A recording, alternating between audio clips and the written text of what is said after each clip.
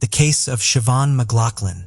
On February 28, 2006, McLaughlin was found deceased in a locked bedroom at her residence in Knockanishi Goldstown, Dublin, 14. At first, it appeared as if she had tragically taken her own life, but within hours, the members of the McLaughlin family were convinced that she had been brutally murdered. Siobhan was one of 8 children, 7 girls and 1 boy, born to her parents, Owen and Deja McLaughlin. Siobhan worked as a chef in the canteen of an electrical firm. In 1989, at the age of 21, she met a man named Brian Carney who was 31 years old. Brian worked as an electrical engineer for the same firm, which was a very good job. Siobhan lived in an apartment, while Brian lived with his toddler daughter, Aisling, from a previous relationship. Brian's wife and the mother of his child had passed away from natural causes. A few years before Siobhan and him met, Brian was raising his daughter alone. Eventually, Siobhan would move in with Brian and his daughter. They renovated this house and then decided to sell it. Siobhan decided to set up her own catering business, as she had trained at the Shelburne Hotel, and she was ahead of her time when it came to food. She used ingredients that were uncommon in Ireland during the 90s, but would now be considered standard. The era of meat and potatoes had passed. Brian was not only an electrical engineer, but he also owned a music shop called Music City, which he sold in 2005. In 1995, the couple got engaged but then split up. They did keep in touch with each other over the years, meeting for dinner every few months. While they were separated, Brian never entered into any other relationship and eventually they reconciled. In January 2002, they got married and Siobhan was expecting a baby. Their son, Daniel, was born 6 months later. That same year, Brian and Siobhan traveled to Spain on holidays with the prospect of buying a boat. But while there, they came across a 200-year-old merchant's mansion on the island of Mallorca in Spain. They bought it and converted it into a boutique hotel. It had 6 luxury bedrooms and a heated outdoor pool. The couple bought the property for €2.5 million and oversaw most of the renovations themselves. Siobhan was a visionary, traveling from place to place, collecting pieces for the hotel, along with her impeccable taste and furnishings. Siobhan's culinary skills were what would make the hotel a success. The hotel opened in January 2003, and Siobhan's barbecues quickly became a highlight of guest stays and were popular among the locals. Siobhan and Brian would regularly travel back and forth between Mallorca and Ireland. However, during the holiday season, which spanned from March to December, Brian would travel back to Ireland more frequently. This meant that Siobhan was left in charge of running the business in Mallorca while also raising their son, Daniel. Later, people who knew Siobhan would say that towards the end, they could see that she was not happy and was exhausted from doing everything. They felt there was an atmosphere of tension when Brian was around. However, because Siobhan's family was so large, Siobhan would frequently receive visits from one or a few of them, and she was very glad to see them. These visits seemed to lift her spirits and put a pep in her step. Siobhan was very independent, but she also greatly valued the closeness of her family. A few years into owning the property in Spain, Brian and Siobhan decided to build a new house beside their property in Dublin, hoping to sell the original house and move into the new house or rent out either of the properties. Siobhan came home to Dublin for the break. In 2006, she consulted a lawyer about legally separating and what she had to do. The solicitor advised her to keep a diary of the goings-on between herself and Brian. She enrolled their son Daniel in a local school and was going to approach Brian about her and their son moving into the new house that was being built next door. While Siobhan loved what she had built out there, she was very much on her own, overworked and trying to raise their son with no family around her for support. On the morning of Tuesday, the 28th of February 2006, it was Brian's birthday. Siobhan's sister Niamh arrived at Siobhan's house as usual. While she normally arrived at 9 a.m. to leave her car in the driveway and catch the bus into the city, this morning she did not arrive until 9:30 a.m. As she had her own key, she let herself into the house and found 3-year-old Daniel wandering around on his own downstairs. Niamh then went upstairs to Siobhan's bedroom door and found it was locked. There was no reply when she called her name. Niamh then called her father and mother and informed them of the situation. When the father arrived, he broke down the door and found Shelburne lying in the bedroom near the ensuite door. Owen reached down and touched Shelburne on the head and then the leg and found she was cold. He knew then that his beloved daughter was dead. She was only 38 years old. The key to the bedroom was found on the floor just inches away from the main bedroom door, and it appeared to have been pushed under. Owen immediately contacted the Garter, Irish police. When they arrived and examined the scene, they felt it was staged. Photos had been placed around Shelburne, almost like a shrine. A cord was partially wrapped around Shelburne, and the cord had been broken. When the forensic team arrived and examined the scene, they found indentations at the top of the ensuite door, and the other part of the vacuum cord was wrapped around the door handle on the inside of the door, making it look like she had tried to hang herself. It later emerged in court that the cord would have snapped within 5 seconds due to Siobhan's weight, and she would have had to have been at least 6 inches off the ground. These two factors, combined with other evidence, indicated that it was impossible for Siobhan to have taken her own life. It was also determined that Siobhan had been dead for a few hours, as rigor mortis had already set in. The Garter imposed a 2-day media blackout on the case and advised the family not to speak to the press. After Siobhan's killing, it was said that the Garter took this step to try and avoid publicity of the case and to prevent a repeat of what had happened in the Rachel O'Reilly case 18 months earlier, where no charges had yet been brought. The blackout was lifted when Brian's mother-in-law informed him of Siobhan's passing. The McLaughlin family gathered, united in grief, while Brian received little sympathy, his sister offering consolation. The family referred to Seaborn by her maiden name, evidently privy to information unknown to others. Brian was extensively questioned. Could he leave, only to be told he had to speak to the detectives first? He also questioned whether they would want the clothes he was wearing, which was strange. Brian was eventually allowed to leave after speaking with the detectives, and he did not hand over the clothes for testing as he had asked for a specific item of clothing from the back bedroom to change into. The police officers did not want to give him these clothes, so they let him leave with the clothes he was wearing. He went to stay with his parents along with Daniel. Later that evening, Gwadi went to the house to retrieve the clothes he was wearing, and it was discovered that his mother had washed the clothes. Very convenient. On Thursday, March 2nd, 49-year-old Brown was brought in for questioning and detained for 12 hours. Reports indicate he was picked up from his parents' home. After initially agreeing to cooperate with the investigation, he refused to answer any of the questions asked. He was released that evening. Gwadi told the press that they were conducting further inquiries and a file would be prepared for the Director of Public Prosecutions. The Gardaí interviewed Siobhan's friends and family, and they discovered that Siobhan was unhappy in her marriage and had visited a solicitor weeks before she died. She had also contacted the Citizens Advice Bureau for advice on separation and dividing assets. The family also revealed that they were suspicious of Brian and that he was a controlling individual.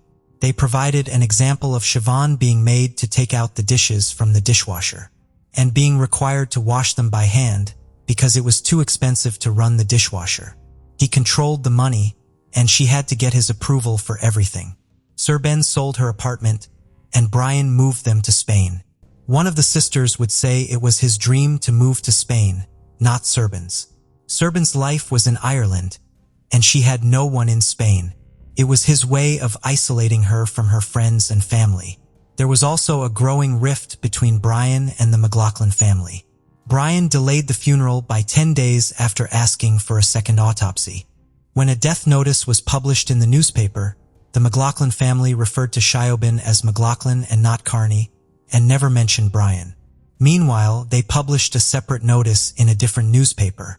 At the funeral on the 11th of March, a picture was placed beside the coffin of Siobhan and her son, but Brian was left out. Additionally, at the funeral, the Kearney and McLaughlin families sat separately in the church. They did not look at each other or interact on the day. This is characteristic of Irish people. We do not hesitate to express our genuine feelings about someone. The week after the funeral, the Guard had traveled to Spain and conducted a search of the hotel that Siobhan and Brian owned. Furthermore, Brian's mobile data was recovered, and it placed him at the scene of the crime at the time they believed Siobhan died. Witnesses reported seeing Brian in the driveway at the time he claimed to be at his brother's on the morning of the murder. Brian's DNA was also found on a part of the vacuum cord. On June 22, 2006, Brian was arrested again and questioned at Dundrum Garda Station. He was questioned for 8 hours before being released without charge. The guard have felt they had enough evidence at this stage and sent a complete file with all the new evidence gathered over the months to the Director of Public Prosecutions, DPP. It was now a waiting game. Meanwhile, Brian went to Spain to oversee all the preparations for the hotel's new season opening. However, once word spread about the murder, cancellations started coming in and staff also quit, considering it too difficult to work without Seelbrun, who was the backbone of the business success. The staff's loyalty was to Siobhan, not Brian, which reflects the kind of person Siobhan was. The Guardi again returned to the hotel in Spain, and under oath in front of a Spanish judge, the staff gave evidence about Siobhan's demeanor in the weeks before her death.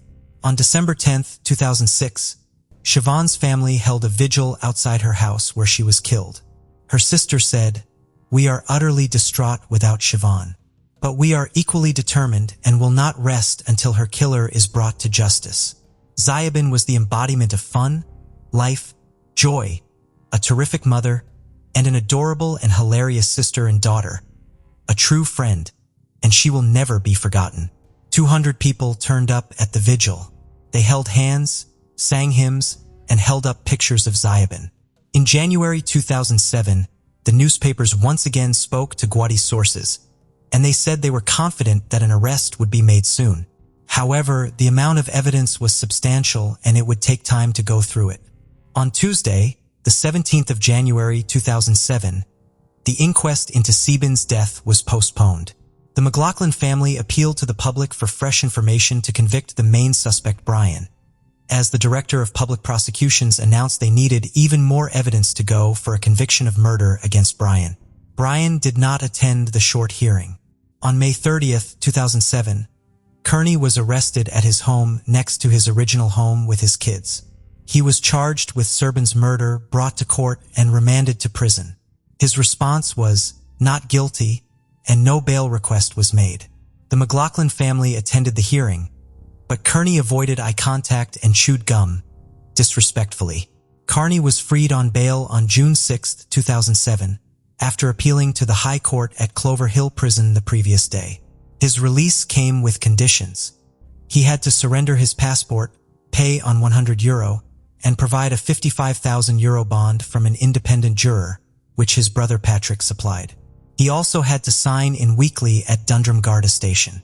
In July, a date was set for the trial to begin 6 months later, with a 4-week time frame to hear all evidence and reach a verdict. So the trial was to start in early 2008. On February 11th, Kearney appeared for trial before Justice Barry White and a jury of 12. He pleaded not guilty. However, one juror worked for a home security company that had installed and serviced the Kearney residence system. While the defense was willing to continue with 11 jurors, the prosecution objected and the judge agreed.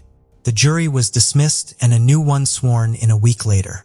It was the prosecution's case that Kearney had murdered Saban, tried to stage it as a suicide, and left his son alone before going to work. The McLaughlin family testified about the events, and Saban's father found her dead. Her mother also recounted the morning's happenings, including Neve's wrong actions towards the authorities and Kearney. She said when Kearney arrived home, she broke the news to him that Siobhan was dead upstairs. When she had been on the phone with him, she had not told him what was wrong, and Kearney never asked. Deja also confirmed that in 1999, Siobhan had signed herself into the St. John of God's psychiatric unit after suffering from stress at work and what was described as a little breakdown. But after 5 days, she returned to work. Bridget, Siobhan's sister, stated that in 2005, Kearney phoned her to say that Siobhan was suffering from her nerves again. But when Bridget phoned Siobhan, she was perfectly fine. Ward, who worked for Colors Electrical with Kearney, said Kearney was in the habit of arriving to work between 8:30 a.m. and 9 a.m. But on the morning of Siobhan's murder, he arrived extra early, between 7:50 a.m. and 8 a.m. A solicitor confirmed that multiple letters regarding the separation had been sent to Kearney, but he never responded to any of the correspondence. Kearney's statement to the guards was then read aloud. Kearney told the securities guards that on the morning of Searbun's death, he had noticed her door was locked. The previous night, Searbun and Daniel had returned home from a visit to her friend's house around 8:30 p.m., and Kearney had put Daniel to bed and slept in the same room, while Searbun slept in the master bedroom. Kearney had said they woke up at 7 a.m. the next morning, had breakfast, and Kearney put on a DVD for Daniel, went upstairs to brush his teeth, and then attempted to enter Searbun's room, but it was locked. He called out that he was leaving, went downstairs, kissed Daniel goodbye, and left for work. The court adjourned when a juror fell ill, but returned the next day. Evidence showed Searbun couldn't have hanged herself. The pathologist found marks on her neck and chin, 3 larynx fractures, blood, and chin abrasions. She said the neck marks didn't come from hanging, significant force was applied, and Simon was assaulted in bed, gripped by the neck, and a ligature used to hasten her death.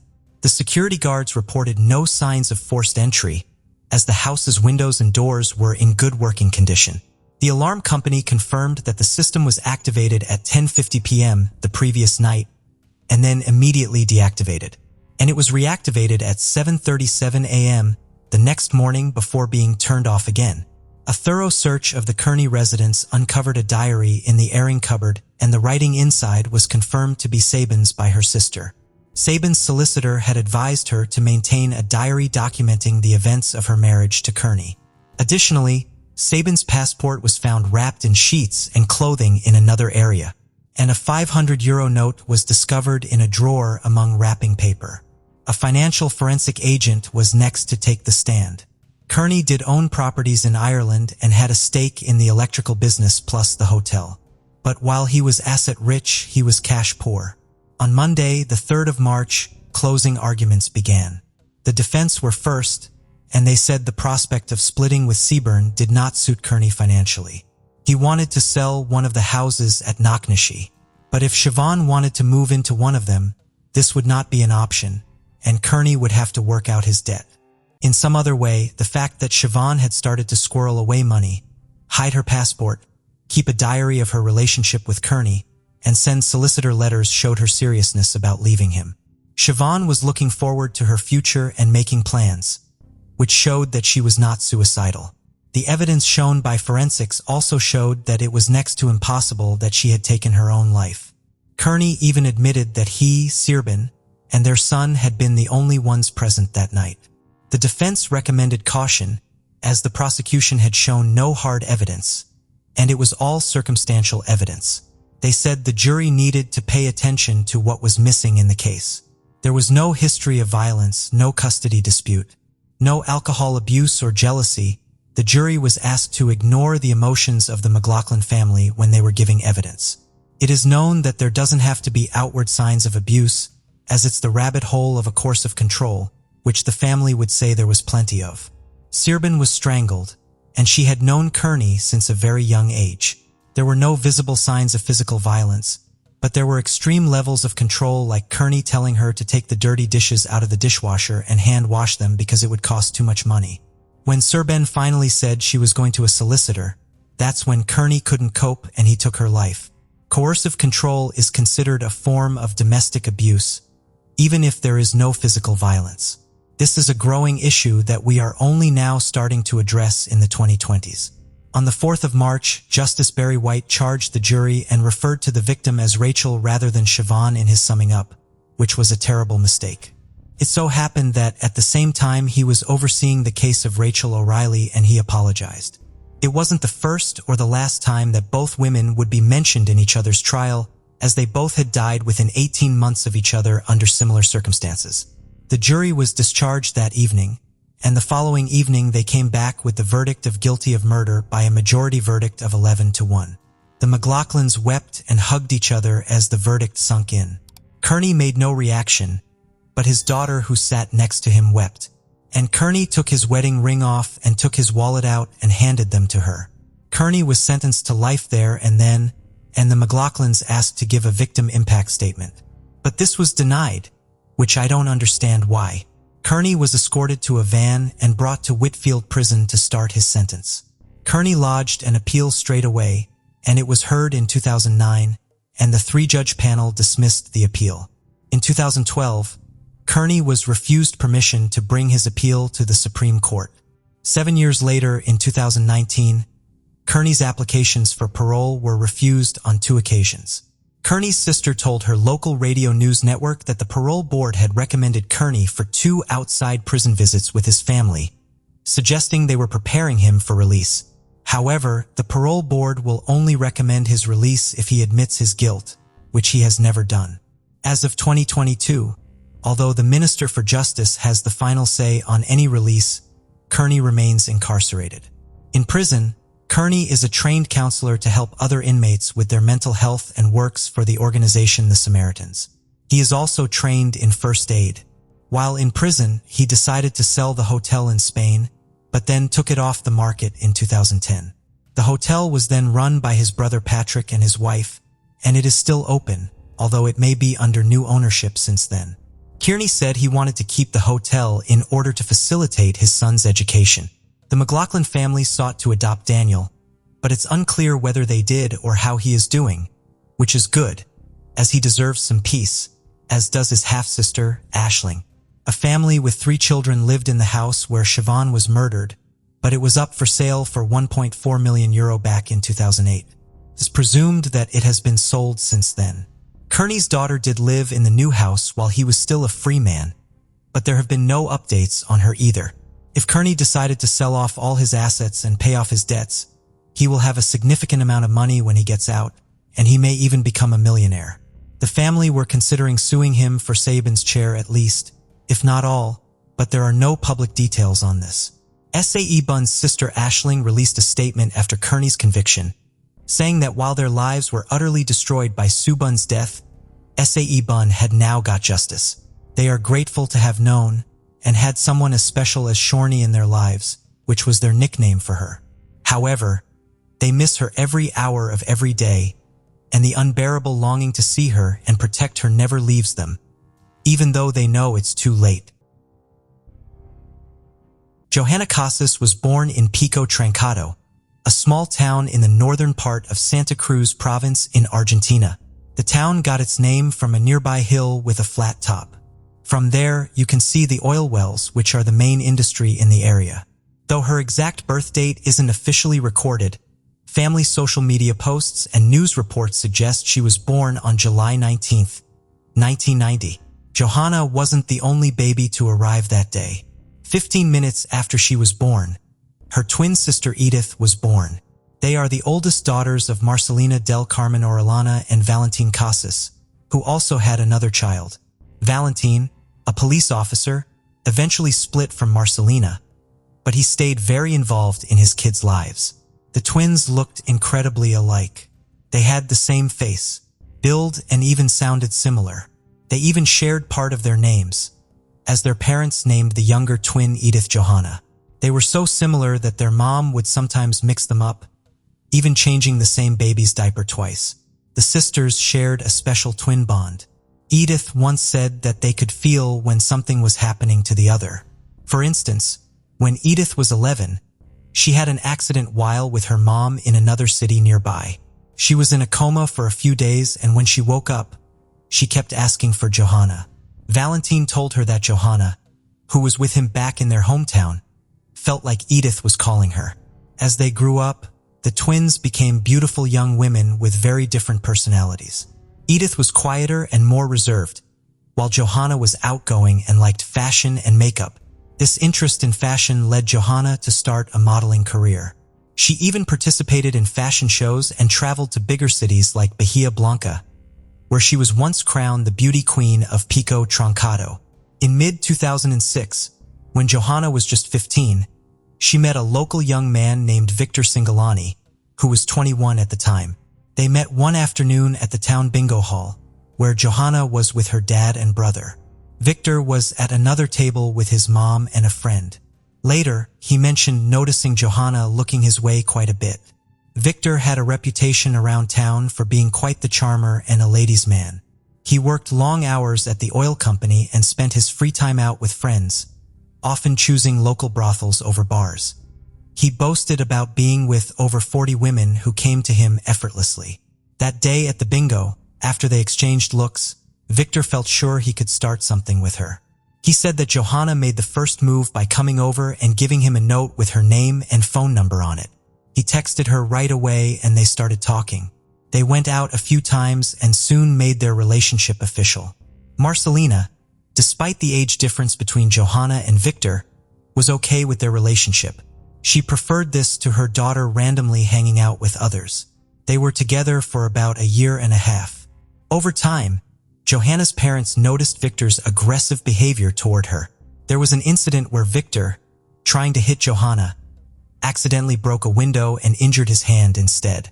Things got even more complicated when Victor and Johanna broke up, and he started seeing Edith. Victor said his feelings for her grew over time, and he was never romantically involved with both sisters simultaneously. While he was with Johanna, Edith was dating another guy, and sometimes the four of them went out together. There were also times when Victor asked Johanna out and Edith joined because she was home alone. Victor was drawn to Edith's quieter, more reserved nature. She was just as lovely as her sister, but simpler. Even after his relationship with Johanna ended, he kept in touch with Edith. Eventually, they admitted their feelings for each other, but Edith wanted to talk to Johanna about it first.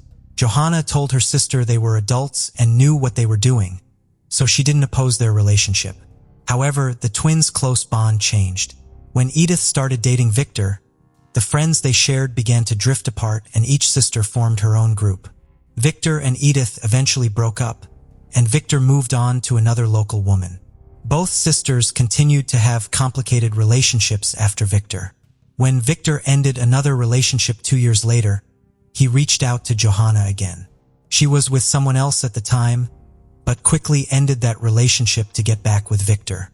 This reunion was brief, ending after 2 months because Johanna wanted children, which Victor did not. Afterward, Johanna started seeing a man named Marcos Diaz, who was disliked by her parents. The Diaz family was surrounded by rumors, including a serious allegation that one of Marcos's brothers had killed his own child. Marcos had a violent reputation and was possessive and controlling. He was overly jealous, constantly messaging Johanna and not allowing her to go out alone. Despite these red flags, they moved in together after just 6 months of dating. During this period, Victor rekindled his relationship with Edith, admitting he had never gotten over their breakup. This back and forth between the sisters would culminate in a series of dramatic, tragic, and scandalous events. On July 15, 2010, 4 days before their 19th birthday, Johanna went out partying with Marcos until about 3 in the morning. She was last seen alive as they left the party venue together. Early the next morning, a local dog walker discovered Johanna's lifeless body in an open field about 3 miles from the town center. The area, known as the forest belt of Pico Trancado, soon became the focus of intense police activity as news spread that one of the Casas twins had died. The autopsy later revealed that Johanna had been shot at close range in the heart and between the second and third ribs. Within hours of the discovery, police arrested Victor and Marcos as the main suspects in the crime, given their relationships with the victim. Investigators suspected that the murder was a planned act by both men, theorizing that Johanna wanted to end her relationship with Marcos. And the men decided that if she would not be with them, then she would not be with anyone. Marcos was released a week later due to a lack of evidence, despite having been the last person seen with Johanna the night before. Shortly after, authorities found DNA on a cigarette, but at the scene where Johanna was killed. Unfortunately, by that time, Marcos had fled and it would be over 6 months before he was captured, and subsequently placed in pretrial detention. Meanwhile, Victor remained in custody, charged with the murder of his ex-girlfriend. However, he consistently maintained his innocence. According to his statements on the morning of July 16th, he had been at the casino and then at a friend's house until 6 a.m. Surprisingly, his arrest and subsequent charges did not completely sever his relationship with Edith. Victor later recounted that on his first night in prison, he asked for a phone to call Edith and tell her he had nothing to do with her sister's death. He also wanted to express his longing to see her again. However, Edith hung up as soon as she recognized his voice, then changed her number, and he was unable to contact her again. Victor, trying to see Edith again, asked to be taken to the hospital claiming he had a headache. On the way, he saw Edith walking hand in hand with another man, suggesting their intense relationship had ended. Edith later shared that she was going through a tough time. She was mourning her twin, the closest person to her, and dealing with her own inner turmoil. She felt ignored and over-medicated.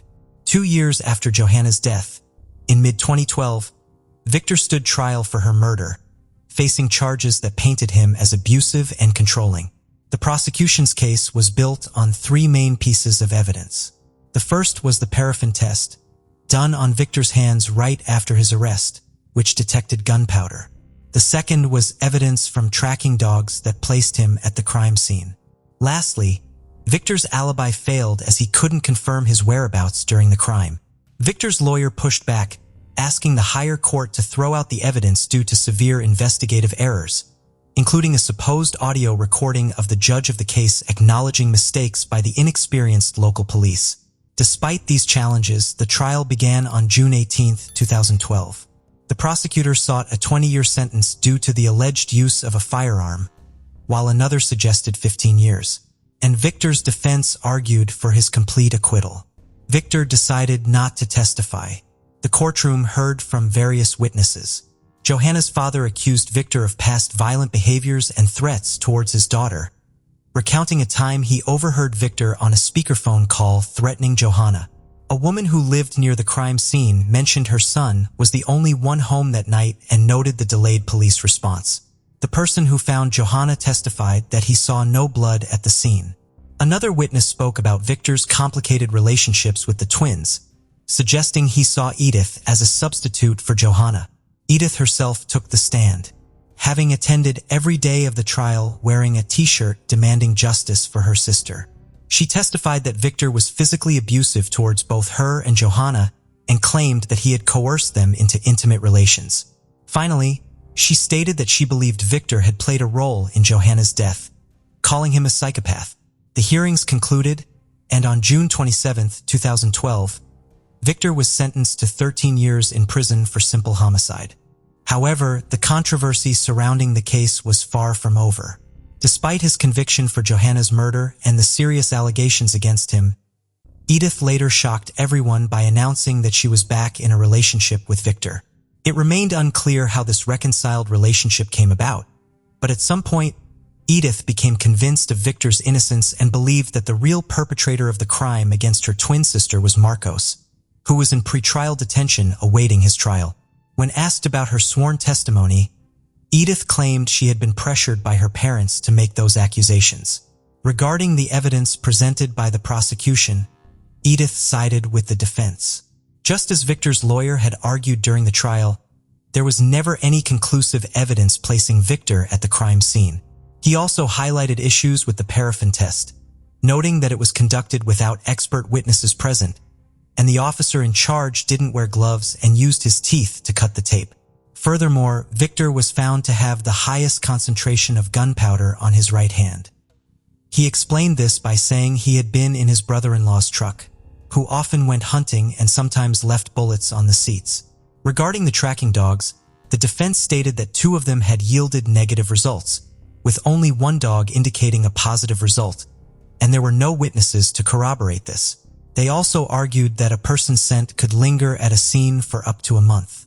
Victor claimed the entire trial was rigged, suggesting that in Santa Cruz, anyone could be convicted just to satisfy the victim's family's demands. While in prison, Victor took up carpentry, stating that Johanna's death had transformed him, leading him to abandon his partying and drinking habits. Meanwhile, Edith had moved in with Claudia, Victor's sister, possibly due to estrangement from her own family when she decided to reconcile with the man convicted of her twin's murder.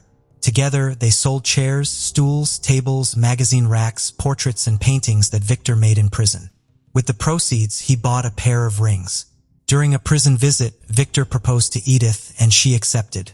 As expected, Edith's engagement to the man imprisoned for killing her sister was devastating news for the twins' parents, who could not comprehend what was happening. For them, Victor had murdered one daughter and was destroying the other.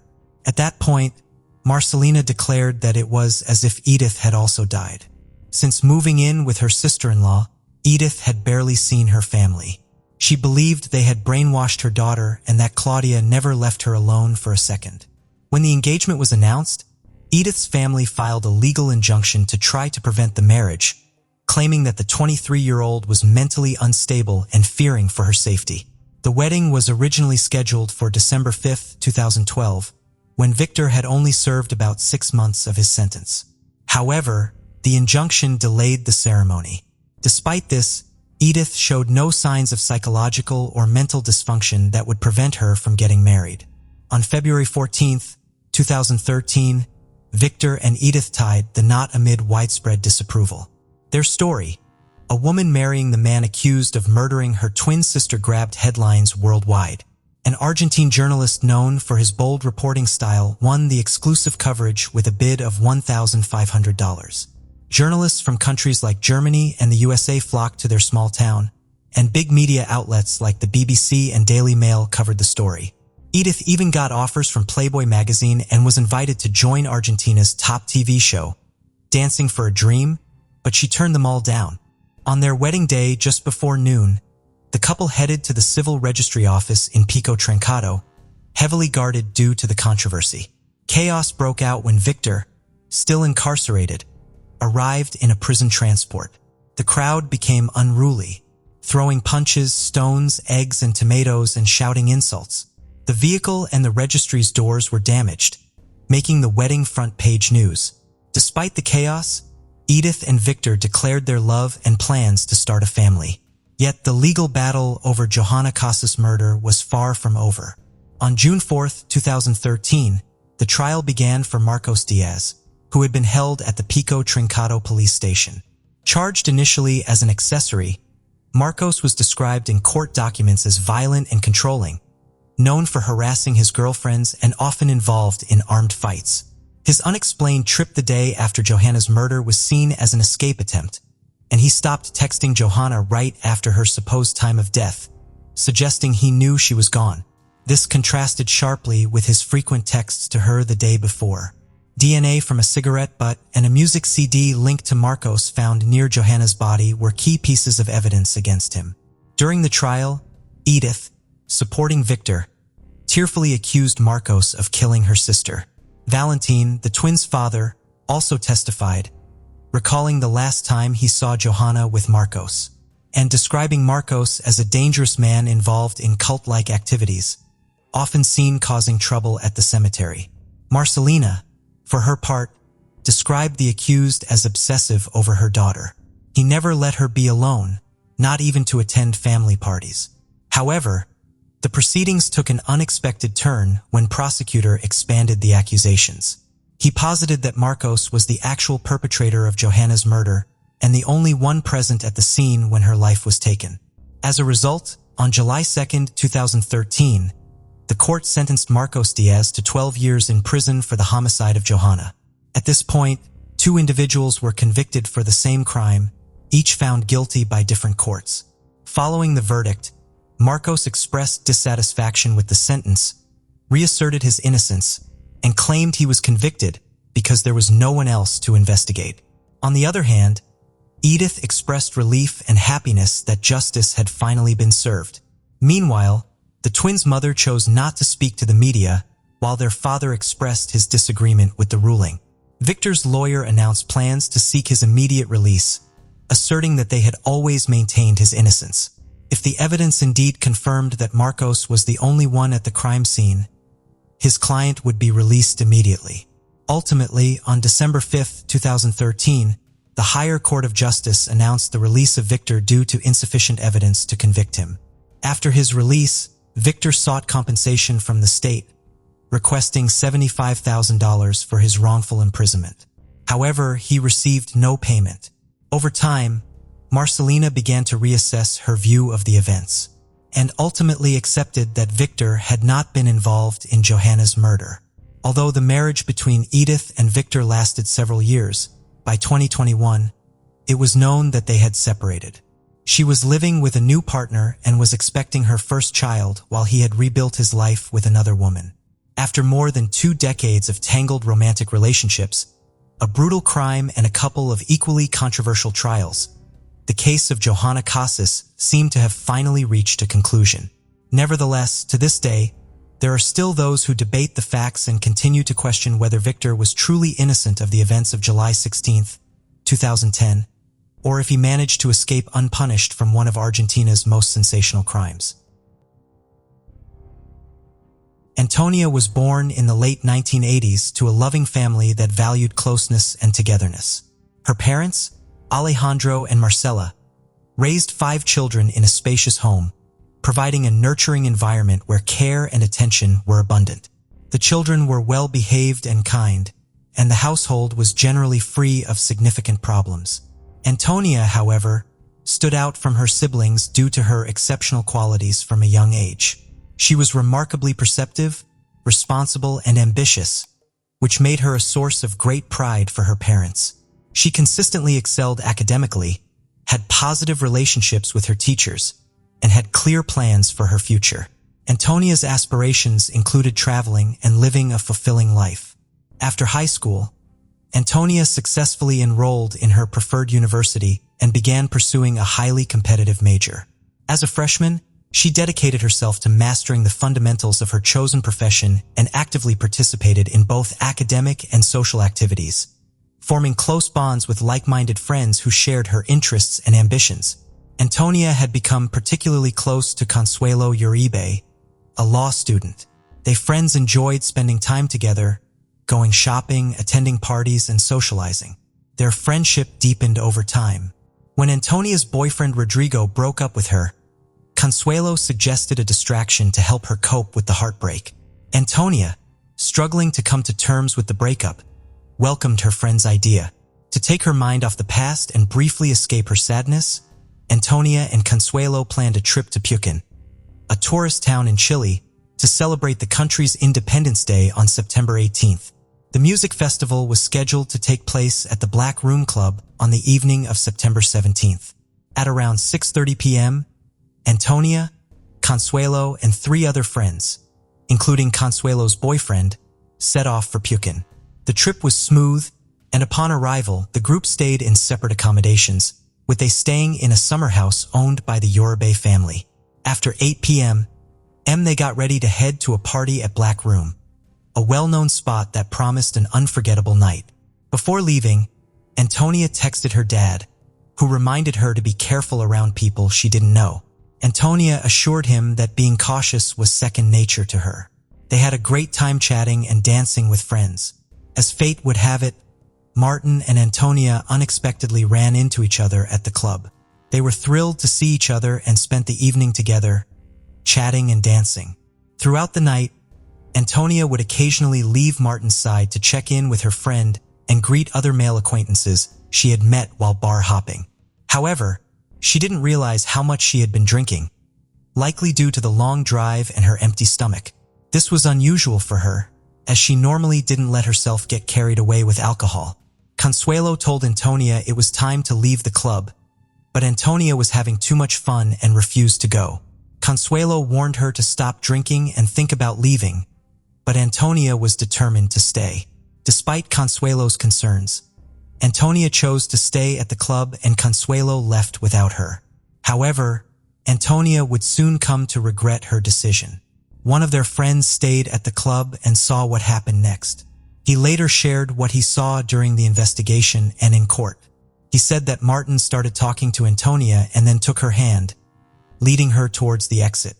Antonia seemed unsure and confused, likely because she had been drinking too much. Although she was in a daze, Antonia didn't seem to resist or mind being led away.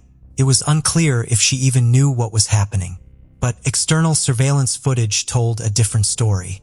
According to Martin's friends, they left the club in 2 cars, but there was no room for her, so she ended up walking with them. Along the way, they passed a store, and footage showed that the man had forced her to enter. She was visibly intoxicated and unable to resist.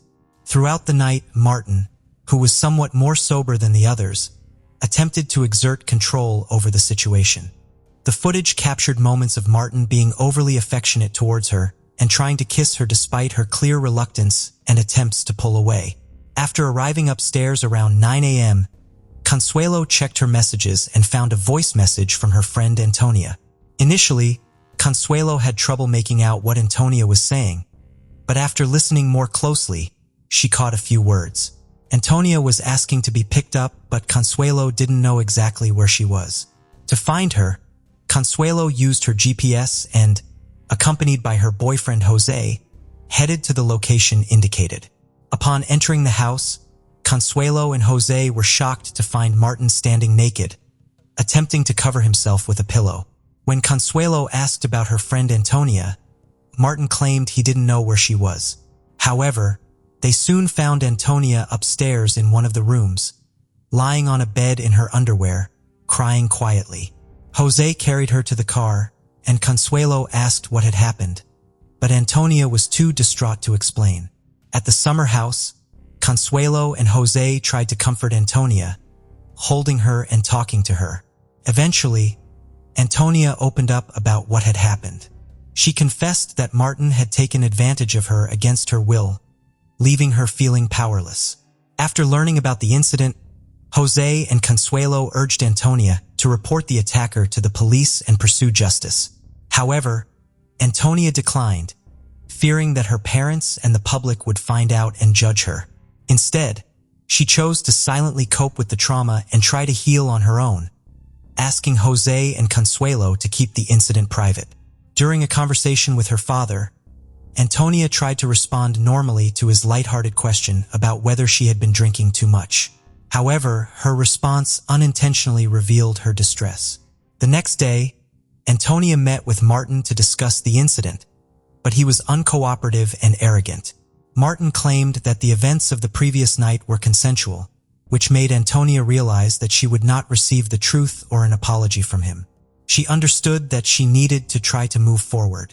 Antonia stayed quiet and acted normal for 3 weeks. A close childhood friend claimed not to notice anything unusual, but Antonia's classmates observed that her memory was faltering and her thoughts were disorganized. But sometime later, Alejandro eventually discovered the truth about his daughter. Alejandro shared his daughter Antonia's heartbreaking story, which sparked a nationwide movement. Multiple women came forward with similar allegations against Martin, leading to 6 new charges and his exposure as a serial offender. The Martin family sought court protection for their personal information, which had been leaked online. They claimed that the online harassment, including insults, threatening messages, and false information, had violated their constitutional right to privacy. The court agreed, and on June 12, 2020, it ordered Antonia's relatives to stop sharing information about the Martin family on social media and to refrain from publishing anything that could compromise them. However, this decision sparked widespread outrage in Chile. Many people felt that the court was protecting the suspect rather than the victims. On July 21st, the Antonia family appealed the decision to the Supreme Court, but their appeal was rejected. The suspect's lawyer then requested protective measures on his client's behalf, but the suspect was eventually charged with multiple counts of attack. The case, known as the Antonia case, became a rallying cry for victims of violence in Chile. For many women, it marked a turning point, and they began to come forward to share their own experiences after years of silence. On July 22nd, a surprising turn of events occurred when the court changed Martin's preventive measure from detention to house arrest, effectively releasing him. The judge clarified that this decision did not imply a reduced sentence. Meanwhile, the prosecutor had charged Martin with 5 counts of misconduct, but the court only recognized 2. This sparked widespread outrage, with thousands of people taking to the streets to protest the Hulton investigations and the decision to place Martin under house arrest. In response to public pressure, the authorities appealed the decision and the judiciary quickly overturned the house arrest order, taking Martin back into custody. Antony had stressed the importance of taking action against Martin as his behavior made women vulnerable. In February 2021, investigators found Martin's phone, which contained a disturbing collection of photos of women's underwear, suggesting a trophy collection.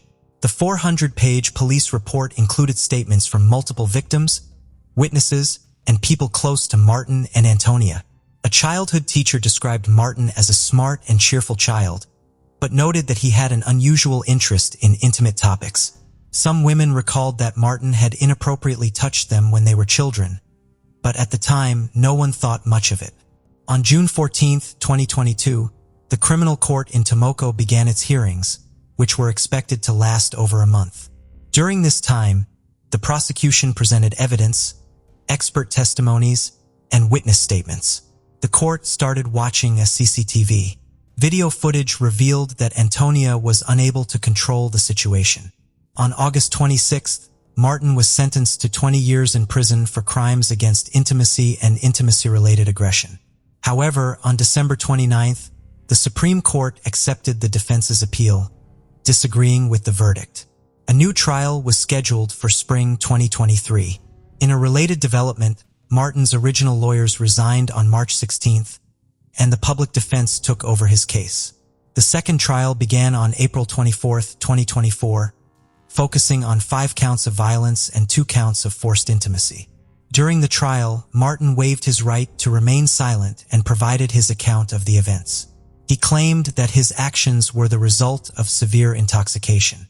However, the prosecutor countered that by drinking with the victims, he had taken advantage of their vulnerability. Ultimately, Martin was found guilty on July 7, 2023.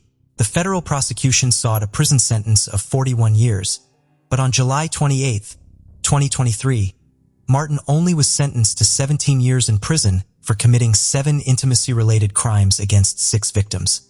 Since he had already spent time in custody, he would serve 14 years. Gail Katz was born on March 8, 1956 in New York, USA. She was the first child of Manuel, an advertising executive, and Sylvia, who juggled managing the household and working in a hospital's emergency department. When Gail was just 2, her sister Elaine came along, and the two became inseparable. The family lived in Brooklyn until Gail was about 9, and then they moved to Long Island, where her brother Steve was born in 1970. Life in the Katz household was a bit rocky. Manuel had a strong personality and could be pretty tough on everyone, especially during arguments which often ended with days of silence despite sitting together for meals or watching TV. Gail was a star student and graduated from high school in 1973. She then went to the State University of New York in Albany. Despite her smarts, Gail struggled with insecurities and often felt down.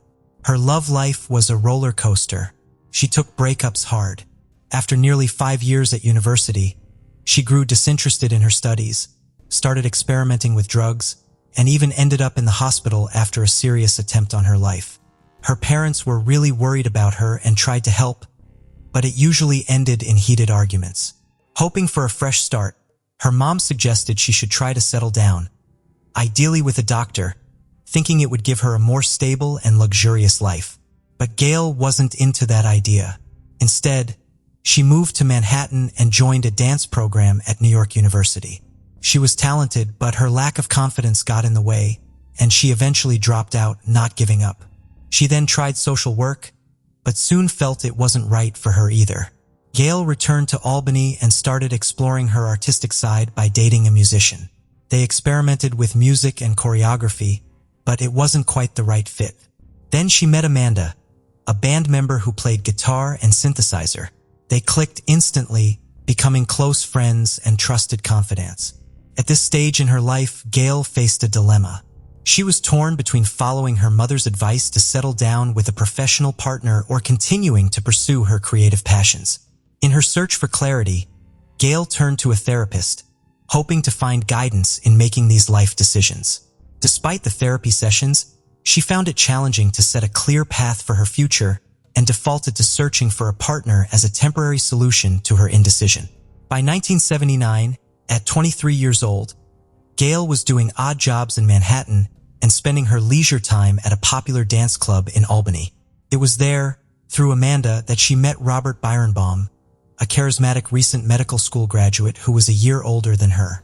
The attraction was immediate, and they quickly developed a deep connection. Robert was born on July 22, 1955 in Newark, New Jersey, into a Jewish family. His father was a respected cardiologist, and his mother helped manage his thriving practice. The family lived in a prominent White House in West Orange, a short distance from Newark. Recognized for his intellect from a young age, Robert was the standout student in his science classes. At just 7, he was the youngest participant in an astronomy course at the planetarium in Manhattan, mingling with adults. During his adolescence, he also pursued artistic interests, taking lessons in piano and guitar. Robert attended high school in West Orange, excelling academically and frequently topping the honor roll. He aced his college entrance exams, scoring 800 points, a testament to his intellectual prowess. He enrolled at Albany Medical College and completed the typically 8-year program in just 5 years, thanks to his exceptional memory and self-confidence. Alongside his academic and artistic pursuits, Robert also engaged in judo, mastering various combat techniques, including those used to incapacitate an opponent, which hinted at a complex blend of interests and abilities in his character. Robert was also passionate about flying, and while studying medicine, he completed all the necessary courses to obtain his pilot's license for light aircraft. Furthermore, he dreamt of becoming the first Jewish astronaut. Robert could be described as the complete package. He was handsome, charming, well-educated, cultured, and sensitive. Besides his surgical residency, he was fluent in 5 languages, loved gourmet cooking, and enjoyed judo, skiing, playing guitar, and flying light aircraft. He had a charismatic personality, was extroverted, and spoke fluently. He was every woman's dream Prince Charming. Robert was known as a romantic among his close circle. Often he would invite the women he was courting to join him for short flights in his plane. Most were charmed by his allure and the marvelous experience of seeing everything from above. When Gail met Robert, her mother's advice echoed in her head, and she quickly concluded that he was the right person to start a family with.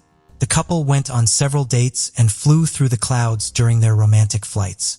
Robert became a great support for Gail, who came from a background filled with difficulties. His presence improved her self-esteem and made her feel more confident about herself.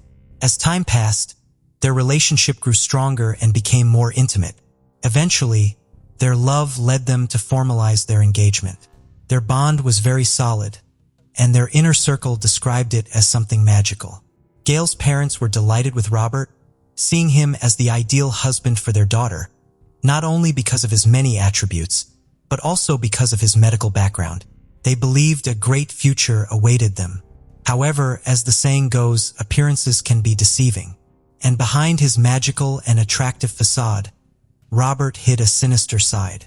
He was controlling, possessive, and prone to anger. Some people close to him had witnessed this side of him, which began to gradually show in his relationship with Gail. Initially, the changes in his behavior were almost imperceptible, but one day an incident occurred that revealed what Robert was capable of when overcome with rage. In a fit of jealousy, he attempted to drown Gail's cat in the toilet of their apartment. Fortunately, she arrived in time and managed to save the cat, which was still meowing in fear the next day. Overwhelmed by distress, Gail called her sister and told her what Robert had done. Together, they took the cat with the intention of bringing it to a shelter, as Gail thought it best to give it up for adoption. During this critical time, her sister took the opportunity to advise Gail to end the relationship and keep her pet. However, Gail loved Robert and was convinced that her love could change him, and that together they could be a happy couple. She believed it was just a matter of having patience and persevering. On August 29, 1982, after a brief engagement and just a month after the cat incident, Gail agreed to marry Robert. The young couple vowed eternal love in a beautiful ceremony held in a synagogue. Until the last minute, Elaine persistently asked her sister to distance herself from Robert, but Gail's response was always the same. She felt she had everything under control. Whenever Elaine brought up the subject, Gail insisted she didn't want to ruin the occasion. She reminded her that the wedding invitations had already been sent out and that all the preparations for the celebration were in place. Moreover, Gail often reiterated that she truly loved her fiancé and would do whatever was necessary to help him change. Gail failed to realize that she was normalizing certain behaviors that seemed harmless but were actually warning signs of danger. For example, instead of choosing her own wedding dress, she wore the gown her mother-in-law had worn at her own wedding. Despite not liking it, she wore it to ingratiate herself with her, with Robert, and with the rest of his family. Unfortunately, contrary to Gail's expectations, her love was not enough to help her husband, and within a few months of marriage, the atmosphere at home had become very oppressive. Arguments became more frequent. The couple began to cross the boundaries of respect and entered into a love-hate relationship. Friends and family became aware of this situation and could see the excessive control Robert exerted over his wife. He decided on the hairstyle she should wear and her clothing. She had to do everything as he wanted. She was essentially subjected to her husband's decisions and had no voice of her own. According to some acquaintances, Gail began to feel uncomfortable in her own home. She spent a lot of time alone because Robert had long work hours at the hospital. But when they were together, problems arose. When he returned home, the doctor wanted to rest and not spend time with his wife. Gail, for her part, was disappointed. The doctor's salary did not allow her to have the lifestyle she thought she would enjoy, nor did she receive the attention she expected. Indeed, financial issues and the status of the couple were factors of conflict. Gail felt a bit more at ease when her in-laws leased a new apartment in a prestigious area of Manhattan, to which they moved in January 1983. Around this time, Robert insisted that his wife return to university. His efforts paid off, and she decided to resume her studies in psychology. For a brief period, the glamorous apartment, as well as the academic focus, helped Gail feel more settled. That was a time when things functioned better for the couple. Unfortunately, the calm did not last long and was soon replaced by intense arguments. Neighbors of the beer and bombs were witnesses to the situation. A person living in the apartment below commented that they did not need to check a calendar to know what day of the week it was because almost religiously, the couple would have heated arguments every Sunday. On that day, the only day both were home at the same time, the differences between the spouses became more irreconcilable and cohabitation increasingly difficult. They then decided it was time to seek professional help and scheduled an appointment with a couple of the therapist. The therapist first met with Robert and, at the end of the session, told him he could leave. She then spoke with Gail and advised her to distance herself from her husband because her life was in danger. Despite warnings, Gail didn't take the advice seriously and brushed off the recommendations. After their sessions, the therapist decided to refer Gail and her husband Robert to a psychiatrist named Michael. By November 1983, Michael had met with them multiple times, both individually and together. He even talked to their parents and quickly figured out that Robert could be a real danger to Gail. He strongly suggested that Gail should leave her husband to avoid serious harm or even worse. But again, she didn't buy into what the expert said. She couldn't see Robert as a threat and chose to stay with him. Michael was so sure about his diagnosis and what needed to be done that he wrote up a document. It laid out all he knew about Robert's personality and the risks of staying together. He also included a note in the document to clear himself from any responsibility if anything bad happened to Gail. He tried to get her to sign it, but she wouldn't. Even though she ignored the advice from both doctors, Gail talked about what went on in the therapy sessions with several friends and her sister. They all thought she should listen to the experts and break it off with Robert, but she didn't listen. In the next few months, things between Gail and Robert just drifted along. Robert was busy with long hospital hours. Gail was caught up with her classes and therapy, and their weekends were filled with arguments and money worries. On July 7, 1985, it was Robert's nephew's birthday party in New Jersey. Robert went to his sister's house for the celebration alone, telling everyone that he and Gail had had a fight, which was why she didn't come with him. The party went on as planned. After the party, Robert made a quick stop at the home of Dr. Scott, one of his good friends. Robert explained to Scott that he was distressed because he had tried to reach his wife several times through the apartment line, but she did not answer the calls. He also mentioned the heated argument they had that morning, after which Gail left and had not been seen since. After leaving Scott's house, Robert returned to his apartment. There, He made several calls trying to gather information about Gail, as he found the place completely dark and empty. Among the people he contacted was one of his wife's former professors, to whom he explained the day's events. The academic advised him to report to the police and to ask the building's doorman if he had seen his wife. He then shared the same information with his wife's relatives. On the evening of July 8, 1985, almost a full day after he got home and started calling around about his wife's disappearance, Robert went to the police station. He seemed genuinely worried as he explained the situation. He told the officers that after their argument the previous day, Gail left their apartment at around 11 a.m. She hadn't come back by the time he left for a family event at 5:30 p.m. and was still missing when he returned later that night. He said Gail was dressed casually, possibly heading to Central Park. Since Robert was the last person known to have seen Gail, the detective asked him for every detail he could remember to help find her. Among other things, Robert mentioned that Gail had a history of depression and had once attempted suicide, which made him worried she might have hurt herself again. For the next 2 days, the police conducted an intense search for Gail, knowing the first hours were critical. However, Robert wasn't much help to the authorities. Although they left several messages for him starting on July 8th, it wasn't until the following day that Robert got back to them. During that call, he asked about the investigation's progress and agreed to meet with the detective 3 days later to go over everything about the day Gail disappeared. By then, the police were starting to suspect something was off and began to doubt Robert's story. No one could confirm seeing Gail leave the building on the day she vanished.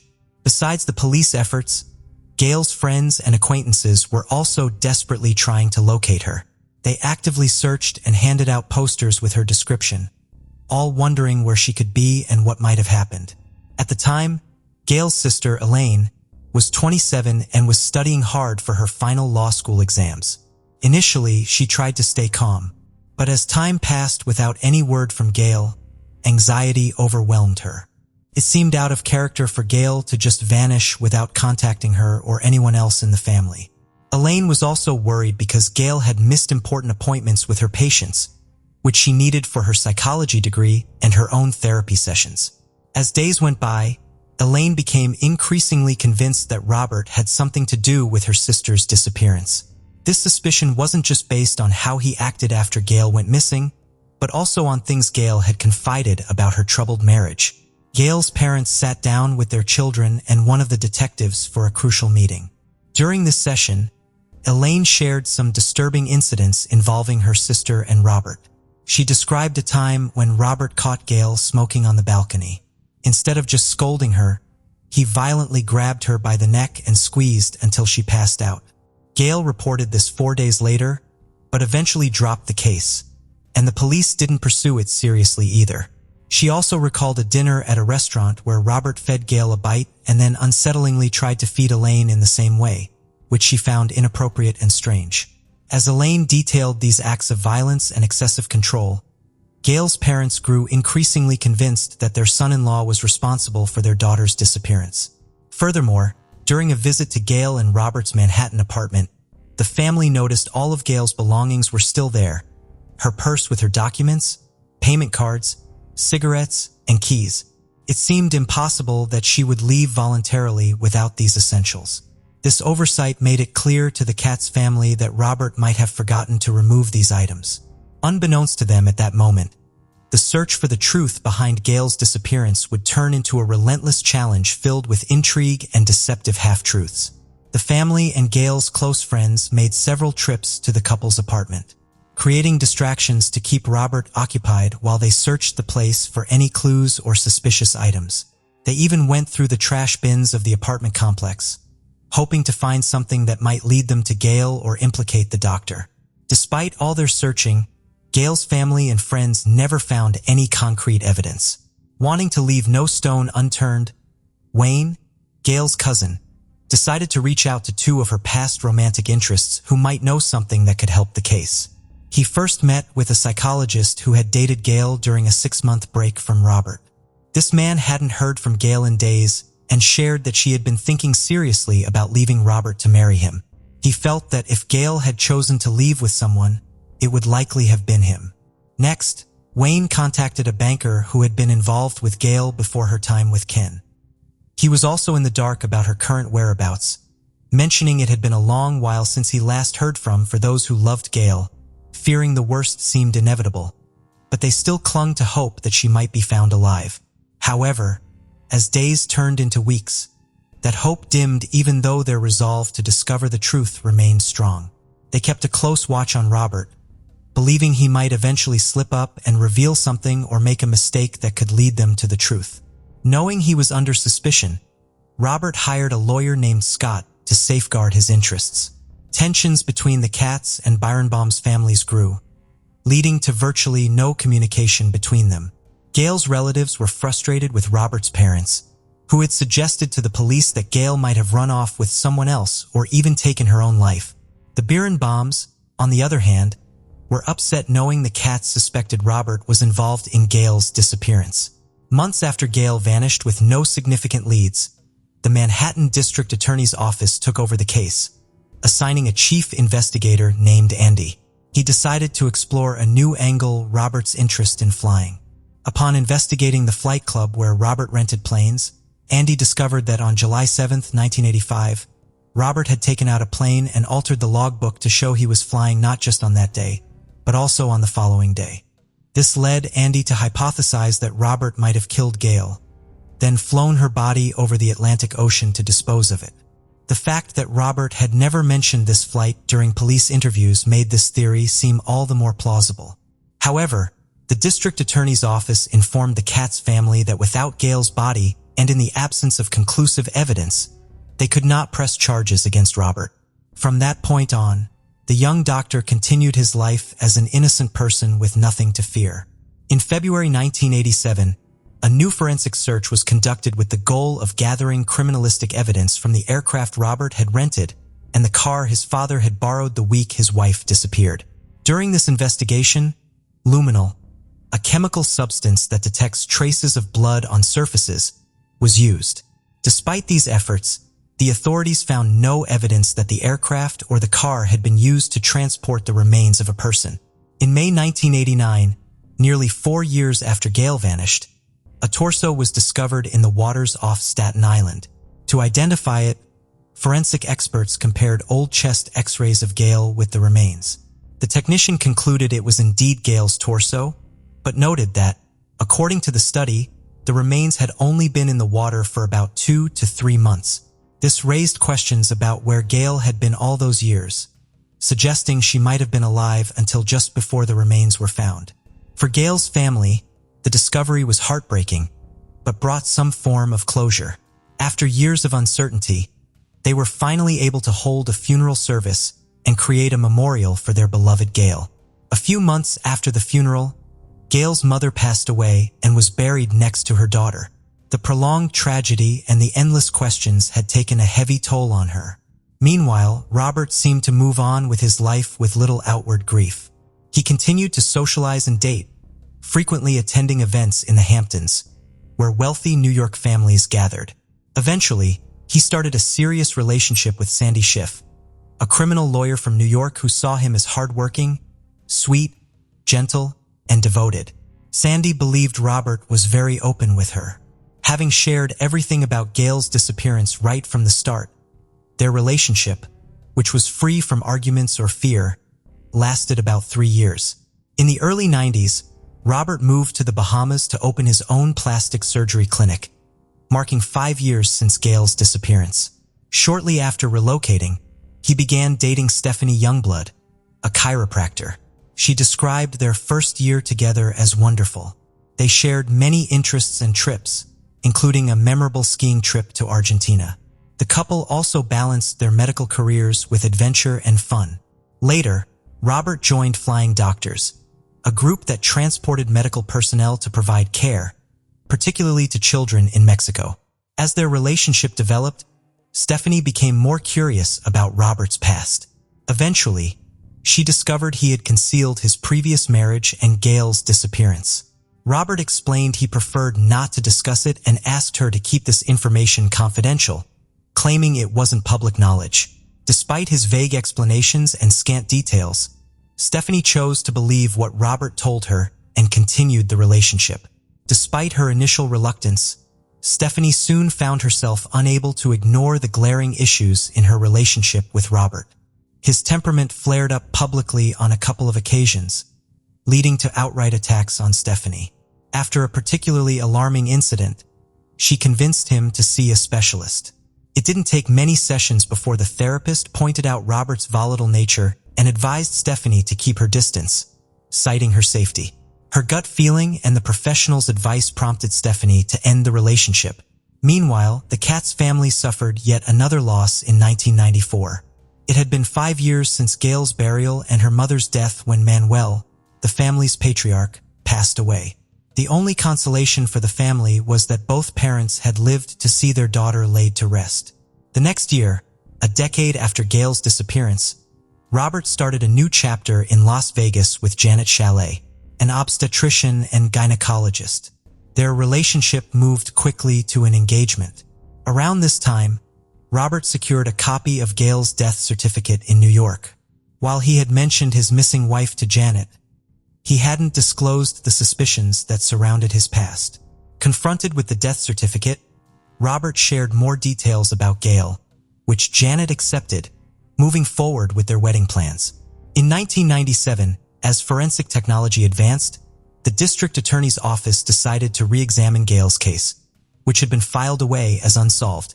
They exhumed the remains for new tests, which shockingly revealed that the remains weren't Gail's. A year after this discovery, Robert and Janet married and relocated to Mayville, North Dakota, where he had accepted a new job. Their joy grew when they welcomed a daughter in 1998.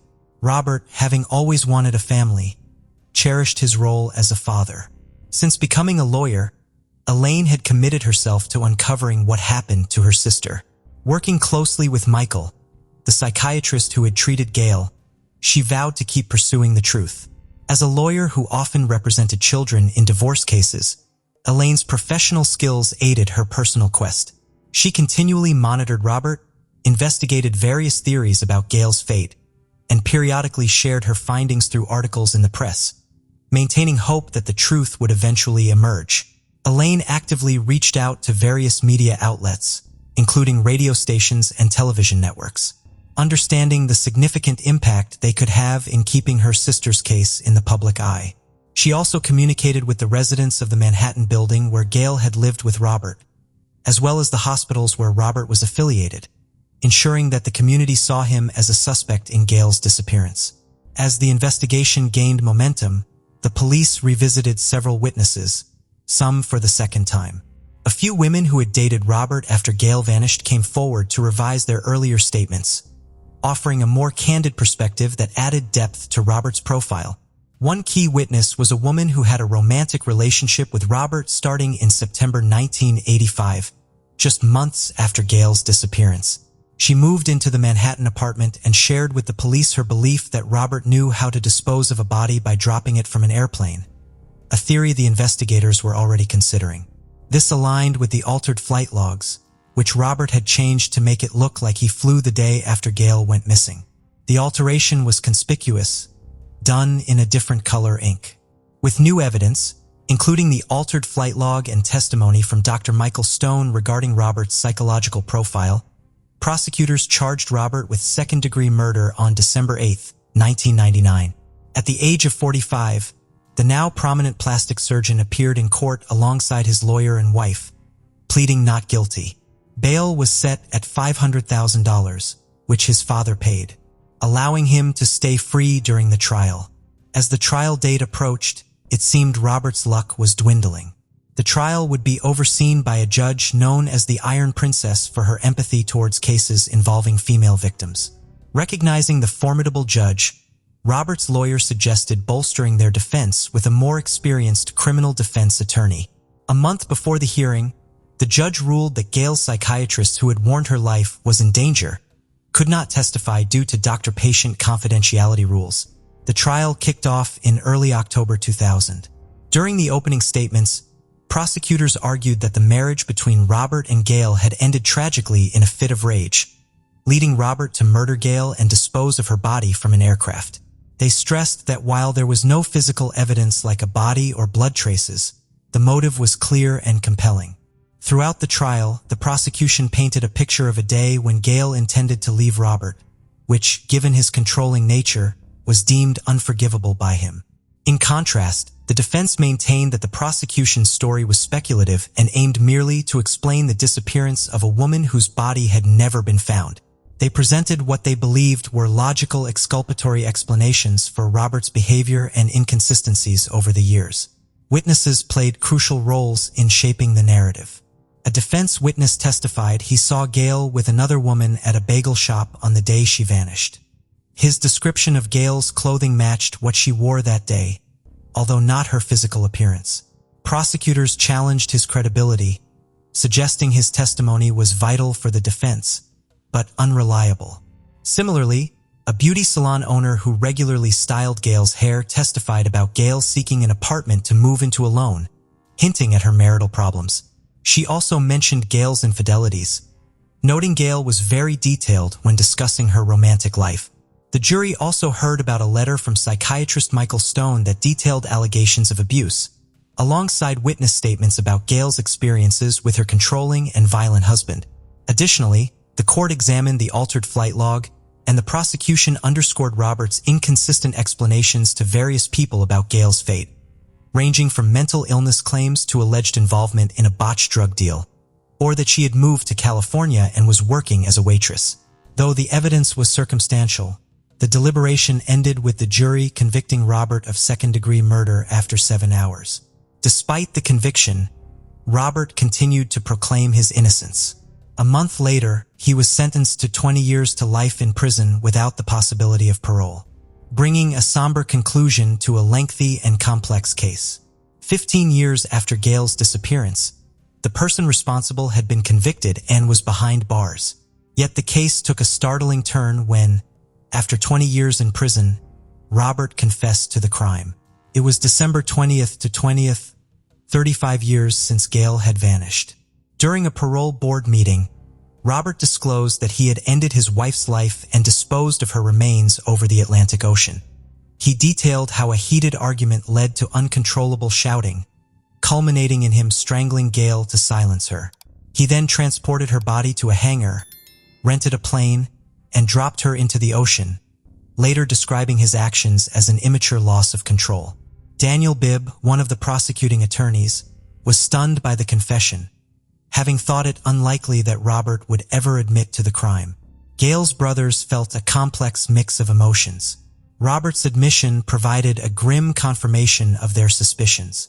Though they would never bring Gail back, they felt that she could finally rest in peace, knowing justice had been served. This tragic story underscores how Gail's hopeful belief that love could change her partner ultimately led to her demise. Blake Leibel was born in Toronto, Ontario, Canada on the 8th of May in 1981. His family was a well-off family right up the tree. His father, Lorne Leibel, is well-known real estate tycoon and Canadian Motorsport Hall of Famer, while Blake's mother, Eleanor Chettle, inherited Allroz products from her father, Paul Chettle. This company makes plastic polytart materials and is reported to generate over $28 million in sales annually. But while grandfather Paul Chettle was a success, it was reported that he was known to be a control freak and bully. Paul's wife, Blake's grandmother, suffered from a severe mental illness of some kind. The specific diagnosis remains unknown, but what is known is that when Paul Chettle passed away, he left a will behind that withheld inheritance from his family, pending not only alcohol and drug screening but also an HIV test.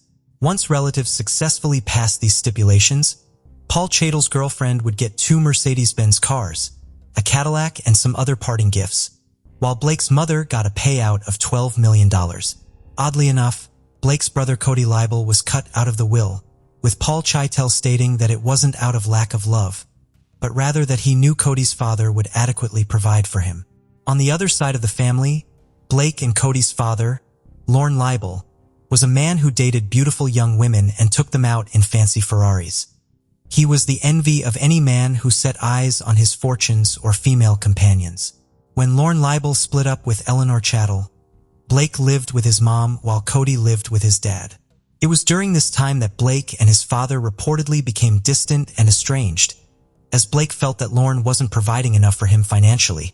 Even so, the Leibel family was, by all accounts, a highly successful one. Even Blake's grandfather Stanley Leibel was a well-known sailor who competed in the 1968 Summer Olympics and then later developed hundreds of homes across Toronto. Even Blake's aunt, Terry Leibel, is a Canadian journalist who served as a host for CBC's Olympic coverage during the 1996, 2002, 2004, and 2006 games. Blake and his brother Cody Leibel were destined for success right from the very start. Or at least they certainly had the financial environment around them to allow them to succeed at whatever they put their minds to. As a matter of fact, when Cody Leibel moved to California, he certainly left his mark of success on the world. He even sold his 5,500 square foot home in Beverly Crest for almost $18 million in 2017. The buyer was reportedly Katy Perry. Then later on the same year, Cody bought Reba McEntire's house for a reported $25 million, crowning him the youngest homeowner in Beverly Park history. This move made him neighbors with big names like Sylvester Stallone, Mark Wahlberg, Denzel Washington, and even Eddie Murphy. As the world's youngest owner of a Ferrari Enzo, Cody not only owned a record label, but he was a regular at a poker club called Molly's Game that reportedly hosted famous faces like Leonardo DiCaprio, Ben Affleck, Matt Damon, and Tobey Maguire. Cody Leibel certainly seemed as successful as the family that raised him. Cody's brother, Blake Leibel, moved to California in 2004. He reportedly still received an allowance from his mother that totaled close to $2 million in just 8 years. In 2011, Blake's mother Eleanor would die of brain cancer, leaving a huge inheritance behind to Blake and Cody. Roughly 2 years later, Blake challenged his mother's will to remove his father as trustee and deny his brother Cody his inheritance.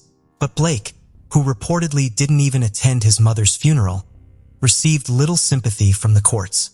But who is Blake Leibel? He wrote and directed a comedy film in 2009 called Bold. It was very low budget and it didn't hit well at all. The movie was a massive flop with a 2.6-star rating on IMDb, but apparently you can still find it on Plex TV if you're curious. Blake Leibel also directed a 2013 film called Soulmates. He's even listed as a creative consultant and director on a few episodes of Mel Brooks' Spaceballs, the animate. In 2010, Blake published a graphic novel called Syndrome.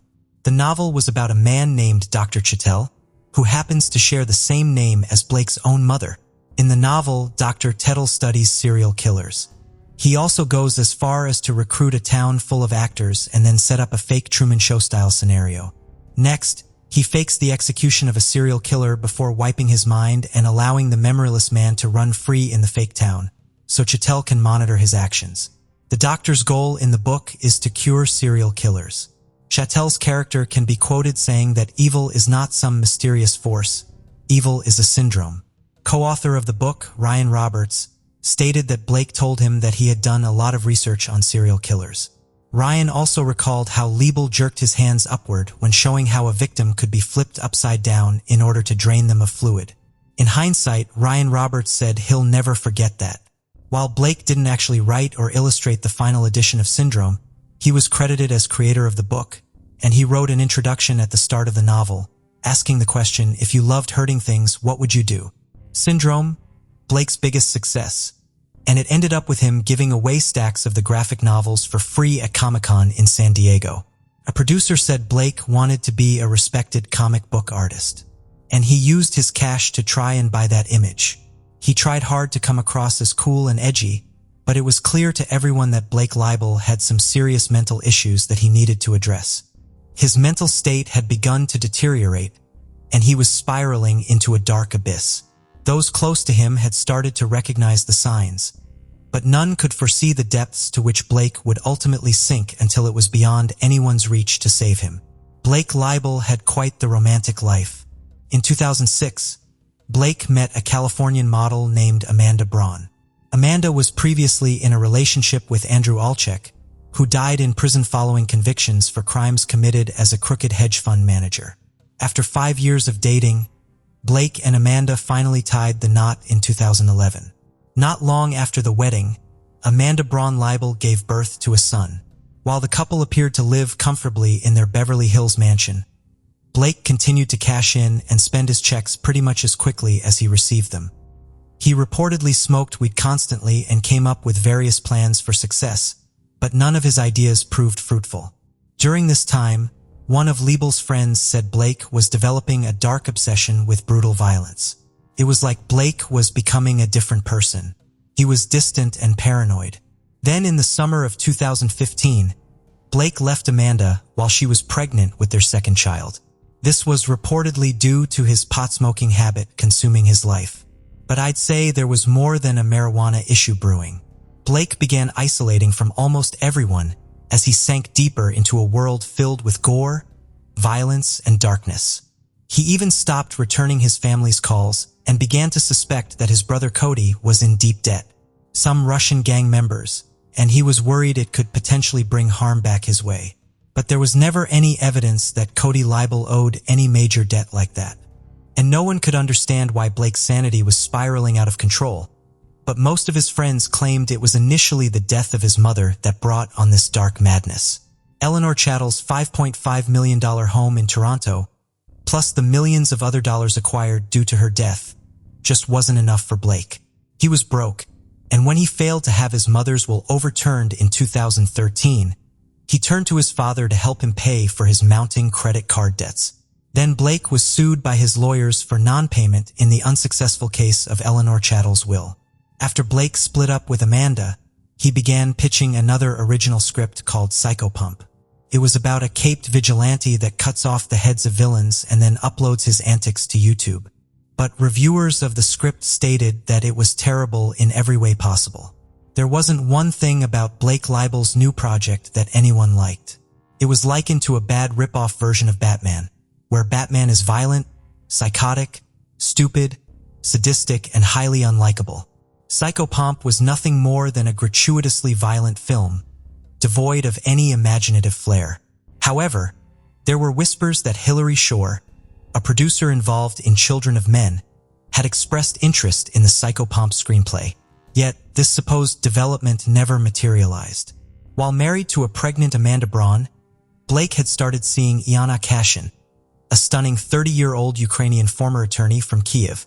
In no time, Blake got her pregnant too, and for a while they seemed happy and healthy, as Blake pulled Iana into his fantasy world of Hollywood hot pink. All the while, his mental decline was picking up speed at a volatile pace. In May of 2016, Iana gave birth to a baby girl named Diana, and to outside observers, the new family appeared to be doing well. However, the reality was far from idyllic. Blake harbored intense jealousy towards the infant, as a storm of anger raged within him. No longer the sole object of Iana's affection, Blake found himself replaced by baby Diana, pushing him to new heights of psychological instability. He incessantly demanded sexual attention from Iana, threatening to abandon her for another woman if she refused his advances. In an attempt to salvage their relationship, Iana sent her newborn daughter to live with her mother in a nearby apartment, which Blake financially supported. Then, on the 20th of May, Blake Leibel was arrested for sexual assault not far from his condo. The alleged victim was Blake's third girlfriend, Constance Bucafori. She'd been living in another house he owned that was also a couple of miles away from his West Hollywood apartment where he lived with Iana. Constance claimed Blake forced himself on her in the house. Bucafori is known for being a storyboard artist on Aquaman and working in the art department for films like Snow White and The Huntsman, P.S. I Love You, and The Emoji Movie. Blake Leibel was released from custody around 15 hours after he was arrested, following a bail payment of $100,000. Iana had bailed Blake out of jail, but finding out about the affair with Constance was the final straw for her. She moved into her mother Olga Kasiansma. There was only one door left to check, and it was locked. The cops tried to force the door open to the bedroom, but a mattress was barricading the door from the other side. The cop shouted for whoever was in there to come out. And that's when Blake's voice finally responded, saying he wasn't going to come out because he was scared that the officers were going to beat him up. They assured him that this wouldn't happen and that they were just there to check on his girlfriend to make sure she was okay. Blake replied back that she was fine. He said she was at the hospital and gave them a room number. He also said that his father would be there soon and that he wasn't coming out until then. Blake was referring to his accountant and mentor, Stephen Green. Blake had called Stephen around noon and asked him to come to the apartment. For a month before Stephen Green received that call, he had been unable to get in contact with Blake Leibel. Green had called, messaged, left voicemails, and even emailed Blake several times. He never got a reply. Stephen Green even left a voicemail on Blake's phone stating that he was worried about him and that he loved him. He said whatever was going on, he wanted to help him get through it. But as you're about to find out, it was way too late for that. When Green arrived at the condo, he spoke to Blake through the partially open bedroom door in the apartment. A short while later, a detective arrived on the scene to find Green now in the living room talking to Blake on the phone. Leibel was still barricaded in the master bedroom. When Green hung up the phone, the detective asked him to call Blake back, which he did. After a few minutes of conversation, Blake Leibel finally agreed to come out. He was only wearing boxer shorts when he emerged from the room. Stephen Green gave Blake some clothing to put on. Luckily, officers checked the clothing first and found Leibel's passport and about $4,000 in cash. He thought that he was going to try and make a break for it, but that never happened. As the officers entered the bedroom, one of them screamed, "She's on the bed." The detective immediately ordered everyone to go outside, and he called in the paramedics who were waiting on standby. Sadly, Yana Kasian was pronounced dead at 1:02 p.m. on May 26th. Yana Kasian's naked body was lying on a clean sheet and was covered by a red Mickey Mouse blanket on top of a blue polka dot blanket. Her head was on a pillow. There were abrasions and bruising on the left side of Kasian's face, consistent with blunt force trauma. There were human bite marks on Kasian's left jaw and left bicep, as well as fingernail marks under her jawline. Her scalp had been removed from around her eyebrows, the hairline on the back of her head. A large portion of skin on the right side of her face had also been removed. The skull bone was visible. There were cuts across her lower forehead, below the eyebrows. There was also a cut on the right side of her face, from her cheek to her jawline, and another on the left side of her face, toward where the ear should have been, but it was missing. The medical examiner later proposed that a sharp-bladed tool had been used to cut off the skin, but he also noted that some facial tissue had been ripped away by hand. Considering the extensive damage to Jana's face and skull, combined with the challenging nature of both cutting and tearing the tissue, the doctor believed that inflicting these injuries would have been a lengthy process. Moreover, the presence of inflammation in the tissue and bleeding from several severed samples led to the tragic conclusion that Yana Kasian was still alive while enduring this prolonged torture. The examiner also determined that there was no blood in Yana's heart, veins, or arteries. Half of Yana's blood supply was missing. This is highly unusual. Even considering the weight of her injuries, gravity wouldn't have been enough to drain that much blood from her body. Her heart would have had to have been pumping the entire time. It was the medical examiner's opinion that Blake may have drained Yana's blood by placing her in the bathtub with her head lower than her feet and then running water over her head, which could have increased the blood flow and potentially interfere with clotting. Due to the presence of foam in her nostrils, the doctor concluded that Yana was probably submerged in water for at least 30 minutes. Her body was then washed and placed on the clean sheet. Her cause of death was ruled as exsanguination, which is the draining of blood. There was an additional pillow to the left of Yana, with an indentation on it. It was as if someone had been laying next to her. There were dried blood stains on the mattress beneath the sheet she lay upon. The investigation uncovered the extent of the violence that had occurred throughout Blake Leibel's condo. According to court documents, blood stains and pieces of human flesh were discovered behind the bed. Blood was also splattered on the wall near Jana's body. A fragment of an eyebrow was found on the floor beside the bed. In addition to the mattress Jana was lying on, blood stains were present on another mattress from a second bed in the room, as well as on a side table and in various other areas of the bedroom. The mattress that had been used to obstruct the door belonged to the second bed. Clump of hair and a blood-stained razor were found in the trash can. When cops entered the bathroom of the master bedroom, warm water was running in the bathtub. Blood stains and hair could be seen in the tub. A green paring knife with blood on it was found in the top drawer in the bathroom. The oval shape of the bloodstains found on the headboard of the bed and the guest bedroom were consistent with having been made via the top of Jana's scalped head. There was blood on 2 towels, a pillowcase, the floor, and the base of the drapes in the guest bedroom. The drain in the tub of the guest bathroom also tested positive for blood. The same drain contained some freshly cut hair. Chemical testing also confirmed the presence of blood that someone had tried to clean up in areas of the dining room, the hallway, the guest bathroom, and both of the bedrooms. The kitchen garbage disposal also tested positive for blood. Then more evidence was found in the dumpster.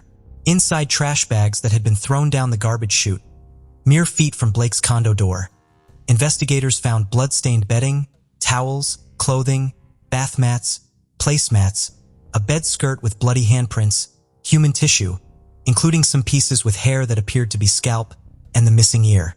Samples taken from Blake's hand and fingernails also contained Jana's DNA.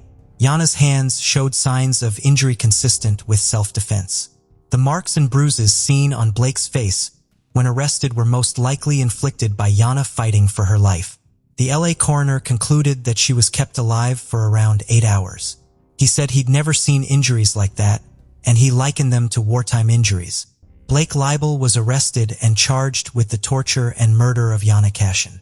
It was later discovered that he used her phone to order food to the apartment via Postmates twice during the time Jana was missing. Blake's demeanor on the scene was described as ice cold. He acted as if he didn't even know Jana was dead. When an officer told him, he simply replied, "Well, I guess you'll find out who did it then." Leibel donned an evil grin as officers led him away from the condo in handcuffs. On June 26, 2018, Blake Leibel was sentenced to life without parole. Due to the nature of his crimes, he was eligible for the death penalty. But the DA didn't pursue it, even though doctors deemed Blake not to be insane and stated he was fit to stand trial. It took the jury just 3 hours to deliver a guilty verdict. Blake was also ordered to pay about $43 million to Jana Cashin's family. Cody Leibel was present on every day of the trial. Blake's father never showed up. Jana Cashin had only been living in the United States for a couple of years before tragedy struck. She was working on becoming a translator. What happened to her was absolutely devastating. It was a crime with little motive outside of Blake's narcissistic desire to control women with his allowance. It was as if this aged, evil little boy had never been rejected. And once he was, or rather felt like he couldn't take it. His ego collapsed, and he snatched away the life of his newborn daughter's beautiful mother in the cruelest way possible. Blake Leibel will rot in prison where he belongs, alone with no one, nothing, and no future that will lead to any shedding of light in his direction. Before these touching moments of family closeness, a life-altering crisis struck this young girl. On an August afternoon in 2000, her carefree world was suddenly shattered when she vanished without warning. A day meant for joyful birthday festivities quickly descended into a horrifying nightmare. This is the story of Mitzi Sanchez, a girl who survived a brutal kidnapping and abuse, and later became known nationwide as the only child to escape a notorious serial killer and aid in his capture. Mitzi Sanchez was born on August 10, 1992, in Vallejo, California, where she was raised by her parents, Susana and Juan Carlos, alongside her 3 older siblings. Susana worked as a hairstylist, and Juan Carlos supported the family as a carpenter. They lived a modest, working-class life filled with calm and routine. Mitzi was known for being bright, friendly, and full of energy. By mid-2000, she was attending the same elementary school as her older siblings, just 6 blocks from their house. On the morning of August 10, 2000, the family was busy preparing to celebrate Mitzi's 8th birthday. Mitzi asked her mother if she could skip school to help decorate, but Susana encouraged her to attend, assuring her that everything would be even more exciting when she got home. Filled with anticipation for her big day, Mitzi headed off to school, eager for the affection of her family and the birthday celebration awaiting her return. Susana devoted the day to baking Mitzi's birthday cake and decorating their home with bright balloons and festive banners. Everyone expected that afternoon to be filled with joy, surrounded by family and close friends. But no one could have foreseen that the planned celebration would spiral into a horrifying ordeal with an unimaginable ending. At school, Mitzi spent the day excitedly waiting for the moment she could return home. Normally, she would meet up with her brothers and a few friends after class so they could all walk back together. This day, however, unfolded differently. When the final bell rang, Mitzi eagerly rushed out, eager to begin her birthday festivities. The walk wasn't far, and she knew the way by heart. Besides, her route home included one of Vallejo's busiest streets, a place where people were constantly passing by. When she was only 2 blocks away from home, Mitzi noticed a car parked along the side of the road. Inside sat a man who was watching her through the rearview mirror. She found herself staring back, later recalling that the look he gave her felt deeply unsettling. As she walked closer, a wave of unease washed over her. The moment their eyes met, she sensed that something was wrong. Still, she pushed aside her instincts and continued forward, keeping her gaze straight ahead. The man's eyes followed her every step. As Mitzi neared the vehicle, he stepped out and approached her. He stopped her and asked for her help, claiming that he had injured his hip in a biking accident. He then told her that a strap had slipped under the car seat and asked if she could reach inside to get it for him.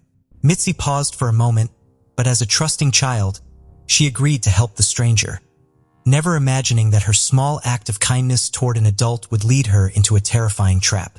As she moved toward the car door, she sensed the man come up behind her before he suddenly shoved her into the vehicle.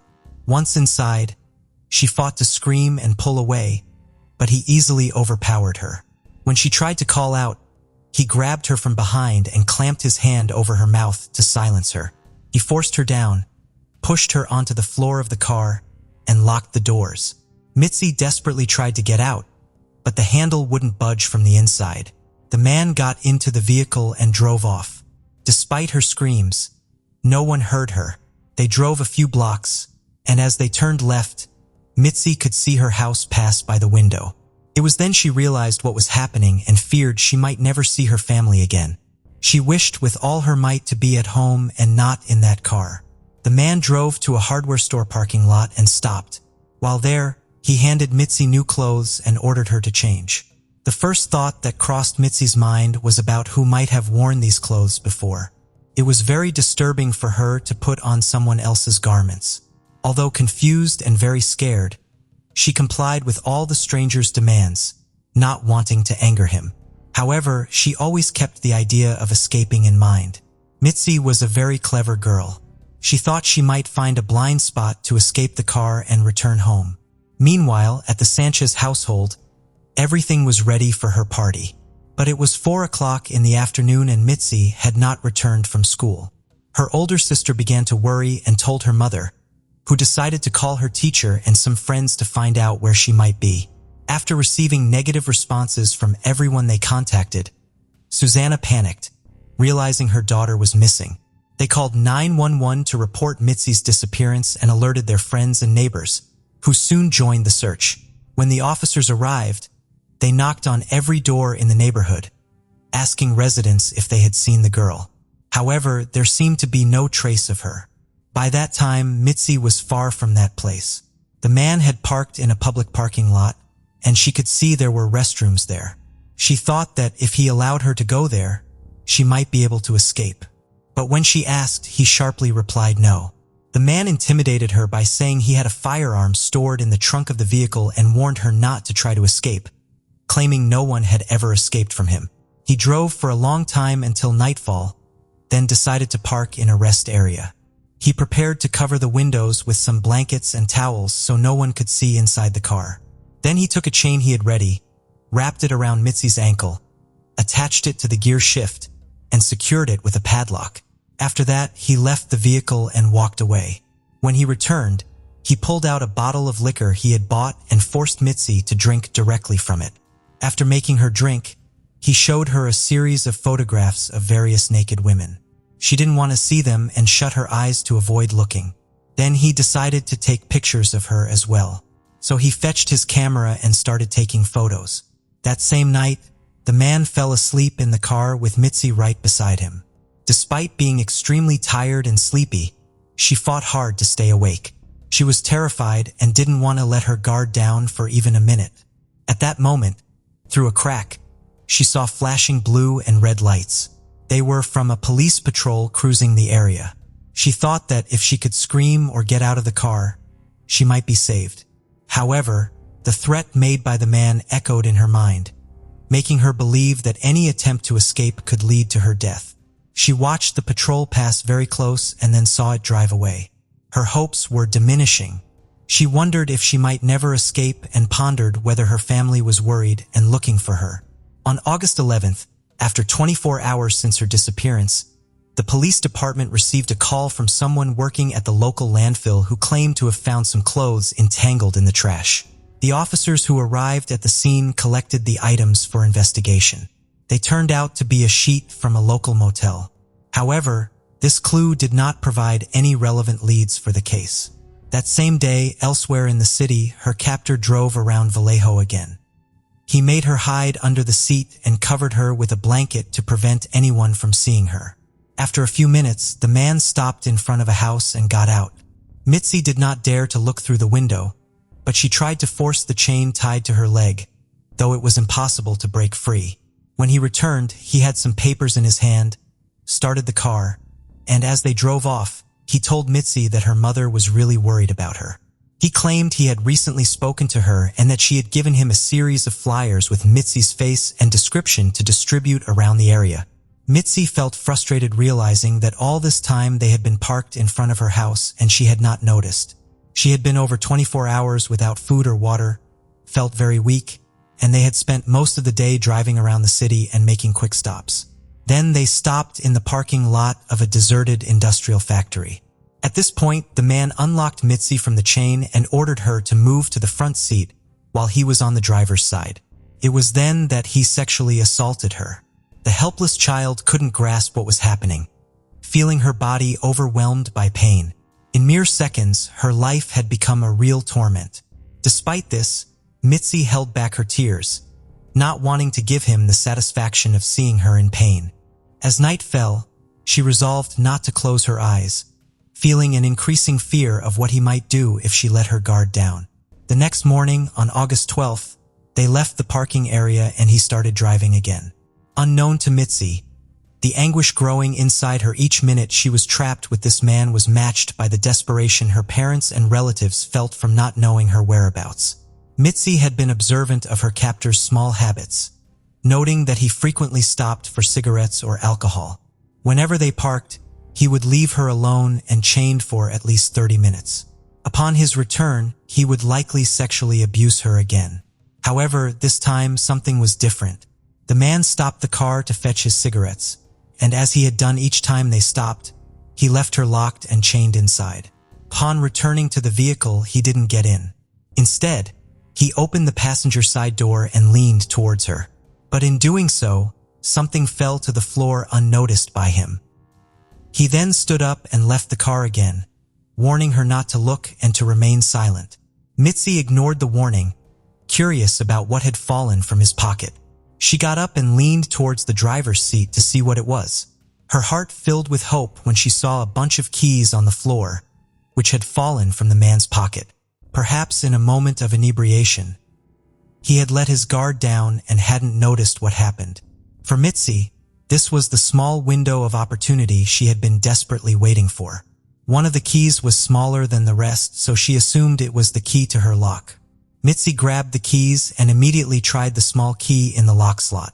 She turned it and the lock opened. Mitzi couldn't believe it. She was truly amazed. She removed the chain as quickly as she could, always alert in case the man returned before she could escape. Adrenaline surged through her body and her survival instinct kicked in.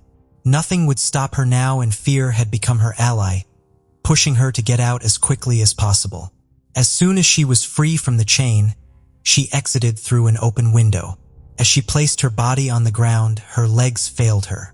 She was very weak from lack of food and the physical abuse she had endured. However, this would not stop her. Mitzi began to stand and try to walk. She wouldn't give up. At that moment, her captor noticed her from afar and started yelling for her to come back to the car. But Mitzi, far from heeding, began to run for her life. Reaching the road, she started signaling to passing drivers at high speed. No one stopped. It seemed they didn't see her. Her legs wobbled under her, yet she struggled to control them and keep moving. She managed to keep going and cross the street while he chased her, shouting threats. She was terrified but wouldn't stop for anything. She knew that if she stopped or hesitated for even a moment, that monster would end her life. That's when she saw a truck coming down the highway towards her. Her captor was closing in. It was now or never. Mitzi decided to run onto the highway, hoping the truck would stop. She frantically signaled to the driver, and the truck came to a halt in front of her. Seeing the window open, she didn't think twice. She jumped inside, landing on the man behind the wheel. She sat in the passenger seat and urgently pleaded with the driver to speed away, explaining that a man had abducted her and she had just escaped. The driver looked around but saw no one. They then sped past the car where she had been held captive. Mitzi pointed it out, so the man who saved her noted down the license plate. For the first time in 2 days, Mitzi felt safe. Around 11 in the morning, the police department received an unexpected call. A truck driver reported that a young girl had jumped into his truck, very scared, and claimed to be escaping from a criminal. When the police asked him the girl's name, he said she claimed to be Mitzi Sanchez. In his interview, the driver recounted how the girl appeared out of nowhere, desperately seeking his help. He stated that she was truly frightened and got into his vehicle with the fear that her captor might arrive at any moment and kill her. The police immediately contacted the Sanchez family, and the driver took the girl to the authorities, who informed her that her family had been extremely worried about her, had never lost hope of finding her, and loved her immensely. Her parents were on their way to the police station to reunite with her. When Susana and Juan Carlos arrived, Mitzi ran into her mother's arms, tears streaming down her face. It felt as though they had just woken from a terrible nightmare. The little girl had missed them dearly, and the scene was overwhelmingly emotional. She was the child who had survived the worst of crimes. Mitzi arrived home in her father's arms, where she was greeted by a crowd of people, including neighbors, friends, and relatives. However, she appeared overwhelmed and still scared, seemingly reluctant to receive so much attention. Everyone inside and outside the house joined in singing the happy birthday song that they hadn't been able to celebrate on August 10th. Mitzi was deeply moved and couldn't stop crying in front of the cameras and the crowd surrounding her. Despite the good intentions behind this gesture, it seemed that no one fully grasped the terrifying ordeal she had endured over the 2 days she was away from her loved ones. However, they would soon learn the true story as narrated by her. The police easily traced the suspect's name through the car plate number provided by the truck driver who picked up Mitzi. When they showed the girl a photo of the suspect, she immediately recognized him. They were looking for a man named Curtis Dean Anderson, a 39-year-old taxi driver. Quickly, Mitzi's abduction was linked to other cases involving 2 8-year-old girls who had disappeared months earlier. One was Shanna Fairchild, who had vanished on the same street as Mitzi. The other girl was named Amber Swartz. Curtis was arrested 10 hours after Mitzi was found, and in April 2001, his trial began. Unsurprisingly, Mitzi was the prosecution's key witness. The little girl was called to the stand to recount what had happened from the moment she was walking home and was forced by the accused into his vehicle. Later, Mitzi would remember entering the courtroom and seeing Curtis seated there. Despite being terrified, she knew she had to testify to ensure he remained in jail and could not harm anyone else. The brave young girl sat with a teddy bear in front of the judge, lawyers, and her family, and recounted in vivid detail the nightmare she had survived. Everyone in the courtroom was horrified by what had happened to such a young child. It seemed like something out of a horror movie. Following her testimony, Curtis was found guilty and sentenced to 251 years in prison. At just 8 years old, not only did Mitzi manage to outsmart her captor and escape with her life, but her testimony also helped put her assailant behind bars. Furthermore, her story brought to light the grim pattern of Curtis, who apparently had many victims before the crime for which he was tried and convicted. All were girls Mitzi's age, with her being the only survivor. Once in prison, Curtis confessed to being responsible for 13 additional cases, including the crimes against Shanna Fairchild and Amber Swartz. He admitted to kidnapping, abusing, and killing all those little girls. Still, he refused to provide details unless he could secure a deal with the police, as he feared for his life in prison. Back at the Sanchez home, the family tried to return to normalcy. However, they began experiencing financial difficulties due to the emotional trauma left by their daughter's abduction. Mitzi's parents were unable to sleep well and were constantly nervous. This began to affect their jobs, and paying bills became challenging. They started receiving support from a local organization, which provided them with food, helped with expenses, and offered psychological assistance, particularly for Mitzi, who seemed to be starting a post-traumatic process that her family struggled to understand. Despite trying to continue their lives as usual, the horrific experience left deep scars on Mitzi, who felt consumed by anger. This was compounded by the bullying she faced at school. Her classmates called her the kidnapped girl and mocked her, claiming she enjoyed the attention she received from the media. Sometimes the children were truly cruel to her, even saying that she should have died during her kidnapping. She attended therapy for 4 years, but recovery was not easy. Mitzi's family encouraged her to join support groups for finding missing children, which she found fulfilling and useful. However, each time a missing child was found deceased, she became deeply depressed. As time went on, the lasting effects of her abduction at just 8 years old became apparent. Mitzi evolved into a rebellious teenager, heavily consuming alcohol to alleviate her pain and distract herself from her past. But life was about to test her once again, and this time she would need to save herself. On May 1st, 2009, at the age of 16, after drinking at a party with friends, Mitzi was involved in a severe car accident. She was thrown through the windshield during the impact, breaking her nose, neck, and an arm. The crash was so severe that she was hospitalized for 2 weeks, during which she was in a coma. Upon awakening, the doctors informed her that she was pregnant. At that moment, she decided to make a complete turnaround in her life. She began to take better care of herself, stopped drinking, reconnected with her faith, and devoted herself to her pregnancy and later to motherhood. Mitzi started working at a foundation called Class Kids, founded by Mark Class after the abduction of his own daughter in 1993. Inspired by this project, she decided to establish her own program focusing on child safety awareness. In 2018, she created a foundation bearing her name. Her remarkable ability to free herself after 2 days of captivity and the dramatic challenges she faced in turning her personal trauma into an opportunity to help and educate others have earned her numerous accolades. On May 23, 2001, less than a year after her ordeal, the National Center for Missing and Exploited Children awarded her a medal, making her the first recipient of the organization's Courage Award. As an adult in 2019, Mitzi Sanchez was named Woman of the Year by California's 14th Assembly District in a ceremony held at the state capitol.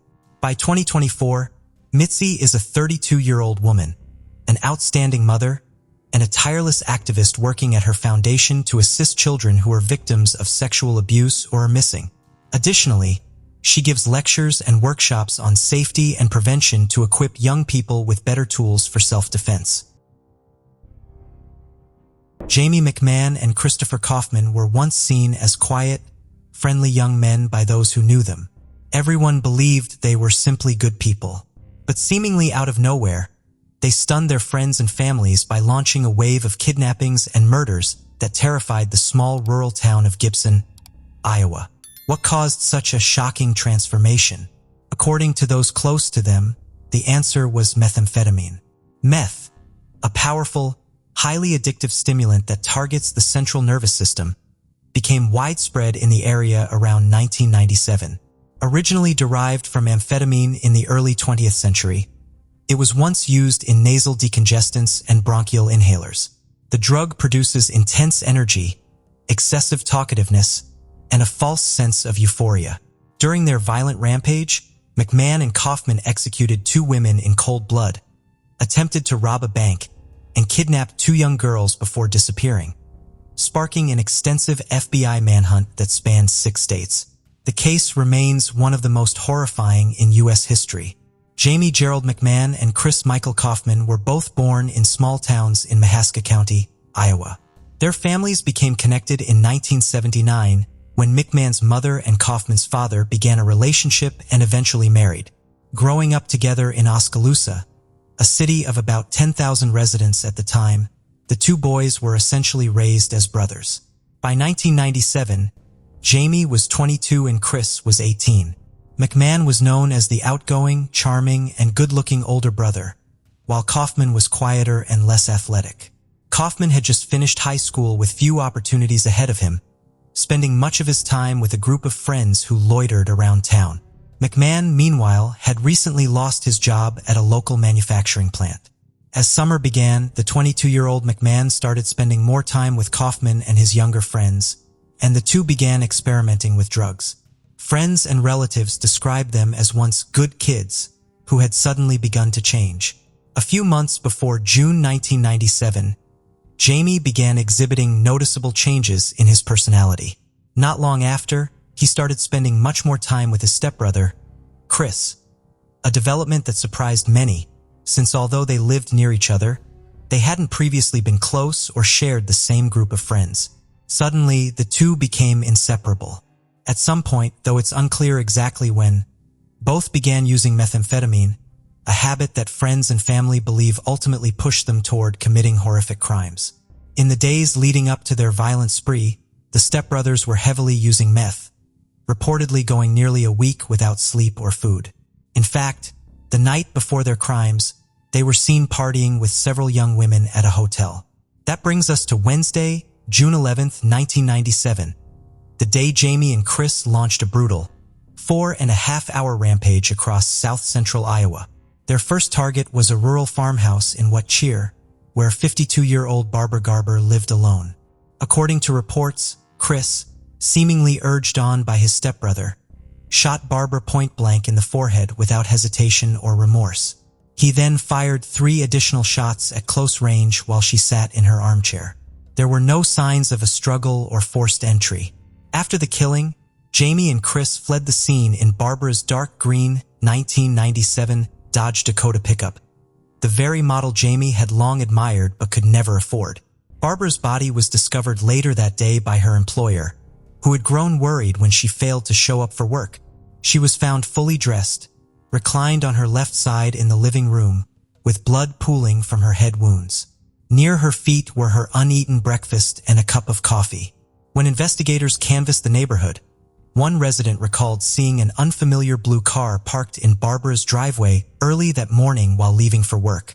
However, the witness couldn't make out anyone inside or note the license plate number. The second murder and theft by the stepbrothers took place in rural Gibson. They went to the home of 18-year-old Eileen Schultz and shot her twice in the head at close range. This time, it was Jamie who pulled the trigger, ending the life of the young woman. Her mother had died in 1985 when Eileen was just 6 years old. Raised by her grandparents in the rural town of Gibson, Eileen had just graduated from high school a month before her murder. She worked part-time as a babysitter and a grocery store clerk. On the morning of the crime, witnesses saw Barbara Garber's green truck parked outside the Schultz home around 9:30 a.m. The stepbrothers took Eileen's car next, using it to commit their third crime, the robbery of Gibson Savings Bank, which happened around 10 a.m. There were no customers or security guards at the bank at that time, just a cashier and the manager.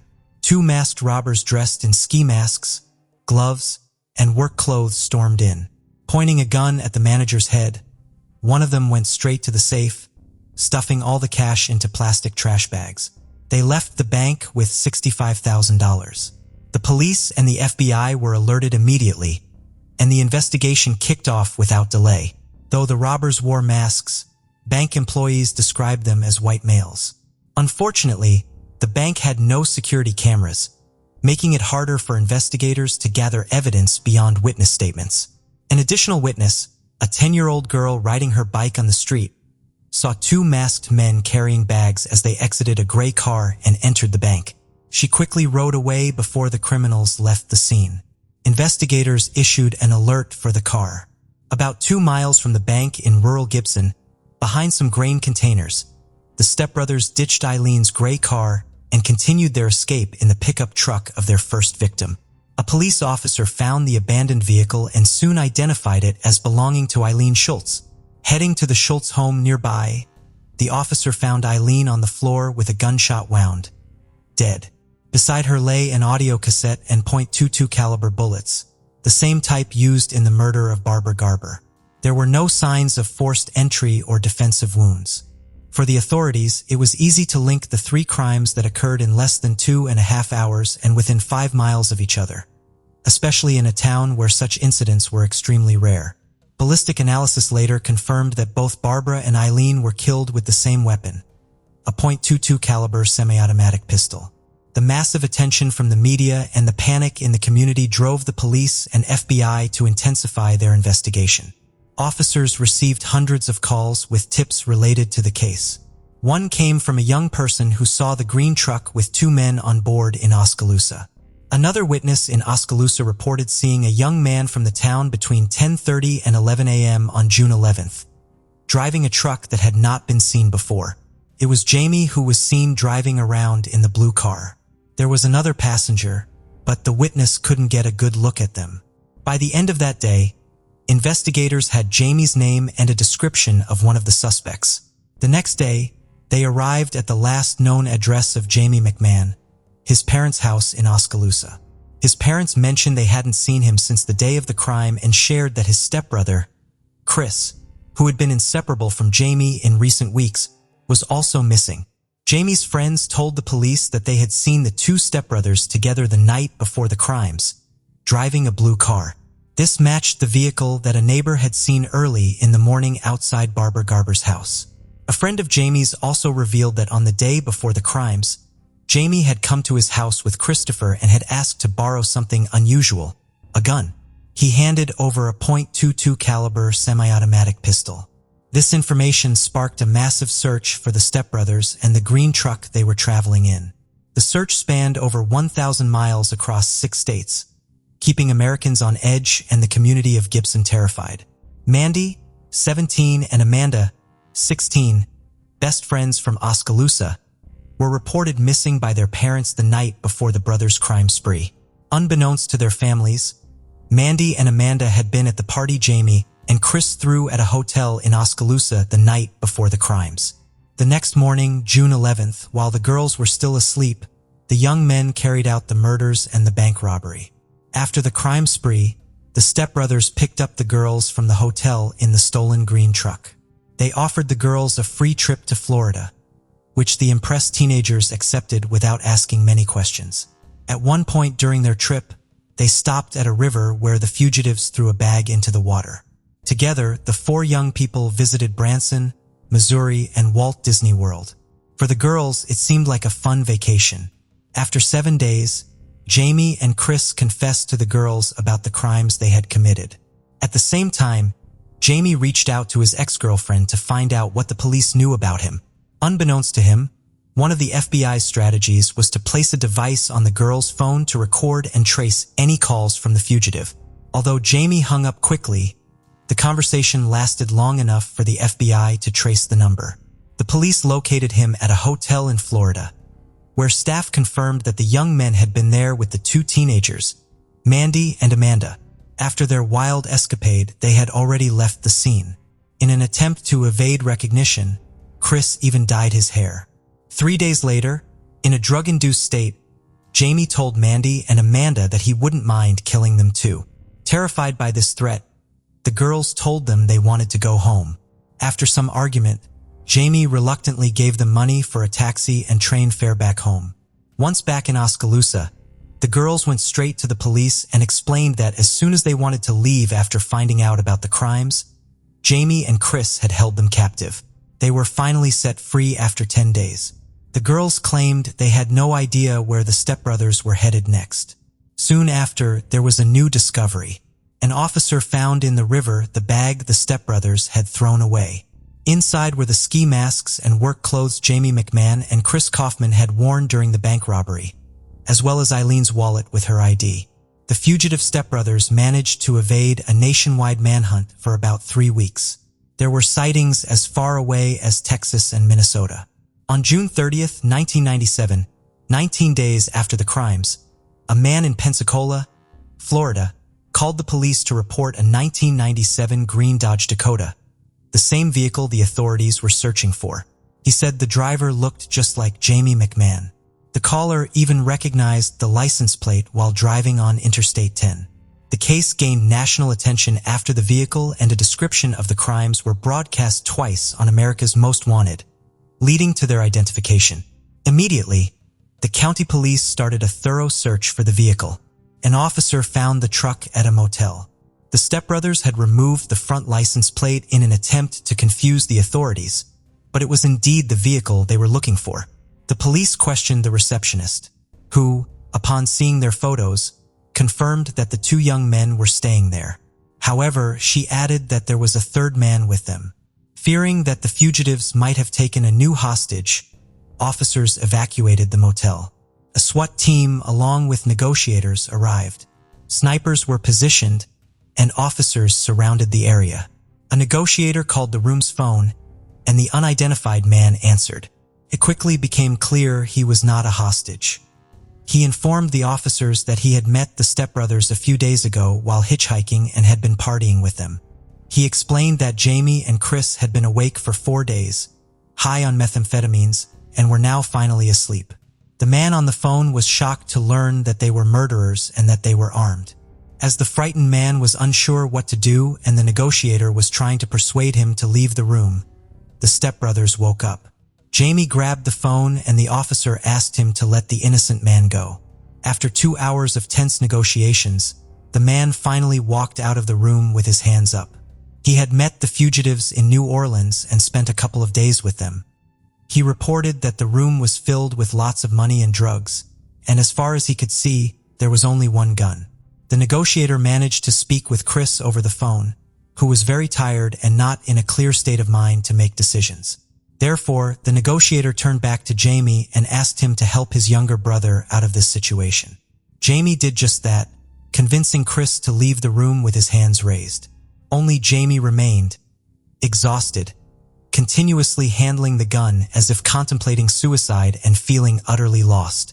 He sought help over the phone from the negotiator. The officer convinced him to try to stay alive and surrender. Finally, he did. After 4 grueling hours, Jamie McMahon surrendered to the authorities, ending a lengthy chase that had taken him and his stepbrother across 6 states.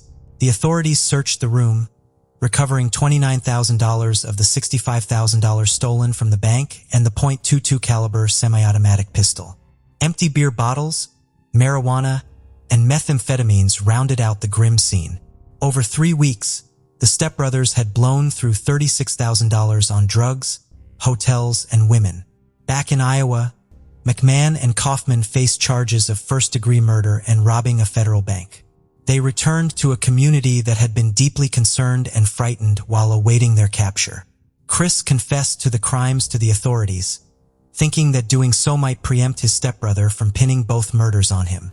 Looking gaunt after weeks of heavy drug use, Kaufman gave a 95-minute interview where he insisted that the timing of the crimes hadn't been well planned and that they killed the women simply to eliminate potential witnesses. He claimed it was Jamie's idea to rob the bank and that they needed a car for the job. Jamie had already set his sights on Barbara Garber's truck, which he liked and wanted for their crimes.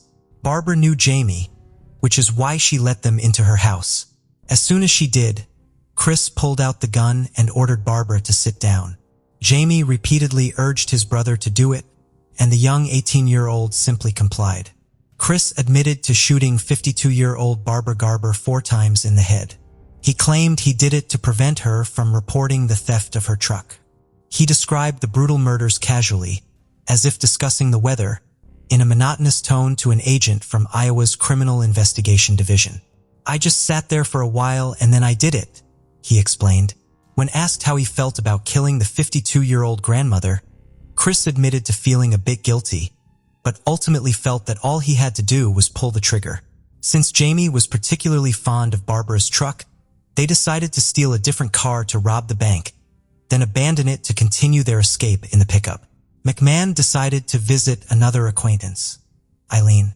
She let them in after Jamie asked to borrow money supposedly for gas.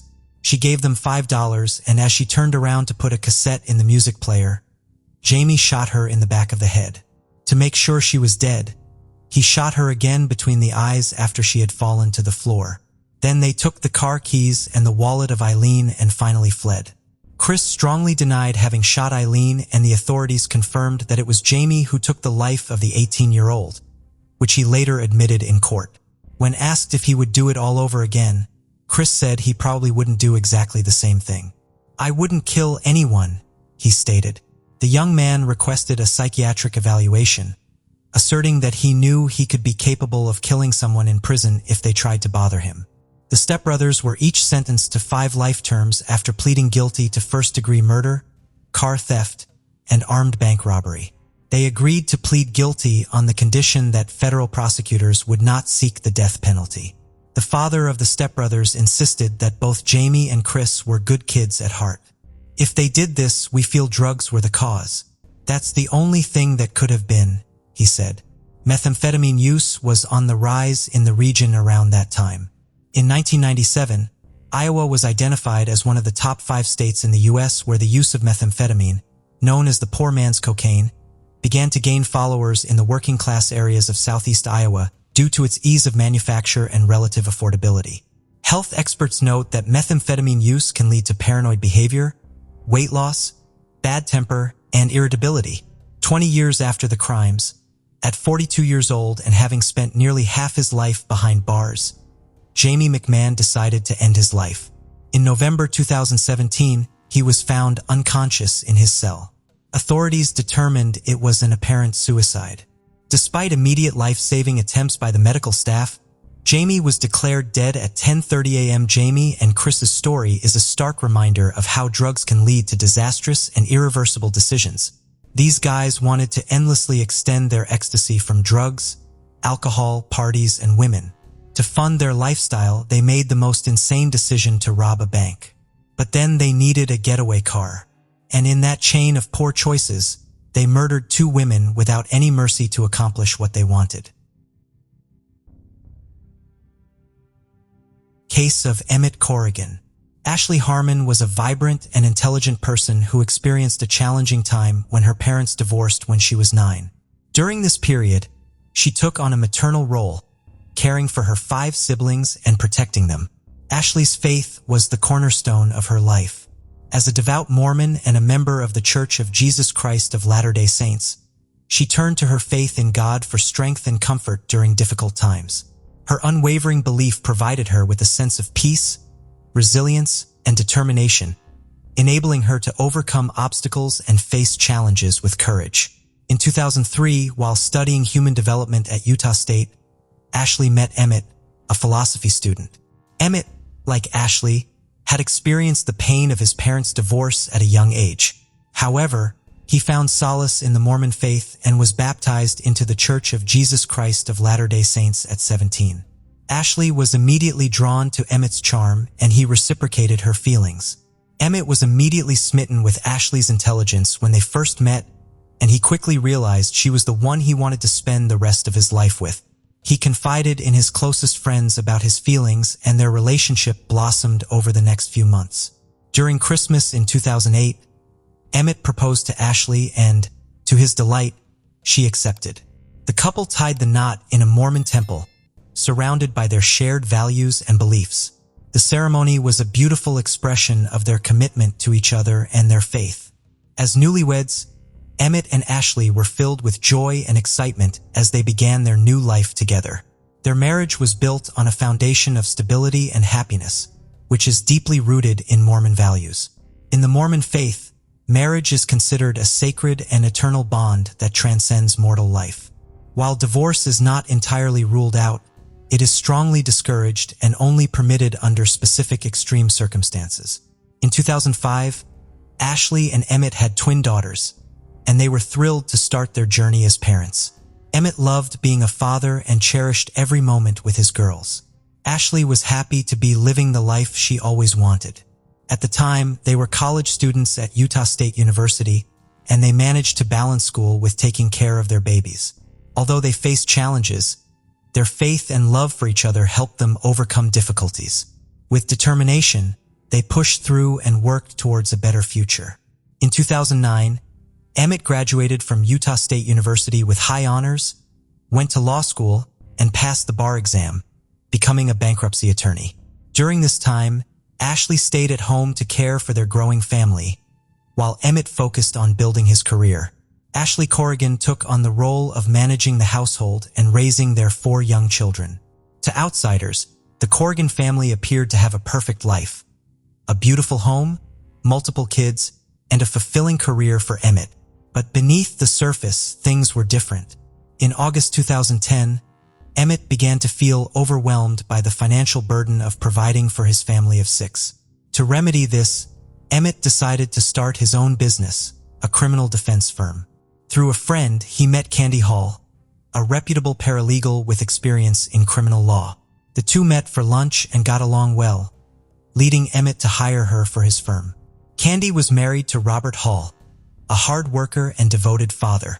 When Candy landed the job at Emmett's firm, she was initially thrilled, and her husband and children were happy for her. As the stress of building a business and raising their large family took its toll, Ashley noticed a change in her marriage to Emmett. He was overwhelmed by his responsibilities and sought a release by spending excessive time at the gym, often at inconvenient times that left Ashley to care for their 4 children alone. Despite their growing distance, Ashley and Emmett welcomed their 5th child, a son, on January 15, 2011. However, Emmett's behavior was different from when their other children were born. He began spending more and more time away from home, sometimes staying out overnight. Ashley confided in her sister, expressing her genuine concern that Emmett's activities might be evidence of infidelity. Emmett's assistant, Candy Hall, was facing marital problems similar to Ashley's. Candy confided in a friend that her husband Rob was jealous of her working for the charming Emmett. The constant arguing was putting a strain on their relationship. On March 6, 2011, Ashley and Emmett celebrated their 7th wedding anniversary, but Emmett didn't join her. Instead, he claimed to be at a bodybuilding competition, leaving Ashley to take care of their children by herself. Ashley felt anxious about her marriage, wondering if she was to blame for Emmett's unhappiness. Since divorce wasn't an option, she decided to work on improving their relationship. With a fresh resolve on March 11th, Ashley aimed to restore unity to her home. Ashley was determined to repair her strained relationship with her husband Emmett. She spent the entire day planning a perfect evening, attending to every detail to make it special. She cooked his favorite meal, tidied the house, and reminded the children to be on their best behavior. Ashley set the table and waited for Emmett to arrive home from work at 6 p.m. However, he walked in 2 hours late. When she tried to greet him with a kiss, he turned away, leaving her feeling cold. Despite his aloofness and the growing distance between them, Ashley was resolute in her mission to rekindle Emmett's love for her. She firmly believed that their love was worth fighting for, and was willing to do whatever it took to salvage their relationship. 2 hours after she had finished preparing dinner, the family finally gathered around the table to eat. But to Ashley's dismay, Emmett claimed he wasn't hungry. Ashley had prepared a meal for her husband Emmett, but he showed little interest, leaving her disappointed and hurt. When he claimed he needed to go to Walgreens, Ashley sensed something was wrong and asked him to stay and talk. Emmett responded harshly and left, leaving Ashley confused and hurt. Meanwhile, Emmett's assistant, Candy, was going through a tough time in her marriage to Rob Hall. That same day, Rob decided to pack his bags and leave their home, marking the end of their relationship. Rob had a strong bond with his loved ones, but he needed space. One evening, Rob asked his daughter if she'd borrowed his ex-wife Candy's car. She said no. Later, she drove past Walgreens, saw Candy's car, and called her dad to let him know. Rob's casual response had a profound impact on 2 families. Ashley lay awake in bed, her heart filled with worry as she prayed for her marriage to succeed. Despite her efforts to reach him, Emmett wasn't responding to her texts and calls, causing her great unease. Her instincts told her something was wrong and she felt a sense of dread. Meanwhile, at around 1 a.m., a 911 call reported gunshots and a screaming woman in the Walgreens parking lot. The police responded quickly, unsure of what they would find. They didn't know if it was a random shooting, a botched drug deal, a robbery, or something else. As the first officer approached the scene, he was met with a disturbing sight: a lifeless body on the ground, and another person, wounded and clutching their head in pain. The injured person was rushed to the hospital with a gunshot wound, leaving the police with many unanswered questions. Amidst the chaos, the police wanted to speak with one woman in particular, Candy Hall, who was present at the crime scene. Candy identified the man in the hospital as her husband Rob, and the deceased man as her boss Emmett. Emmett had suffered 2 gunshot wounds to the head and chest. Shortly after Emmett's body was discovered in the Walgreens parking lot, his wife Ashley received a knock on her door. When she answered, police officers broke the devastating news to her. Her husband Emmett was dead, a victim of a shooting. Ashley was shocked and distraught, unable to fathom what had led to this tragic event. The police then asked Ashley if she was familiar with Rob and Candy Hall. Ashley revealed that she knew Candy as Emmett's assistant, but she had long suspected that the two were having an affair. The police brought Candy in for questioning at the station, determined to piece together the events leading up to Emmett's murder and Rob's shooting. During the interrogation, Candy denied having a romantic relationship with her boss Emmett, and she vehemently rejected any suggestion of intimate relations. According to Candy, she had driven to Walgreens that night solely to pick up a prescription and met Emmett by chance in the store. They decided to take a drive in Emmett's car. During the drive, Candy's phone rang. It was her estranged husband, Rob. Candy told Rob she was with Emmett, which sparked Rob's jealousy and led to him making a violent threat against Emmett. After the phone call, Candy and Emmett stopped at a gas station and eventually arrived at Walgreens. When they got out of the car, Candy saw Rob waiting for them, visibly angry.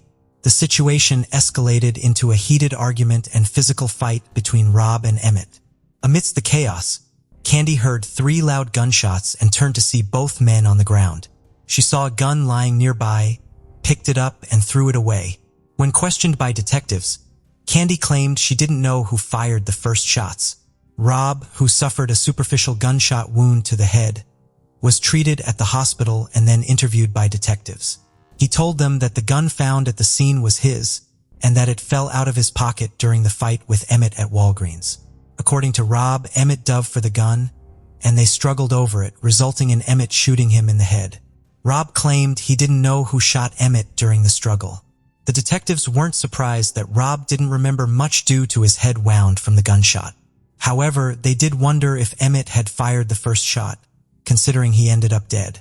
To get to the bottom of the incident, which occurred in the Walgreens parking lot, the detectives checked the security footage. Upon reviewing the footage, they saw Rob Hall arrive at the parking lot at 9:55 p.m. 1 minute later, he entered the Walgreens store, rushing through each aisle as if searching for someone. The footage then showed Rob leaving the store at 10:06 p.m. and parking his car beside Candy's, where he waited for several minutes. 10 minutes later, Emmett's truck appeared on security footage as it pulled into the parking lot, but the shooting itself wasn't caught on camera. Although Candy, Emmett's assistant, initially denied having a romantic relationship with her boss, coworkers whispered that they were more than just colleagues. In fact, coworkers often saw Candy and Emmett spending time together in Emmett's office, with the door closed. Just 3 weeks after she started her job, detectives made a surprising discovery. Emmett had accompanied Candy to the public defender's office to discuss divorcing Rob. During their investigation, crime scene investigators searched Emmett's vehicle and found steroids in the glove compartment. This didn't surprise many of Emmett's loved ones, as he was obsessed with bodybuilding and had been acting strangely, leading them to suspect he was using steroids. When Candy gave her statement to the detectives, she described a distinctive pattern of gunshots that suggested Rob had shot and killed Emmett twice before turning the gun on himself. This evidence was enough for the detectives to obtain an arrest warrant for Rob Hall, charging him with first-degree murder. Rob was arrested and charged with Emmett's murder. The consequences of Rob's actions were severe. If convicted, he faced life in prison without parole or the death penalty. As the trial approached, Ashley, Emmett's wife, hoped it would bring her some closure. She believed that understanding her husband's infidelity and death would help her heal. Prosecutors argued that Rob was angry at Emmett for having an affair with Candy and blamed Emmett for ruining his marriage. According to the prosecution, Rob shot Emmett and then shot himself. However, Rob's defense team told a different story. They claimed Emmett was the aggressor on the night he died, and that he had a history of steroid abuse. They alleged that during the altercation, Emmett grabbed Rob's gun and shot Rob before Rob regained possession and killed Emmett in self-defense. One of the key witnesses in Rob's trial was his wife Candy. Her testimony differed slightly from her initial statement to the police. Instead of hearing 2 rapid gunshots followed by another, she claimed to have heard a pop followed by 2 more rapid pops. This new version of events supported the defense's argument that Emmett shot Rob first.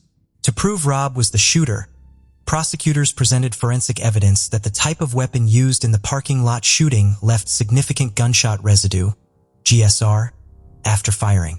Investigators tested Rob and Emmett for GSR and found that Rob's left palm had 32 particles.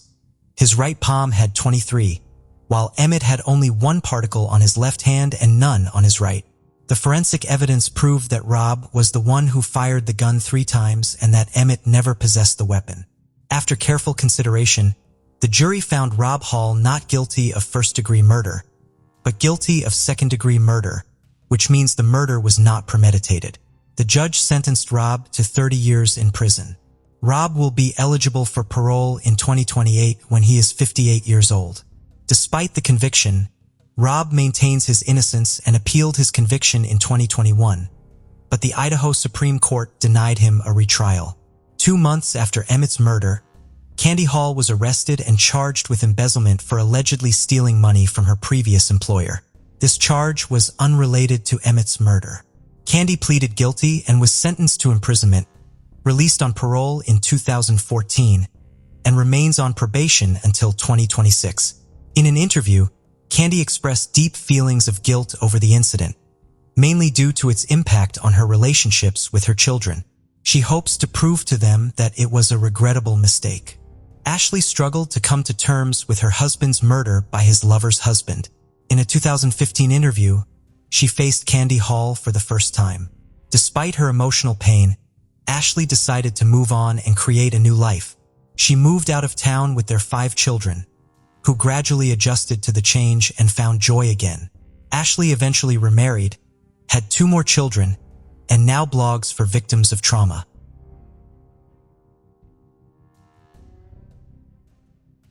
Isla Reynolds was born on April 4, 2010 in Waterville, a city in the state of Maine, United States.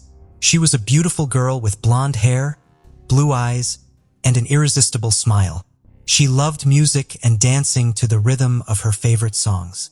Her parents, Trista Reynolds and Justin DiPietro, were not a couple but had known each other for a long time. They had a brief romance in the summer of 2009, resulting in Trista getting pregnant. The news was particularly surprising for Justin, who had no intention of having a child with Trista and even doubted he was the father. When Trista gave birth to Isla, the resemblance to Justin was undeniable, but he still refused to acknowledge her as his daughter. A paternity test in July 2010 finally made him accept his parenthood.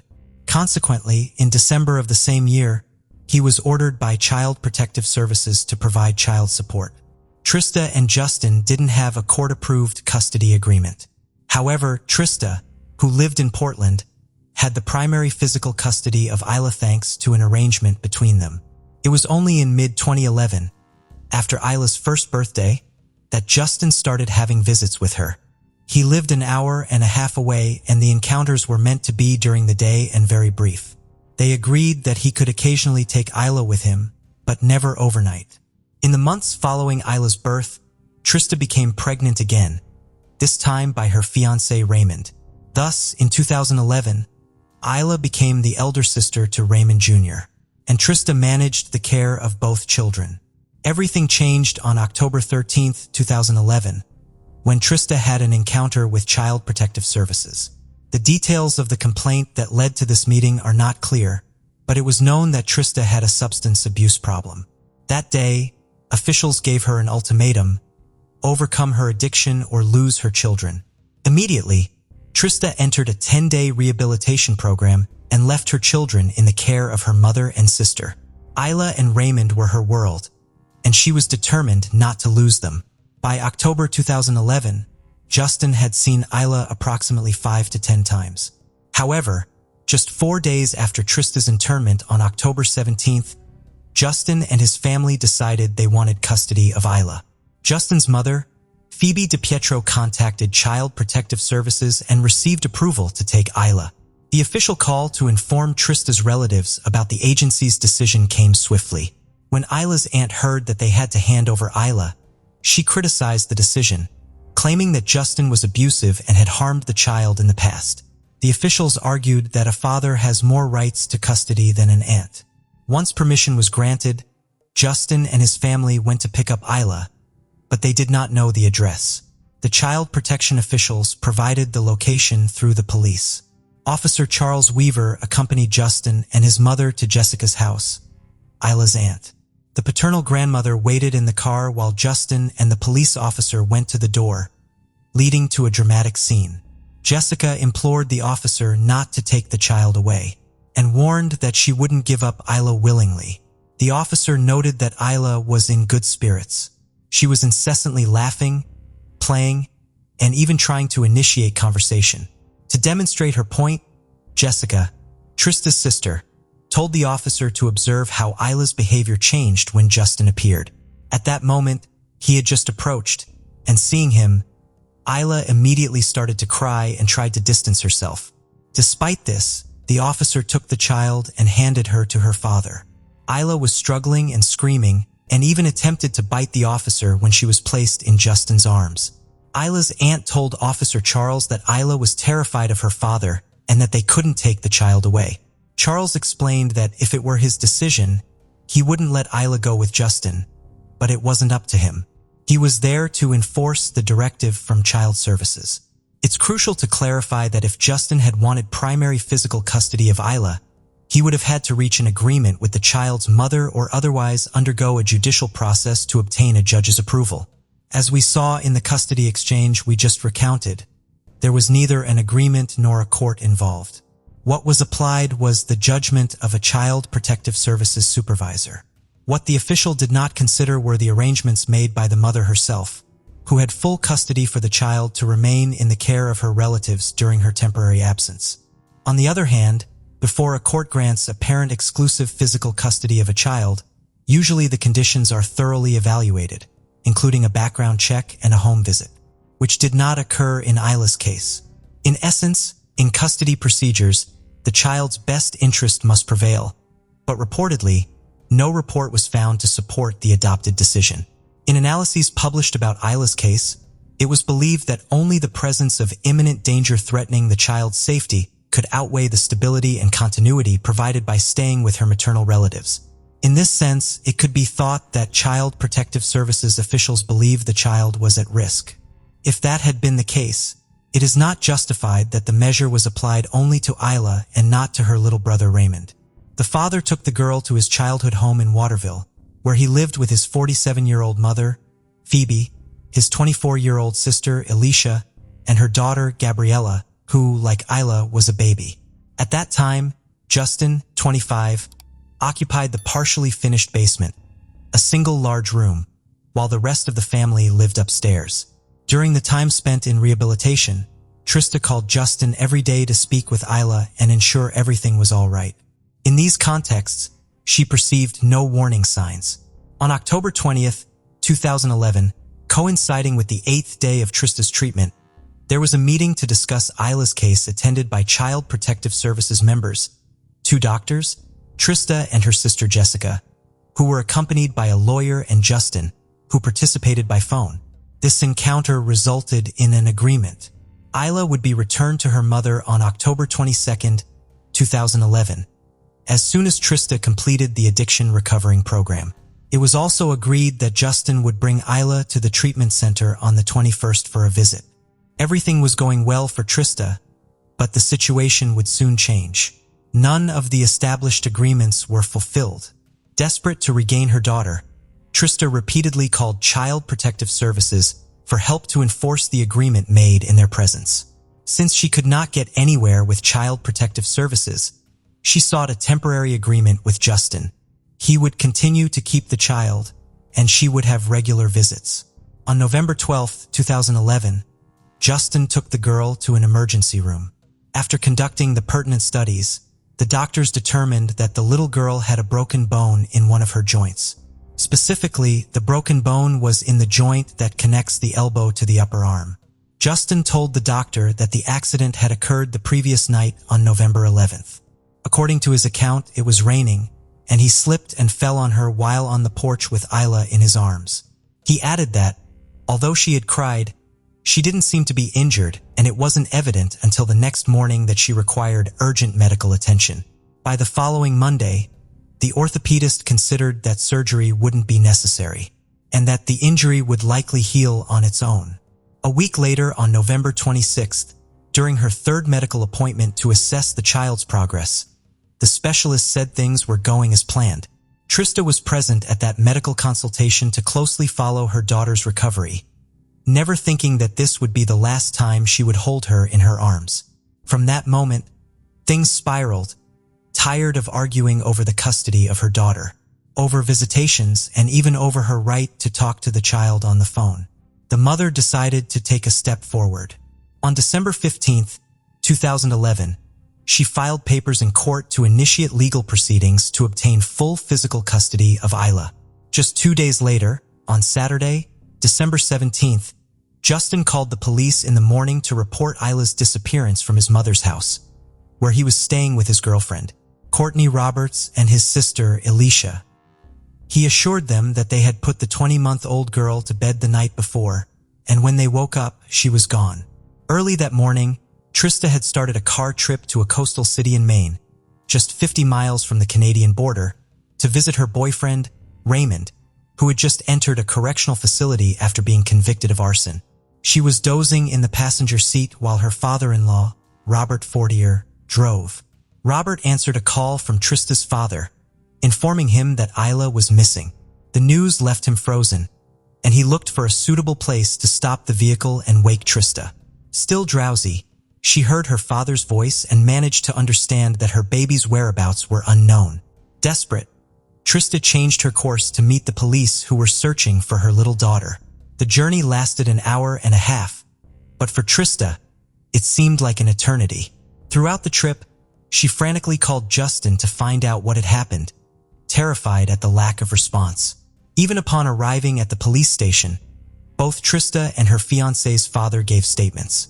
About 30 minutes later, Trista's father joined them at the police headquarters, angry and very distressed.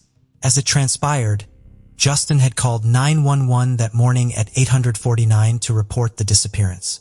He said the last time someone saw Isla was the previous night around 10 p.m., when his sister Alicia checked on her before going to bed. On Saturday morning, they discovered she had disappeared from her crib, but he didn't specify the time in the call. Justin's theory was that the minor had been kidnapped by an unknown intruder. The news of the minor's disappearance spread like wildfire, and the authorities wasted no time initiating an operation. Police chief spoke to the media, stating that the case was being aggressively investigated, and that their goal was to find Isla at all costs. The police proceeded to search the house for any clues that could lead them to the minor. To facilitate operations, the family stayed with friends. At the same time, a command center was established to coordinate the search operation. On the second day, Sunday, December 18th, search dogs were deployed, and the area around the house where Isla was last seen was searched. Trista's home also underwent a meticulous search, during which the distressed woman had to stay with her mother and younger son in a motel. Trista's father found it exceedingly difficult to sit idle as Isla was the apple of his eye. On the third day, Monday, December 19th, the FBI was requested to assist in the search. By this time, 75 individuals from various agencies were involved in the operation. The Maine State Police seized 2 vehicles from the DiPietro residence. One, a 1996 Ford Explorer, belonged to Justin. The other, a 4-door silver sedan, was owned by Justin's girlfriend Courtney, who was also present on the night of the disappearance. From day one, local newspapers echoed the news the following morning. Headlines in print media were already covering the story, and 72 hours later, Trista could be seen in interviews with different local news outlets. She did not hesitate to point towards Justin. By the end of the first week, the Today Show, one of the most successful morning news programs in the United States, highlighted the news. There, Trista insisted that her daughter's father was the only one who could answer her questions, as he was the last to see her alive. On the evening of the fourth day, Justin made his first statement to the media. He appeared calm, as if the disappearance hadn't occurred while the child was under his care. He claimed to have no idea what happened to Isla and stated he wouldn't make accusations or insinuations until the police determined who was responsible for the disappearance.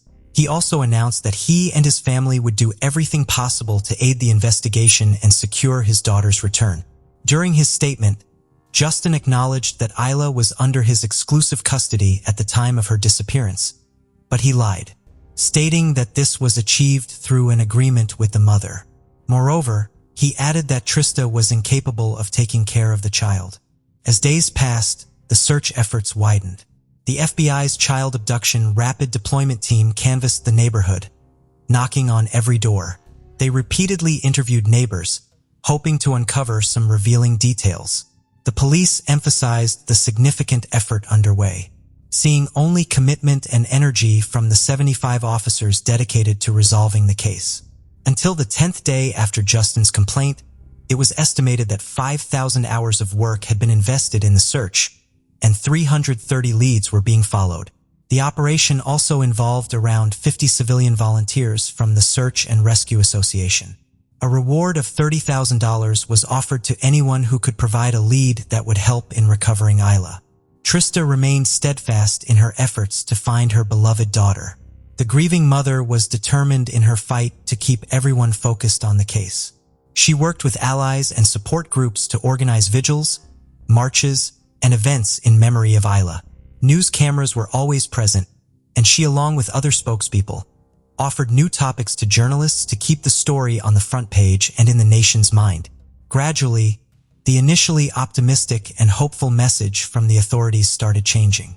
The chief of police continued to insist that the investigation was being considered a missing person case and not a homicide. However, the mood definitively shifted when Justin's house and the surrounding area were cordoned off. The cars were confiscated and the head of the main criminal prosecution made a public appearance. The police publicly ruled out the possibility of Isla having walked away on her own. And on the 13th day, the police chief handed over the reins of the case to the State Police Serious Crime Unit. At that moment, an announcement nobody wanted to hear was made. The case ceased being the search for a missing girl and started being considered a criminal investigation. During the initial days, Justin tried to stay as far away from the media as possible, but gradually his presence began to become more frequent. In one of his appearances on the Today Show, he spoke about the change in the message from the law enforcement agencies, insisted that someone had kidnapped Isla, and expressed his wish for whoever took her to return her home. He also asserted that he had come on the program hoping to reach whoever had his daughter to let them know that what they were doing was wrong. As if he knew the person in question, he spoke directly to them, saying they might think what they were doing was right for Isla, but it wasn't. He clarified that this person had no right because they weren't her father and that the child needed to be at home with her family. When questioned about the silence he had maintained until that point, Justin acknowledged that his efforts to cooperate had been delayed. He justified himself by stating that he had been a bit naive during the first weeks, thinking that Isla would return. He also claimed that the law enforcement agencies had advised him to stay away from the press. This was partially confirmed by the spokesperson for the Maine Department of Public Safety, who explained that this was only said to him at the beginning. Later, the police themselves encouraged Isla's parents to remain in the public eye. Justin took the opportunity to respond directly to the insinuations that had been made about him. He asked the television host to come see him and spend a day with him to witness what he was going through. Finally, he said that he praised the police's efforts, although some of the techniques and tactics they had to use had not been enjoyable. He pointed out that the truth is the truth. No matter how many times you are asked the same question and shouted at that, you are a liar anticipating that the truth is patient and would come to light. The end of January, the police revealed that Isla's blood had been found in various places in the DiPietro house.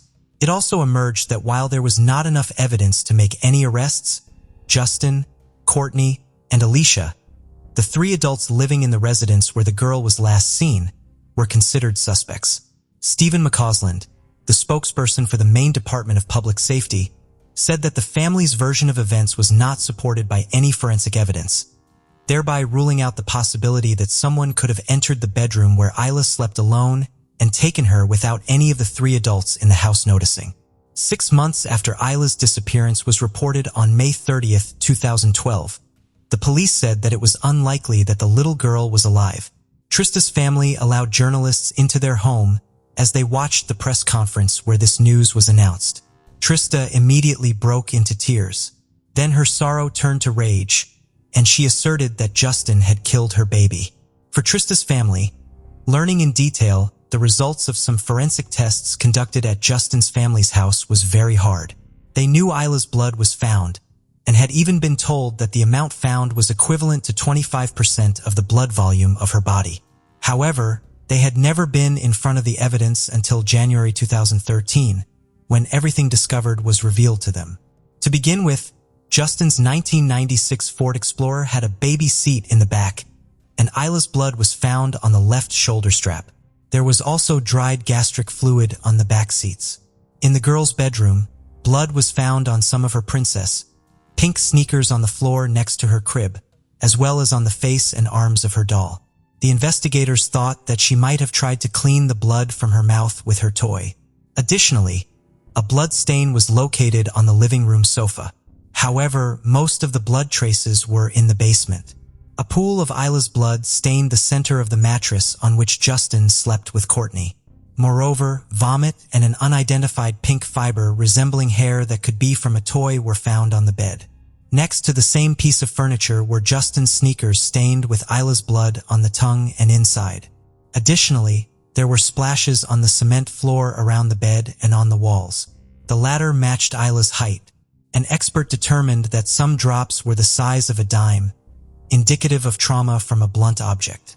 Additionally, the experts determined that some blood spatter patterns in the house might have been expelled by Isla through coughing, indicating that her injuries were both internal and external. The police stated that bed linens had been used to clean the girl's blood. It was horrific for Trista and her family to learn these details, and they hadn't seen everything yet. The same officers exposing the gruesome evidence warned them that they were about to witness something even more horrifying. Luminol tests were conducted in the house, revealing blood traces invisible to the naked eye. The slides taken at the house devastated Trista. After seeing them, she left the police station in a panic. She was more convinced than ever that her daughter, Isla, had been murdered. The police said there were more images to show her, but she refused to see them. She'd had enough. Reportedly, when the police showed Justin and the DiPietro family the same photographic evidence months before, he showed no reaction. The police also tried to show the photos to the family with whom the DiPietro stayed during their exile from their house while it was being processed by crime scene investigators. They refused. They were not interested. Justin's girlfriend Courtney, who was with Justin on the night of the disappearance, had the same reaction. After confronting the compelling police findings, Trista told the press amid her unbearable pain and helplessness that Justin, Alicia, and Courtney were still walking the streets as if nothing had happened. 8 months after receiving the dramatic report in September 2013, Trista wrote an explosive letter to the press about the evidence and the photos she had been shown. She was tired of waiting. With or without law enforcement's blessing, she wanted to rekindle public interest in the case. In spring 2016, a team of journalists went to Justin's mother's house. Alicia, Isla's aunt, answered the door, and the journalist asked about the blood evidence. She explained that Isla was lactose intolerant and had been vomiting. However, a quick internet search showed that common symptoms of lactose intolerance are gas, bloating, abdominal pain, and diarrhea. While nausea and vomiting are listed, they are not the most common symptoms, let alone vomiting blood. In 2017, at Trista's request, a judge finally declared Isla legally dead. The magistrate ruled that the death occurred around December 17, 2011, when she was reported missing by her father, Justin. With that resolution in hand, Trista and her lawyers filed a wrongful death lawsuit against Justin, alleging he caused Isla's death through intentional unlawful acts and subjected the girl to pain prior to death, fear, terror, and physical injuries. At the time the lawsuit was filed, the subject was missing, and it was later learned that he and his lawyers denied any wrongdoing and labeled the lawsuit baseless. Faced with this, Trista decided to hold a press conference in which she addressed her dead daughter's father directly, asking him if he had any conscience. Earlier this year, 2023, a judge approved Trista's petition to include Phoebe and Alicia in the wrongful death lawsuit. The three defendants are facing civil charges for wrongful death, conscious pain and suffering, and unlawful interference with the body of a deceased person. Additionally, Justin faces a charge for breaching a parent's duty to care for a minor child. Both Trista and her lawyer knew that they would not receive any financial compensation from Justin. That wasn't the goal of the lawsuit. Their objective was to reveal information and uncover the truth. There were so many strange things about Isla's disappearance. For example, investigators told Trista something astonishing about the morning Isla disappeared. Before calling 911, Justin drove to Portland and back. He claimed he thought Trista had taken Isla and was looking for her, but he never called her or any of her family members. However, during that long trip, he did call his friend, who had sold him a $25,000 life insurance policy for Isla a few weeks before. The weird thing is that Justin stayed at this friend's house while detectives advanced the investigations after the disappearance. This action was astonishing, considering that Justin stayed out of his baby's life during the 9 months of pregnancy and most of the child's existence. Trista also revealed having received strange messages from Justin in the week following the day he took Isla. He mentioned being afraid that someone would try to kidnap her or snatch her away. The last time he said something similar was around December 11th, 6 days before the disappearance was reported. But when the child disappeared, those same messages became threatening and confusing. Trista said she had always wondered what those words meant.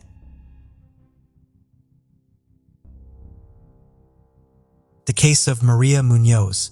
Maria Munoz was born on January 25, 1989, in Puerto Rico to Marisol Rodriguez and Jorge Luis Munoz. She was the middle child of 3, along with her siblings Maris Al Munoz and Peter Hernandez. Tragically, Maria's mother passed away when she was young, leaving her to take on a significant caregiving role for her brothers. It was during this time that Maria met Joel Pellet, a nursing student who was 11 years older than despite their age difference. They got married in 2011. After their wedding, they relocated to Laredo, Texas, where Joel landed a high-paying job as a nurse anesthetist at a local hospital.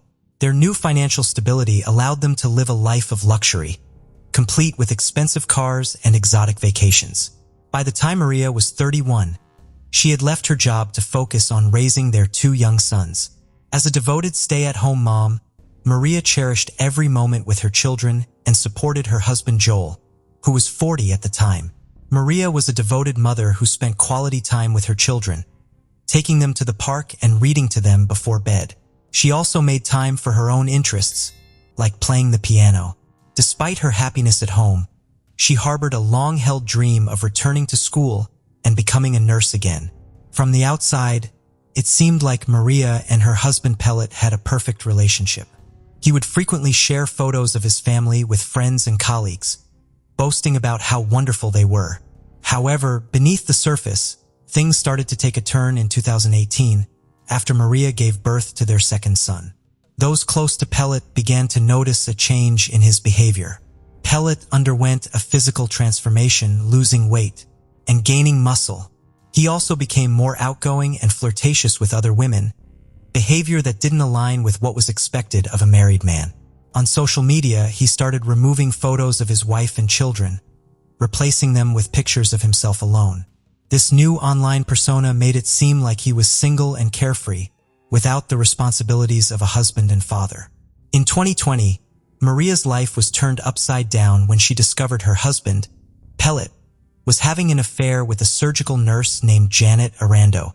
Despite her suspicions, finding airline tickets he had purchased for a trip to Europe with his mistress was the final confirmation of his infidelity. Maria was consumed by heartbreak depression, and a deep sense of betrayal.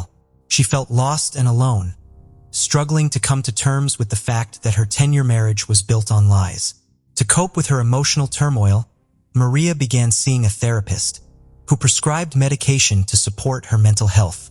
As Maria grappled with her emotions, she found solace in writing journals, using them as an outlet to process her thoughts and feelings. However, the situation continued to deteriorate, and on September 19, 2020, Maria confronted her husband's infidelity head-on by visiting Janet's house, where she found Pellet's car parked in the driveway. Maria confronted Pellet at his house, forcing him to choose between her and Janet. He chose Janet, and during the ensuing argument, Janet called the police. However, Maria and Pellet had left by the time the police arrived. The police then called Maria while she was driving with Pellet, and they could hear him yelling at her in the background. When they got home, Pellet's anger escalated, and he punched a hole in Maria's car windshield, displaying a concerning level of force and anger. The next morning, Maria sent Pellet a text message stating her intention to hire a lawyer to help resolve their situation. Pellet replied, suggesting they handle things without lawyers, as he believed it would be too expensive. However, just a few hours later, Pellet appeared to have a change of heart. He sent Maria an emotional email, expressing his deep sadness and inner turmoil. He requested a sincere and calm conversation with Maria, free from arguments. Maria agreed to meet with him, and they scheduled a meeting for 5 p.m. the following night. Before meeting her friend, Yasmin Martinez, Maria was extremely anxious and messaged her about their plans. Unfortunately, the encounter ended in a terrifying way. On September 22, 2020, Maria's husband, Pellet, frantically called 911, saying his wife might have taken some prescription pills and was not breathing. Officer Cruz arrived at their house around 1:40 a.m., with his body cam recording the scene. Pellet was found performing CPR on Maria at the top of the stairs near their bedroom, still wearing his green hospital scrubs. Their 2 sons were sleeping nearby. When paramedics arrived, they took over CPR efforts. While first responders worked to save Maria's life, an officer asked Pellet about the pills Maria had supposedly taken. He quickly retrieved a bottle from the nearby bathroom medicine cabinet and handed it to the officers. The bottle was later found to contain a prescription for clonazepam, a medication used to treat acute anxiety, panic attacks, and epilepsy. Benzodiazepines, like Chasm, calm the nervous system to produce a relaxing effect. However, when an officer examined the pill bottle, he discovered that it was prescribed to Pellet, not Maria. What caught his attention was that the bottle had been returned to the medicine cabinet, which is unusual in overdose cases, where the bottle is typically found near the person. The officer's body camera footage showed Pellet picking up the pill container from the floor and putting it in his pocket. This raised suspicions, as it seemed like Pellet might be hiding something. Another suspicious finding was a needle catheter on the stairs, which was unusual given the presence of 2 young children in the home. The investigators found even more disturbing evidence: syringes and equipment neatly packed in a medical bag. While Pellet's profession as an anesthesia nurse might explain the possession of these tools, their presence outside a clinical setting sparked important questions for the investigators. Pellet told the officers that Maria had been struggling with severe depression and her mental health had been declining. He said she had taken pills to cope with her emotions, but unfortunately, despite the responders' best efforts, she couldn't be revived and was pronounced dead at 3:58 a.m. After Maria's death, the officers questioned Pellet further in the kitchen. He stated that he and Maria had a conversation earlier that day, became intimate, and then he took a shower. When he came out, he found Maria asleep. Pellet went downstairs for an unspecified reason, and when he returned, he found Maria unresponsive and not breathing. The officers observed Pellet's strange behavior, including excessive sweating and his inability to answer simple questions about the incident. The officer noticed that Pellet was sweating excessively, more so than anyone else, including the first responder, who had been trying to revive Maria for 2 hours. This heightened suspicion and led to him being taken to the police station for further questioning by Sergeant Liz Mata. At the station, was left alone in an interrogation room which was being recorded by video cameras. When officers reviewed the footage, they were astonished to see Pellet's sudden outburst. He began screaming, crying, hitting the walls, and throwing furniture around the room. The commotion was so intense that people in the nearby hallways and rooms were frightened by the loud noises coming from the room. As a result, Sergeant Luis Matt entered the room at 4 a.m. to speak with Pellet. During their conversation, Pellet opened up again about the events surrounding Maria's death. In a shocking revelation, Pellet also confessed to having an affair with a woman named Janet. He revealed that he had left the family home 5 months prior and was living with Janet at the time of Maria's death. He shared that he had been involved with Janet for 2 years, and Maria had been aware of the affair beforehand. On the night Maria died, her husband visited their family home to talk to her about their marriage. After their conversation, they were intimate. He thought she had fallen asleep in her room, but when he checked on her 10 minutes later, he found her unresponsive.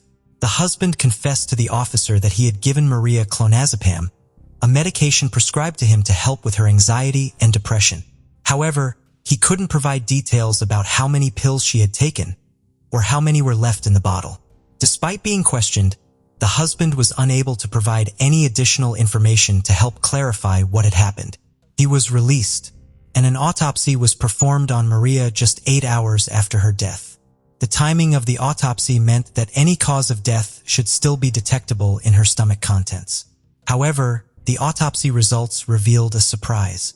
No traces of pills were found in Maria's stomach.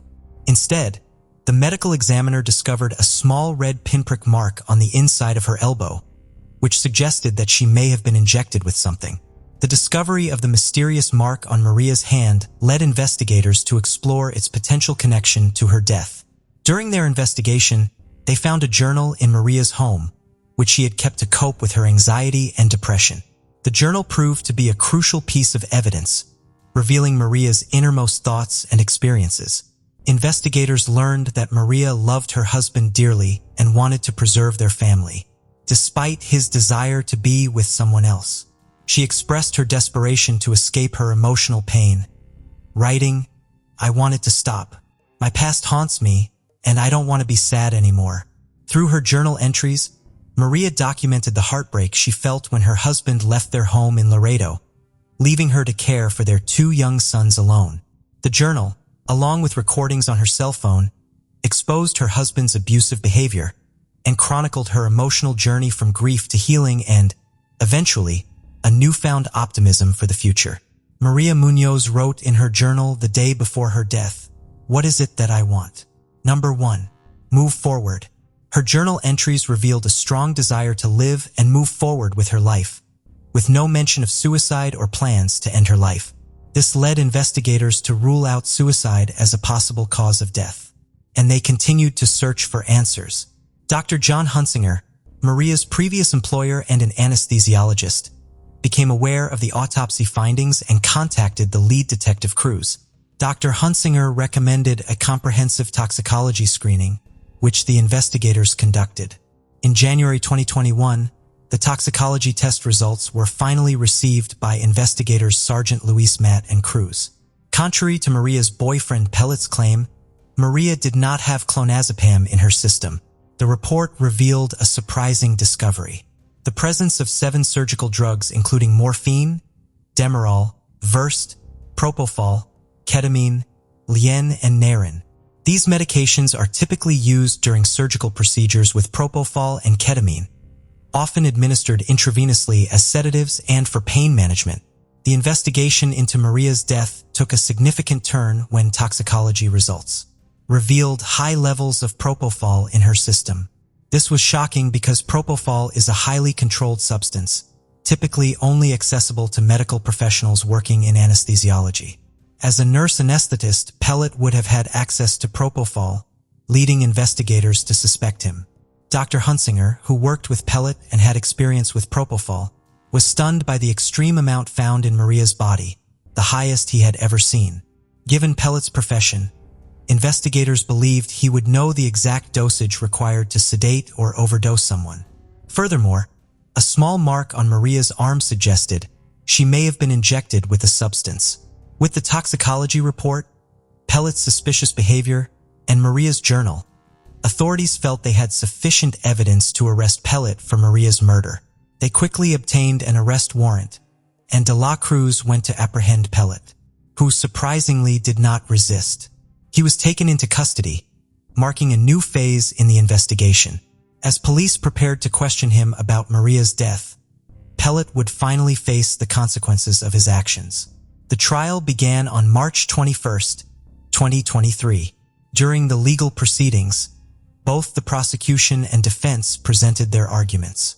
The prosecution team, an all-female group referred to as Maria's team, used Maria Munoz's personal journal entries to build a strong case against the defendant Pellet. This evidence helped to portray Maria as a devoted wife and mother to the jury. Prosecutors portrayed Maria as a loving, intelligent, and vibrant individual, evident through her personal journal. They alleged that her husband, Pellet, drugged her by slipping substances into her drink, causing her to become unconscious. While she was incapacitated, they claimed he injected propofol into her arm. The prosecutors also suspected that Pellet deliberately delayed calling 911, ensuring that emergency responders would be unable to revive Maria upon arrival. The prosecutors believed Maria's journals provided insight into the challenges she faced, fueling their determination to seek justice for her. During the final arguments, Pellet's lawyer, Roberto Bali, claimed his client wanted to reconcile with Maria before her death. Bali pointed to the medical examiner's report, which stated that Maria's cause of death remained uncertain, and argued that there was insufficient evidence to prove Pellet's responsibility in her death. Bali highlighted a crucial detail. Pellet had given Maria a drug called Naren, commonly used to reverse overdoses on the night she died. Bali also revealed that both Pellet and Munoz struggled with drug addiction. Furthermore, he argued that Maria had willingly taken the drugs without being forced, as there were no signs of force on her body. However, an investigation into Maria's social circles, friends, and family revealed that she was not a drug addict. In fact, Pellet was the only person who could have supplied her with the large amount of propofol found in her system. The authorities managed to convince Pellet's girlfriend, surgical nurse Janet Arredondo, to testify against him.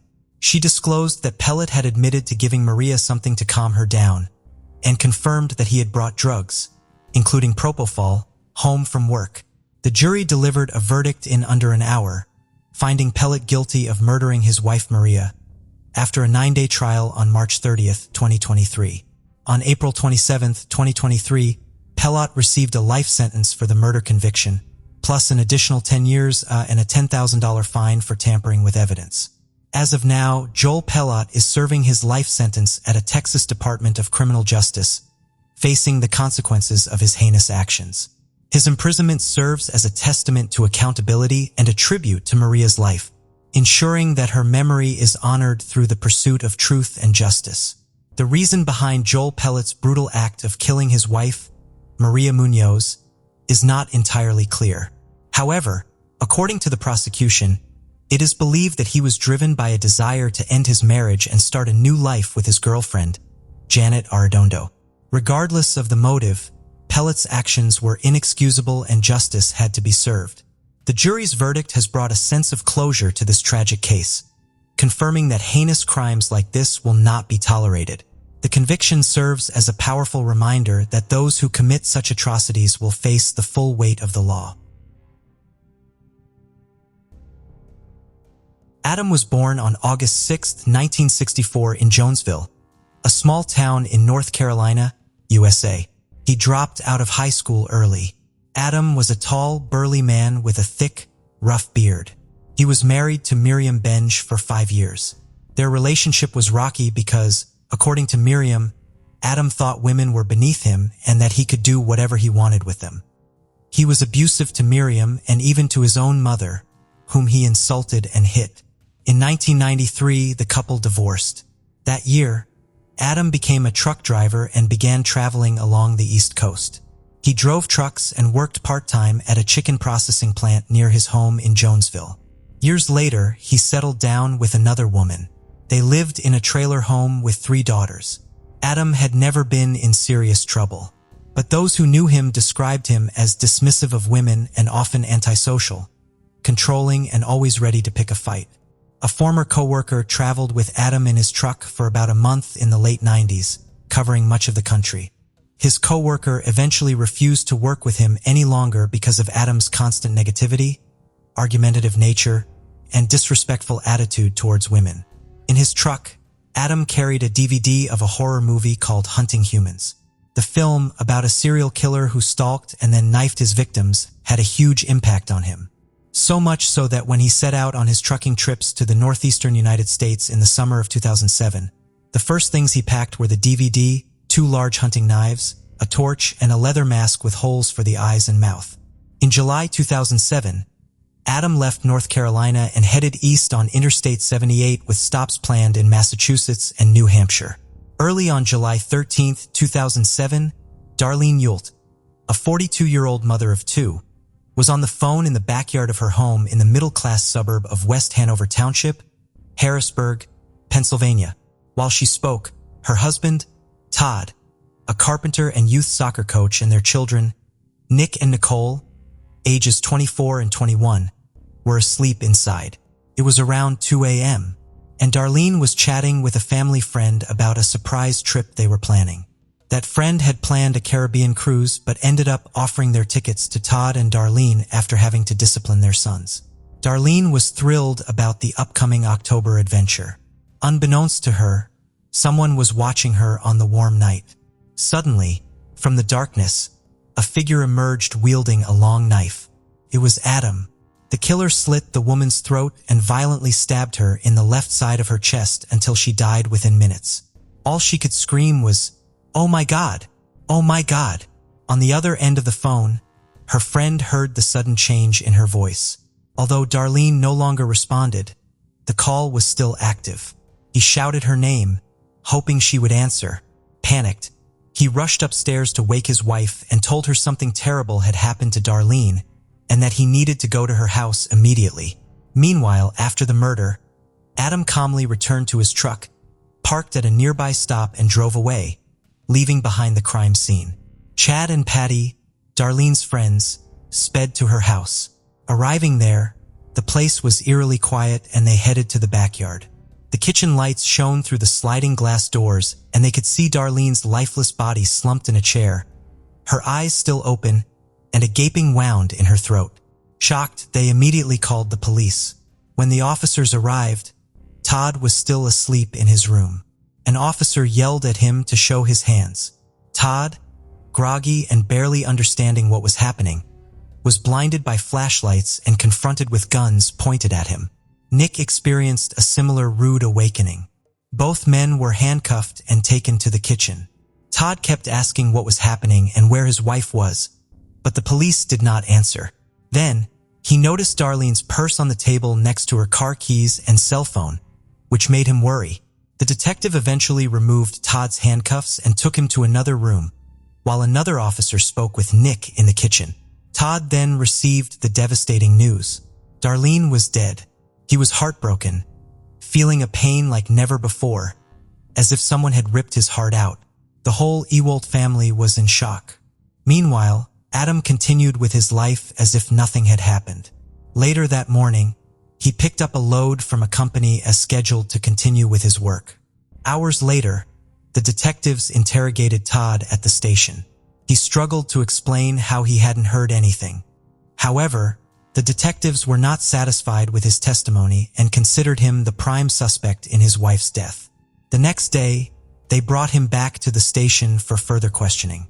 They asked about sensitive points in their marriage and accused him of killing her over financial troubles based on their reviewed finances. Todd insisted he had a good job and savings and had no reason to murder his wife. The police then suggested that she wanted to separate from him, which led to her death. Todd maintained his innocence and even took a lie detector test, which the police said he failed. Confused and desperate, he then sought a lawyer. The family was left completely devastated by the crime. Since the incident, Nicole, the 21-year-old daughter, refused to go out alone at night. Her brother Nick relived the tragic memory of their mother's death, often lying awake at night. Todd said the murder destroyed his life and wished he could have been there to save her. Darlene was the first, but sadly not the last victim of the so-called highway killer. On the night of July 17, 2007, in Conewago Township, rural York County, Pennsylvania, a woman named Patricia Brooks was sleeping on her couch when Adam burst into her home. The house was close to Interstate 76 and about 25 miles south of where he committed his first murder. Adam stabbed Patricia in the neck and shoulder with a huge knife. She woke up to indescribable pain, immediately covering the wound with her hands and screaming. Adam then fled through the back door he had entered minutes before, allowing Patricia to survive the attack, although she could not make out any features of the man dressed in black who had attacked her. Monica loved her new home, located in Bloomsbury, New Jersey. Everyone there was friendly, and she felt that nothing bad could happen. She felt so secure that she never locked her doors. Monica had great friends with whom she spent hours talking online. She also had other big passions: photography, motorcycles, and rock and roll. Without any ties, she lived life to the fullest, attending concerts and traveling, embracing each day as if it were her last. On the night of July 28, 2007, Monica was sleeping in her bed when, around midnight, Adam parked his truck at a nearby stop. Dressed in black and carrying a knife, he hid in the shadows, silently moving through the picturesque streets in the dead of night, searching for unlocked doors. Finding Monica's front door open, he quietly stepped inside. He moved through the house noiselessly until he reached the bedroom on the first floor. Startled awake, Monica turned on the light, and that's when he attacked her with the knife. He fatally stabbed her in the throat. She bled out and died quickly, but not before struggling against her assailant. Adam stabbed her multiple times in the neck and chest. Monica died alone at the hands of that monster, without time to call for help or escape. She was cornered with nowhere to go. The crime shocked the peaceful community. Initially, detectives focused on people Monica might have been romantically involved with, as it seemed like a crime of passion. However, they found no solid leads. The police had no suspects until they noticed something significant. Monica lived near the truck stop and the interstate. They decided to contact the FBI, which had begun to systematize investigations of similar crimes occurring along interstate highways across the country. The federal agency suspected there might be one or several serial killers, possibly a trucker who used the highways to randomly select his victims, stalk them, kill them, and then escape. Less than 24 hours after Monica's murder, a new chapter of horror unfolded in Chelmsford, a town in Massachusetts. Adam continued his route northward, parking his truck at a rest area. Around 11 p.m. on July 29, 2007, in an apartment complex, a woman spotted a man hiding in the bushes and called the police. By the time the officers arrived, the man had vanished. But a few hours later, security agents received a frantic call through the 911 emergency service. A man was trying to enter the home of a woman located in a mobile home park. She reported that her daughter thought she saw someone staring at their house, so she went outside to check. There, she encountered an individual dressed all in black, wearing a mask, looking like a ninja. The man turned around, followed her, and banged on the door. She was terrified. The police arrived within minutes, but once again, the suspect had vanished. 90 minutes later, around 4:30 a.m., Adam showed up at the home of Kevin and Jeannie McDonough, located about 2 miles from the trailer park and just off the highway. Kevin, a 49-year-old utility line contractor, and his wife, a 47-year-old administrative clerk, lived in a 4-bedroom house in Chelmsford, a town named one of the best places to live in the United States in 2007. Their 2 children, Shay, 15, and Ryan, 19, also lived in the house. Adam tried the back door and found it unlocked.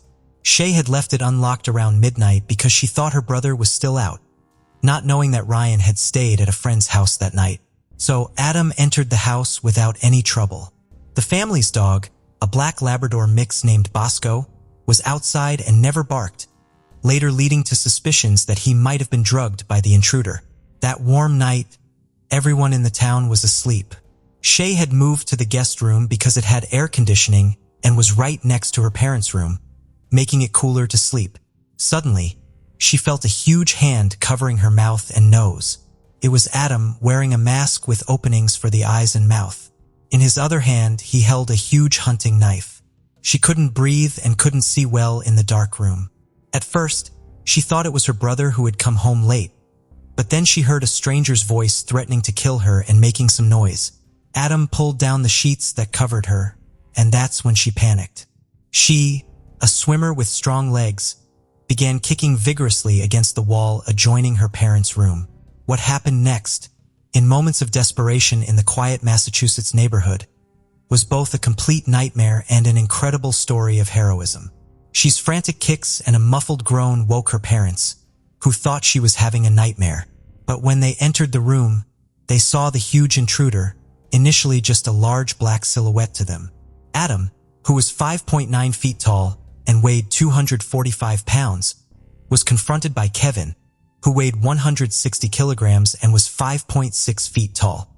Kevin lunged at the intruder, grabbing his wrists, throwing him to the ground and pinning him down. He shouted, demanding to know who he was, while Jeannie tried to wrestle the knife away. Suddenly, Adam burst with adrenaline and stood up with Kevin on his back. Kevin held on and wrapped his arm around Adam's neck. Then both men crashed against a wall. With his back against the wall, Kevin squeezed the criminal's trachea as hard as he could. Meanwhile, Jeannie managed to take the knife away but severely cut both her hands in the process. By then, Shay had run out and was calling 911 on her cell phone. She told the operator that a tall, burly man had entered her room and threatened her life and that her parents had caught him. Jeannie and Kevin fought hard to defend themselves, struggling for their lives while waiting for the police. Sometimes, people freeze in situations like these, but the McDonald's undoubtedly summoned incredible strength and managed to subdue Adam, who was much larger than them, even wresting the knife from him.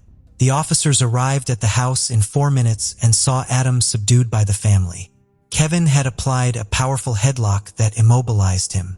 One of the officers warned the intruder not to move or he'd shoot him in the head, while Kevin calmly brushed himself off and asked the police to remove that scum from his home. As the police patted him down, they found evidence that alarmed them. A couple of knives, larger military-style household knives, and a belt from which sheaths for the blades hung.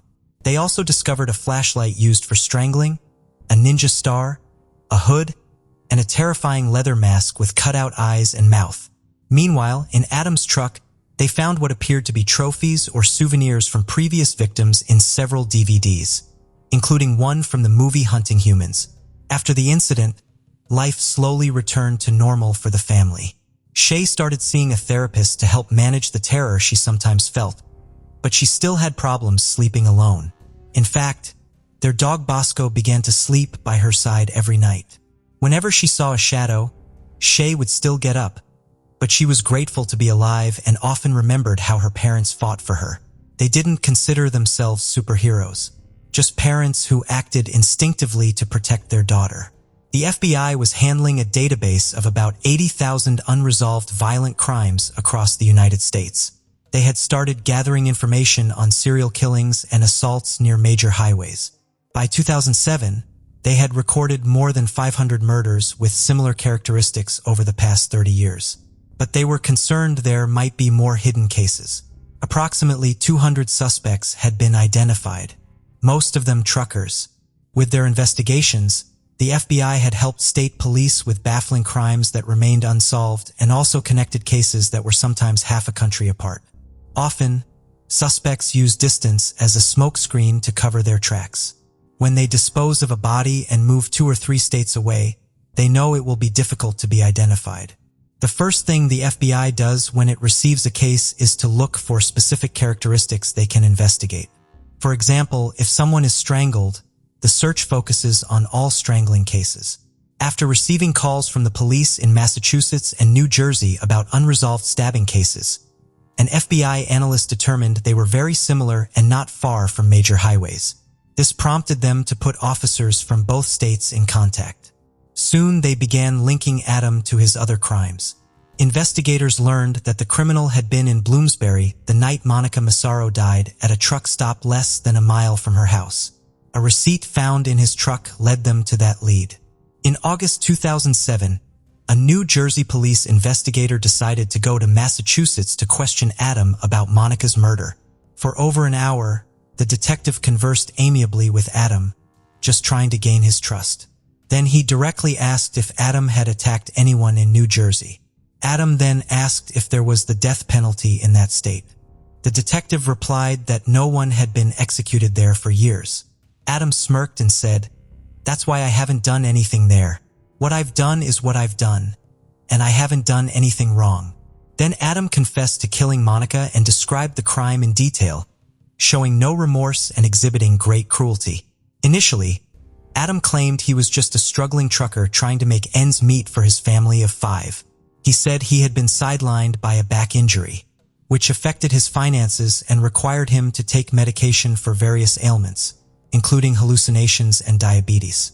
He claimed his original plan was only to steal some money. He tried to justify his actions by saying he had lost everything, including his family. At the same time, he insisted that he respected the law and treated people the way he liked to be treated. He claimed that when he entered Monica's house and found her asleep, he covered her mouth, but she resisted, and in the struggle, she accidentally rolled onto the knife and bled to death. He then claimed he tried to cover up the crime by stabbing her multiple times to make it look like a sexual crime. The detectives found his version of accidental death hard to believe. Adam insisted that he didn't intend to kill her and that he used his knives as intimidation tactics in case he was discovered. He also denied deriving any sexual pleasure from the murders. Almost a month after his arrest in Massachusetts, Adam was charged with Monica's murder. In most of the cases, DNA has become one of the most accurate tools for individual identification, used by thousands of labs. It's employed first for the identification of biological traces of interest in criminal investigations of various crimes, second in the identification of human remains and missing persons, and third for biological research on paternity and other kinship relations. In Adam's case, DNA was also essential in linking him to his crimes. Weeks after the interrogation where he confessed to killing Monica, investigators received the analysis of the knives recovered in Massachusetts. One of them had blood on it. DNA analysis proved it was Monica's, as well as a necklace found among Adam's possessions in his truck. The man had also discarded some gloves as he ran from Patricia's house. Further analysis revealed the gloves had DNA from both Adam and Monica. Forensic scientists found blood samples on it that turned out to be from Darlene and Patricia, the first 2 women he attacked. Legal proceedings against the highway killer then began. In December 2007, Adam was sentenced to 25 to 30 years after pleading guilty to the attempted murder of Shay. He pleaded guilty to 9 of the 10 charges he faced, which included breaking and entering, armed assault in a dwelling, assault with intent to murder, and assault and battery with a dangerous weapon. He only denied the charge of attempting to rape a minor. When the judge asked him if he had done all that the McDonough family accused him of, the burly, bearded man, his arms chained to his waist, simply said, "Almost everything." Shay, who was 16 at the time, did not appear in court on the day of the sentencing, but her parents did. Jeannie, her mother, told Adam that one day he would have to answer for his actions, not just in a court of law. Adam's next trial was in October 2008 in New Jersey, where he pleaded guilty to Monica's murder and was sentenced to 50 years. Finally, in June 2010 in Pennsylvania, Adam pleaded guilty to 2 other crimes to avoid the death penalty. He was then sentenced to between 10 and 20 years for the attempted murder of Patricia and received a life sentence for the murder of Darlene. Members of Darlene's family addressed the judge before the sentencing, expressing a mix of sadness and anger. Todd, Darlene's husband, said what happened was the result of a senseless and unnecessary act by a coward. Adam, wearing the orange and white prison uniform, had his hands shackled. He looked different from the man who had been arrested. He had lost a considerable amount of weight and had his hair and beard cut short. He showed no emotion when he received his sentence and declined his right to speak because he had nothing to say, as he pointed out during the trial.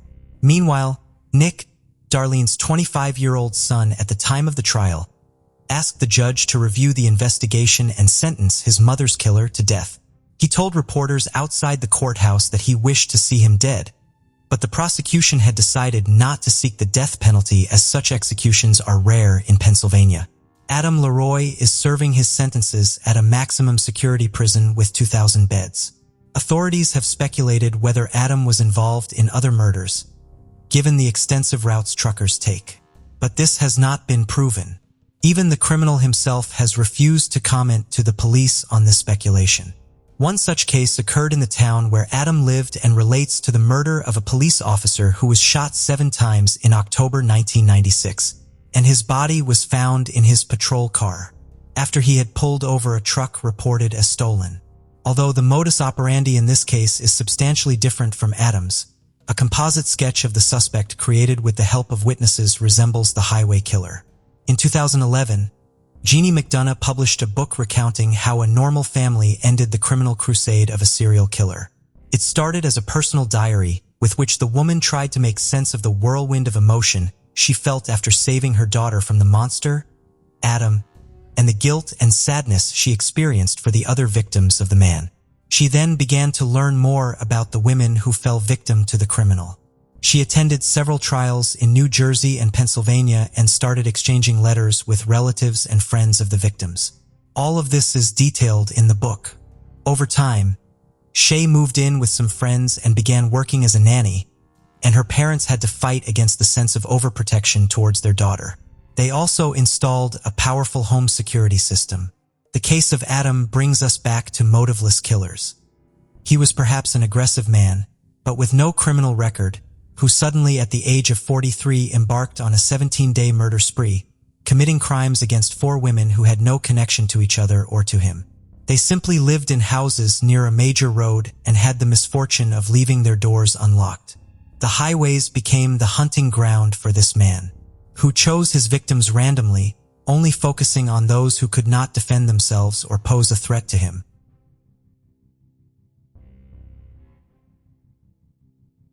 Case of Corey Richins. Eric Richins was born on May 13, 1982, and left a lasting impact on those around him. As a child, Eric was passionate about sports, actively participating in basketball, baseball, and soccer, which showcased his athletic talent and enthusiasm for staying active. Eric's true passion, however, was anything that involved being outdoors. He was an exceptional hunter, known for his impressive marksmanship, and had amassed an impressive collection of trophy animals from around the world. With his vibrant personality, Eric had the ability to light up any room he entered, spreading joy and laughter through his storytelling, playful pranks, and contagious laughter. As an adventure seeker, Eric lived life to the fullest in Utah, where he owned a wide range of motorized vehicles, including trucks, four-wheelers, and snowmobiles. He loved exploring the outdoors and relishing the thrill of adventure. Despite his love for fun and adventure, Eric was deeply committed to his faith, being a devoted member of the Church of Jesus Christ of Latter-day Saints. Eric's family supported him on a 2-year mission trip to Mexico City, where he became fluent in Spanish. After high school, he attended the University of Utah, earning a degree in international studies with a minor in Spanish in 2009. While working in construction, Eric frequently visited Home Depot where he met Corey Darden. Over time, they developed a friendly connection and Eric found himself attracted to her charming personality and beauty. However, he was too shy to approach her directly. So Eric asked a friend to help him get her phone number. One day, while Eric was shopping at Home Depot, his friend discreetly asked Corey for her number, telling her that Eric was interested in getting to know her better. Eric anxiously waited to see if his plan would work. Eric took the next step and called Corey to set up their first in-person meeting, unaware that it would be a life-changing event. As soon as they met, they clicked, and their first date marked the start of a romantic journey. As they introduced each other to their families, their bond grew stronger. Corey's family welcomed Eric with open arms, and Eric's family was equally impressed by Corey's character and how well she fit with him. Although Eric's sisters, Katie and Amy, were initially cautious, they soon warmed up to Corey and accepted her into their family. In 2013, Eric and Corey got married in an intimate ceremony, making their relationship official. After their wedding, Corey gave birth to their first child, Carter, followed by Ashton and then Weston, completing their ideal family. Eric naturally took to being a father, and his boys looked up to him. Eric took great pride in his sons' accomplishments, whether they excelled academically, athletically, or artistically. He consistently showed his support by attending their events and celebrating their successes. Later, Eric established a successful stone masonry business, which flourished due to his exceptional craftsmanship and attention to detail. Clients sought him out for his expertise in creating beautiful stonework. The business provided Eric and his family with financial security. Additionally, Corey, who worked in real estate, contributed to the family's income. Her entrepreneurial spirit, coupled with her knowledge of the local market, made her a valuable asset. She would buy homes, renovate them, and sell them for a profit. The Richens family enjoyed a wealthy lifestyle, symbolizing the epitome of success. However, their seemingly perfect life came to a sudden end on March 4, 2020, when Corey called 911 to report that her husband Eric was unresponsive. When paramedics arrived, they determined that Eric had already passed away. Devastated, Corey called her mother Lisa, who rushed to be by her side.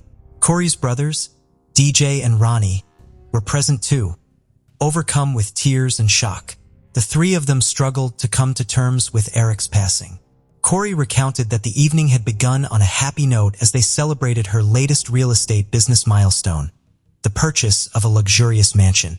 Before retiring to bed, Corey had even prepared Eric's favorite drink, a Moscow Mule, mixing ginger beer with vodka.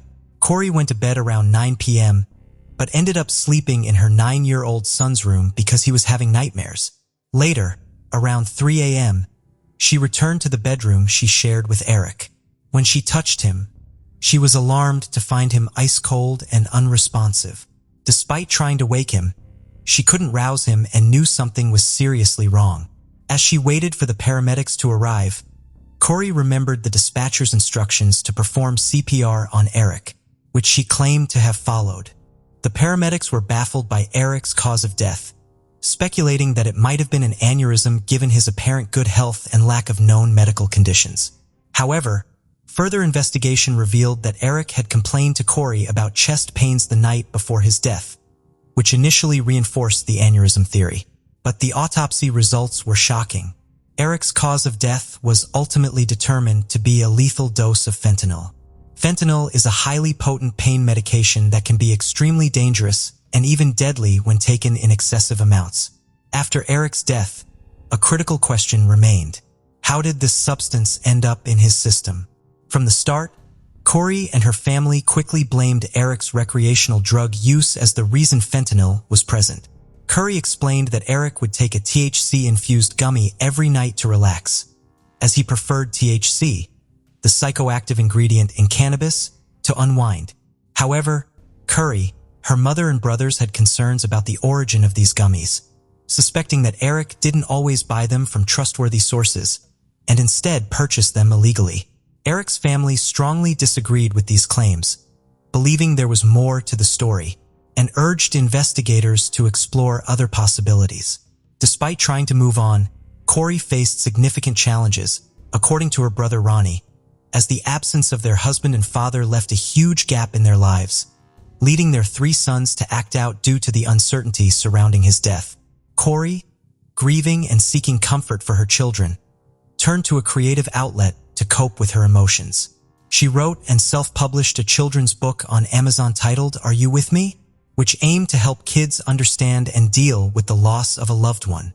The book tells the story of a young boy struggling to come to terms with his father's death through illustrations and narrative. In the book, Corey portrayed Eric, her late husband, as a protective angel always watching over their son. Her mother Lisa praised the book, saying it brought some comfort to Corey and her grandchildren as they navigated their emotions and rebuilt their lives. However, detectives investigating Eric's death soon uncovered evidence suggesting foul play. Just weeks after Corey appeared on local Utah news stations promoting her book and sharing her grief, she was arrested and charged with her husband's murder on May 8, 2023. The community was stunned by the arrest.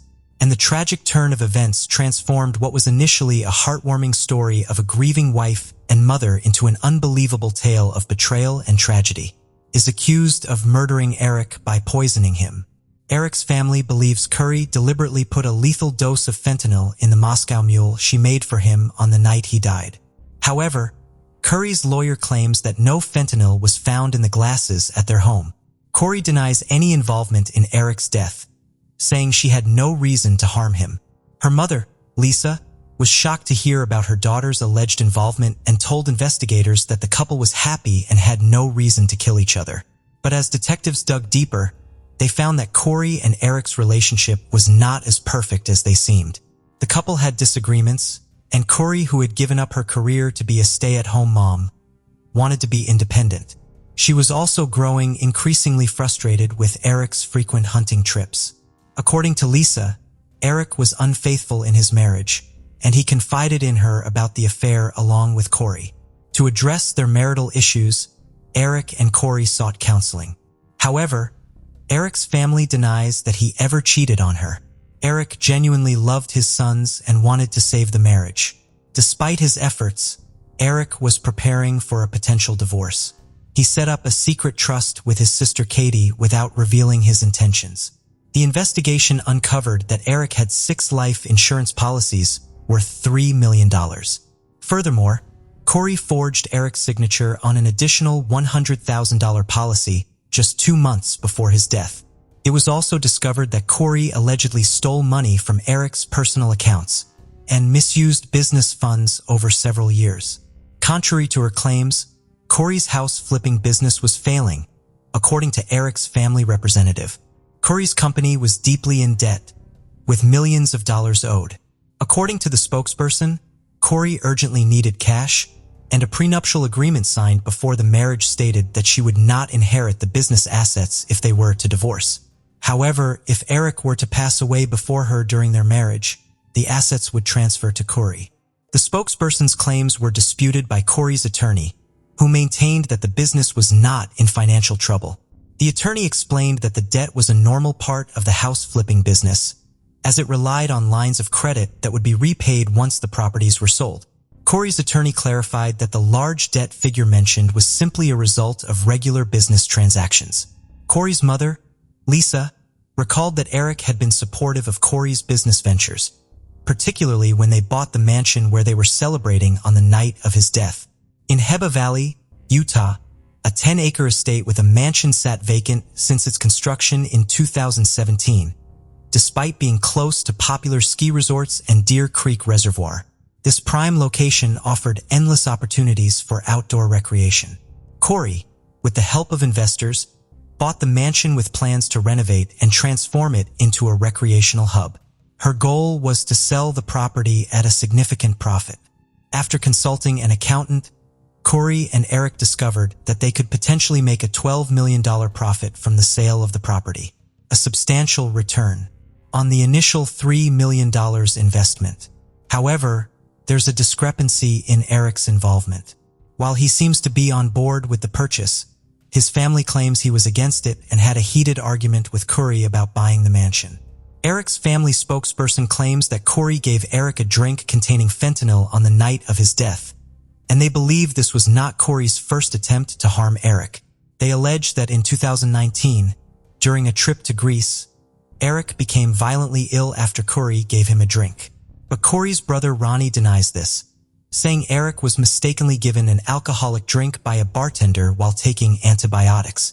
Eric's family also claims that Corey tried to kill Eric again on Valentine's Day 2022, a month before his death, when she brought him a sandwich that caused him to break out in hives and struggle to breathe. After Eric's death, Corey's behavior was questioned, including an incident where she allegedly attacked her sister Amy when she tried to open a safe containing a large amount of cash. Corey claimed she was defending herself to retrieve important documents, but was charged with assault and pleaded no contest in June 2023. Corey appeared in court for a 4-hour bail hearing, during which her attorney tried to convince the judge to release her on bail. Prosecutors presented 3 witnesses and evidence to argue that Corey had poisoned her husband. One of the witnesses, a cell phone expert, testified about Google searches found on Corey's phone, including queries about retrieving deleted iPhone messages, FBI's ability to find deleted messages, and the lethal dose of fentanyl. However, Corey's attorney counted that these searches were conducted after her husband's death, as Corey sought answers to the accusations against her. The prosecution also questioned the lead detective about potential sources Corey might have used to obtain the drugs that killed Eric. According to the detective, a woman named Carmen Laba, who claimed to work as a cleaner for Corey's business and home, told investigators about a meeting that took place in early 2022. During a call, Corey asked Carmen to buy fentanyl pills for an investor with a back injury. Carmen, who had a history of drug-related crimes and was on probation, agreed to the request. She later told detectives that she purchased 15 to 30 fentanyl pills and met with Corey to exchange them for cash. This exchange happened on February 11, 2022, just 3 days before Valentine's Day. Around the same time, court documents suggest Corey tried to poison Eric with a sandwich. Carmen also told detectives that Corey contacted her again, looking for even stronger drugs. She said Corey paid her with a check this time. Specifically, Carmen claimed that Corey wrote her a check for $1,300 about a week after Eric's death. However, Corey's attorney questioned whether the check could have been payment for cleaning services instead, and the detective acknowledged that this was possible. Corey's lawyer tried to discredit Carmen by pointing out her criminal history, including 4 first-degree felonies, and suggesting that she might not be a trustworthy witness.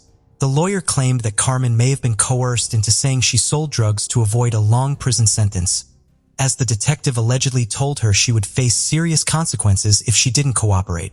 The lawyer also asked if there was any physical evidence to prove Carmen had bought drugs.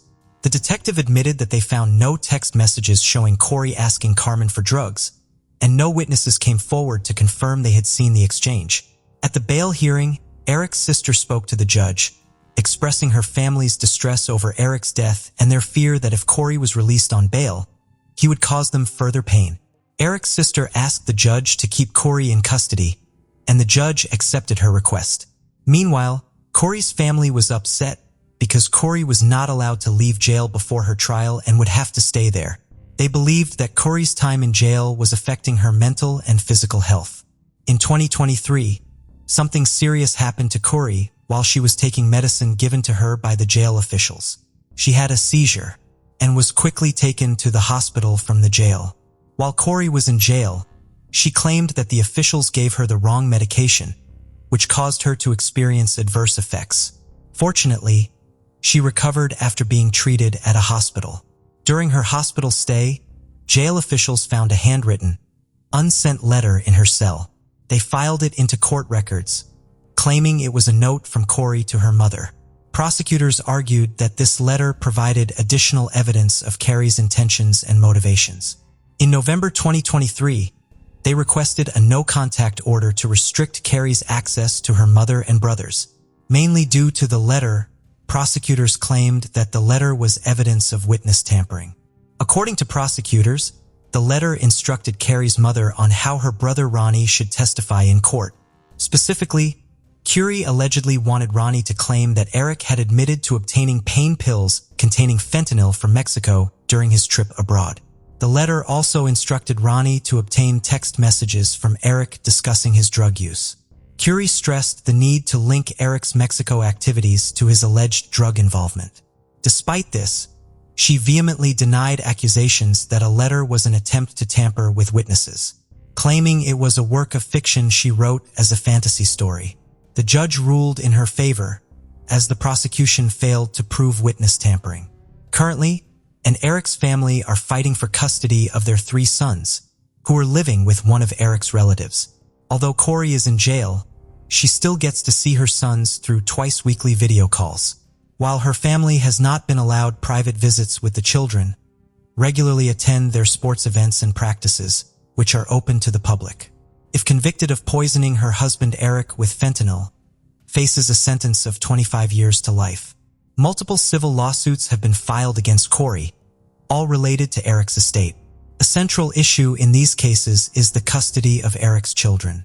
Eric's family thinks that Corey's family is motivated by a desire to control Eric's assets, as whoever gets custody of the children will also gain control of his money.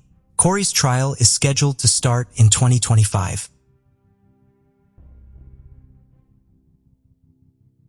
Felicia McGuire was 32 years old when she vanished on October 7, 2007, devastating her family and friends.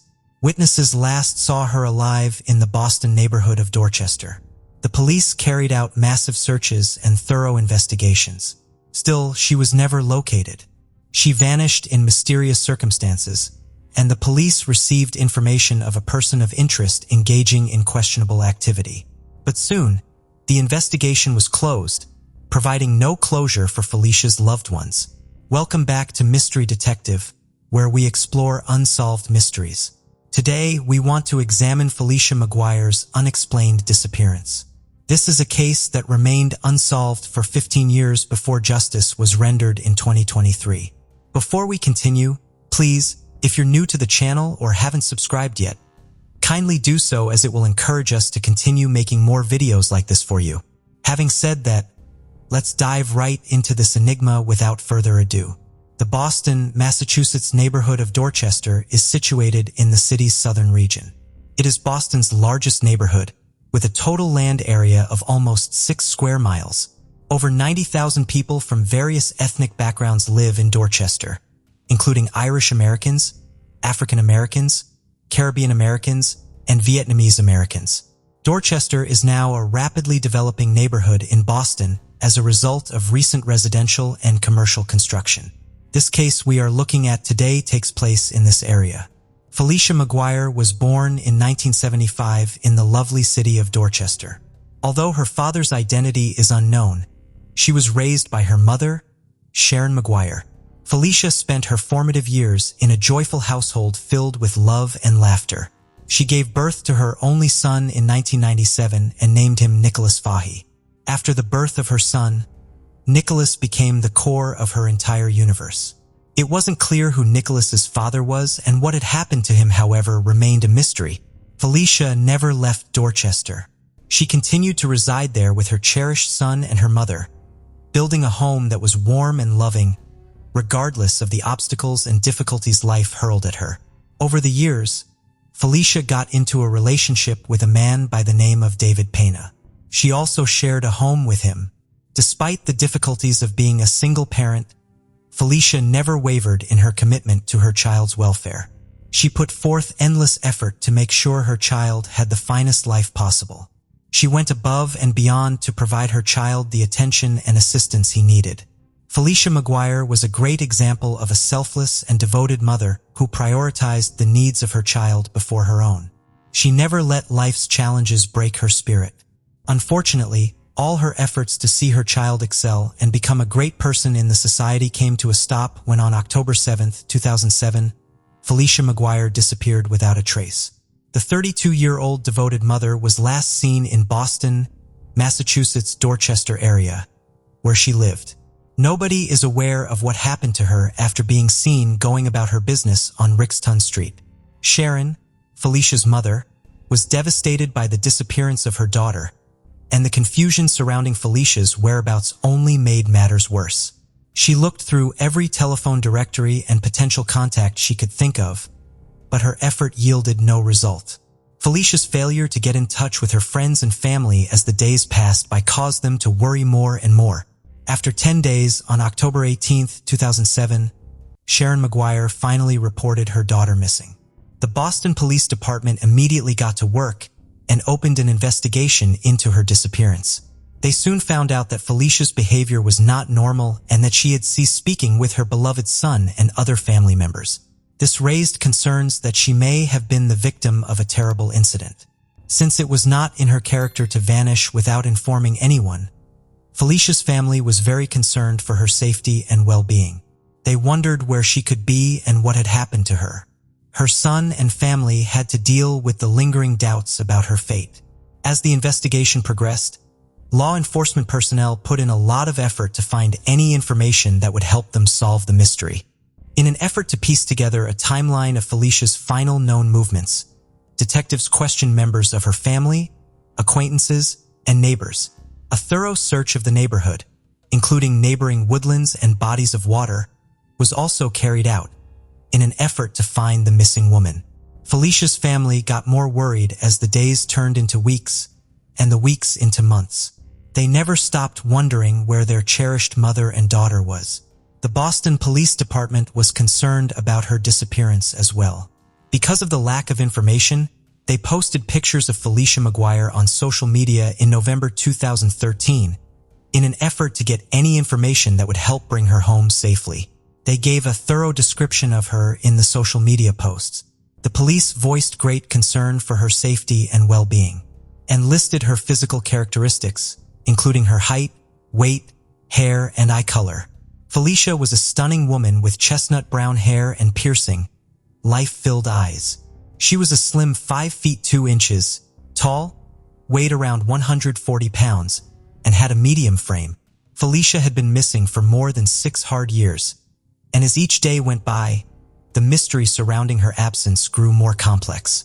Despite investing a significant amount of time and resources in the search for leads, her body had never been located. However, following the Facebook post in 2013, several witnesses' report of Felicia's disappearance remained suspicious. An unnamed witness, who reportedly lived below Felicia McGuire and David Pina's flat in 2007, told the police that he remembers Pina, Felicia's live-in boyfriend, showing up at his door in the early hours of October 7, 2007, asking for a ride to his mother's house in Devon Street. The neighbor noticed blood on his clothes, but at the time, Pina had claimed that Felicia had stabbed him with scissors. However, the blood on Pina's shirt suggested something much more heinous had happened. The witness claimed that Pina informed him that during their fight, he had pushed Felicia against the wall with force, striking her head on the bed or dresser as a result. Pina then said he didn't know if she was still alive and seemed unconcerned about her fate. The witness continued to make observations of Pina. He claimed Pina's right hand was also swollen. When questioned why, Pina stated that Felicia had hit him with a baseball bat. Days later, 2 additional witnesses asserted that they had seen Pina return to the apartment on the same evening. According to them, around 3 or 4 in the morning that day, Pina returned home with another man and went upstairs. After some time had passed, they returned, dragging a blanket that may have contained Felicia McGuire's body down the stairs. The 2 witnesses attempted to assist but were turned away and told to mind their own business. To add to the mystery, another witness claimed that in 2007, after lending Pina his 2005 Chevy Impala in exchange for narcotics, he received it back with a shattered and freshly cleaned back seat. As the investigation went on, these troubling details led the police to suspect David Pina and raise doubts about what actually happened to Felicia McGuire. Without delay, investigators questioned David Pina about the case. They also discovered that he had a violent past with Felicia. Pina told investigators he was Felicia McGuire's live-in boyfriend at the time of her disappearance, and their relationship was anything but easy. Since Pina had previously told the first witness who had called the police that he and Felicia had engaged in a violent altercation at their apartment, the police questioned him about it. He then admitted that Felicia attacked him with a pair of scissors, stabbing him in the shoulder. Pina reacted by leaving the apartment and seeking safety at his mother's house. But when he came back a few days later, he made an unexpected discovery. Felicia had left, and her belongings had been taken. After the interview, investigators were forced to release Pina because there was no evidence against him, and he made no incriminating statements. Following this, the investigation into Felicia's death was a torturous journey full of detours that eventually led to every possible dead end. Although every lead was pursued and every piece of evidence was examined, the case grew colder with each passing day. Felicia's family and friends were in excruciating pain and desperately wanted explanations for her disappearance. For years, rumors and conjecture have been circulating regarding the whereabouts of Felicia McGuire, the adored mother who disappeared in 2007 without a trace. In 2017, when the FBI conducted a search in a heavily forested area of West Roxbury, fresh hope was generated. Days of investigation were conducted in secrecy, with no information provided to the press, leaving the public to speculate as to what had brought the authorities to that location. The the truth came out in the end. The investigation into Felicia's disappearance was in fact related to the search, and it was an essential step in the drawn-out process of learning the truth. The search turned up a witness who told the detectives the shocking information that David Pena had requested his assistance in removing items from his apartment in 2007, including a heavy rolled-up carpet. He added that Pena and his accomplice had placed Felicia's body in the trunk of a car before speeding off. The witness who saw this claimed that he instantly had the suspicion that a body was wrapped in the carpet and blanket. Sadly, he was right in his assumptions. Finally, with the aid of the witness, Pena was able to carry Felicia's body into a wooded area with a parking lot where they dumped Felicia's body. The investigators were almost close to solving the case, but they needed to find the location where Felicia's body was dumped. However, the solution to this seemed to be a mystery that would never be solved despite numerous leads and witnesses. Before learning what happened to her remains, the witness left the scene. It was even made worse by the fact that the witness had no knowledge of Boston and was unable to offer any suggestions as to where the body might have been dumped. The prosecutor was unable to offer closure to McGuire's family and loved ones because they had been given a frustratingly incomplete picture of the crime. A few years later, on January 14, 2023, David Pena was successfully arrested by the Boston Police Department's Fugitive Unit, Florida's Baker County Detention Center. Pena was wanted for a murder charge related to Felicia's case from Dorchester District Court, and he also had an outstanding warrant from Suffolk Superior Court for trafficking cocaine. Felicia left her young son behind when she disappeared from Roxton Street in Dorchester more than 15 years ago. Her family and friends who have been looking for her for so long may finally get some answers thanks to Pena's arrest. On February 15, 2023, Pena showed up in court for his arraignment on the charges leveled against him. After more than 15 years of uncertainty and heartache, the case has attracted national attention, and this most recent development has revived hopes of discovering Felicia's remains. The family of Felicia McGuire now has some sliver of hope. Despite the fact that her body was never discovered, police have reason to believe that her remains are still somewhere in the Boston region. An investigation that had remained cold for a while has now received some resolution following the news of an arrest. Felicia's family and friends can now rest easy, knowing that someone will be held accountable for her tragic disappearance, even though it couldn't bring back their beloved Felicia. We hope that justice will eventually be carried out. Pena will likely stand trial very soon and is scheduled to appear in court. Our thoughts and prayers are with Felicia's family and friends at this trying time. As they continue to recover from this unimaginable tragedy, we can only hope that they will find some solace and peace. The case of Pam Hupp.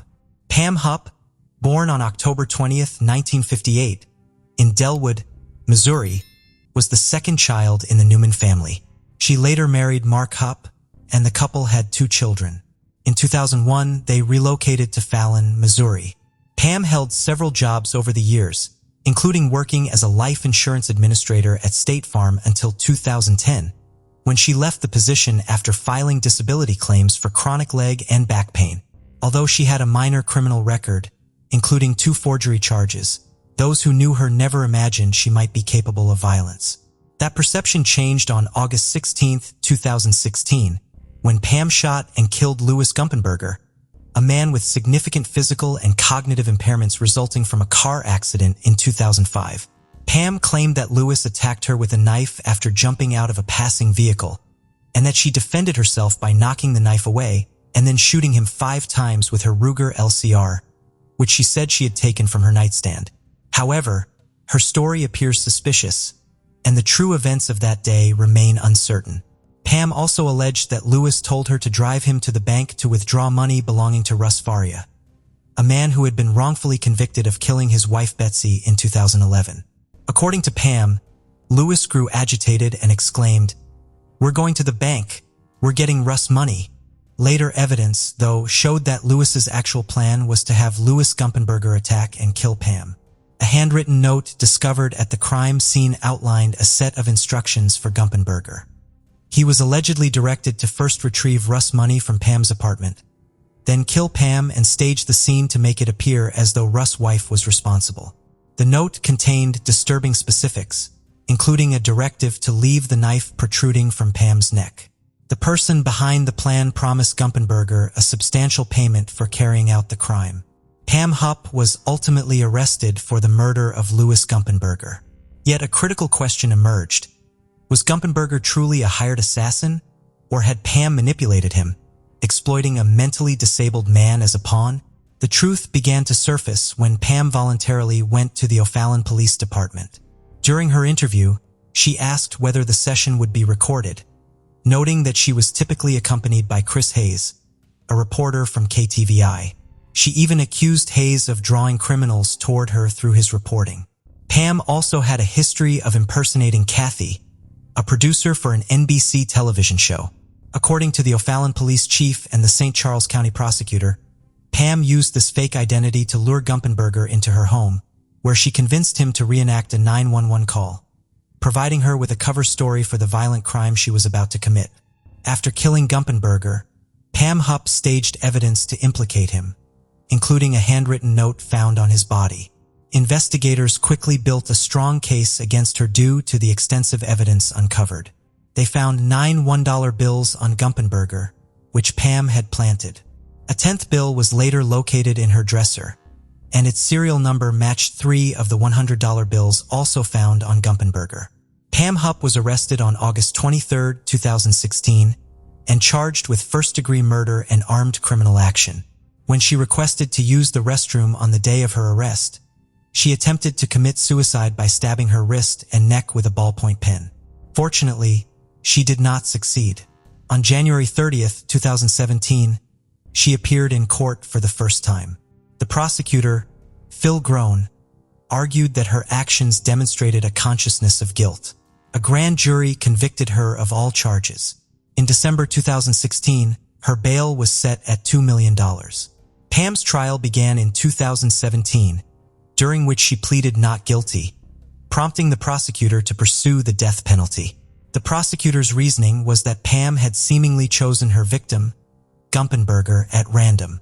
In June 2019, Pam entered an Alford plea, which allowed her to plead guilty while maintaining her innocence. This move nullified the death penalty charge and led to a jury trial being canceled. As a result, Pam was sentenced to life imprisonment without parole in August 2019. Following her sentencing, she called her then-husband Mark Hupp and explained that she had confessed to killing Louis Gumpenberger to avoid putting their family through a lengthy and distressing trial. During the trial, disturbing facts about Pam's past came to light, shocking the police, judges, and the public. In June 2016, Judge Cunningham ruled that evidence related to the brutal murder of Betsy Faria could be presented in court. This ruling led to the reopening of the Betsy Faria case. Betsy, born Elizabeth Faria, worked with Pam at State Farm as a life insurance administrator and lived in Troy, Missouri with her husband Russ Faria and 2 daughters from a previous relationship. Betsy was diagnosed with cancer in 2010. In October 2011, she discovered that the cancer had spread to her liver and she only had a few months left to live. Sadly, she passed away on December 22, 2011. Before her death, Betsy changed the beneficiary of her $150,000 life insurance policy from her husband to Pam Hupp, without informing her husband or daughters.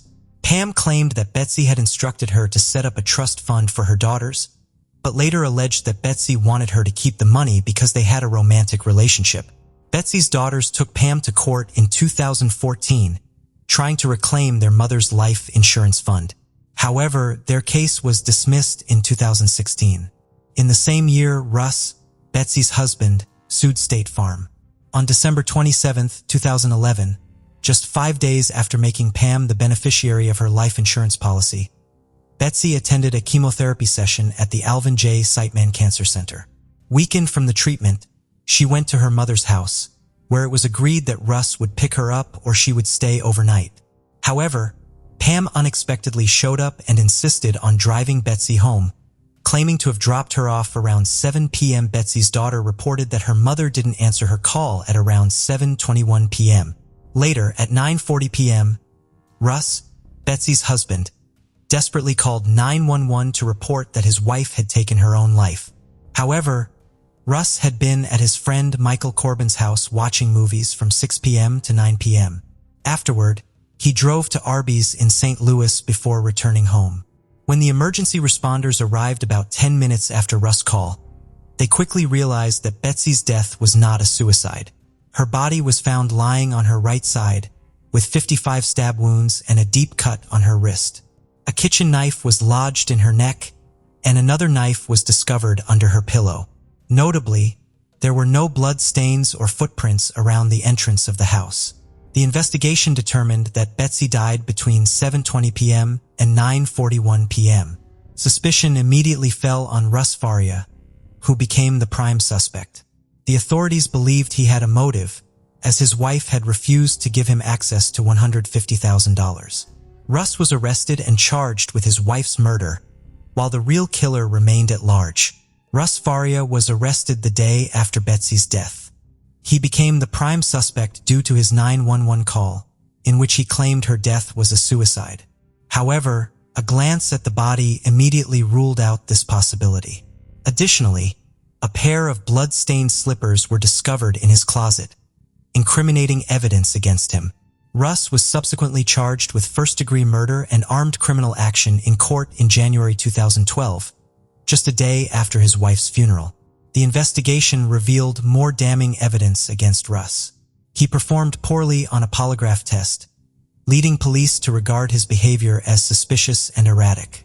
Furthermore, at Pam's request, the police searched Betsy's laptop and found a disturbing Word document in which she expressed her fear of losing her life at the hands of her husband.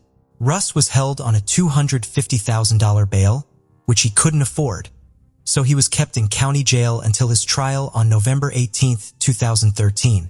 During police questioning, Pam revealed that Russ had a history of violence, heavy drinking, and had previously threatened Betsy, making it easy to suspect him of the murder. The prosecution argued that Russ had a strong motive to kill his wife. She had received a large sum of $150,000 for her friend, bypassing him in the process. According to Judge Christina Menem, this motive was enough to implicate Russ. At the trial, Russ' lawyer, Joel Schwartz, defended his client's innocence. Schwartz claimed that Russ had spent most of the night with friends, who corroborated his alibi. Additionally, Russ had purchased food at a store that evening, which made it physically impossible for him to stab his wife 55 times within the given time frame. Furthermore, there were no blood stains on his clothes or body. The prosecutor countered that Russ' friends might have been involved in the crime and had lied about his whereabouts that night. The prosecutor suggested that Russ' friends had accompanied him to buy food at Arby's and stage an alibi. The presiding judge, Christina Menem, refused to allow Joel Schwartz to present crucial evidence that implicated Pam as an alternative suspect. This evidence included phone records showing Pam was still near Betsy's apartment 30 minutes after she claimed to have left, as well as the fact that Betsy had made Pam the beneficiary of her $150,000 life insurance policy just 5 days before her death. Despite Pam having a clear motive, the judge chose to ignore it. In a closed hearing, Pam claimed to have put $100,000 of the insurance money into a trust fund for Betsy's daughters. However, in a later civil deposition, she admitted to keeping the money for herself, stating that she didn't want her daughters, mother, or sisters to have it. Meanwhile, Detective Mike Merkel of the Lincoln County Sheriff's Office reported that a crime scene camera had malfunctioned, resulting in important photographs being unable to be developed. Despite the mounting evidence against him, Russ was convicted of first-degree murder and armed criminal action in November 2013. He was sentenced to life imprisonment without parole for 30 years. Before Faria's second trial, Attorney Schwartz finally obtained the photos that showed no blood trail. Fox 2 News was present in the courtroom when Schwartz dramatically revealed that he had uncovered evidence that police and prosecutors had been hiding. After this, Russ was transferred to the Jefferson City Correctional Center, a welcome development for Pam's sister Betsy. During the trial, Russ' wife testified that he had once pressed a pillow against her face, whispering, "This is what it feels like to die," because she had removed him from her insurance policy. Schwartz pointed out that this story originally came from Pam, but the judge ignored this. Throughout the trial, Russ's friends were falsely accused of being accessories to murder, thanks to the prosecutor's closing speech. Fortunately, no charges were brought against them, even though Russ spent nearly 4 years in prison. In February 2015, attorney Joel Schwartz appealed Russ' conviction.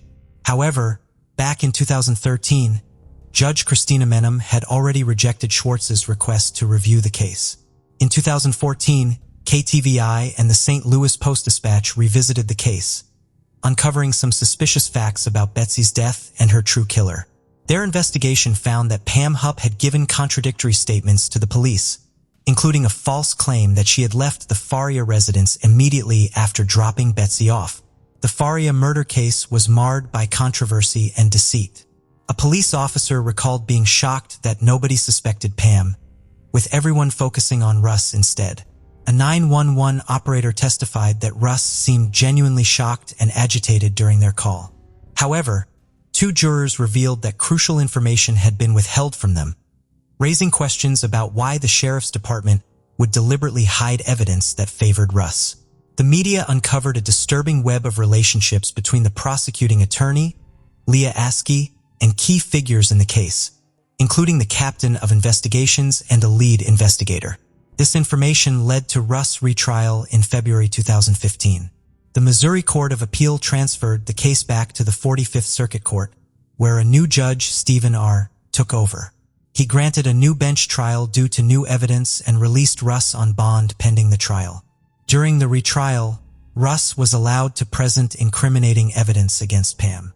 Some police officers admitted that Pam had told them she saw Russ with another man in a car while she was dropping off Betsy. The CSI agent who handled the crime scene believed that Russ's bloodstained slippers were a setup and that the bloodstain was not from stepping in blood. Russ was acquitted of all charges and released on November 7, 2015. He later filed a lawsuit against Leah Askey and 3 deputy sheriffs for ignoring exonerating evidence and fabricating evidence. In 2020, he was awarded a $2 million settlement. The case also led to repercussions for the officials involved. Leah Askey faced a bar complaint, although it was rejected. She later announced that she was willing to cooperate with the U.S. Attorney's Office and the Lincoln County Commissioner to review her conduct. Judge Christina Menem was suspended for misconduct in a different case and was voted out of office in 2018 for her role in the Faria murder case. In 2019, Lincoln County appointed a new attorney, Mike Wood, who reopened the Betsy Faria murder case. He confessed that the wrongful conviction of Russ had inspired him to take the job. Pam was eventually interrogated as a suspect in the murder and was charged with first-degree murder. The new prosecutor would sought the death penalty due to the heinousness of the crime. Betsy Faria was brutally murdered, stabbed 55 times, and her wrist was almost completely severed. Prosecutor Mike would condemn the act as animalistic and charged Pam Hupp with the crime. Wood had strong evidence against Pam, including a $150,000 life insurance policy that named her as the beneficiary just days before Betsy's death. Pam had promised to put the money in a trust fund for Betsy's daughter, but instead kept it for herself, claiming that Betsy had wanted her to have it. In an interview, Pam claimed that she and Betsy were lovers, but Wood believed she was lying. Pam had also loaned her son $120,000 from her company in 2021, contradicting her earlier claims. Wood was convinced that Pam murdered Betsy by stabbing her with a kitchen knife while she slept on the sofa.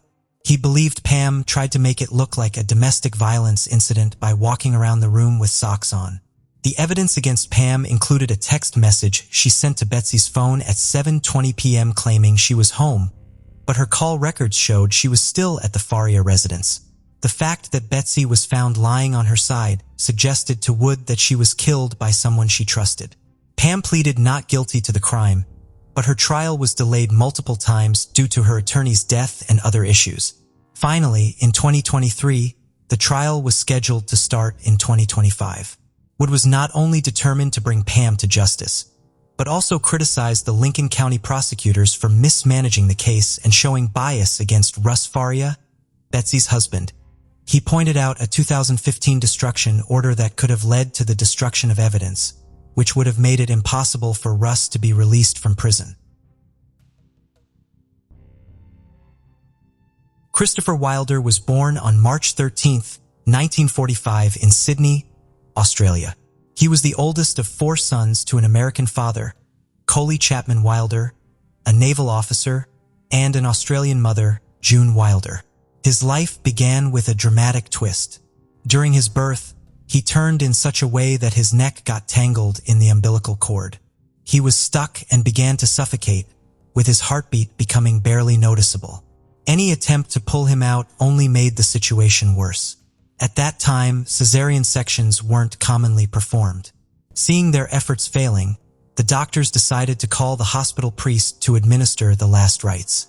Miraculously, as they prayed for him, his vital signs completely stabilized. This early brush with death left his parents deeply traumatized, leading them to be extremely overprotective. Despite their vigilant care, it wasn't long before another frightening incident occurred. One summer afternoon, while the family was enjoying their pool, 2-year-old Christopher dove into the water right under his Uncle John's watchful eye. He was underwater just long enough to lose consciousness. Fortunately, his father, skilled in emergency response, quickly applied resuscitation techniques. After a few tense minutes, Christopher was revived. The incident led to many health problems for Christopher during his early years, including seizures. This also affected him psychologically, making him feel fragile compared to other kids. From a young age, Christopher's father instilled military discipline in him with his mother's full blessing. To Christopher, his dad was everything, and his greatest wish was to grow up to be strong like him, leaving behind the frail and sickly image that marked his childhood. Christopher's teenage years were stable. He enjoyed a privileged life, was educated in top schools, and had a family that was always ready to do everything for him. However, this wasn't enough to satisfy him. Puberty increased his desire to be a powerful person. He longed to influence and dominate others, so his behavior became rebellious. In the evenings, he would sneak out of his house with the intention of lurking around. When he spotted girls walking by themselves, he would quietly follow them to their homes and then watch them through the windows as they changed clothes. Satisfying her sexual appetite was her only desire. The proximity of his home to the sea made the beach his favorite place to spend his afternoons. Like any Australian boy, surfing became one of his favorite pastimes, and it made him gain muscle. No longer an insecure boy, the transformation allowed him to become confident and attractive to young girls. But not because he wanted to date them, his intentions were darker. In the summer of 1963, a few months before his 17th birthday, he and his friends were enjoying another afternoon of surfing and beers when they decided to walk the beach in search of girls.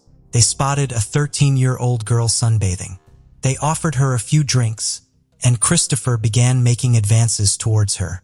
She felt uneasy and tried to leave, but he grabbed her arm, led her behind a dune, and abused her while his friends watched without intervening. He left her there and walked away as if nothing had happened. The girl reported the incident, and Christopher, a known figure in the area, was soon arrested. He pleaded guilty, but his parents interceded on his behalf, claiming that he was a bright young man with a promising future that would be ruined in prison. The court took these arguments into consideration and granted him probation with a series of precautionary measures. One of the steps taken was for him to undergo psychiatric treatment involving electroconvulsive therapy.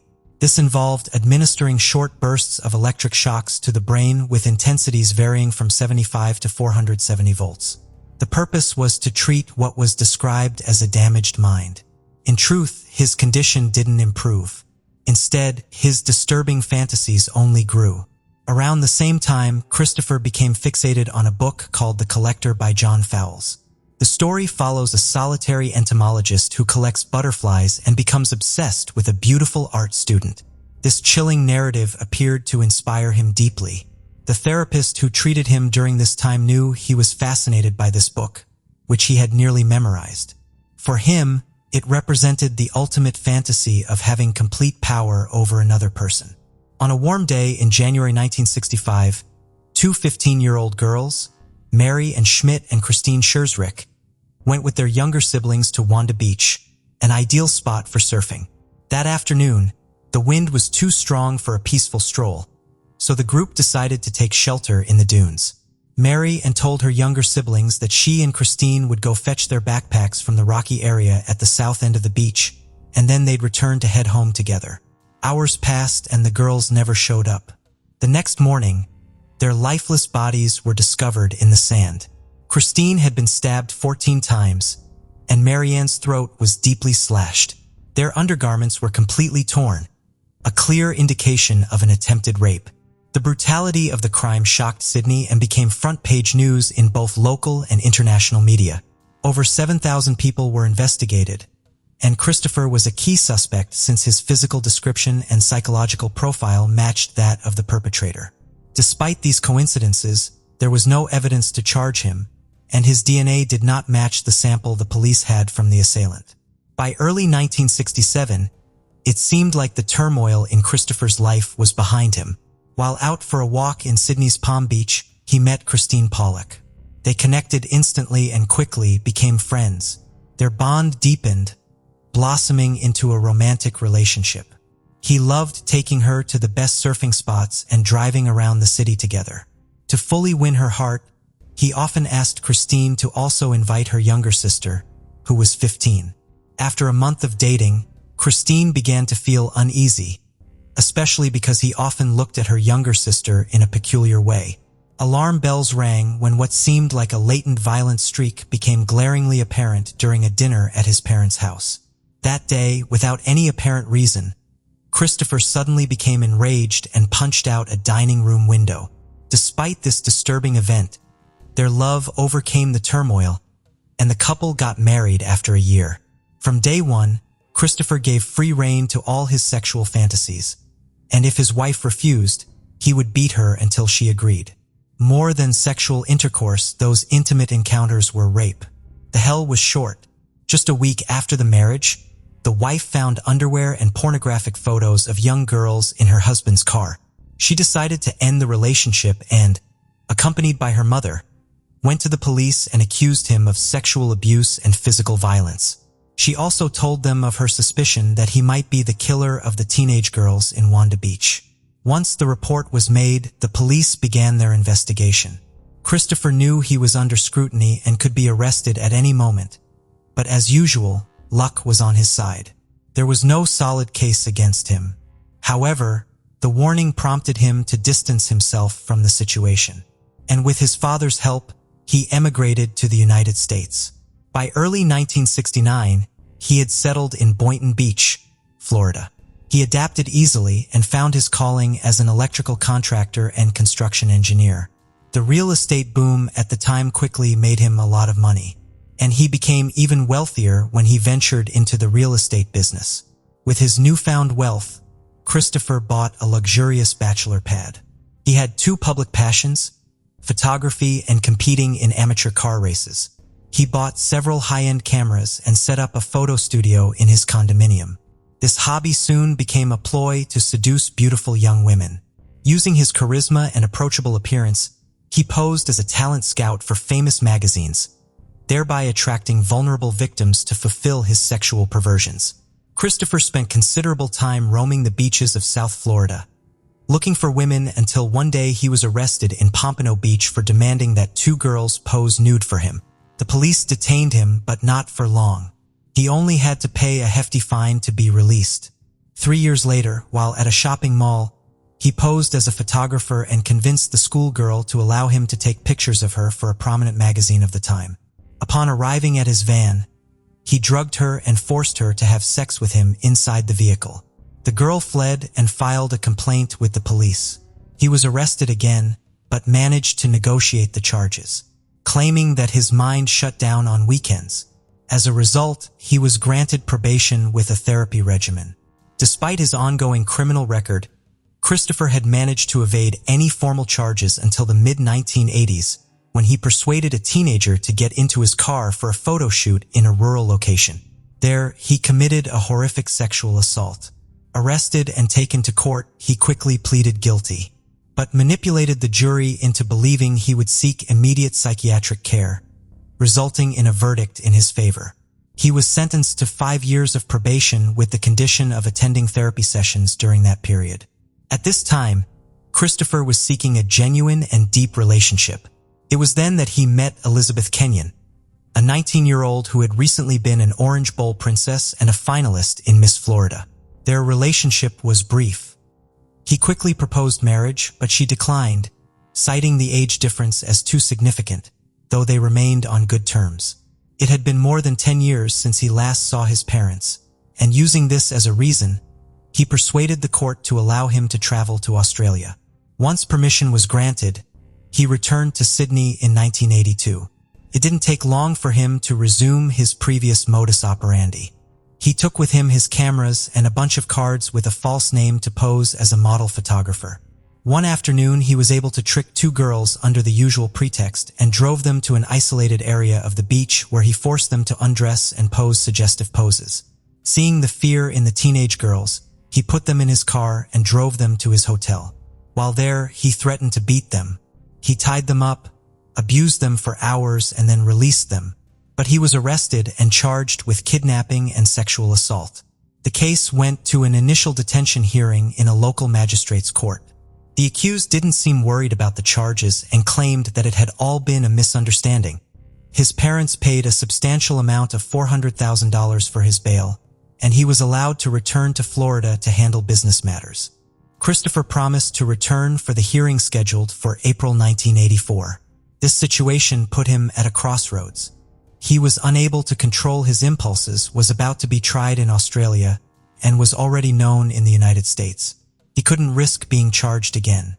The only solution he could think of was a dark one: ensure his victims could not live to tell their stories. Back in Florida, he resumed his passion for cars. And on February 26, 1984, he participated in the Miami Grand Prix with his Porsche. There, he approached Rosario Gonzalez, who was working as a product promoter. Rosario shared her aspirations to be a model and her recent participation in Miss Florida. He persuaded her to have a quick meeting in a nearby cafe. To arrange a photo shoot for her portfolio, she agreed, and at noon, they were seen leaving the location in his car. Rosario lived with her parents, who knew she was supposed to return home between 5 and 6 p.m. When she was going to be late, she always notified them.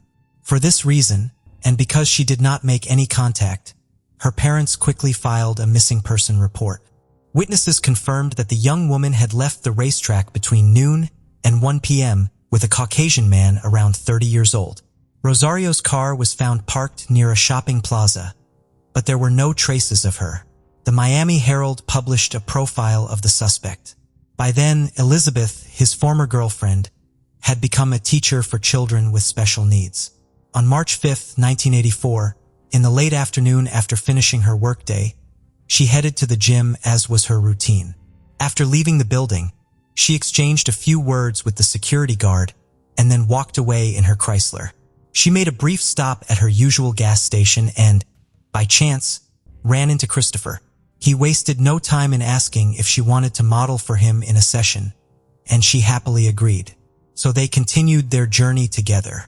That night, Elizabeth hadn't returned to her apartment, but her roommate wasn't worried, assuming she was visiting her parents in Pompano Beach, Florida, about 50 miles away.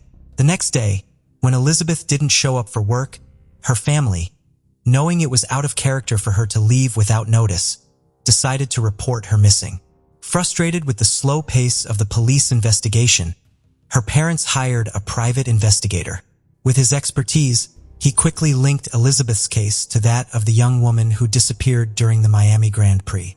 He also recognized similarities between the ex-boyfriend and the suspect described in the press. The detective visited Christopher's residence, but when questioned, Christopher claimed he hadn't spoken to Elizabeth for over a month and had no idea where she could be. As soon as the detective left, Christopher destroyed all his pornographic material. He then packed his belongings, including his cameras, withdrew $50,000 from his bank accounts, started his car, and headed north towards Georgia, resigned to the fact that his capture was imminent. After driving for 2 hours to northern Florida, he stopped at the first shopping center he found on the evening of March 19th. With camera in hand and his fake business cards, he approached a 21-year-old woman named Teresa and Ferguson, who was shopping. He offered her a modeling job, and his words swayed her. He led her to his car and opened the trunk to show her the equipment to convince her of the job's legitimacy. However, when she was momentarily distracted, he grabbed her by the hair and forced her into the trunk. He drove to a marshy area in northern Florida. Ensuring they were alone, he opened the trunk, dragged Teresa out, and strangled her. Without hesitation, he placed her body on the marsh's edge to conceal the heinous crime. In his frantic journey, Christopher made his way to Tallahassee, the capital of Florida, about 4 hours away. His first stop was Governor Square Mall. In his usual manner, he approached college student Linda Grover, complimented her beauty, and filled her head with fantasies of being on the cover of Vogue if she agreed to work with him. Initially, she refused, but eventually his persistence led her to agree to see the cameras in his car. When he opened the trunk, he pulled out a blanket, restrained her with it, and forced her into the car. He fled the scene, crossing into Bainbridge, Georgia. There, he dragged Linda to a cheap motel where he raped her and subjected her to various tortures. After 2 hours of this nightmare, while he slept, Linda managed to sneak to the bathroom and started screaming. He grabbed all her belongings and escaped. Linda was rescued and identified her attacker from photographs shown by the police. Meanwhile, Christopher fled the state.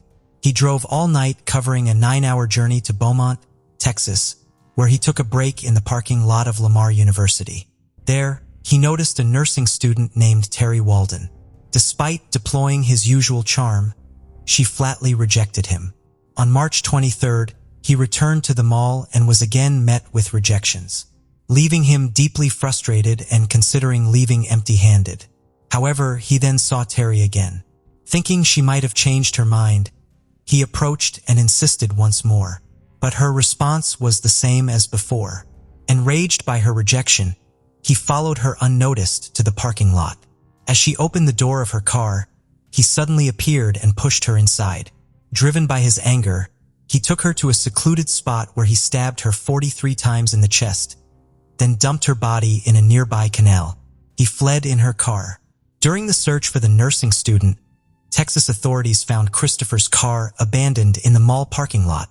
There, they discovered hair samples belonging to Teresa, confirming his responsibility for her death on Merritt Island. By March 25th, Christopher was in Oklahoma, hunting for another victim at the local Penn Square Mall. There, he met a 21-year-old woman who dreamed of becoming a model.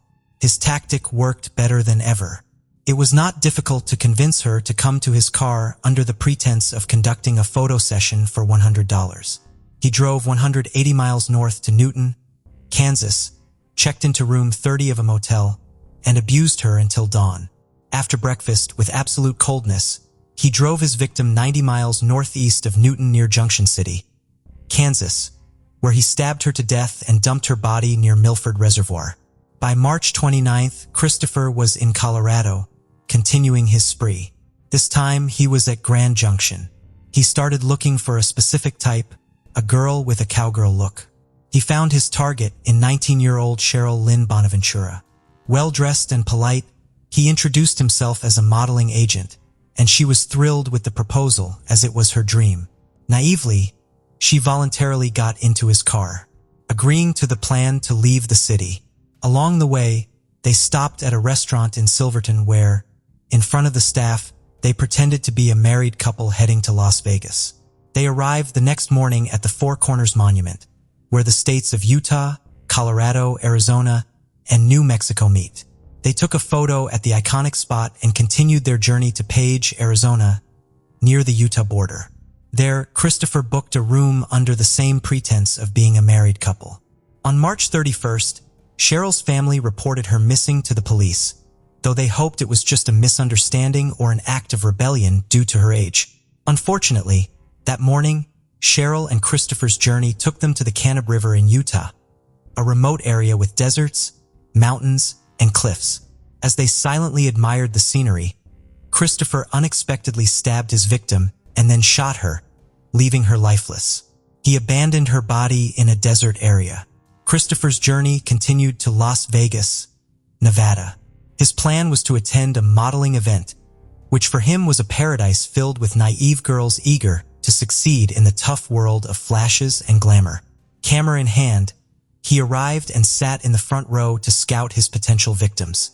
At the end of the day, after talking with several teenagers, he focused his attention on 17-year-old Michelle Lynn Korfman. She had driven over 25 miles from her home in Boulder City, Nevada. Nervous about participating in her first casting, she had asked her family and friends to let her go alone.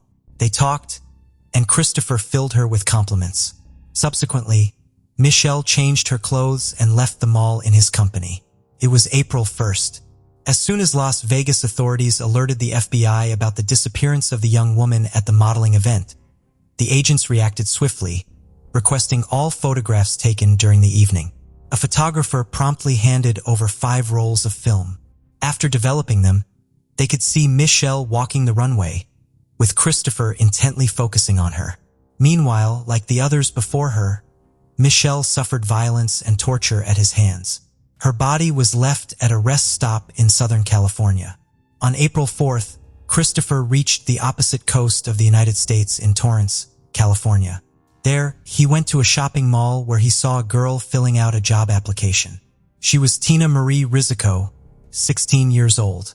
He offered her the usual plan and the same $100, much more than she would earn as a store employee. The young girl was hesitant but excused herself, saying she needed to get home.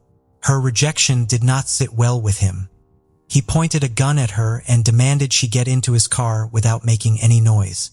Frightened, she complied and then sat in silence for 2 hours while he drove to San Diego. Once in the city, Christopher rented a room and unleashed his usual barrage of abuses against the girl. During a break, he turned on the TV and was shocked to see a special bulletin announcing him as a new addition to the FBI's 10 most wanted fugitives list, specifically linking him to the disappearance and murder of several young women. He was dubbed the Beauty Queen Killer.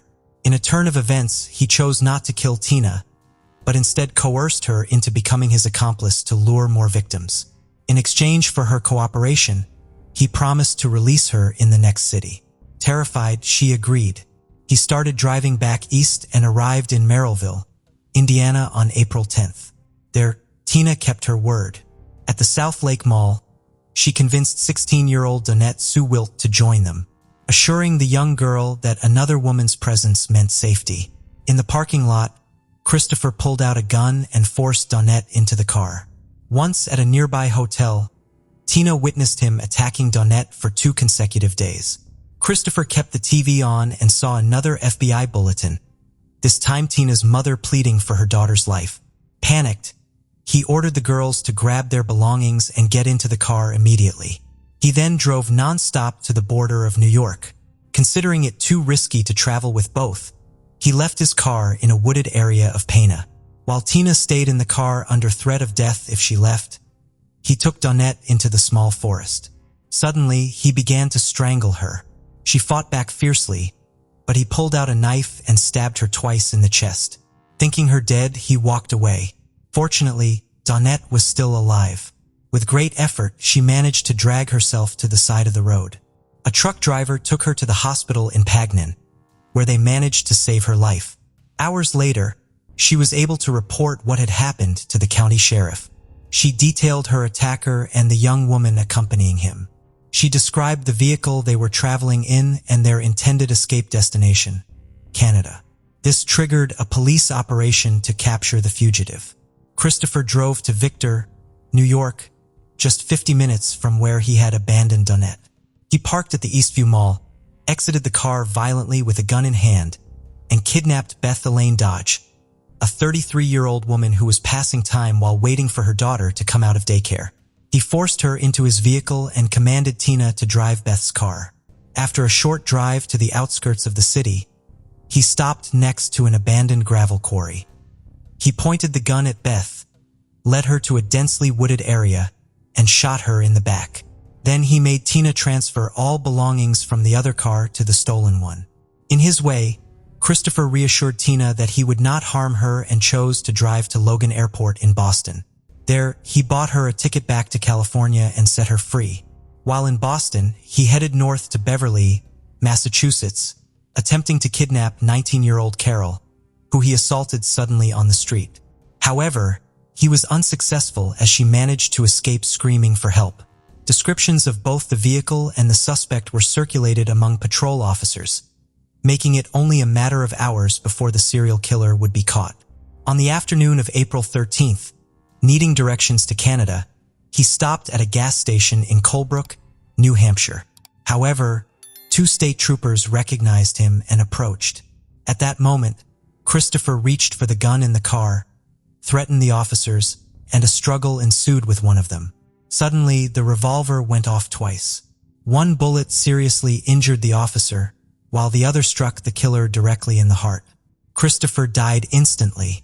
Throughout his spree across the United States, he kidnapped, tortured, raped, and murdered 8 young women. But it is believed there were more victims. Christopher Wilder was cremated in Florida, leaving behind a personal fortune of over $7 million. In June 1986, a court-appointed arbitrator ruled that this money should be divided among the families of his victims. There were numerous missed opportunities to stop Christopher's spree of violence, which escalated into serial killings. However, his parents helped him evade punishment. Jurors were swayed by his false promises of seeking psychiatric help, and the victims were left at the mercy of his twisted mind and horrific fantasies.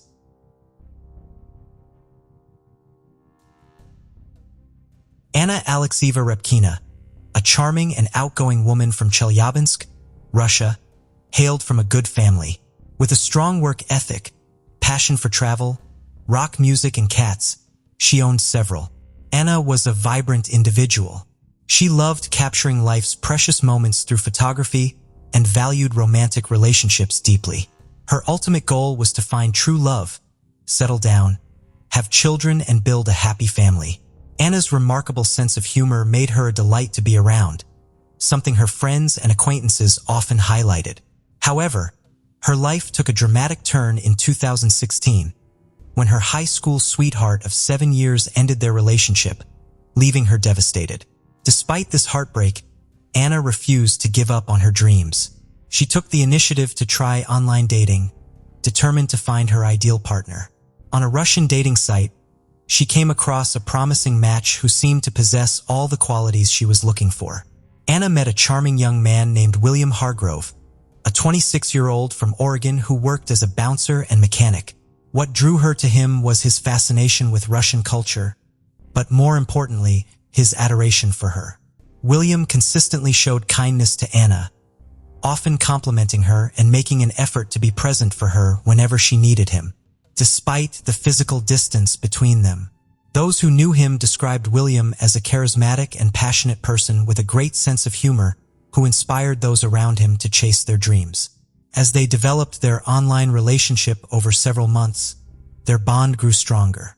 They seemed perfectly suited for each other, sharing similar tastes in music and a love for live performances, as well as a similar sense of humor. Friends who knew them noted that Anna and William complemented each other beautifully. William's caring nature was evident in his thoughtful gestures, such as sending Anna flowers despite being separated by oceans. Anna and William's online chemistry was undeniable, but they wanted to confirm their connection in person. So in December 2016, they decided to take their relationship to the next level. Anna booked a flight to Oregon to spend the Christmas holidays with William. However, she initially made a mistake and booked a ticket to Portland, Maine instead of Portland, Oregon. Before realizing the error, she had already flown to Maine, but she was determined to make it work.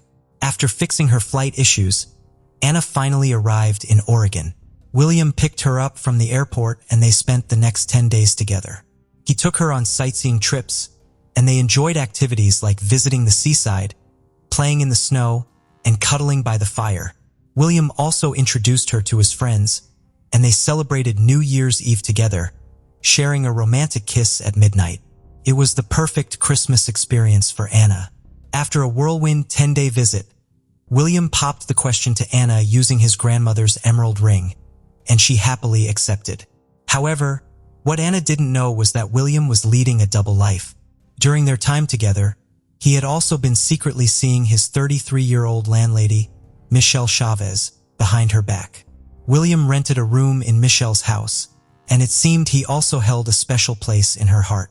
Michelle was married with 2 children, but this didn't deter her romantic involvement with William. Their affair had been ongoing for over a year when Anna, William's girlfriend, visited Michelle's home. Unbeknownst to Anna, she was meeting her rival, as Michelle was her boyfriend's landlady. Michelle showed understanding when William brought Anna to her home, perhaps thinking William would never leave her or believing Anna was insignificant, much like her own husband. Whatever the reason, Michelle didn't expose their secret. It wasn't until Michelle discovered the engagement ring that her husband's stance on the situation became clear to everyone involved. Meanwhile, Anna returned to Russia, unaware of the drama she had left behind. After posting a photo of her engagement ring on Facebook, the social media algorithm brought the post to Michelle's attention. Michelle's anger wasn't solely due to William's engagement to another woman. Michelle planned to leave her husband to be with William and, as a symbol of her commitment, took off her wedding ring and gave it to him. However, she soon discovered that the ring was identical to the engagement ring William had given to Anna. It turned out that William had given Anna Michelle's own wedding ring, which had been recycled. Michelle confronted William about this, and he tried to calm her down, insisting that Anna meant nothing to him and promising to break off their engagement on March 1st, 2017. Meanwhile, Anna had packed her bags, including her wedding dress, and had quit her job, ready to start a new life with William in another part of the world. Michelle was unhappy about this development. Anna's mother, Yelena, also had reservations about her daughter's hasty decision. She was unsure about William, whom Anna barely knew, and thought she was rushing into things. Anna, however, was convinced that she was in love and saw no reason to wait. Yelena finally released Michelle from her grasp. Michelle, realizing Anna's visit was not a social call, grew angry. She demanded that William find another place to live, refusing to let the engaged couple stay under her roof. William complied, renting an apartment for himself and Anna. However, he continued to secretly see Michelle, sneaking out to visit her and reassuring her of his commitment to her, downplaying Anna's importance. Michelle became increasingly worried about William's growing relationship with Anna, so she took action. She contacted Anna on Facebook, revealing everything about her and William's ongoing affair. Anna reported the conversation to William, but he dismissed it as Michelle's jealousy. Anna believed him, and the couple decided to ignore Michelle's warnings and focus on their future together. They set a wedding date for March 23rd and planned a beachside ceremony. Anna wore the wedding dress she had brought from Russia, and they headed to the beach. However, the officiant failed to show up. After waiting for what felt like an eternity, they returned home. They planned to try to get married again in April. On that same day, surveillance footage captured the couple buying food at a McDonald's drive-thru. Anna sat in the passenger seat, still wearing her wedding dress. William had told her that the officiant was sick. That was a lie. Despite claiming he didn't love Anna, William had kept her convinced that he wasn't invested in their relationship. However, had grown tired of William's manipulation. On April 15th, Michelle gave William an ultimatum: choose between her and Anna. Michelle made it clear that if Anna wasn't gone by April 20th, she would take drastic action, build a snowman, a sinister phrase meaning to kill someone, and hide their body in a snowy area where it would never be found. After issuing her threat, Michelle lost contact with William and assumed he had chosen Anna over her. She left him voicemails to express her feelings. On Sunday, April 16th, William phoned Michelle to share the news that he was single again, having just ended his tumultuous relationship with Anna, who was now headed back to Russia. Coincidentally, William had hit a deer with his car and was waiting at the Ali Martile store for repairs. He asked Michelle to meet him there. As it was Easter Sunday, Michelle was attending a family gathering, but she excused herself to join William. When she arrived, they reconnected by having an intimate moment in William's car, reaffirming their strong connection. On April 17th, Anna's body was discovered in the forest. Initially, investigators didn't know her identity, as there was no identification found with her body, and she had only been in the state for about a month. The crime scene lacked a murder weapon, but was littered with trash. However, amidst the debris, a clear plastic bag caught their attention. Inside, they found a KFC receipt, an empty Pepsi cup, and a KFC chicken paper bag. The KFC receipt turned out to be the crucial clue in solving the case. It contained a date, time, and debit card number, which led investigators to Kevin Thomas. When questioned, Kevin revealed that he was best friends with William and had been getting to know Anna. He also shared a tradition with William, where they would eat lunch at KFC every Friday. The receipt, it turned out, was from a purchase made about a week before Kevin's questioning. The investigation into Anna's death led to the discovery of William's deceitful behavior. In his interview, Kevin revealed that William had borrowed his shotgun, claiming he wanted to go to the woods to clear his head. However, William never returned the weapon. The police began to suspect William and Michelle after hearing Kevin's following Anna's death. William's behavior became increasingly unusual and suspicious. He withdrew money from Anna's bank account to pay off his debts and was caught on camera buying cigars and Star Wars Legos at various stores. William also confided in Kevin that he was spending money recklessly to cope with his emotions. Furthermore, he began researching time travel and even reached out to strangers on WhatsApp, offering to exchange his soul for the opportunity to go back in time. William wanted to travel back in time to April 16th to prevent a situation caused by his best friend's mistake. However, on that day, William was seen crying in a store employee's arms, claiming his girlfriend had just broken up with him. He had moved back in with Michelle, but was picked up by the police and questioned. The police asked William about his whereabouts on April 16th, and he said he was on a drive with Michelle. When asked about Anna, he denied having a romantic relationship with her, saying they had only gone on 2 dates, and he had ended things. According to William, their last interaction was in mid-March, when Anna mistakenly posted their engagement on Facebook, causing trouble with Michelle.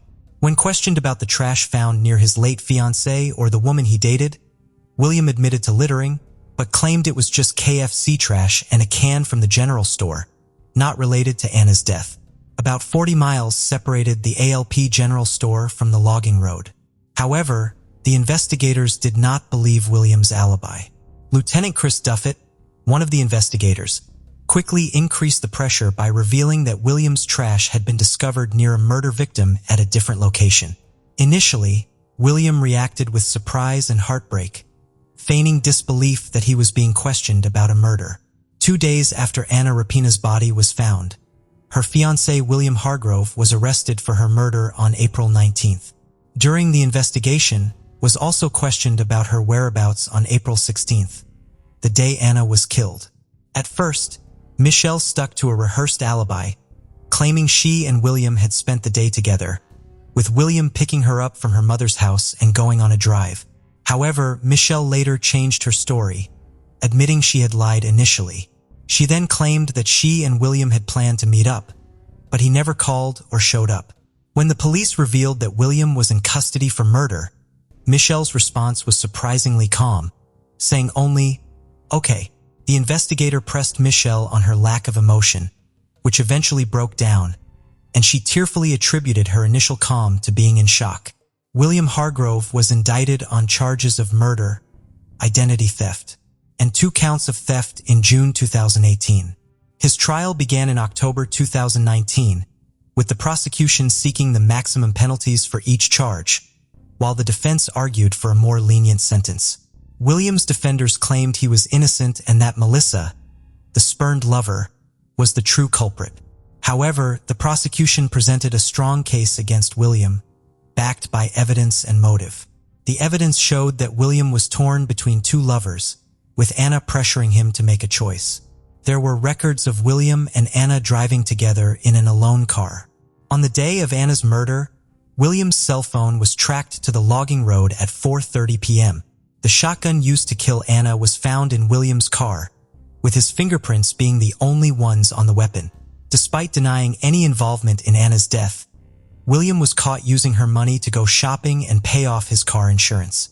He was even filmed withdrawing cash from an ATM using her card.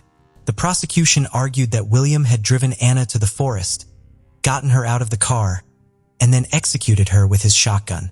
The prosecution claimed that William was faced with a choice between Anna and Michelle, leading to his actions. In contrast, the defense argued that their client was innocent. According to the prosecution, the evidence pointed to Melissa as the perpetrator. A threat from Melissa to build a snowman with Anna, her cell phone found near the logging road, and Anna's cell phone discovered in Melissa's house suggested that Melissa had planned the crime. Melissa, who was not charged with any crimes, testified as a witness for the prosecution. She revealed that she worked as a late-night cab driver and was married to an Oregon State University instructor, but their marriage was loveless and open. She met William at a bar where he worked and, with her husband's permission, began a romantic relationship with him. As they grew closer, William rented a room in her house. When Anna entered the picture, Melissa was not threatened, having a similar open relationship with William. Melissa explained that by her second visit, she couldn't tolerate the situation anymore, especially when she saw her own wedding ring on Anna's finger. Although she had given William an ultimatum, she had no role in William's actions that hurt Anna. Melissa clarified that she never intended for Anna to get hurt or killed. She denied the defense's allegations, stating that the threat about building a snowman was just a joke, a light-hearted family comment, even if it was a bit extreme. She acknowledged that her cell phone was found in the forest, but William was the one who drove her there. She didn't know why or what he planned. Furthermore, William had given her Anna's cell phone the day before he was questioned. As his partner, she naturally held onto it for him. Melissa's testimony lasted 14 hours, and she was not the only one. Around 70 other people testified, including Anna's mother, William's best friend and roommate, some of Melissa's family members, and others. Throughout the case, Melissa faced intense scrutiny, particularly in her hometown in Oregon, where she was criticized and ostracized by the locals. Michelle had reached a low point and attempted suicide, but fortunately it was unsuccessful.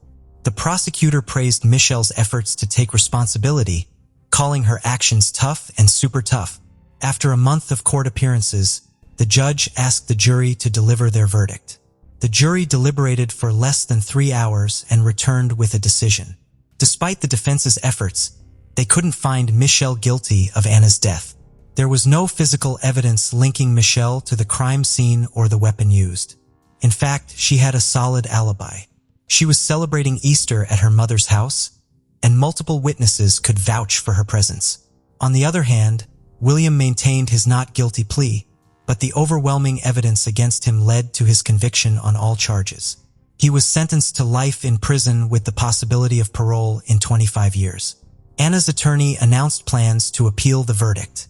Notably, the jurors developed a strong connection with each other during the trial.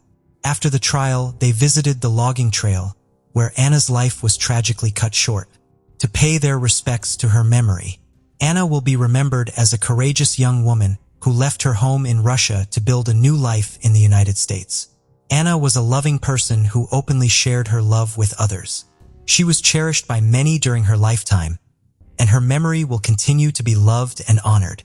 The prosecutor, Amy Matsuko, stated, Cody Johnson was born on a sunny day, April 8, 1989, in the bustling city of San Jose, California. He had a close bond with his mother, Sherry Johnson, which defined much of his early life. In 2002, they packed up and moved to Kalispell, a charming little tourist spot nestled in the scenic Flathead Valley of northwestern Montana. This town lies cozily between a shimmering lake also named Flathead and the majestic peaks of Glacier National Park. Cody was a true adventurer at heart, spending his days exploring the wild, vast outdoors, sometimes cruising down long, winding trails with his buddies. It was during these youthful escapades that he kindled a deep, enduring passion for cars, a hobby that soon turned into much more. Those who knew Cody described him as the real deal, charismatic, warm-hearted, and always ready to lend a hand. He was the kind of friend who didn't think twice about going out of his way for someone he cared about. As he grew older, Cody turned his childhood car obsession into a flourishing career. He started small, tweaking and enhancing cars for racing during his teen years. Over time, this hobby evolved into a full-blown business dealing with commercial vehicles. Aside from his automotive pursuits, Cody also worked at Nomad Communications, where he teamed up with his uncle and a crew of car enthusiast friends. It was a bonus that his childhood best friend, Cameron Fredrickson, was also his boss, making work feel a lot like hanging out with friends. Life was almost perfect for Cody. The only thing he felt he was missing was someone special to share it with. At the age of 23, he was ready to settle down. He often talked about finding a church girl to marry. And then on Halloween 2011, he met Jordan Lynn Graham. Jordan was born in August 1991 and had spent her entire life in Kalispell. Raised in a deeply religious family, her life revolved around her faith. She was a regular at Faith Baptist Church, where she helped care for children and supported local families. Jordan dreamed of one day being a stay-at-home mom, raising a family in the faith that meant so much to her. When Jordan and Cody met, there was an instant connection, although Jordan was quite shy initially. As they chatted, she shared her dreams of family life and her love for the outdoors. Cody was smitten. Jordan found him intriguing too, but at 20, she wasn't quite ready to jump into a serious relationship. They went on a few dates and decided to remain friends for now. Everything took a new turn when Cody decided to win Jordan's heart for good. He started by joining her church, First Baptist, and began mingling in the same social circles she did. This marked the beginning of a transformation from their casual friendship to a more serious relationship, at least from Cody's perspective. By November 2011, they were officially a couple, and Cody was completely smitten with Jordan. He was so in love that he wanted to spend every possible moment with her. His mother, Sherry, remarked that just a few weeks into their dating, Cody was already sure he wanted to marry Jordan, even after she expressed her wish to remain chaste until marriage. His feelings remained unchanged. However, those who knew them both could sense that Jordan's feelings weren't as intense as Cody's. Some thought her reserved nature might be the reason, but others suspected the relationship was somewhat unbalanced. They rarely showed affection in public, holding hands or flirting, which raised eyebrows among their friends. Despite the doubts, Jordan accepted Cody's marriage proposal in December 2012, which surprised many of her friends who felt she wasn't quite ready for marriage. Yet, they were happy for her when she excitedly announced her engagement on Instagram, calling it the best early Christmas present ever. The wedding was set for June 29, 2013, and planning began in earnest with both Cody and Jordan's best friend, Kimberly, playing significant roles. Jordan, in particular, threw herself into the preparations and even performed a song at the wedding written by a professional songwriter. The lyrics of the song would later seem eerily foreboding. As the wedding day approached, Jordan's apprehensions grew. She repeatedly questioned her decision to marry Cody, confiding in Kimberly whether she was making the right choice. On the day of the wedding, her anxiety was palpable. She seemed reluctant to make eye contact with Cody, her gaze often directed downward, revealing the turmoil she felt about the step they were about to take. After the wedding ceremony, Jordan managed to put on a brave face for the wedding photos and even seemed genuinely present during their first dance. It looked like she was finally warming up to the moment, focusing all her attention on Cody. But this apparent happiness was short-lived. The very next day, from their honeymoon hotel, Jordan sent a distressed text to her friend. She confessed that she had not consummated the marriage and had rebuffed Cody each night. She expressed dread over the expectations of intimacy, texting, "I just know he's going to want to do stuff and I'm not really wanting to." In another message, she hinted at using excuses about her period to avoid intimacy. Fearing the consequences if forced into a situation she was uncomfortable with, Jordan's deep-rooted fear of intimacy stemmed partly from her religious beliefs and partly from her unresolved feelings towards Cody. She was terrified at the thought of being physically close to him. The tension in their relationship escalated until July 7th, a week after their wedding. Although Cody was supposed to spend the day golfing with friends, he canceled to spend time with Jordan, which included church and some quiet time by the lake. Later, they joined friends for dinner at a local Dairy Queen. That evening, after returning home with Jordan, Cody vanished. His absence was first noticed the next day by his close friend and co-worker, Cameron, who found it unusual for Cody, a punctual and dependable employee, to not show up for work. Concerned, Cameron went to the new house Cody had recently purchased with Jordan. After repeatedly knocking with no response, he let himself in, but found the house empty and unsettlingly quiet. His concern turned to alarm when he discovered Cody's phone in the garage, an unusual oversight for someone who always carried it with him. This was a clear red flag for Cameron, indicating that something serious might have happened. Cameron's frantic calls to friends and family confirmed that no one had seen Cody since the dinner at Dairy Queen around 8:30 p.m. the previous night. The mystery of Cody's whereabouts deepened, and the worry among his friends and family grew. Cameron rushed to the police station to report Cody missing, and the seriousness of his concern prompted the authorities to act immediately. One of the first police officers to interview Cameron found it odd that Cody's boss reported him missing, not his wife, Jordan. Later that day, Kimberly, a close friend of the couple, managed to reach Jordan to ask about Cody's disappearance. Jordan explained that after they had left the restaurant, Cody received a phone call that seemed to upset him. She said she gave him space to cool off. Later, when she went to the garage to fetch her phone charger from their car, she saw him leaving with some friends in a black car. She recounted receiving a text from Cody saying he was going out for a ride with some visiting friends. When questioned by the police, Jordan reiterated her story and added that she didn't recognize the men with Cody. She insisted they hadn't argued that night and suggested Cody was likely out having fun with his friends. She defended her decision not to report him missing immediately, explaining she didn't want to cause unnecessary alarm if he was just out for a few hours. However, 48 hours after Cody's disappearance, tension rose during a gathering at the family home.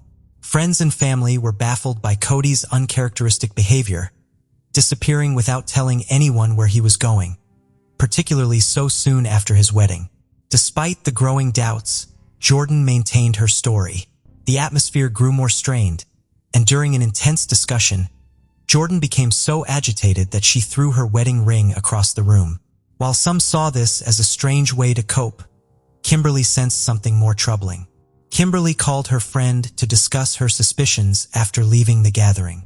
The next day, the police called Jordan in for further questioning due to the inconsistencies in her accounts. The situation intensified as they tried to piece together Cody's whereabouts and understand the events leading up to his mysterious disappearance. The investigation into Cody's disappearance intensified when the detective confronted Jordan about inconsistencies in her story. The detective had spoken to several people and stressed the importance of Jordan being truthful, hinting that there was likely more to her story than she was admitting. Meanwhile, Cody's mother brought the police his phone records from the day he vanished, hoping they might reveal something about his last known activities. One of the calls was to a friend about returning a borrowed tool, but this lead quickly fizzled out. The friend had an alibi. His wife was in labor at the time of Cody's disappearance, clearing him of any suspicion. With no new leads and their options running thin, the police's focus returned to Jordan, whose account was becoming increasingly dubious. On July 10th, Graham reported to police that she had received a suspicious email from an account named CarmenTony607 confirming her husband's death. The email read, "My name is Tony. There is no bother looking for Cody anymore. He is gone. I saw your post on Twitter and thought I would email you. He had come with some buddies and met up with me on Sunday night in Columbia Falls. He was saying he needed to be with his buddies for a bit and take them for a joyride. 3 of the guys came back saying that they had gone for a ride in the woods somewhere and Cody got out of the car and went for a little hike and they are positive he fell and he is dead, Jordan. I don't know who the guys were, but they took off. So call off the missing persons report. Cody is gone for sure. Tony." Jordan showed this message to one of her friends, displaying no emotion as she explained that according to the email, Cody had accidentally fallen off a cliff in Glacier National Park while with friends. The friend, who was horrified by the message and the lack of reaction from Jordan, urged her to take the email to the police immediately. She was shaken, frantically pushing Jordan to act, exasperated by her passive demeanor. Despite Jordan eventually going to the police with the email, it didn't provide the closure they hoped for. Instead, the mysterious message only deepened the investigators' suspicions, driving them to probe even further into the puzzling circumstances surrounding Cody's disappearance. One of the detectives found the timing and content of the email too convenient. But what troubled him even more was Jordan's unemotional reaction to the news of her husband's presumed death. Despite the dubious email, Jordan organized a trip to Glacier National Park with her friends and family to look for Cody. Hannah, one of the friends on the trip, noted Jordan's oddly cheerful demeanor during the drive, describing her as carefree, even sticking her hand out of the window as they drove. Their initial search yielded no results, but on the second day, Jordan insisted on leading the group to a specific overlook despite alternative suggestions. She claimed to have a strong feeling about this particular location. Once there, they parked at the top of a loop trail known for its steep ascent to a 200-foot cliff that towers over a deep ravine. With a sureness that seemed rehearsed, Jordan quickly made her way to the edge of the cliff, peering intently into the ravine below. She casually tossed a rock down and speculated, "I think he's down there." Her emotionless demeanor at such a dramatic moment raised eyebrows. It required the daring efforts of an FBI agent who secured himself to a tree to lean over the precipice, along with the assistance of multiple emergency service teams and a helicopter, to finally locate and retrieve a body at the bottom of the ravine. The body was identified as Cody Johnson, a beloved local businessman and car enthusiast. The idea that Cody could have accidentally ventured into such a dangerous area seemed implausible. The coroner later confirmed that the injuries sustained were consistent with a fall, noting significant damage to Cody's head and arms. While Cody's friends and family were overwhelmed with grief, Jordan appeared to be relieved by the discovery. This only fueled suspicions, as now the police's investigation might be curtailed with the recovery of the body. However, the identity of the person behind the email remained a mystery. Jordan suggested the police look into Tony, a car enthusiast and friend of Cody, who hadn't seen him in months. Tony, concerned for Cody, allowed the police full access to his accounts, but they found no trace of the email address in question. With no further leads from Jordan and Cody's phone records, the police decided to investigate the IP address associated with the email. As they awaited this crucial information, the police deepened their inquiries among Cody's social circle. It was during these discussions that Kimberly revealed insights into Jordan's state of mind before the wedding. She recounted how Jordan had repeatedly questioned her decision to marry Cody, expressing dread about the physical aspects of marriage and regretting her decision entirely. This revelation added another layer of complexity to the ongoing investigation, highlighting potential motives and state of mind that could be crucial in unraveling the truth behind Cody's tragic fate.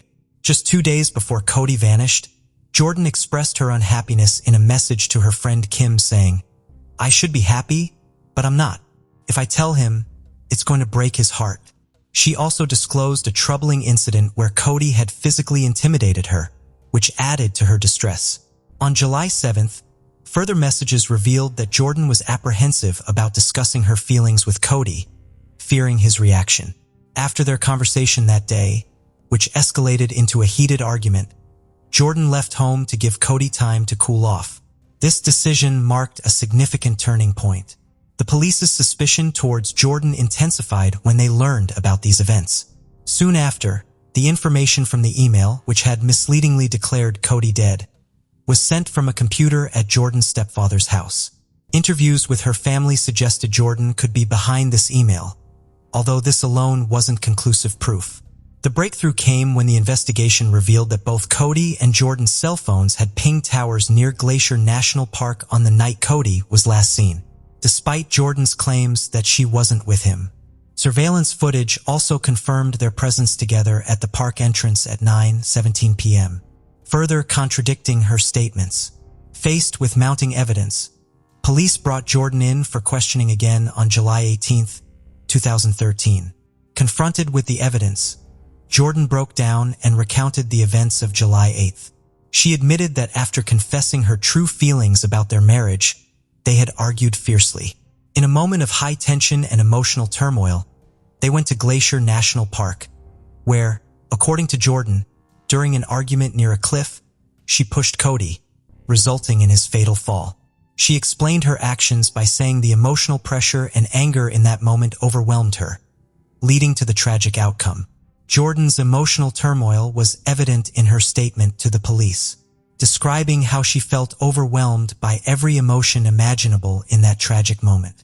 Detectives tried to piece together the scattered details of her confession, including a mysterious scarf found at the scene, which she mentioned in an offhand comment about a blindfold. Jordan insisted that Cody's death was an accident, vehemently denying any premeditation or intent to harm him. She explained that, in a moment of intense emotion and panic, she pushed Cody from the cliff when he turned his back to her, facing the precipice. Further complicating her story, Jordan admitted to creating the email at her stepfather's house and using it to send misleading messages about Cody's fate. Despite her confession, Jordan walked out of the police station without immediate charges, a decision that puzzled many. It wasn't until July 22nd at Cody's funeral that public perception shifted dramatically against her. Jordan was seen texting during the service, an act viewed by attendees as a profound disrespect during such a solemn occasion. This behavior fueled rumors that she had engineered Cody's death as a desperate escape from an unhappy marriage, avoiding the stigma of divorce in her community. The community's whispers about her motives and the lack of grief displayed at the funeral led to a growing belief that Jordan might never have truly loved Cody. Subsequently, she was charged with first and second-degree murder, along with making false statements. The severity of the situation escalated when the jury, considering the evidence in her actions, added a charge of premeditated first-degree murder. Jordan's trial commenced on December 9, 2013, with the prosecution aggressively pursuing the case against her. As the trial unfolded, the evidence stacked up, and Jordan's prospects looked increasingly grim, painting a bleak picture of her future. During the trial, prosecutors meticulously dissected Jordan's narrative, challenging her credibility by highlighting her inconsistencies and questioning her claim of innocence and remorse.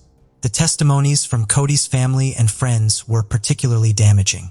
They depicted Jordan as distant and indifferent, suggesting she killed Cody to avoid intimacy with him. Her defense team initially attempted to argue self-defense, but seeing the challenging odds, Jordan opted for a plea deal. She agreed to plead guilty to second-degree murder in exchange for a 30-year sentence without parole, avoiding a first-degree murder charge that could lead to harsher penalties. However, upon learning that the prosecution still intended to pursue a charge of premeditated first-degree murder, which could extend her sentence to 50 years, Jordan attempted to retract her plea. This decision fell to a district judge who had to determine whether to accept her retraction or proceed with sentencing under the agreed plea. On December 13, 2013, Jordan Lynn Graham was sentenced to 30 years and 5 months in prison with an additional fine of over $16,000 in restitution to Cody's family. During her sentencing hearing, Jordan took the stand to apologize, explaining that her actions were a result of shock and panic, claiming she hadn't been fully aware of their precarious location when she pushed Cody. Over the following years, Jordan made several attempts to have her sentence reduced, appealing on various grounds, but none of her appeals led to a case review or reopening. The federal prosecutors were firm in their intent to use her case as a stern warning about the severe consequences of committing a crime under federal jurisdiction. Ultimately, Jordan's sentence meant she would not be eligible for release until she was over 52 years old, firmly underscoring the gravity of her actions and the justice system's commitment to upholding severe penalties for serious crimes. Klondike Bishimbayev was born on April 11, 1980 in Gil, Kazakh SSR. Klondike Bishimbayev grew up with his younger sister, Arugian, born in 1984. He received 3 higher educations, studying at Kazakh Academy of Management, Taz University, and George Washington University through a presidential scholarship. At 26, he defended his PhD thesis in economic sciences. Klondike began his career as a bank manager in 2000. He briefly interned at the Ministry of Economy, then held senior positions in large companies before returning to the ministry in 2016. He became the young head of the ministry but was dismissed 8 months later due to a bribery scandal, sentenced to 10 years in prison. However, he was released on parole after just 1 year. In his personal life, Klondike was married twice. His first wife, whom he married in 1999 and had a son in 2000. They divorced in 2004. In 2006, He married, with whom he had 3 children before divorcing in 2020. After a few years, he married Sultanat Nakhnova. Sultanat Nakhnova was born on May 15, 1992 in Pavlodar, Kazakhstan. She was the youngest of 2 children to businessman father and economist mother. Her uncle was a prominent politician. As a schoolgirl, Sultanat became interested in astrology, studying literature, and making accurate predictions for friends and classmates. She turned her hobby into a career, achieving success quickly. Sultanat promoted her astrological services on social media, offering consultations, forecasts, and guidance on goal achievement, career choice, and spiritual growth. She also gave advice on love affairs and relationships with a client base consisting only of women and girls. She quickly achieved financial independence by doing what she loved. Her services were in high demand, with consultations scheduled months in advance. She had gained a large following on social media and was living her dream life. In spring 2022, Quandic stumbled upon Sultanat's page on a popular social network. He liked Sultanat and decided to contact her for an astrological consultation, but she turned him down, saying she only served women. This rejection only fueled his interest, and the politician persistently tried to get her attention, showering her with compliments, convinced that only she could help him as a trusted specialist. Sultanat was flattered but refused to meet Quandic, who repeatedly asked her out despite Sultanat offering online consultations. He persisted for months, gathering information about her life, habits, and interests, but she remained uninterested. Sultanat initially refused to meet the man, but eventually agreed to a meeting for face-to-face counseling. Despite his good impression, polite behavior, and courtesy, she told her brother that he was not her type and they wouldn't match. Initially, Sultanat was not worried about Quandic because she knew she could keep him. However, within a month, the situation changed when Quandic gained influence by befriending a respected older member of the family, Sultanat's grandmother. Quandic asked to speak to Sultanat's grandmother, asking for her support in case Sultanat changed her mind about marrying him. This gesture touched Sultanat, but she still refused to pursue a relationship with him. Sultanat visited her parents in Pavlodar in fall 2022 and mentioned no serious changes in her personal life were expected. She confided in her brother that the 12-year age difference with Quandic confused her and she wasn't attracted to him, also citing astrological incompatibility. Sultanat's brother was shocked to see a post on his social media that his sister had accepted Quandic's marriage proposal just a month after their visit. This news surprised both her family and friends, as she had recently said that nothing serious would happen. A few months later, in December 2022, they held a luxury wedding at a budget establishment in Astana. The marriage was not officially registered, with they opting for a mosque ceremony instead. Sultanat's attitude towards her partner changed significantly after the wedding. She praised his intelligence, education, and conversation skills to friends, and denied his involvement in a corruption case that led to his brief imprisonment, claiming he was framed. From the outside, they seemed happy. He showered her with gifts, and she called him the perfect husband. Friends envied their relationship, thinking she was lucky. However, this didn't last. After the wedding, they moved into his parents' house, where his mother, Almira, spoiled her with gifts and protected her from household chores, but couldn't shield her from her son's true nature. Sultanat would periodically visit her parents with her husband, but she wouldn't invite them to her home because it would annoy Quandic and cause arguments. At first, none of her relatives were aware of this. However, less than a month after the wedding, on New Year's Eve, Sultanat's brother visited and witnessed a disturbing scene. A large, festive table had been set, but the celebration was only for the immediate family. When Quandic's cousin and his wife arrived with gifts for everyone, Sultanat was embarrassed because she didn't have a gift in return. She quickly found a solution by giving Quandic's cousin's wife a bottle of expensive perfume that her husband had bought her the day before, but she hadn't had a chance to open it yet. Quandic was not just displeased, but enraged by her actions. He yelled at her, claiming she had no right to give away something he had paid for, and began insulting her. The guests quickly left, and when her parents tried to intervene, they were rudely shut down. In a fit of rage, Quandic overturned the table, spilling food and drinks everywhere and ruining the New Year's Eve celebration. Sultanat's brother was shocked by the scene and didn't know how to react.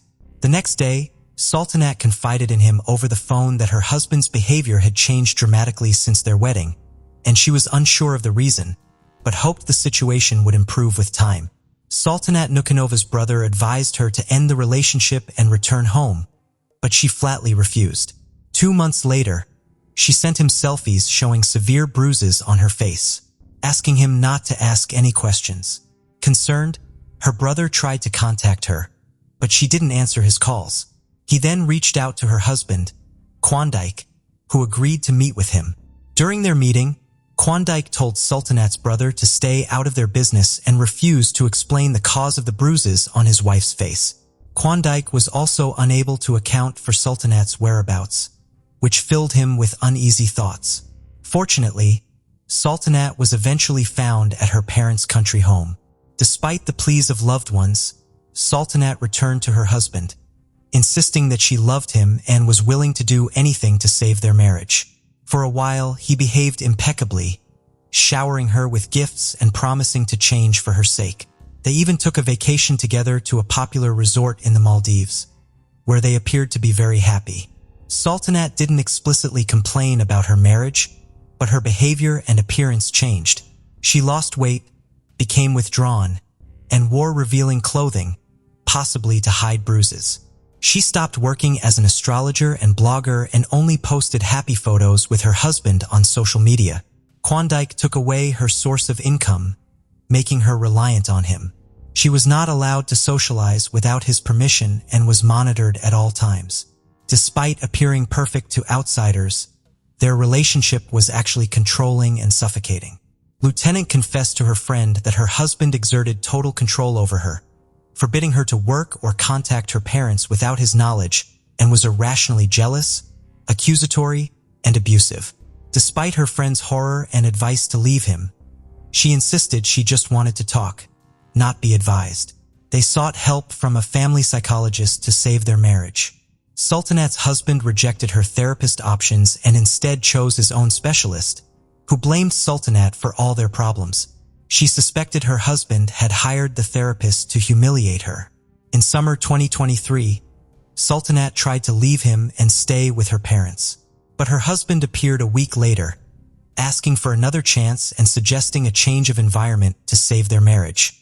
Sultanat hoped having a child would change her husband's attitude, but she couldn't get pregnant. After a family dinner in October, she briefly left her husband and moved into a rented apartment found by her brother. However, she returned to her husband 10 days later and even remarried him in a mosque ceremony, which she personally told her family about.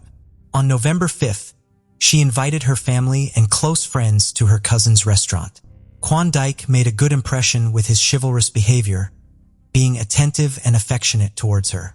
Everyone believed his feelings were genuine, but tragedy was looming. On November 9th, a relative contacted Sultanat's brother over the phone, sounding frightened as she asked about the truth of a social media rumor. After clarification, she shared a news link which reported that a former economy minister had taken the life of his young wife. Sultanat had asked to stay with him for a night after threatening to leave her husband. He agreed and told her where to find the spare keys, but she never arrived and her phone stopped working. He rushed to her house, but found no one there and her husband was not answering his phone, which made things even more concerning. The decision was made to immediately go to the family restaurant, where Sultanat was last in contact, to search for answers. While on the way, he received a call from his frightened parents, who had also read the news and were trying to find out what had really happened. However, he couldn't provide them with any information and only promised to look into it. When he arrived at the restaurant, he was met by police officers who expressed their condolences and informed him that his sister had sadly passed away before receiving medical attention. Overwhelmed and disbelieving, he struggled to accept the news, but tragically, it was confirmed to be true. By the time he arrived, the main suspect, Kwandike, had already been arrested and taken to the station. Kwandike denied any guilt, claiming that the event was a terrible accident and that he was trying to help his wife. Also, The restaurant owner was taken into custody on suspicion of being involved in the incident. Several months ago, on the evening of November 8, 2023, Sultanat and Klondike and their friends attended a concert by singer Dima Bilan. The loud music made it difficult for their friends to follow the conversation between the spouses, who got into a heated argument. Initially, their friends thought they were just discussing something, but it soon became clear that they was engaged in a full-blown fight. They stormed out of the concert hall without saying a word to anyone and went to the restaurant Bao, where they continued to quarrel in a private VIP booth. Camera footage shows Klondike taking several bottles of alcohol from the bar and joining his wife in the booth. As they drank wine and discussed their relationship, she told him that she couldn't continue like this and planned to leave him. Infuriated by her statement, Klondike started shouting and threatening her, even slapping Sultanat. After the altercation, she called her brother and told him she would be coming to his house for the night, having finally made up her mind to leave her husband. Around midnight, she stepped outside, intending to go to her brother's house, but her husband caught up with her and the argument continued. The surveillance footage reveals a 15-minute argument between them, after which Klondike convinced his spouse to re-enter the building. They continued to quarrel in the vestibule and eventually secluded themselves in a stall with no camera coverage, making it impossible to determine exactly what occurred inside. In the hallway, cameras recorded Klondike aggressively pursuing his wife, Sultanat, as she attempted to create distance. He grabbed her hands, shook her and pushed her against the wall. Klondike's lawyer downplayed these actions, describing them as stroking. However, Sultanat tried to escape and locked herself in the toilet to evade her husband's aggression. Undeterred, he kicked the door, resulting in corresponding injuries. After forcing his wife to open the door, Klondike physically assaulted her, striking her multiple times in the face. He berated her, claiming that she lived at his expense. The events that followed are unclear, but Klondike alleged that his wife had an angry outburst and, in a fit of rage, removed all her clothes and jewelry, flushing them down the toilet to demonstrate her independence from him. According to another account, Klondike allegedly forced his wife to undress, intending to humiliate her further after the gold jewelry was lost down the drain. This led to Klondike becoming enraged, punching his wife in the face multiple times and then pushing her with such force that she fell and hit the toilet. However, during the trial, Klondike claimed that his wife was intoxicated and had fallen several times while undressing, hitting her head on the tiles and plumbing fixtures. Klondike and his wife had planned to go home after leaving the restaurant, but he refused to drive due to his intoxication. He was ashamed of his drunken wife, who was wearing only underwear under her coat and didn't want to call a cab. They decided to return to their VIP booth instead. However, when Sultanat stopped to look at her reflection in the mirror, her husband forcefully pushed her towards the exit. This quickly escalated into a brutal assault as he mercilessly beat her with his hands and feet and dragged her by the hair. At around 7 o'clock in the morning, he dragged her back to the VIP cabin where he continued his attack. Klondike ultimately caused severe harm to Sultanat, but during the trial, he claimed he had no involvement in her injuries. According to him, she had fallen and hit the floor and furniture on her own and then fell asleep on the sofa. He alleged that he noticed a bruise on her face, but rather than seeking medical attention, he consulted a fortune teller to determine if everything was all right with his wife. The fortune teller told Klondike his wife was drunk and needed sleep, so he calmed down and didn't touch her. Later, he realized she wasn't breathing and called his brother, Bakhan Banav, also the restaurant owner.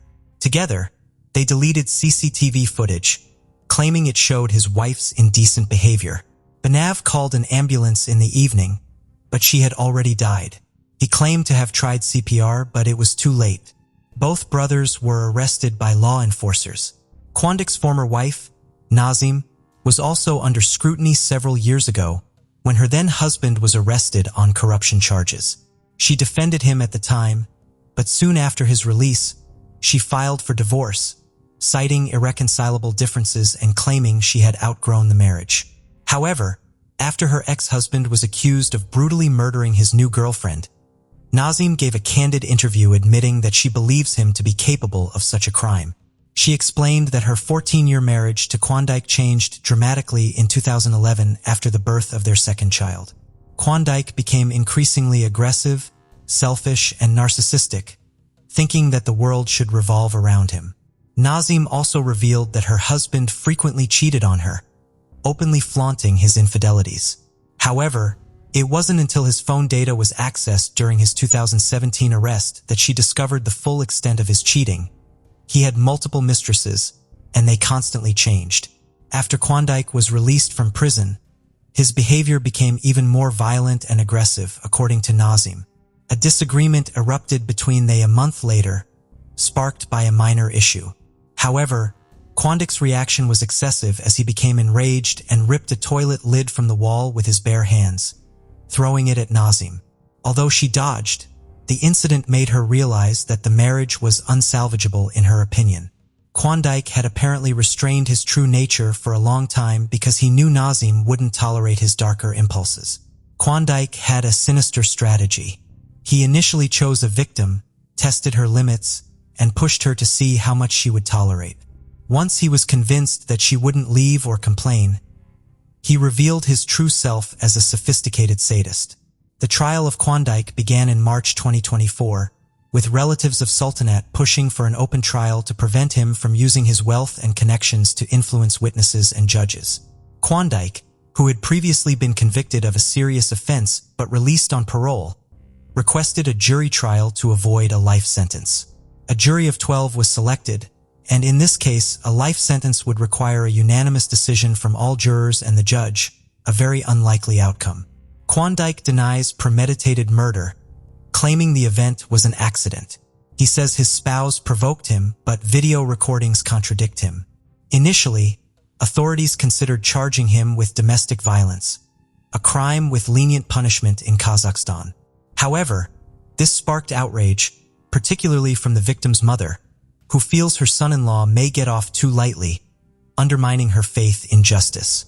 A law was approved in April 2024 to toughen penalties for domestic violence in Kazakhstan following public outrage. Klondike tried to pressure his brother into giving false testimony and also attempted to discredit his late wife in court, calling her an inadequate, unbalanced, and alcoholic who provoked him. He claimed he acted in a state of passion, hitting her only a few times, and that her other injuries were self-inflicted from falling under the influence of alcohol. However, Klondike was alleged that he didn't allow called medics for Sultanat and was instead concerned with deleting footage from cameras. Klondike ordered his brother to fake his wife's phone activity, making it seem like she was home. However, the plan didn't work. Klondike was found guilty of murder and sentenced to 24 years. Klondike's brother Bakhan Banoff was given a 4-year sentence for complicity. Sultanat's family expressed dissatisfaction with the court's decision. Her father hoped for a life sentence for his former son-in-law, calling any other verdict unfair. Margaret and Chad Robert Amato got married in the mid-1980s. Margaret, who was 2 years older than Chad, already had a 3-year-old son named Jason from her previous marriage. Chad didn't mind that Margaret had a son and was eager to treat Jason as his own. In 1988, they had their first child together, a son named Cody, and a year later, on May 20th, 1989, they welcomed another son, Grant. The three brothers grew up very close to each other. They rarely heard no as an answer, but knew they had to follow strict family rules, do well in school, help out at home, and behave well to earn privileges. They worked hard to make their parents proud and to be a strong support for them. Both Margaret and Chad had advanced degrees in healthcare. Margaret worked as a senior operational manager at a top private clinic, and Chad, who started as a clinical pharmacist, later moved into software specialization. The family was well off, living in a large house in the suburbs with a stable where they bred racehorses as a hobby. After high school, Jason moved out to attend college and eventually started his own family in another state. He stayed close to his parents and brothers despite the distance. And Grant were especially close, doing many activities together like attending the same school, playing on the same sports teams, and going to the shooting range with their dad on weekends. Their father owned a notable collection of firearms, which he kept secure. Grant, being the youngest, often got extra attention and care, especially since he was a frail and sickly child. He grew up shy and reserved, finding it difficult to make friends outside his family. His brothers were his closest companions, particularly Cody after Jason moved away. Both Cody and Grant attended the University of Central Florida, where they attended nursing school together and then proceeded to pursue further studies to become nurse anesthetists. Cody was at the top of his class, while Grant struggled and barely passed. However, they both secured jobs in their field. Cody was known as a dependable professional, but Grant often made mistakes at work and needed his tasks double-checked. In the summer of 2018, Grant's career faced a major setback when he was caught stealing powerful sedatives from the hospital. These drugs, used rarely and under strict conditions for causing euphoria and hallucinations, led to his arrest after the theft was discovered. During the police interrogation, Grant admitted to taking the drugs, saying he used them on patients who were not adequately medicated in his view. Some suspected that he might have been using or selling the drugs, but there was no conclusive evidence to prove this. Grant was quickly suspended and then terminated from his job. The theft charges he faced were dropped, apparently because his parents stepped in to help. After losing his job, Grant, who was already somewhat of a recluse at 29, retreated even further into isolation. He spent most of his time inside, often on his computer, and his internet activity was primarily focused on adult websites. Grant struggled with social interactions, especially with women, which left him feeling inadequate. To cope, he spent a lot of time chatting with webcam models on various websites, trying to fill the emptiness of his solitary life. Unfortunately, this habit was expensive, and Grant funded it by taking money from his parents and his older brothers. His dependency on adult content and alcohol became an addiction. Despite this, Grant seemed satisfied with this lifestyle, living off his family's resources and contributing nothing in return. On a platform for private online interactions, Grant met Sylvia Wenceslava, or Sylvie, a stunning and charismatic woman from Bulgaria. Her confidence and charm drew him in. Sylvie made Grant feel loved, desired, and unique. He began to believe that they had a real connection, and that her feelings for him were genuine. Convinced they were in a relationship, Grant was determined to stand out among her admirers. He spent hours and thousands of dollars each day to keep her attention solely on him and lavished her with gifts like expensive lingerie and jewelry, which she wore during their video chats. Eventually, his father had enough and gave him an ultimatum: find a job or leave home and lose financial support. Grant promised to look for work, but he didn't plan to follow through. Instead, he told his parents he wanted to become a video game streamer. His parents, hoping for any positive change, agreed to set up a streaming station for him. However, once he had his privacy, Grant returned to his usual activities, surfing adult-only sites. In August 2018, Cody, Grant's older brother, decided to take a break and travel to Japan for a new experience. He invited Grant and his best friend Jeremy to join him. Cody and Jeremy had saved their own money for the trip, but Grant's part was paid for by their parents. Instead of giving the money directly to Grant, they gave it to Cody, trusting him to handle it responsibly. During the trip, Grant seemed disinterested and detached. He paid little attention to the sights or tours, often glued to his smartphone. He frequently chose to stay in the hotel, using his brother's laptop instead of exploring with the others. One day, while the rest of the group visited a lake near Mount Fuji, Jeremy accidentally left his credit card in their hotel room. Taking advantage of the situation, Grant accessed Jeremy's account and stole thousands of dollars, which he spent on private sessions with his favorite webcam model, Sylvie. Jeremy noticed the theft later, but thought it was a case of fraud. He couldn't figure out who the thief was and continued to investigate after returning home, unaware that Grant was behind it. Desperate to impress Sylvie, Grant lost touch with reality. He made up stories about living alone in a large house, owning a successful business, and having plenty of money to spend on her. He backed these claims with substantial money transfers, ranging from a few $1,000s to as much as $100,000 for her birthday. Grant's extravagant spending eventually caught his parents' attention since he was using their accounts. Initially, he claimed the expenditures were investments in his online streaming project to gain followers, but his parents, Chad and Margaret, soon realized he was lying. A major family argument ensued, leading the family patriarch to demand that Grant leave home. However, his mother and Cody intervened, recognizing Grant's severe internet addiction.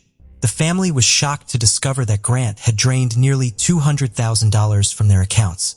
A search of his room revealed vials of potent substances, which Grant claimed he used to cope with his struggles.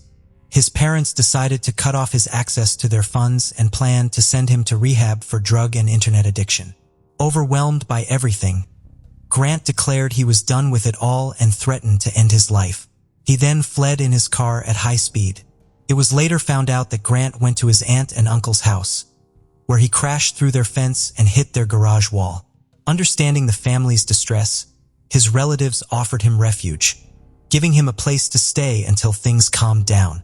Grant quickly accepted the offer to stay with his relatives, but the next day he betrayed their kindness by stealing thousands of dollars from their accounts to fund more sessions with Sylvie. When his aunt discovered the theft and informed his parents, they urged her not to involve the police, promising to handle the situation and repay the stolen funds. That very day, Chad went to collect Grant, recognizing the urgent need for intervention. Chad, Margaret, and Cody knew that reasoning with Grant wouldn't work and feared he might commit more thefts if left to his own devices. They gave him a stern choice: either enter a rehab clinic to treat his addictions or face jail time for his thefts. Reluctantly, Grant agreed to the rehabilitation, and he was admitted to the clinic at the end of December 2018. While Grant was in treatment, his parents went through his computer and discovered the depth of his spending. They found Sylvie's profile, the woman who had captivated their son, and uncovered hundreds of videos and messages that Grant had saved, revisiting them frequently. The family contacted Sylvie to explain that Grant was not the successful businessman he had portrayed himself to be, but rather an unemployed man struggling with addictions, and that the money he had sent her was stolen. Sylvie was indifferent to the revelation, viewing her interactions with Grant as just a job, and she expressed no intention of returning the money. On January 5, 2019, Grant unexpectedly returned home, having left the rehab clinic early due to non-compliance, completing less than a quarter of the program. He tearfully promised to change his life and seek employment, but he also threatened to end his life if forced to return to rehab. His parents decided to give him another chance but set strict conditions: no computer use, a tight daily schedule, and close monitoring of any money he made. They even secured him a part-time job at a local grocery warehouse. For the first few weeks, Grant appeared to adhere to these new rules, leading his parents to hope that he had truly changed. However, on January 24, 2019, everything took a turn when Grant convinced his mother, Margaret, to let him use the laptop briefly to check his email and look for a better job. Trusting her son, Margaret agreed, not realizing the mistake she was making. Grant's first action was to try and contact Sylvie, only to find out that his parents had already revealed the truth about his circumstances to her. Grant viewed his parents' actions as a betrayal, feeling deeply humiliated in front of Sylvie, the only woman he believed he loved. He thought they deserved to pay for their actions. Chad kept most of the family's collection of firearms securely locked in a large safe and trusted no one with the key. However, Grant knew about another handgun kept loaded in his parents' bedroom. It was this weapon he chose to use. "We warn you that we are about to show you graphic images of what happened next." His mother was working on the computer in the home office when Grant silently approached her from behind and fatally shot her in the back of the head. The way her body was positioned suggested she had no time to react or understand what was happening. Next, he waited for his father, Chad, who was just returning from work. As Chad walked into the kitchen, he was met by Grant and was shot twice in the chest without a chance to defend himself. With a chilling calm, Grant then concocted an even darker plan. He decided to frame his brother, Cody, who had always supported him and been his closest ally. Cody had since moved out to live with his girlfriend, but Grant lured him back home using his now-deceased father's phone. He sent messages pleading with Cody to come home immediately, claiming something terrible had happened. His plan worked as expected. Cody, concerned, left work early and hurried home. As Cody entered the house and reached the bottom of the stairs, Grant shot him. Cody collapsed, mortally wounded, but not immediately dead. Realizing the grim reality of his situation but unable to alter it. After killing his family, Grant methodically removed his fingerprints from the gun, placed it in Cody's hand to transfer prints, and then left it beside Cody's body to stage the scene as a murder-suicide. Afterwards, Grant calmly packed his belongings, downloaded video files of his interactions with Sylvie, and even messaged her. Once ready, he loaded his car and drove away. On January 25, 2019, a worried man contacted the police in Seminole County, Florida. He was concerned because his friend and co-worker, Cody, a dedicated nurse, had not shown up for his hospital shift, which was completely out of character. Cody had left work slightly early the previous day, hurriedly departing due to urgent family matters, and he even forgot to pick up his paycheck. Cody had not been reachable by phone since then. His girlfriend, who he had recently started living with, mentioned that Cody had gone to his parents' house after a request from his father, but he hadn't come back or made contact. Alarmed by these unusual circumstances, the police were sent to the Amato family's address. The residence, situated in an Orlando suburb, featured a large property complete with a stable and area for walking horses. Cody's car was in the driveway and lights were visible in various parts of the house, suggesting normalcy at first glance. There was no evidence of forced entry. The doors and windows were secure. When deputies arrived and knocked, there was no response and calls to the house's landline were also unanswered. The police obtained permission to enter and managed to unlock the back door with a knife to slide the bolt. Inside, a haunting silence filled the house, yet the lit room suggested someone should be there. The scene they discovered was grim. Chad, the 59-year-old family patriarch, was found dead on the kitchen floor, having suffered 2 gunshot wounds to the chest. Near the main entrance, Cody, age 31, was found curled up at the bottom of the staircase, also dead in a large pool of blood. In the home office, Margaret, 61, appeared as though she might be sleeping with her head on her arm by her computer. But the blood splatter on the monitor and the large stain under her head told a tragic story. Next to Cody's body, the police found a pistol, which forensic analysis later showed had Cody's fingerprints. Initially, it seemed like a horrifying family tragedy where Cody might have killed his parents and then himself, especially since there was no sign of a break-in or any missing items. However, a crucial clue pointed otherwise. Smeared blood on the front door indicated it had been locked from the outside by someone leaving the scene, suggesting that the real perpetrator was not among the deceased. The focus quickly shifted to the family's youngest son, 30-year-old Grant, who had been unaccounted for since the evening of the incident. His car, a white Honda, was missing, as were some personal belongings, including a laptop from his room, indicating he had likely fled. Grant was immediately declared a person of interest, and a search began to locate him. The following day, the police quickly tracked down Grant hiding in a small roadside motel in Orange County. He was arrested without showing surprise, though he appeared disappointed that he was found so quickly. Despite the overwhelming evidence, Grant vehemently denied all charges against him. During his interrogation at the police station, Grant concocted a series of unlikely stories about his father's severe mistreatment towards him, his mother, and his brother.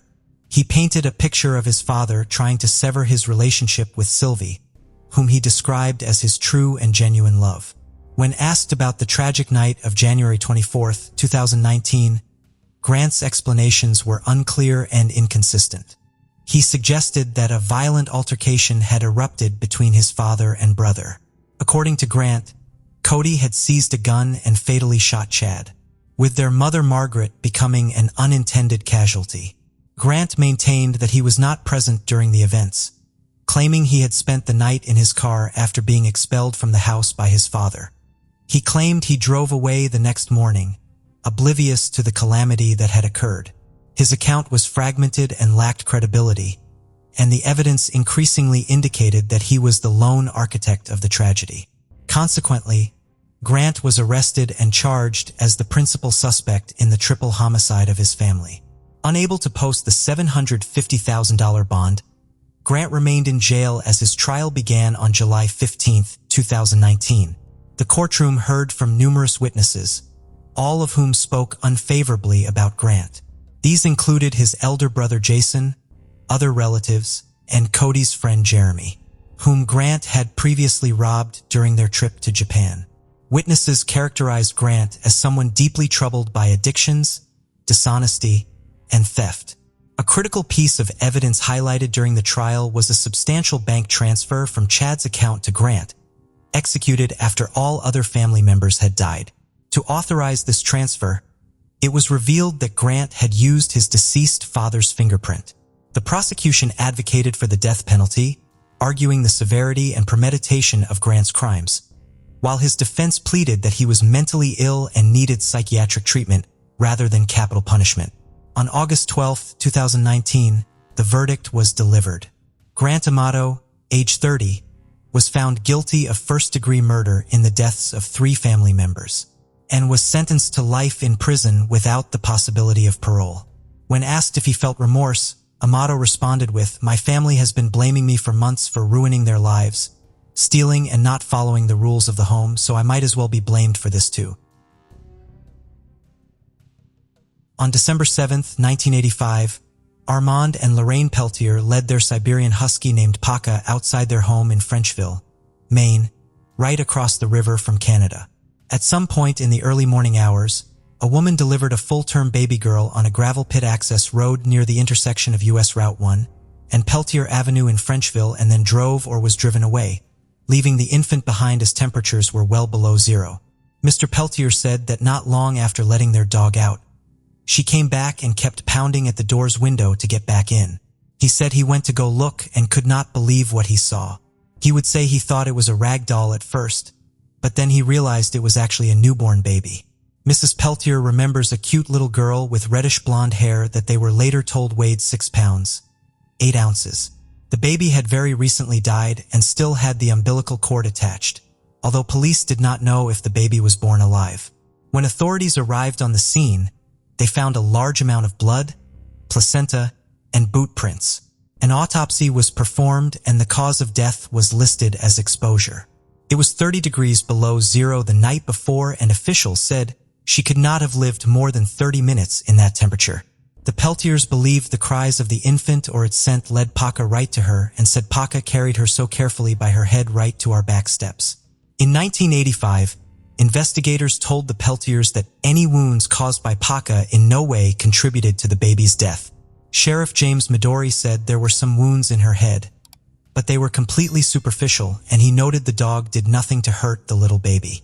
An officer at the scene said a vehicle must have driven in because of the tracks found in the snow. He also said there was frozen blood found in the snow along with footprints, and near those were the dog tracks. He said he turned and followed the dog's tracks right to the house where it had dropped the baby by the door. The gravel pit was not far off the road, and so the baby must have been abandoned in the middle of the night, or as the officer noted, the person would have been in plain view. The vehicle was determined to be small in size, and the mother of the baby was suspected to be from Canada. The media were telling people to be on the lookout for people shopping for items that could be used to control heavy bleeding. Police questioned a couple who had been spotted in a local department store around the time of the incident. The woman reportedly had blood on her pants and was acting distressed. Police immediately released a composite sketch of the couple to the media. The couple were Canadian and came forward and explained that she had gotten her period, and were quickly ruled out as the suspects. Other than a description of a small car based on tire tracks found at the scene, police have very little evidence, and the trail went cold. The Peltier said they could never have children and would have loved to adopt the baby Jane Doe if she had survived. They were very saddened that the mother had left the baby in the snow instead of leaving her on their doorstep. The Peltiers moved to Bangor in the summer of 1986, and Paka lived to be 12 years old before dying of cancer in 1987. This baby is known in the Doe Network and Namas as the Rustock County baby Jane Doe, but no composite sketch of the baby exists. The case remains open and is still under investigation, and as of today remains unsolved.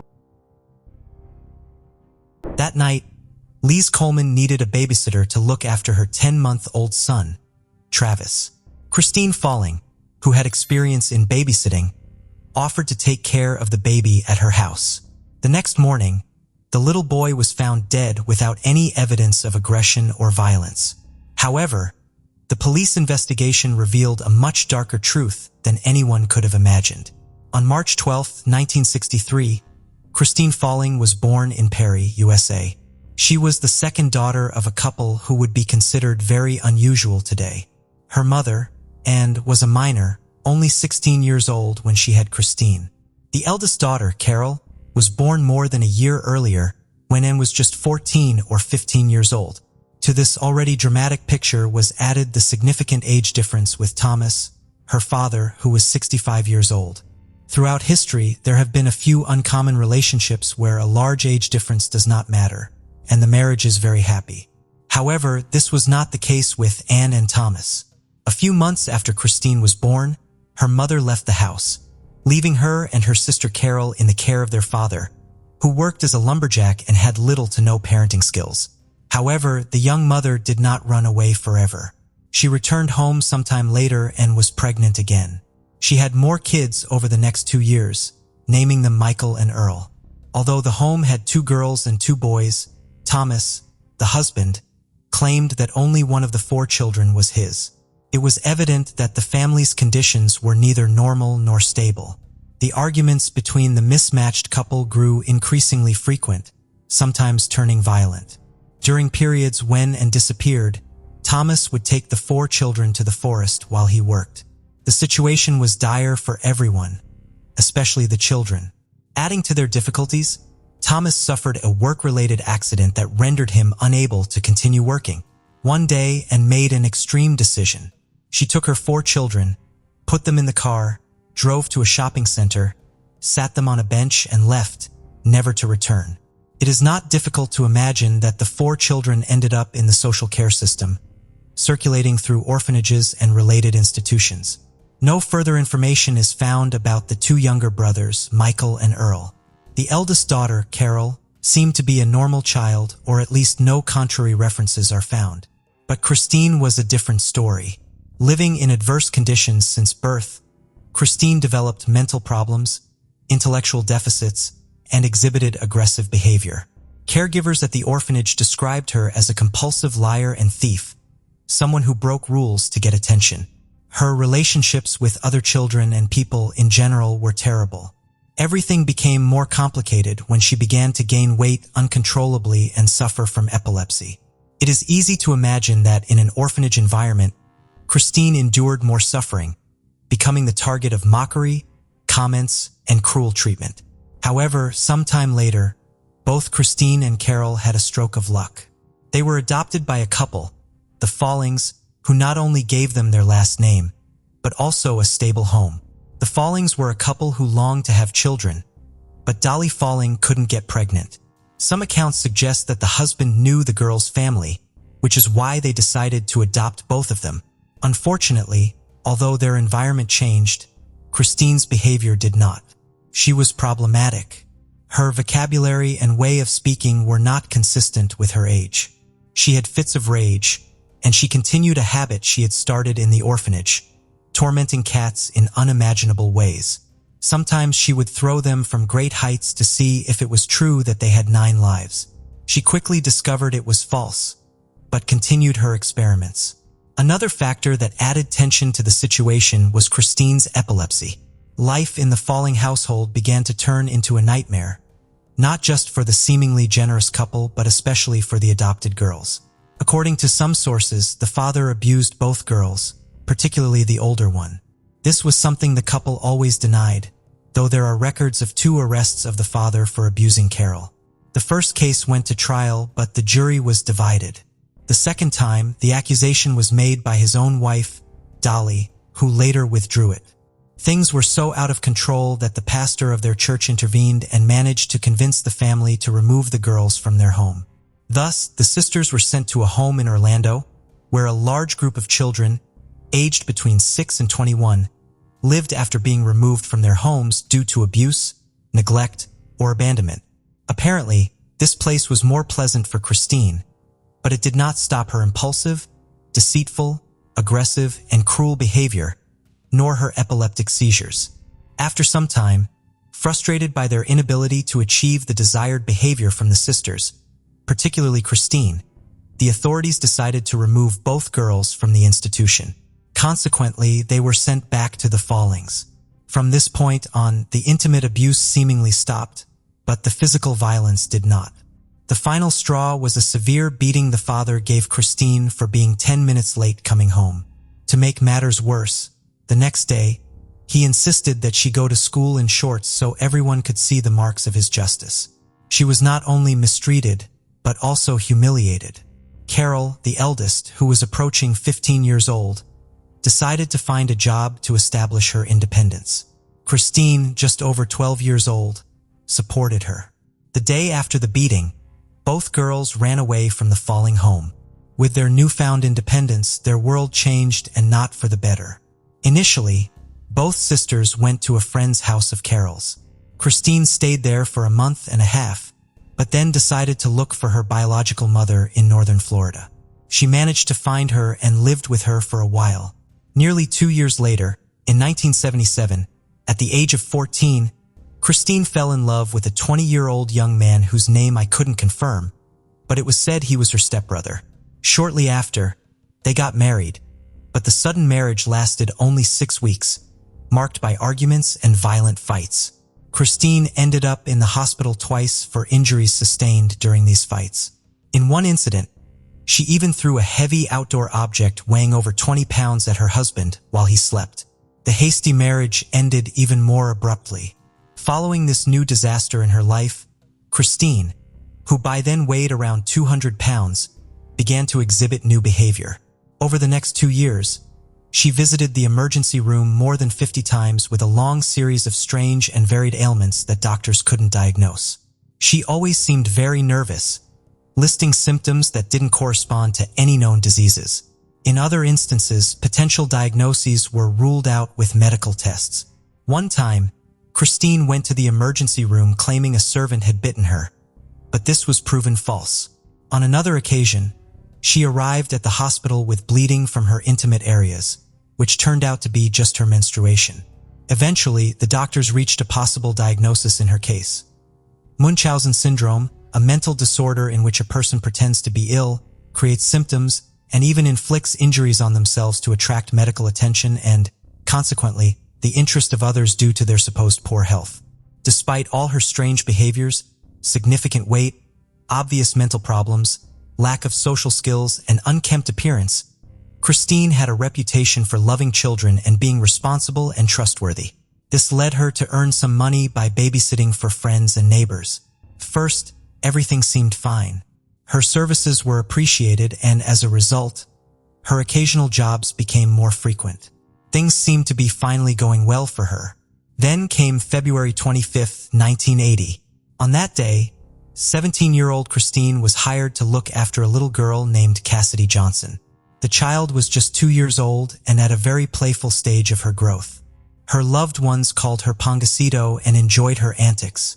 The girl's parents went out to work, collecting worms to sell as fishing bait. But that day, something went terribly wrong. 5 hours after being left alone with Cassidy Johnson, Christine was calling emergency services. She said the little girl had fainted and fallen from her crib. An ambulance was quickly dispatched to take the child to Tallahassee Hospital. The doctors did everything they could to revive Cassidy Johnson, but without success. One of the doctors noticed a strange bump on the child's head. Christine explained that she had lost consciousness and fallen from her crib. Cassidy Johnson was diagnosed with brain inflammation, possibly caused by an infection. Sadly, after being hospitalized for 2 days, she passed away. The Johnsons, the girl's parents, were utterly devastated, and Christine was also deeply saddened. All accounts agree that at least one of the doctors involved in Cassidy Johnson's case had doubts about the cause of the problem. In fact, he suggested that the police be notified of the possibility that there was more to the girl's death than an accident or brain inflammation. At this point in the story, accounts of what happened vary.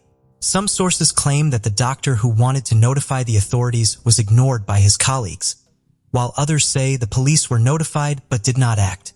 It was also said that the doctor wrote a note for the police, but it never reached its destination. Finally, other reports claim that the police did indeed summon the young babysitter. The officers questioned her but found nothing to justify her detention or to warrant a more extensive investigation. What is certain is that the case was never thoroughly investigated, although the autopsy clearly showed that the head injury played a significant role in Cassidy Johnson's death. After the 2-year-old's death, Christine, apparently devastated, decided to move to another city and ended up relocating to Lakeland, Florida. There, she slowly began to work as a babysitter again, demonstrating the same efficiency she had shown in her initial jobs. A year had passed since the death of Cassidy Johnson, and by then, Christine was 18 years old. Some distant relatives asked her to take care of their 4-year-old Jeffrey Davis. Once again, tragedy struck when the boy suddenly stopped breathing for no apparent reason. Christine called emergency services and Jeffrey's parents, but there was nothing they could do. The boy arrived at the hospital already deceased. In this case, as the cause of death was unknown, an autopsy was performed. The doctors concluded that Jeffrey had died from myocarditis, an inflammation of the heart muscle that reduces the heart's ability to pump blood. A virus can cause myocarditis, an adverse reaction to medication, or a general inflammatory condition, which can sometimes lead to sudden death. With this result, no one suspected the babysitter. The parents accepted the doctor's diagnosis of their son's sudden death.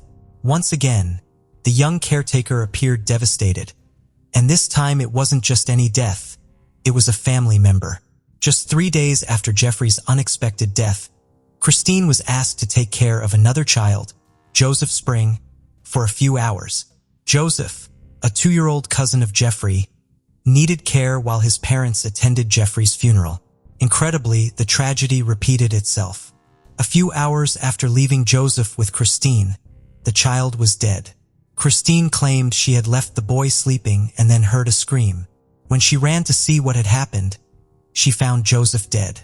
The health professionals who examined Joseph's body concluded that both Jeffrey and Joseph had died from the same cause, myocarditis caused by an infection. Although no one had concrete evidence or real arguments, rumors began to circulate in the town about the string of coincidences surrounding Christine's babysitting jobs. Even Christine herself started saying that a curse seemed to follow her, bringing death to the children she cared for. The babysitter appeared deeply affected, and everyone knew she had some mental disabilities, but no one really believed she was capable of murdering the children. Consequently, as suddenly as they started, the rumors began to die down. Voices of consolation emerged for young Christine, telling her to calm down and that it was all a series of unfortunate events. Christine gained even more sympathy when she was hospitalized with a viral infection in her digestive system. But this brought a new question. Had she infected the children she was caring for with a virus that proved fatal for them? But very soon, Christine was cleared of the initial suspicions when the doctors found no connection between the virus she had contracted and the one that caused the children's myocarditis. The general conclusion was that bad luck was solely responsible for the deaths. Consequently, Christine was seen almost as a victim. Besides being physically unattractive and mentally underdeveloped, she seemed to be followed by misfortune. Those who knew Christine defended her passionately. They couldn't conceive that she could be responsible for the children's deaths or even capable of harming a child in any way. Additionally, at that time, infant mortality was relatively common in impoverished areas of the cities. After these harsh experiences, Christine decided to move back to her hometown of Perry. On her own initiative, she decided to stop caring for young children. With that decision made, she took the necessary steps to get certified and registered to care for the elderly. Soon, she began working for William Swindle, a 77-year-old man diagnosed with terminal cancer. William lived alone and needed someone to help with household tasks, shopping, cooking, organizing the house, assisting with his needs, and keeping him company. However, the new caregiver didn't even get the chance to prove she could care for the elderly, because on her first day, William passed away. As in so many previous instances, Christine called emergency services, who found the man unconscious on the kitchen floor. He was rushed to the hospital, but he was declared dead upon arrival. Although no autopsy was apparently performed, the cause of death was listed as a massive heart attack.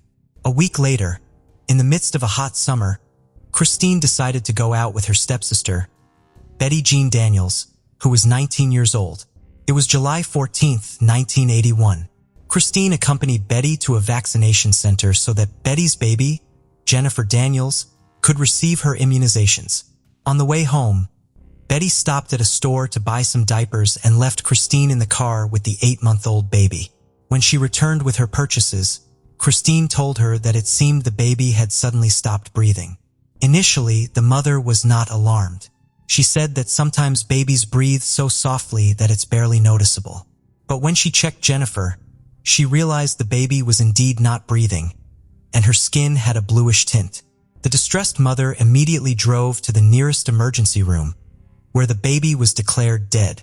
It was thought to be a case of sudden infant death syndrome or a rare reaction to the vaccines received. At this point in the story, part of Christine's life goes unaccounted for. There is a period of about a year during which there is no information about her activities. The next reference takes us to July 2, 1982, when Liz Coleman asked Christine to babysit her 10-week-old son, Travis Coleman.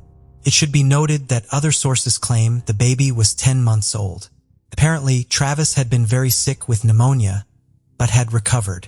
Since he was now perfectly healthy, his parents wanted to go out that night to celebrate the end of that stressful chapter. At that time, Christine was living with her boyfriend, Robert Johnson, in a trailer. She told Mrs. Coleman to bring the baby to her trailer and pick him up the next morning, assuring her she would gladly take care of him for the night. Sadly, as you might imagine, when Liz arrived the next morning to pick up Travis, the baby was dead.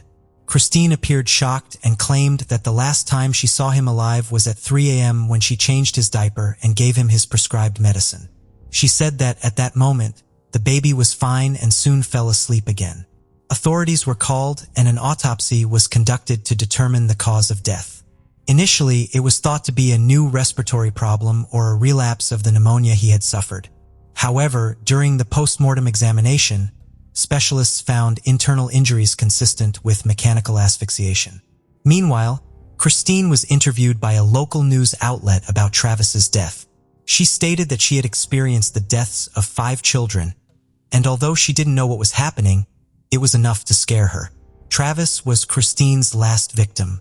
The medical personnel notified the police that the baby's death was intentional. The police immediately arrested Christine, who soon became known as the babysitter killer. Christine was subjected to police interrogations and evaluated by psychiatric specialists. It wasn't long before the 19-year-old confessed.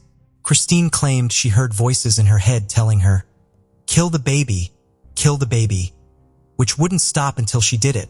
She also gave some personal reasons for committing the murders. Her account was both sad and chilling. Referring to her first victim, Cassidy Johnson, Christine said they had been playing outside, and the girl was very agitated.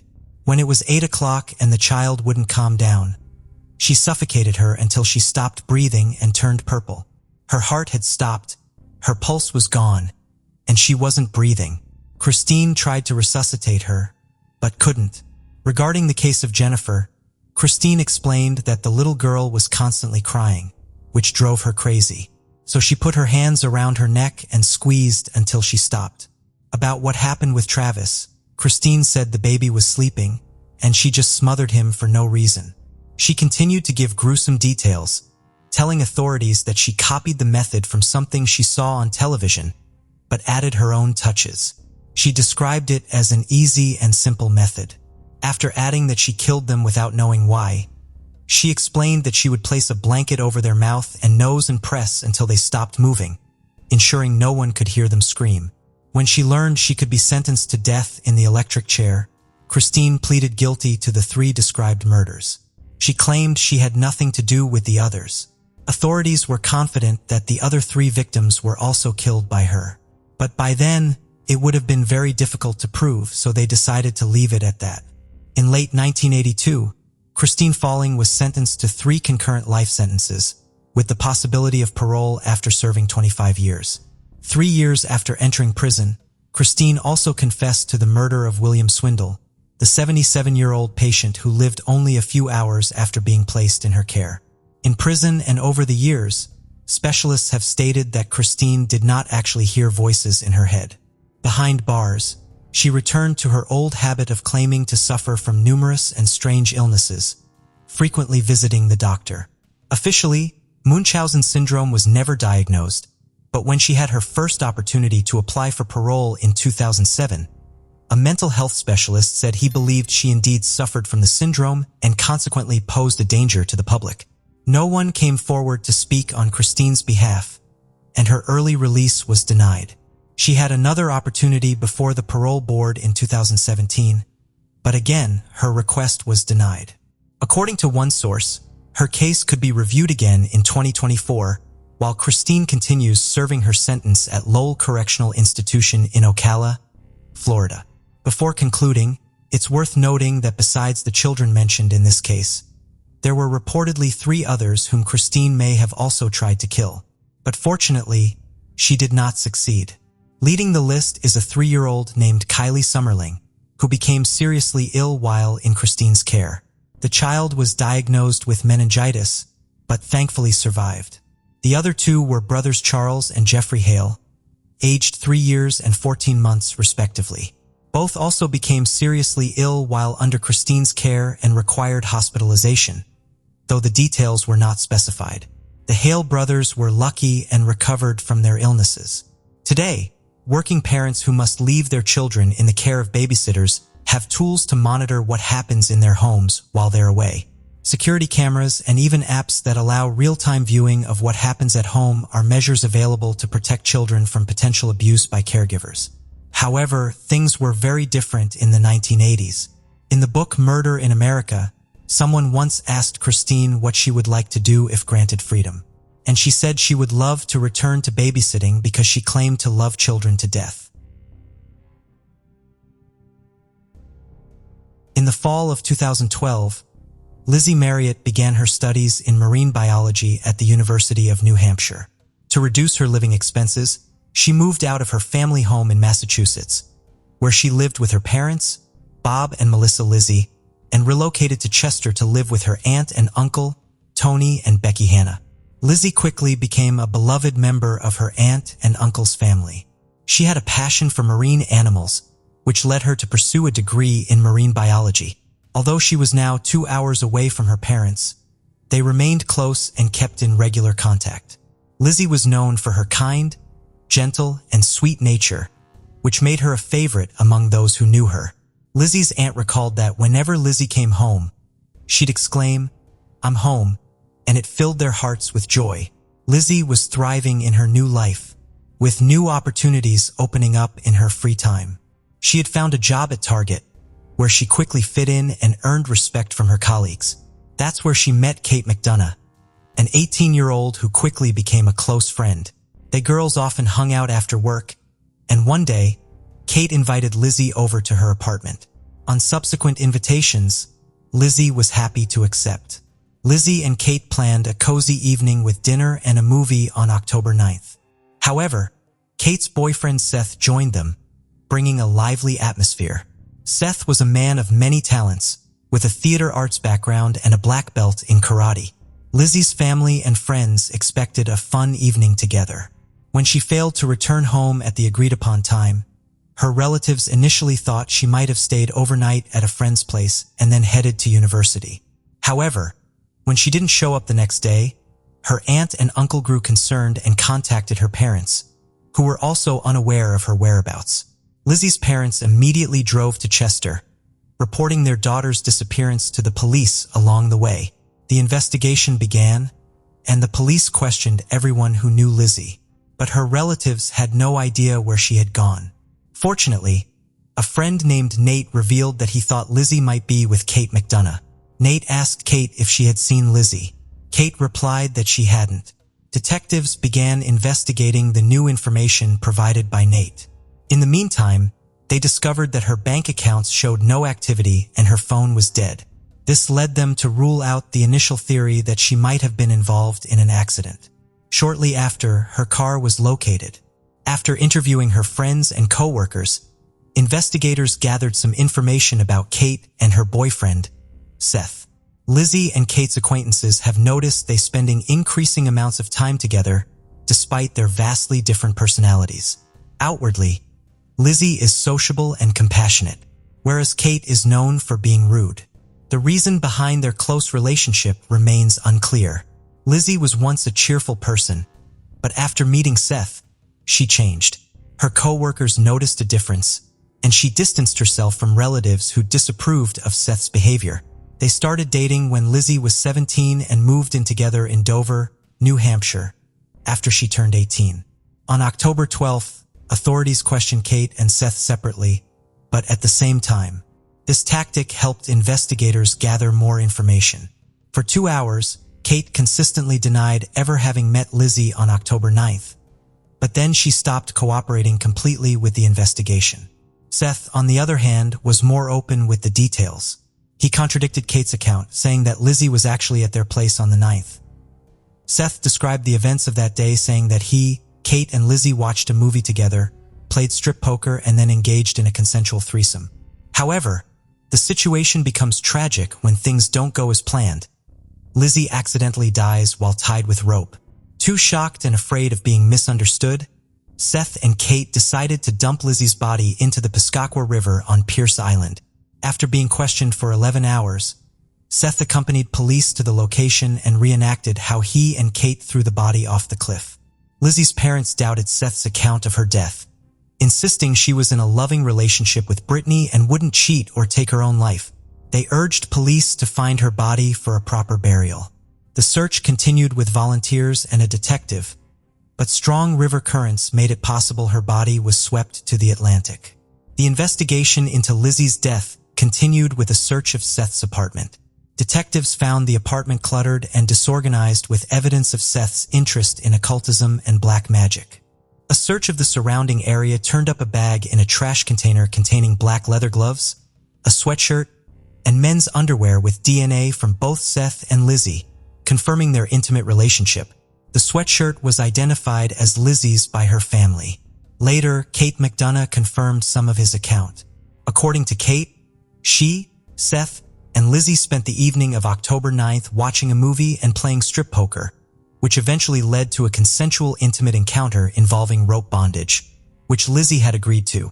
Lizzie Marriott was having a good time until she suddenly had a seizure, suffocated, and lost consciousness.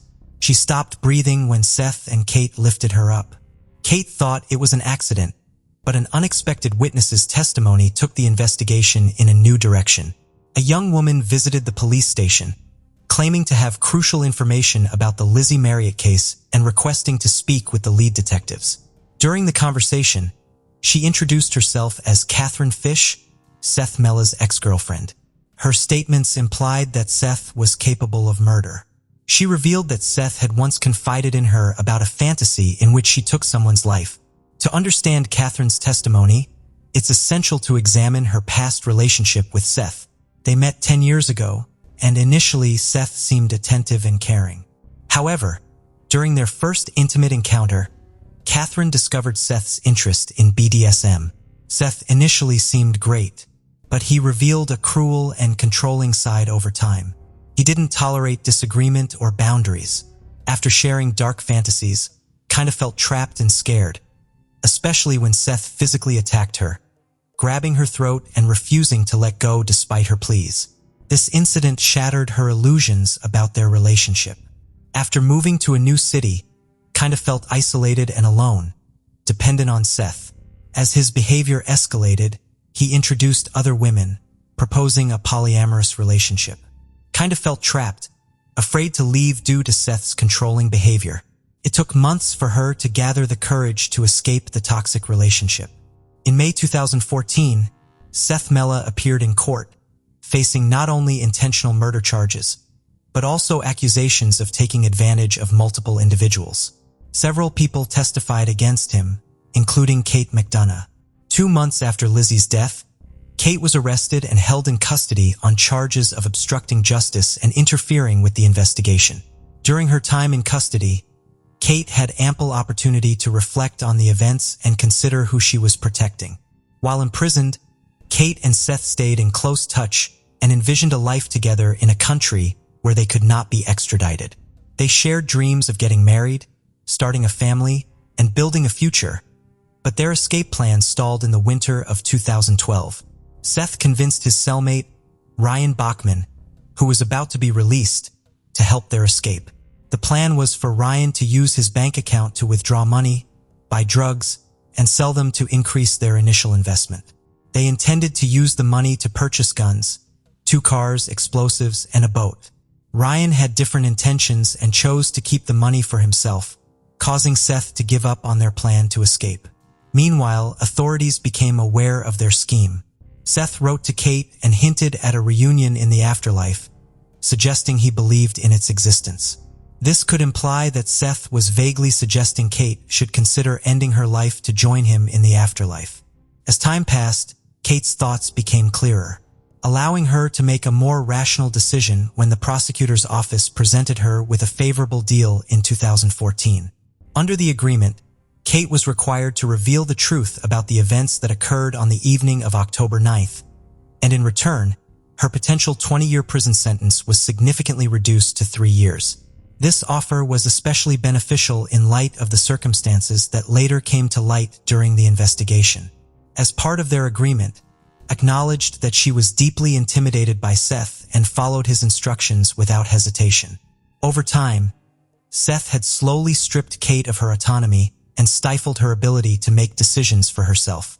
Approximately 6 weeks before the tragic event, Seth had asked Kate to arrange a threesome with someone else while she was away on a 10-day theater tour, but Kate was unable to find someone to participate.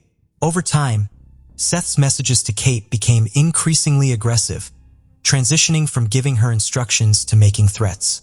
He warned her of severe consequences if she didn't meet his demands, which included bringing a friend to participate in his plan.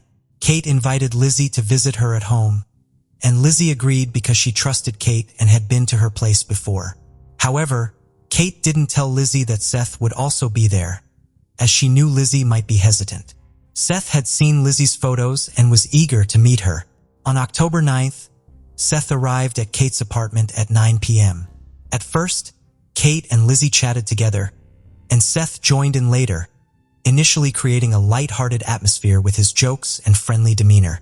As they watched a movie, Seth suggested playing strip poker, dimming the lights to create an intimate setting.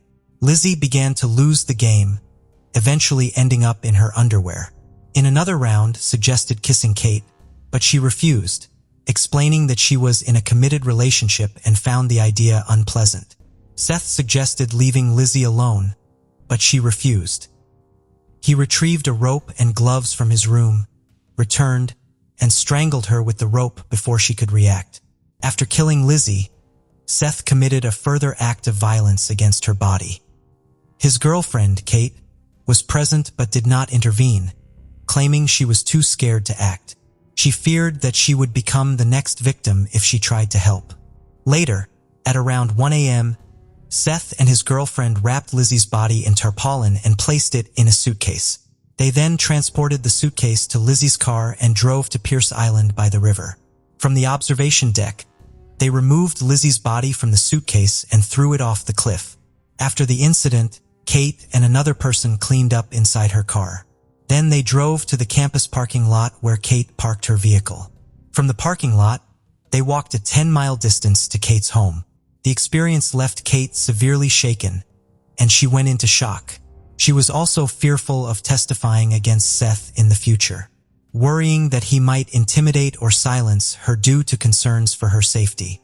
During the trial, Kate's excessive sobbing raised suspicions, with some doubting her emotional display in suggesting she was a skilled actress. Kate's defense claimed that Lizzie's death was an accident during intimacy, but acknowledged that Seth and Kate had disposed of the body. They alleged that Seth isolated and coerced Kate, affecting her mental state. The prosecution focused on deliberate murder, citing the discovery of gloves at the scene, which suggested premeditation. Roberta Gherkin and Paul Hickok, acquaintances of Seth Mella, testified for the prosecution. After Lizzie's murder, Seth called them at 10:49 p.m. asking for help. When they arrived after 11 p.m., they found Seth on the bed next to Kate McDonough in lingerie. Seth said, "This time things went too far." Roberta found Kate in the kitchen and suggested calling an ambulance. They chose not to intervene or contact police, avoiding involvement. Seth Mella was convicted of first-degree murder by strangulation and conspiracy in 2014, receiving a life sentence without parole. Kate McDonough, who was 20 at the time, got a 3-year sentence as part of a plea deal and was released in 2016. She has since maintained a low profile. Lizzie Marriott's parents, Bob and Melissa, do not feel the sentence is sufficient. They hope her case can serve as a warning to others, especially women. They created a memorial bench in her hometown since her body was never recovered. This story is set in Medicine Hat, a small city about 200 miles southeast of Calgary, known as Canada's sunniest spot. It's a lively town favored by young, outdoorsy families, offering plenty of natural beauty and activities. The Richardson family enjoyed all the perks of life here. Deborah and Mark Richardson, along with their children, 8-year-old Tyler and 12-year-old Jasmine, represented a typical family unit. Deborah and Mark originally met in 1990 at a gym in Ontario where they both attended classes, including one for substance abuse recovery. They had conquered their past addictions by the time they met, and after moving to Medicine Hat, they started their family with Jasmine, followed by Tyler 4 years later. Their life in Medicine Hat was peaceful. Their home was modest, and both children were thriving and healthy. Jasmine especially was doing well in school and was known as an honor student at just 11 years old. She was cheerful, pretty, and had a contagious smile, much like her mother. However, as Jasmine entered her teenage years, her personality began to shift, a common scenario for many teens.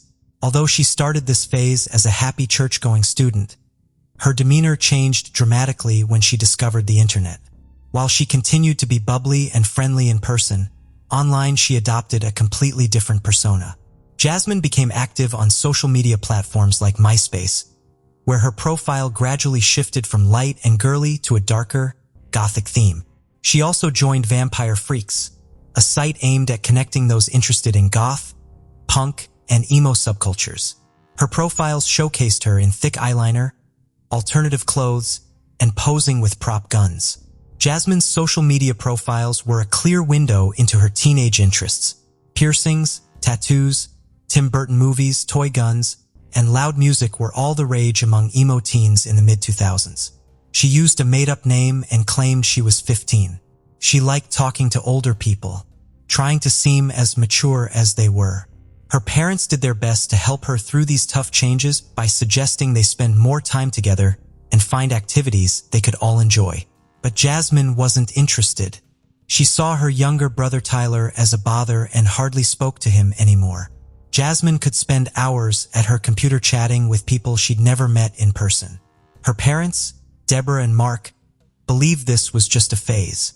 They thought she would eventually grow out of it and become more sensible. So they were pretty lenient about her new interests. She regularly attended local music shows that catered to the younger crowd.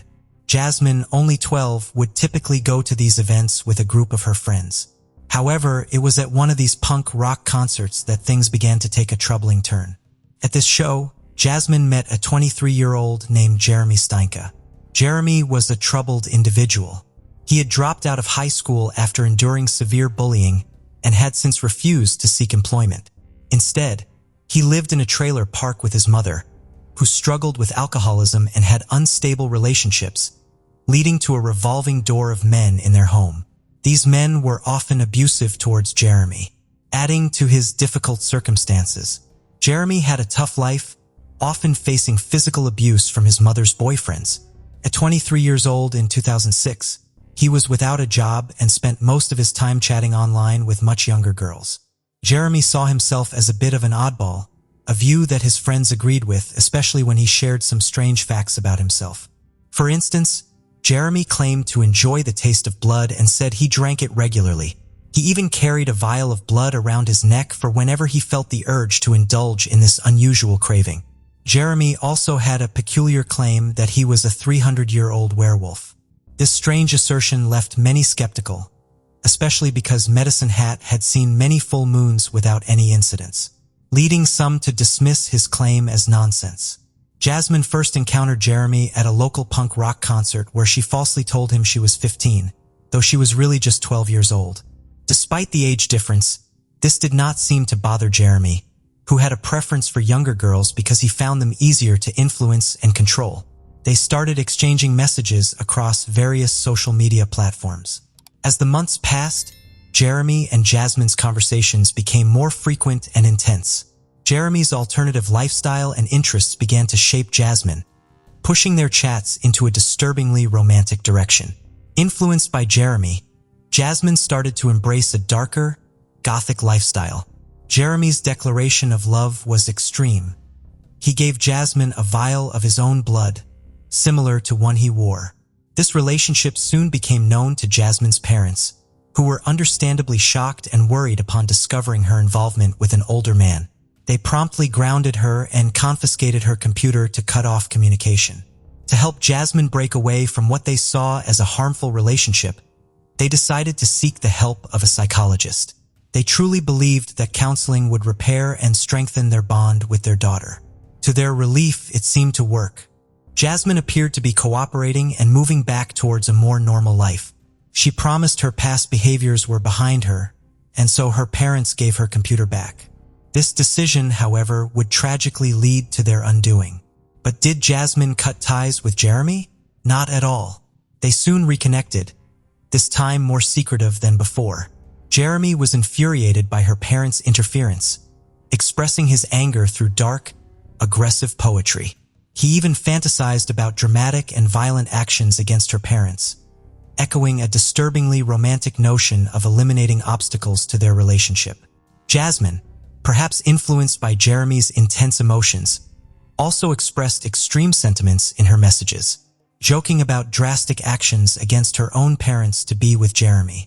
While it's common for teenagers to express frustration with their parents, the context here was far more serious, given Jeremy's manipulative nature and his influence over Jasmine. This situation was not just teenage melodrama. It was being shaped by Jeremy's dark fantasies, blurring the line between jest and potential reality. The Richardson family continued their daily lives, seemingly content. Mark and Deborah were relieved to see their daughter Jasmine showing signs of improvement, and their son Tyler was enjoying his carefree childhood as a cheerful 8-year-old. Unknown to them, a sinister plan was being formed behind a computer screen, with Jasmine involved in plotting against her own family. Jasmine often complained to her friends about how much her parents annoyed her, expressing a desire to end their lives, but nobody took her seriously. On the night of Saturday, April 22, 2006, as Mrs. Richardson was getting ready for bed, she heard a noise in the basement and thought it might be rats. She went downstairs to check, flipped on the light, and to her shock, saw a person in a ski mask standing there. She screamed in fright, and the masked person rushed at her, trying to silence her. Despite his efforts, Deborah fought back, screaming even louder. The attacker then stabbed her repeatedly with a knife. Hearing his wife's screams, Mark grabbed the nearest thing he could find, a screwdriver he had left out from fixing an outlet earlier that day, and ran to the basement. He arrived to find his wife in a pool of blood and confronted the attacker, only to be stabbed in the stomach and then multiple times more. As he lay dying, Mark asked, "Why?" The attacker coldly responded, "Because your daughter wished it." Upstairs, their young son Tyler was left alone, sitting on his bed in his pajamas, too scared to move as he heard the footsteps approaching his room. The door then slowly opened. The next day, on a calm Sunday, April 23, 2006, the neighborhood was quiet, with families engaged in their usual weekend activities. It was a typical Sunday with children playing outside, including a boy who decided to visit his friend Tyler. However, when he knocked on the door of the Richardsons' home, no one answered, even though their car was parked in the driveway. Puzzled, the boy peeked through a basement window and was startled to see a motionless figure on the floor. Alarmed, he rushed home to inform his mother, who promptly called the police. The police arrived to find the door unlocked and the house disturbingly quiet. Their investigation began in the basement, where they discovered the lifeless bodies of Deborah and Mark Richardson in a gruesome scene, surrounded by pools of their own blood. Deborah had been stabbed 12 times in the chest, and Mark had suffered 24 wounds to his chest and back. The tragedy extended further as the police found Tyler's body in his bedroom, surrounded by blood-soaked toys with multiple stab wounds and his throat cut. As the officer surveyed the scene, family photos hinted at a missing member, Jasmine. Initially, it seemed like a brutal home invasion, possibly involving Jasmine's abduction. An Amber Alert was issued for the missing girl as police started to investigate, beginning with her school and friends. A shocking discovery came when they accessed Jasmine's school locker. Among her belongings, they found a disturbing stick figure drawing depicting a family walk that ends in horror. The sketch showed one family member retrieving gasoline from a truck, dousing the others and setting them on fire. This grim drawing suggested a very different narrative from an abduction, hinting at Jasmine's involvement in the tragedy. When authorities found the chilling drawing in Jasmine's locker, they began to view her disappearance with suspicion, suspecting that she might be involved in her family's murder. Prompted by Jasmine's friends, who revealed Jeremy's affection for Jasmine and disturbing remarks about harming her parents, police quickly started looking also for Jeremy. These leads, coupled with a slew of digital evidence from messages, emails, and chat logs, helped investigators piece together a grim motive. Soon, the story of the suspected killer couple was making headlines, shocking and horrifying the Medicine Hat community. Detectives turned to the media to help find Jasmine, hoping she would make contact or that someone would provide information that could lead to her. Due to her age, Canadian law prohibited the media from publishing Jasmine's real name, so news agencies started referring to her simply as JR. However, police uncovered that a few hours after the crime, Jasmine and Jeremy were seen at a restaurant and later at a party hosted by an acquaintance. Witnesses at the party noted that Jasmine seemed normal, showing no signs of abduction or shock. She was seen drinking and enjoying herself. When questioned by friends about how they managed to escape from her parents, Jasmine laughed and remarked, "Jeremy and I just took care of them." To which Jeremy added, "I carved them up like fish." The party guests thought this was a dark joke, not realizing the truth in their words. Their infamy led to their downfall. Within 24 hours of the murders, they were spotted in the community of Letter, Saskatchewan, about 100 miles from Medicine Hat. Police found them sleeping in a pickup truck and arrested them without resistance. Despite their arrest, Jasmine and Jeremy seemed indifferent, showing more annoyance than remorse. During interrogation, their apparent unity crumbled. Jeremy confessed that Jasmine had implored him to eliminate her parents, promising to do anything for her. In turn, Jasmine pinned the blame solely on Jeremy, claiming her previous talks of killing her family were just jokes and she never intended any real harm. However, Jeremy's version aligned more convincingly with the extensive digital evidence, suggesting that both had actively participated in the planning and execution of the crime. The burning question was, what exactly was their plan? On the night of April 22nd, Jasmine stealthily let Jeremy into her house. She then went upstairs as Jeremy headed to the basement. There, he confronted Deborah and brutally attacked her with a folding knife. The noise woke Mark, who rushed to help his wife, only to find himself in a deadly struggle. Mark dashed towards the basement upon hearing a disturbance, only to discover his wife on the floor with a masked man looming over her.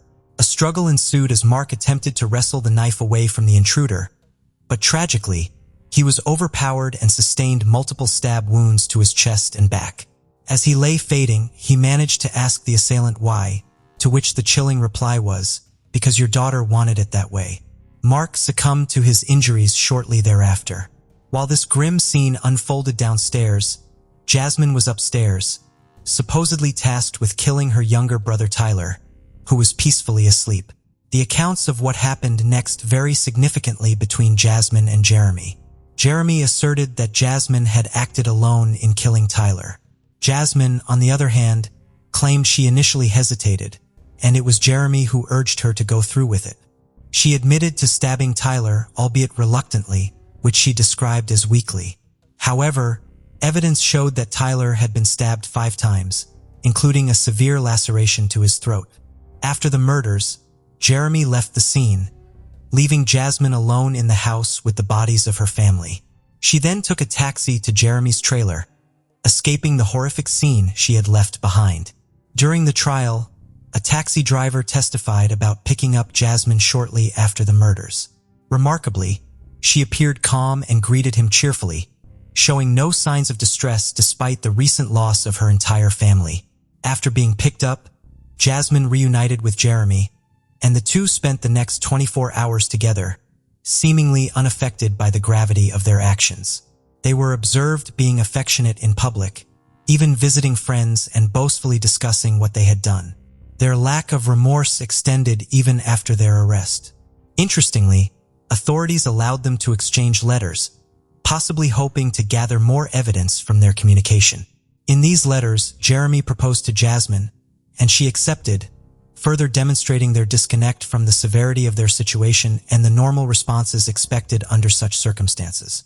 After Jasmine claimed that Jeremy was solely responsible for the murders, the pair faced their trials a year later, in June 2007. Jeremy, being an adult, was subjected to the full extent of the law.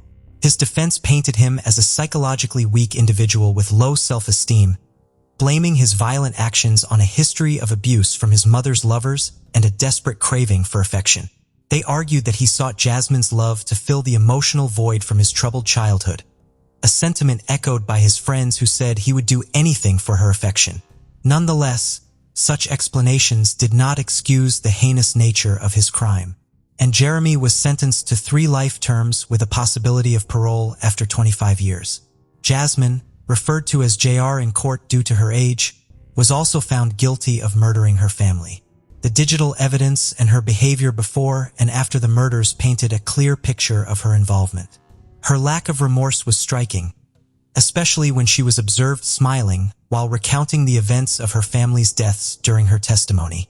However, because she was a minor at the time of the crimes, the harshest sentence she could receive under Canadian law was 10 years, which included psychiatric care and monitored living in a community setting rather than traditional incarceration. This lighter sentence reflects the complexities of dealing with young offenders, even those involved in grave crimes. During her incarceration, Jasmine was often cited as a model of successful rehabilitation. Through therapy and severing ties with Jeremy, she began to show genuine remorse for her actions, convincing the authorities responsible for her rehabilitation that she was unlikely to reoffend. The person in charge of her expressed hope for her transformation, suggesting that her family, had they survived, might have been proud of her progress. He reminded her that while the past cannot be changed, she has control over her daily actions and behavior. In the last 5 years of her sentence, Jasmine studied under a new identity to help her reintegrate into society. She was released in 2016 and has since lived anonymously among the public. Meanwhile, Jeremy remains incarcerated, a situation many deem appropriate considering his predatory behavior prior to the murders. The debate over Jasmine's sentencing remains contentious. Some argue that if someone is old enough to commit a crime, they should face the full consequences, while others believe that Jasmine, who was only 12 at the time and manipulated by an older man, deserved a chance for rehabilitation. After maintaining a clean record for 5 years following her release, Jasmine's criminal record was expunged, allowing her a fresh start without the burden of her past crimes. Mark and Deborah Richardson are remembered as caring parents. The complexity of Jasmine's case raises difficult questions about justice, punishment, and rehabilitation, especially considering her age and the influence exerted by an older individual. While 10 years may seem short given the severity of the crime, the circumstances of her age and manipulation add layers of complexity to the discussion of her case. Canada's judicial approach often emphasizes rehabilitation over strict punishment, which sets it apart from places like the US, where the focus might lean more towards punitive measures.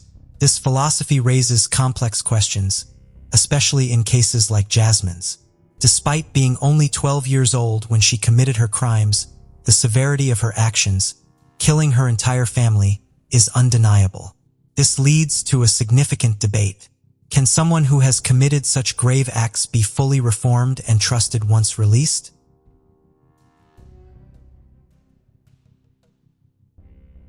Case of Lindsay Wilson. In the spring of 1999, the community of Southport in the United Kingdom was divided into two camps. The media and television were filled with numerous interviews with Mitchell Quay, a man who, though unremarkable at first, had become a true folk hero. His sudden popularity was sparked by a scandal: the mysterious disappearance of his wife, Lindsay Wilson. According to him, one day she left home without a trace, leaving behind two young children. Her distraught husband appeared worried and abandoned, pleading for her to reconsider and return.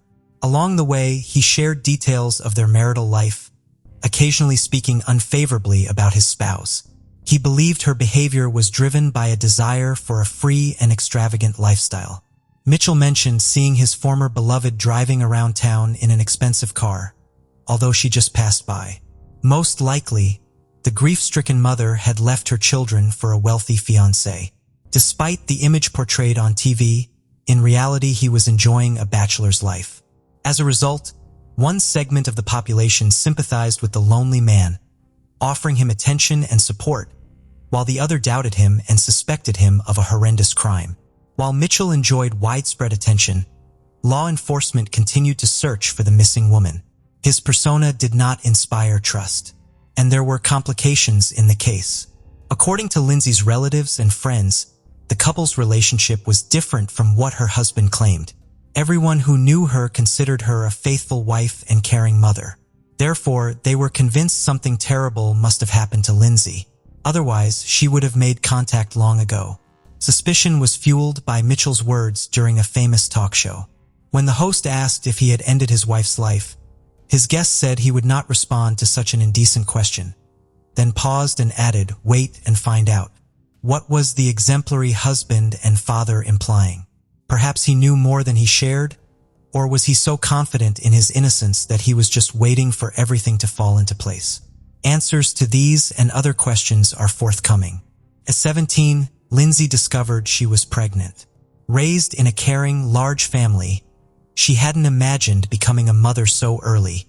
She wasn't unprepared emotionally, but the fact that her boyfriend, with whom she'd been since she was 13, fled as soon as he learned about the impending fatherhood, both upset and scared her. Lindsay knew all too well the physical and financial demands of motherhood. The Wilson family, though loving and close-knit, had often faced financial challenges to provide for their children. Her parents worked tirelessly. Therefore, when Lindsay met Mitchell Quay 5 months into her pregnancy, she considered it a gift of fate. Mitchell, a 20-year-old, acted like a true gentleman, being attentive and caring. Most importantly, her delicate condition did not deter him. Mitchell assured her he had fallen in love with Lindsay at first sight and wanted to spend his life with her and raise the child as his own. At that time, he was earning well and even started working extra hours, so his beloved would want for nothing. The young couple's parents were shocked when they announced their decision to marry. They felt the 5-week-old relationship hadn't withstood the test of time and circumstances, and thus couldn't genuinely celebrate for them. The only thing Lindsay's relatives noted was that her former cheerfulness and good health had returned. At the same time, the new boyfriend seemed overly sweet to them, even cloyingly polite.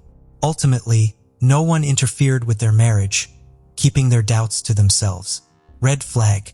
The wedding took place in August 1995, within a close family circle. The majority of the guests were from the bride's side. The groom's side was represented by no more than 5 people: his parents, a brother, and 2 friends. During the celebration, Lindsay was ecstatic, believing she had won the lottery in life. However, the uneasy premonitions of Lindsay's relatives grew heavier when, by the end of the evening, the newlyweds had a dispute. The conflict unfolded before everyone's eyes. Something displeased Mitchell, and he started to shout loudly. It was unlikely that the reason was significant or appropriate for such a reaction. During the argument, he grabbed his new wife by the hand and started shaking her, which looked more than odd and threatening. Lindsay tried to calm him down. When the emotions subsided, The man apologized to everyone and later made light of the incident, emphasizing that it was just nerves due to the holiday bustle. At that moment, the girl did not give due attention to the situation and quickly forgot about it. However, in reality, it became one of the red flags in their toxic relationship. On February 5, 1999, a social worker officially reported Lindsay missing, expressing concern over being unable to reach her client. Lindsay had sought psychological support in a short period of their life together due to recurring incidents of domestic violence and had bravely reported the situation at home. After her disclosure, the social worker had been monitoring the young family. She informed the police that she had been unable to contact Lindsay for several weeks. Every time she visited the home, Lindsay's husband would answer the door, and he was also the first to answer any phone calls. The dedicated worker mentioned that she repeatedly asked to speak directly to Lindsay, but received evasive excuses. During her visits, she consistently left her contact details, yet Lindsay never called back. The social worker found this situation unsafe and requested a welfare check. Law enforcement responded to the report and visited the address, but were also unable to speak with Lindsay. Her husband, Mitchell, explained that he had not seen his wife at home for a long time, but did not consider her missing. According to him, on Christmas Eve, Lindsay had gone to a party with a friend and returned home early in the morning, somewhat intoxicated. They had an argument, and afterwards, Lindsay packed her belongings and left, without saying goodbye to the children. He claimed she left him for another man and no longer wanted any contact. The search for Lindsay began. During conversations with her relatives, officers learned that she was last seen by her family on December 11th, appearing in high spirits, looking well, and her behavior was normal. Her family had grown accustomed to her troubled marriage. Lindsay's mother also reported that she had tried multiple times to reach her daughter on December 24th, to arrange a visit to give Christmas gifts to the grandchildren. Unable to reach Lindsay, she decided to visit in person that day. Mitchell answered the door with the children and told her that his wife had left with friends and accused her of infidelity. However, Mrs. Wilson had long learned to take her son-in-law's words with a grain of salt. After giving the gifts to the children, she left. Detectives found it strange that no one had been concerned about the young woman's well-being for 2 months. However, there was an explanation. Everyone knew that Mitchell restricted his wife's interactions with the outside world, even with close relatives. They had previously experienced difficulty communicating with her, therefore it was plausible for Lindsay to drop out of sight for a while. Nonetheless, this did not mean they were not concerned about her. The news alarmed them. Everyone asserted that she did not drink and led a modest lifestyle. Moreover, her husband had forbidden her all contact with the outside world, not to mention meetings with friends and acquaintances. Mitchell told the police contradictory information that aroused the investigators' suspicions about his character. It seemed unlikely that Mitchell could simply let his wife go and that Lindsay would leave her children with a tyrannical husband. However, the situation demanded a thorough investigation. To this end, the police spoke with all of Lindsay's acquaintances and tried to find anyone who had seen her after the family gathering. They also questioned neighbors and requested surveillance footage from the residential complex where the couple lived and its surroundings. Unfortunately, all footage had been deleted by the time Lindsay's disappearance was noted. Some time had elapsed.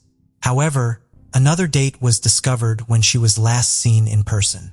On December 15th, she was at the local post office sending several letters and postcards as usual. Her older sister also admitted that they met that day. Lindsay had visited despite Mitchell's disapproval. The sisters had tea and a brief conversation, after which Lindsay saw her guest out. On the way, she slipped a note into her sister's hand and asked her to read it later. The sister put the note in her purse and in the whirlwind of days forgot about it. Regrettably, the older sister couldn't find it later, and its contents remain unknown. After that day, no one saw Lindsay again. Over several months, investigators tried to cling to any information. They began to suspect that she was no longer alive, as she had not been in contact for so long. They couldn't charge Mitchell without sufficient grounds and evidence. However, the more they learned about the couple's life history, the stronger their suspicions grew. Shortly after their wedding, Mitchell and Lindsay decided to move away from their parents. They rented an apartment in Southport. Sometime later, Lindsay gave birth to a daughter named Robin. The only shadow over the joy of the new baby was her stepfather's volatile temper. After moving, the young wife fully experienced her husband's unstable moods. One moment he could be joking and laughing, the next he became unbalanced and aggressive. Trying to maintain a fragile peace at home, she didn't realize how completely she had submitted to his will. He controlled every step she took and caused a scene whenever she failed to hear the phone or answer a call. However, loud arguments were often followed by passionate reconciliations. Mitchell would kneel, beg for forgiveness, and profess his love. It seemed for a while that peace had returned to the family, but then the cycle would start again. Conflict, reconciliation, repetition. Lindsay began to lose recognition of the man she loved. She often told her relatives about what was happening. They advised her to return home and end her suffering. But it was hard for the young woman to admit her mistake. In one interview, the Wilsons mentioned that she always lived with thoughts of the past. Each time, her husband assured her he would change and everything would be fine. As a loving wife, she wanted to believe him and waited for him to return to his former self, gentle and caring. Meanwhile, Mitchell increasingly tightened his grip and control. He forbade his wife to go out alone in the evenings and eventually restricted her from being anywhere without him. He was jealous of her every move, yet he himself was seen in dubious liaisons. Once, Lindsay confided to her older sister that she suspected her husband of infidelity. She told her about a woman who came to their home looking for him and was very surprised to learn he was married. That day, another argument erupted, but this time it escalated to physical violence. Gradually, physical abuse became a part of their life. To prevent his wife from complaining about him and tarnishing his reputation, the man began to limit her interactions, starting with neighbors, friends, and acquaintances, and later with her family. Despite being unhappy, Lindsay still tried to maintain contact secretly, fearing being discovered and punished. At the same time, despite the evident problems, Lindsay continued to stay with Mitchell. Along with her feelings, the comfortable life he provided was a factor. He earned well, supporting her and their child, paying the bills. She truly lacked nothing financially. The era of living in a gilded cage came to an end for Lindsay when she found out she was pregnant again. At that moment, she was certain she no longer wanted more children.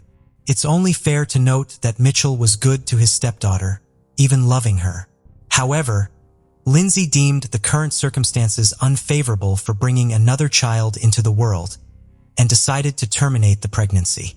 When her husband learned of this, he became enraged, hurling insults and physically intimidating her. That same evening, she packed her things, took her child, and returned to her parents' home. Her family breathed a sigh of relief.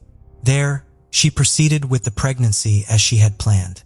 Over time, however, she began to miss her husband. He wouldn't leave her alone, frequently calling and begging her to come back. Mitchell tried everything to prove he had changed, and eventually he managed to convince Lindsay. Initially, everything went well, and it seemed as if their old feelings had returned.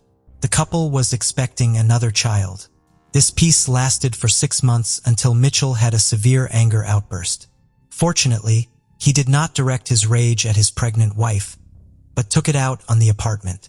He smashed everything he could see, destroyed furniture, ripped doors off their hinges, and even stained the walls with blood and food remnants. He threw the television out of the window and smashed the car parked outside. The landlord demanded not only compensation for the damage and repairs, but also that they vacate the apartment.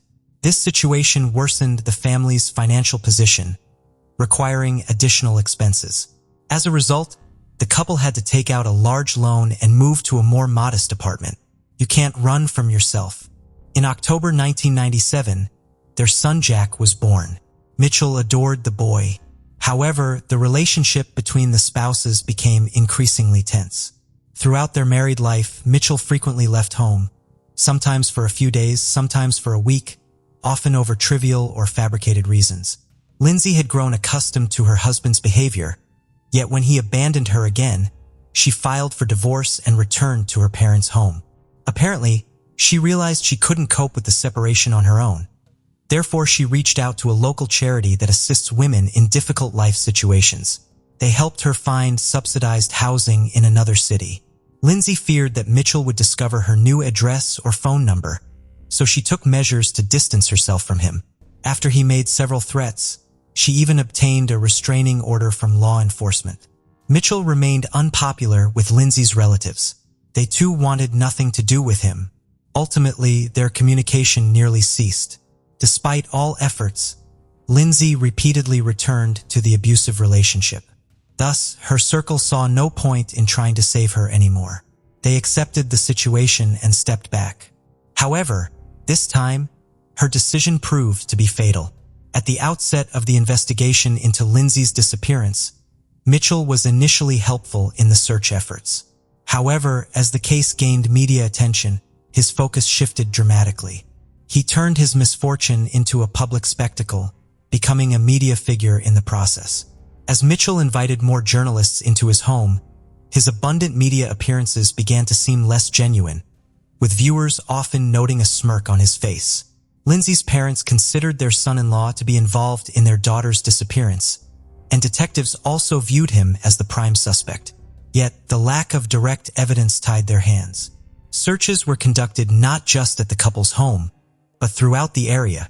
After a provocative question during a televised interview, the antagonist became even more brazen, even declaring that the time would come when his wife's family would have to apologize for their suspicions.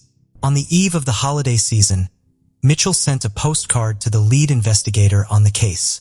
Attached to it was a pack of hair dye.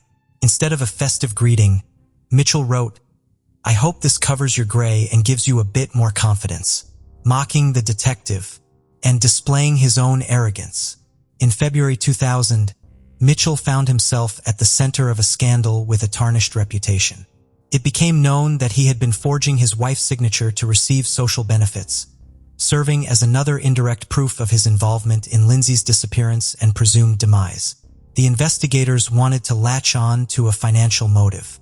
However, the suspect's popularity worked in his favor. Many supporters emerged, arguing that as a single father, he had every right to financial assistance. These circumstances hindered the detectives' ability to bring the charges they desired. Nevertheless, they managed to charge him with fraud. Mitchell was brought to court for the benefit fraud and was found guilty, sentenced to a month of community service. This time, Mitchell couldn't walk away unscathed. The forgery of his missing wife's signature appeared more than suspicious. The number of angry comments increased. Eventually, the man's patience snapped and he began lashing out, blaming the media for intruding into his personal life. The case of Lindsay Mitchell's disappearance might have remained unsolved had it not been for a clue discovered by chance. On June 1st, 2000, a park goer noticed his dog acting strangely near the roller coaster at a city amusement park. The animal uncovered human remains. Specialists were called to the scene and the remains were sent for forensic examination, which revealed that they were parts of a female torso. Genetic testing confirmed they belonged to Lindsay, who had been missing for a long time. This breakthrough revitalized the investigation, making it clear that Lindsay had been the victim of a brutal crime. The focus now was to find the perpetrator. On June 7th, Mitchell was brought in for questioning. The detectives were determined, and after more than 36 hours of intermittent interrogation, the suspect broke down under the pressure and confessed to the dismemberment murder. On December 15, 1998, after meeting with her sister, Lindsay informed her husband that she wanted a divorce. This time, she was resolute. According to Mitchell, this news infuriated him, leading him to attack and strangle her. The incident occurred in front of their children. He then hid her lifeless body in their bedroom, stuffing the gap under the door to mask any odors. Realizing he couldn't dispose of the body alone, he enlisted the help of his brother Elliot, a butcher, who he thought could assist. Elliot was initially hesitant, but was eventually persuaded by Mitchell. While the children played in the next room, they dismembered Lindsay's body and later dispersed her remains across the city. During his confession, the murderer expressed no remorse or empathy. Instead, he seemed proud of his actions, stating that without his confession, they would never have proven his guilt. The next day, he led them to the other locations where he had hidden her limbs. Sadly, her head and one hand were never recovered. The forensic comparison confirmed that the remains were indeed Lindsay's. There was no doubt about Mitchell's guilt. The final judgment at the trial of the Key brothers took place in January 2001. The court proceedings were swift and straightforward. Mitchell was found guilty of first-degree murder and sentenced to life in prison with the possibility of parole after 17 years.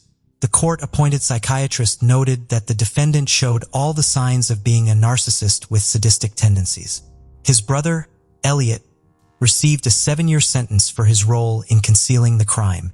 Lindsay's children were taken in by her maternal grandparents, who gave them their surname. Just 3 months after the sentence was handed down, another tragedy struck the Lindsay family. One of Lindsay's older brothers, unable to cope with the shock, took his own life in the attic of their family home. In his farewell note, he wrote that he saw no point in continuing in such a cruel world, and wished to reunite with his sister. As of 2017, Mitchell Kwai has been eligible for parole. However, as of January 2023, his lawyer's requests have been denied 3 times.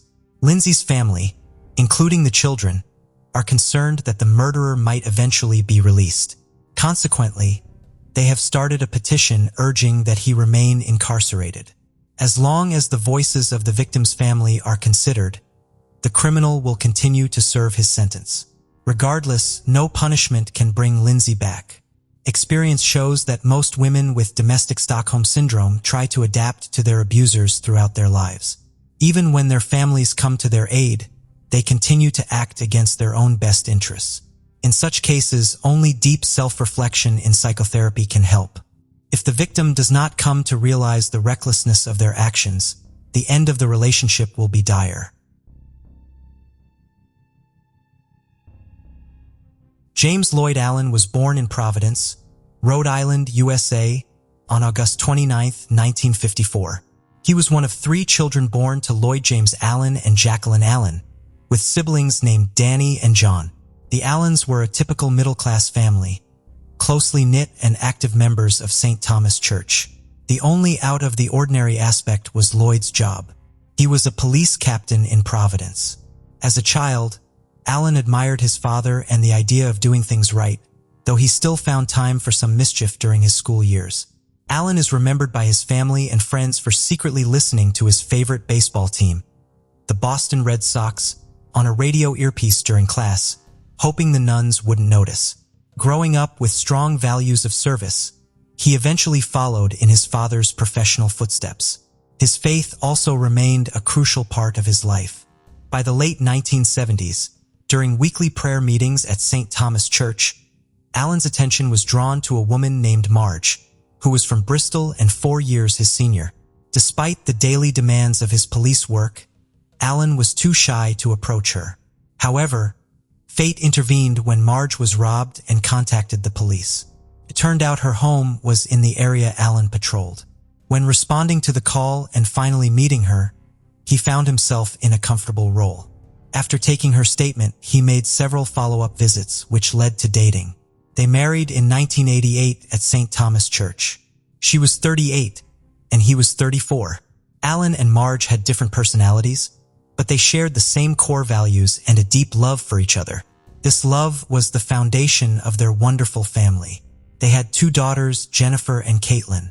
Allen wasn't the handiest person around the house, but he was a dedicated dad who adored his daughters more than anything. To support his family, he also worked a second job as a security guard at a supermarket on the east side of the city, which allowed Marge to stay home and take care of their daughters.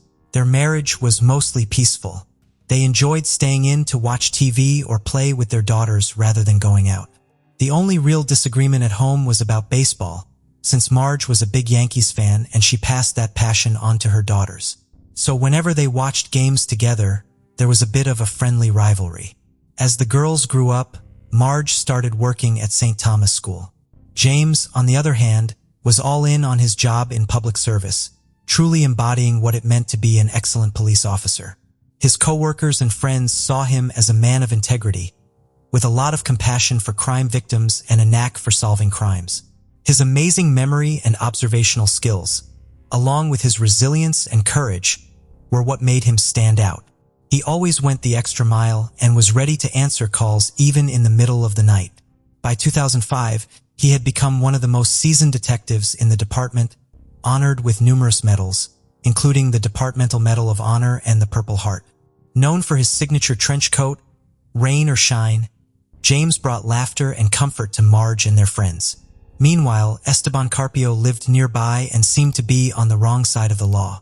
Born in Boston, Massachusetts on July 30th, 1978 to an unknown father, Esteban was raised by his mother, a third-grade teacher.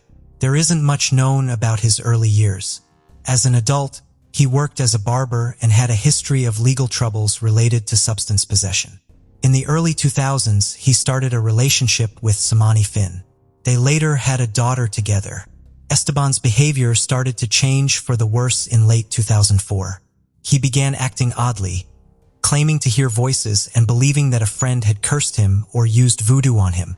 Whether true or not, his girlfriend took him to a Buddhist temple for help, where a monk tried to protect him by tying a rope around his waist. But it didn't help, and his condition didn't improve. So his mother called for a psychiatric evaluation. The doctors linked his issues to stress and substance abuse, but it's unclear if any steps were taken to address his substance use. The following year, with no improvement in his condition, his mother, Yvonne Carpio, took him back to the hospital. That spring, Esteban crossed paths with Madeline Gatta, an 84-year-old active woman who loved her craft of sewing. She had worked as an interior decorator and had created custom designs for various clients. She was also a proud grandmother to 6 grandchildren and 3 great-grandchildren. On April 16, 2005, after finishing work early in the afternoon, Detective James grabbed a quick bite at a favorite spot before heading home. Meanwhile, Esteban, who was driving nearby, spotted Madeline. Seeing her as an easy target, he quickly got out of his car with a knife. He tried to steal her purse but ended up hurting her with the knife. Her screams alerted people nearby, and one quick-thinking neighbor noted Esteban's car license plate as he ran away. Madeline was taken to a health center where she managed to report what happened. Around 7 in the evening, James's phone rang at home, and he promptly answered. The call was about the attack on the elderly woman and the suspect's clear description, prompting the detective to spring into action. The police team, including James, arrived at Esteban's residence the next day.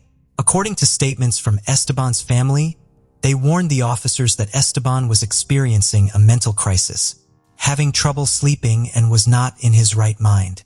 Minutes later, he was taken to the Providence police station for questioning.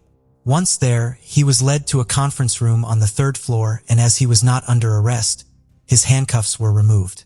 Detective James, assisted by another detective, began the interrogation. James was armed, as per regulation. Initially, Esteban provided a false name, denied any previous arrests, and claimed innocence. When Detective James warned him that he knew his real identity and was aware of his criminal record, Esteban became agitated and asked the other detective for some water. After the other detective left the room, Esteban managed to seize James' gun under unclear circumstances and lock the door from the inside. Timothy, the other detective, later recounted hearing Detective James screaming for help, saying Esteban was going to kill him. Shots were heard, and when they finally broke down the door, they found James dying from 2 fatal wounds, one to the chest and another to the forehead. Esteban had attacked the detective with his own gun and escaped by shooting out a window in an adjoining room, falling onto the grass below. A chaotic scene ensued outside the police headquarters as local, state, and federal officers launched a relentless citywide manhunt for the suspect. Meanwhile, James was rushed to Providence Hospital, but despite all medical efforts, he was declared deceased. Esteban was apprehended after an hour-long search, following a violent confrontation with a taxi driver. His capture was not easy. He was combative and violent. The police officers struck him 3 times in the face. From there, the officers took him to Rhode Island Hospital, where he was administered sedatives and later interviewed. The exchange was captured on a recording that clearly showcased Esteban's distressed voice. At the same time, the doorbell rang at the Allen home. While their daughter slept, went downstairs to find 3 officers at the door. She invited them in, and they delivered the tragic news inside. Marge, stunned, asked where it had happened. Learning it was at the police station, she couldn't believe it. Of all places, that should have been the safest for a police officer. From that moment, her mind struggled to function normally, and the pain hit her heart. The officers called friends of the Allens to stay with the girls and then escorted Marge to the hospital in a patrol car, as only a direct relative could claim the body. She later recounted how the hospital corridors were filled with police officers, all nodding respectfully as she passed. They led her to the trauma room. Her husband lay on the table. The wounds were lethal, yet not visible. On Monday, April 18, 2005, at 10 a.m., a second interview took place at police headquarters. A hysterical Esteban was interrogated again. During the interview, Esteban often rambled, insisting he was insane and unloved. This exchange was also recorded. Meanwhile, the police chief and James's colleagues gathered at the Providence District Court awaiting Esteban's arraignment.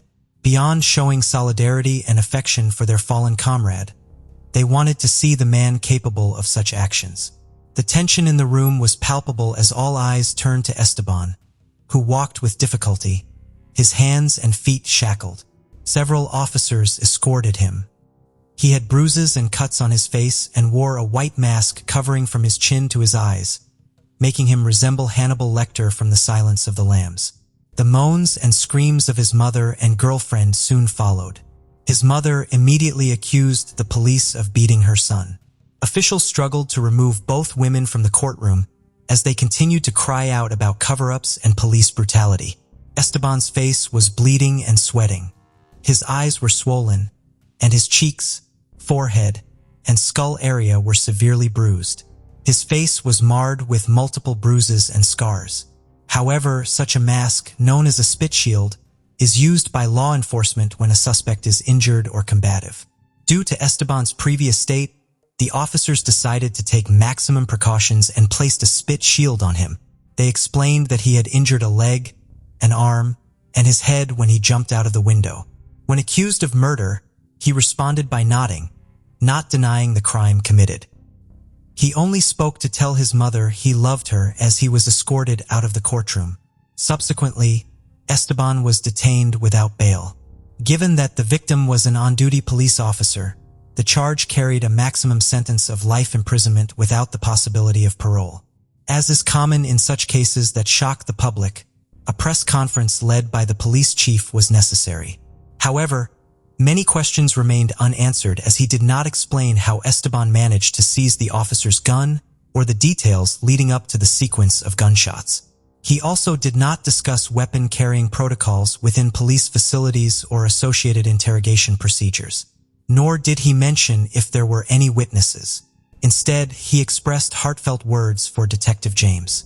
James was posthumously promoted to the rank of Detective Sergeant. On April 21, 2005, a sea of police officers and officials accompanied the procession preceding his funeral service. Although it could have been held at the downtown cathedral, Marge chose differently, faithful to the story that had always connected them to St. Thomas Church. The funeral service was held there. After the religious ceremony, James was taken on a 4-mile final journey to St. Anne's Cemetery by a horse-drawn carriage. Marge was moved to see thousands of people, including police officers from across the country, lining the route. Beyond the crime and ensuing mourning, the case of the detective brought to the forefront a long-standing concern: the security in government buildings. Unfortunately, it wasn't the first time such an incident had occurred. For some time, visitors to the Providence Police Building had to pass through a metal detector. What no one had anticipated was that an individual would disarm an officer of his service weapon. In this context, Michael Brady, a police procedures expert and professor at the University in Newport, Rhode Island, mentioned that it was not unusual for a detective to interrogate a suspect while armed. Thus, James was not doing anything different from what police officers do daily across the country. However, The controversy over alleged police abuse against Esteban dominated headlines and online news portals. Later, an investigation by the Federal Bureau of Investigation, FBI, concluded that there was no excessive force by the Providence police, who were compelled to subdue the man due to his violent behavior. It was a special agent from the FBI who presented the report to the press, adding that if the subject resisted the police officers, they were fully justified in using whatever force necessary to subdue him. Despite these claims, Esteban's family continued to insist on the accusations against law enforcement and highlighted Esteban's mental disorder. His defense team centered their strategy around his mental disturbance. During the trial preparations, Esteban was evaluated by several mental health experts. The defense enlisted a psychiatrist and forensic neuropsychologist. After reviewing Esteban's medical records from hospital visits prior to the incident and listening to tapes of post-arrest interviews, these specialists concluded that the accused suffered from schizophrenic psychosis and an acute onset of paranoid psychosis. The state's evaluation was conducted by neuropsychologist and Professor David Faust and forensic psychiatrist and psychiatry professor Martin Kelly. Insanity defenses are used in a small fraction of U.S. criminal cases and are rarely successful. According to experts in psychiatry and law, jurors might be skeptical that mental illness absolves someone from a crime or fear that a not guilty verdict could ultimately release a dangerous individual back into society. Esteban was charged with assaulting Madeline, the 84-year-old woman, with a knife, as well as the murder of James. The trial began in June 2006. In his opening statement to the jury, the defense attorney acknowledged that the evidence of his client committing the actions was overwhelming. However, the key question for him was whether Esteban was too disturbed to be held fully accountable. One of the first witnesses was a police officer who admitted during his testimony that Esteban had been beaten during the arrest. On June 19th, the accused mother and his 24-year-old girlfriend testified about Esteban's alarming behavior prior to the incidents. Following their testimonies, 2 doctors took the stand. Both specialists argued that the accused lacked the capacity to commit the crime due to the severe effects of schizophrenia and thus should not be held fully responsible. The next day, the state countered by presenting Professor David and forensic psychiatrist Martin. Professor David testified that he had examined the results of psychological tests administered to the accused while he awaited trial at the Adult Correctional Institute and concluded that the administration of the test and subsequent results were questionable and that Esteban's responses indicated feigning and malingering. Forensic psychiatrist Martin then testified that at the time of the crimes, Esteban did not suffer from any mental disease or defect that would have prevented him from understanding the wrongfulness of his actions or conforming his conduct to the requirements of the law. In summary, they described him as manipulative with a pronounced criminal and antisocial profile. After about 9 hours of deliberation, the jury rejected the insanity defense and delivered their verdict, finding Esteban guilty of first-degree murder of Detective James. He was also found guilty of firing a weapon during a violent crime that resulted in death and of assaulting Madeline with a dangerous weapon. Meanwhile, the cries of Esteban's family members filled the gallery. The court offered to consider a new trial motion after the July 4th holiday, but Esteban's defense attorney emailed the court on July 5, 2006, indicating that no such motion would be filed. The sentencing hearing took place on October 6, 2006. In his first public statement since the trial began, Esteban told the court that his life and health were fine until something happened one day that he could not control. Then, in tears, he apologized to the Allen family for what had occurred. The judge then sentenced him to 2 consecutive life sentences, one without the possibility of parole for the crime against James and an additional consecutive 20-year sentence for the aggravated assault on Madeline. The judge harshly addressed the defendant, stating that the court had no doubt he was incorrigible. Thus, allowing even the possibility of parole was antithetical in a civilized society. The Attorney General released a statement hours later, praising the judgment as a gesture to honor the memory of one of the best officers of the Providence Police Department. Subsequently, the Rhode Island Supreme Court upheld the convictions and denied the defense's request to reduce the life sentence without parole. As for Madeline, she recovered without complications. Since James' burial, Marge made it a habit to visit her husband's grave about 4 times a year. She always smiled, remembering that James rested near a cemetery path. After all, watching who passed by was part of his job. She consistently left floral arrangements that included a white rose with no particular reason for choosing that color. But it became a tradition for the detective's widow. In 2015, on the 10th anniversary of her husband's death, Marge found the courage to consider her first interview. She acknowledged that for the first 9 years, a physical pain in her chest prevented her from speaking. However, she eventually overcame the pain. During that interview with a reporter, she felt free to criticize the negative press often directed at law enforcement officers. Marge knew firsthand that police work is challenging and involves making difficult decisions. Once she broke her silence, she also addressed the numerous accusations of racism associated with her husband's case. When asked if speaking out would help her find closure, she disagreed with the term, stating there is no closure, just time that always flies by, gradually healing the wounds.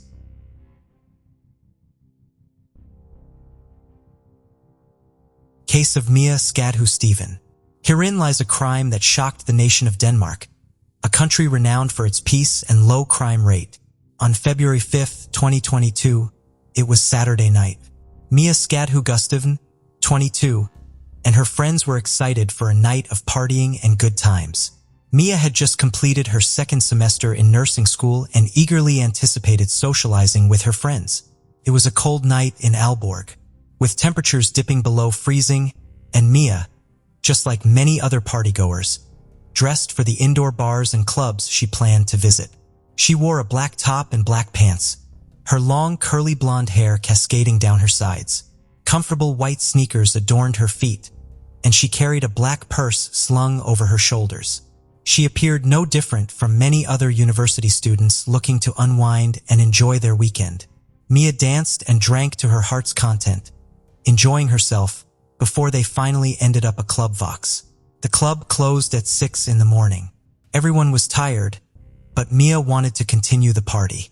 Her friend remembered that she was slightly drunk and dancing with strangers while hugging people she had just met. Nothing unusual for a friendly 22-year-old in Denmark. Outside the club, Mia and her friends briefly talked, before deciding to go their separate ways. A friend assumed that she would take the bus home and planned to follow up with her later.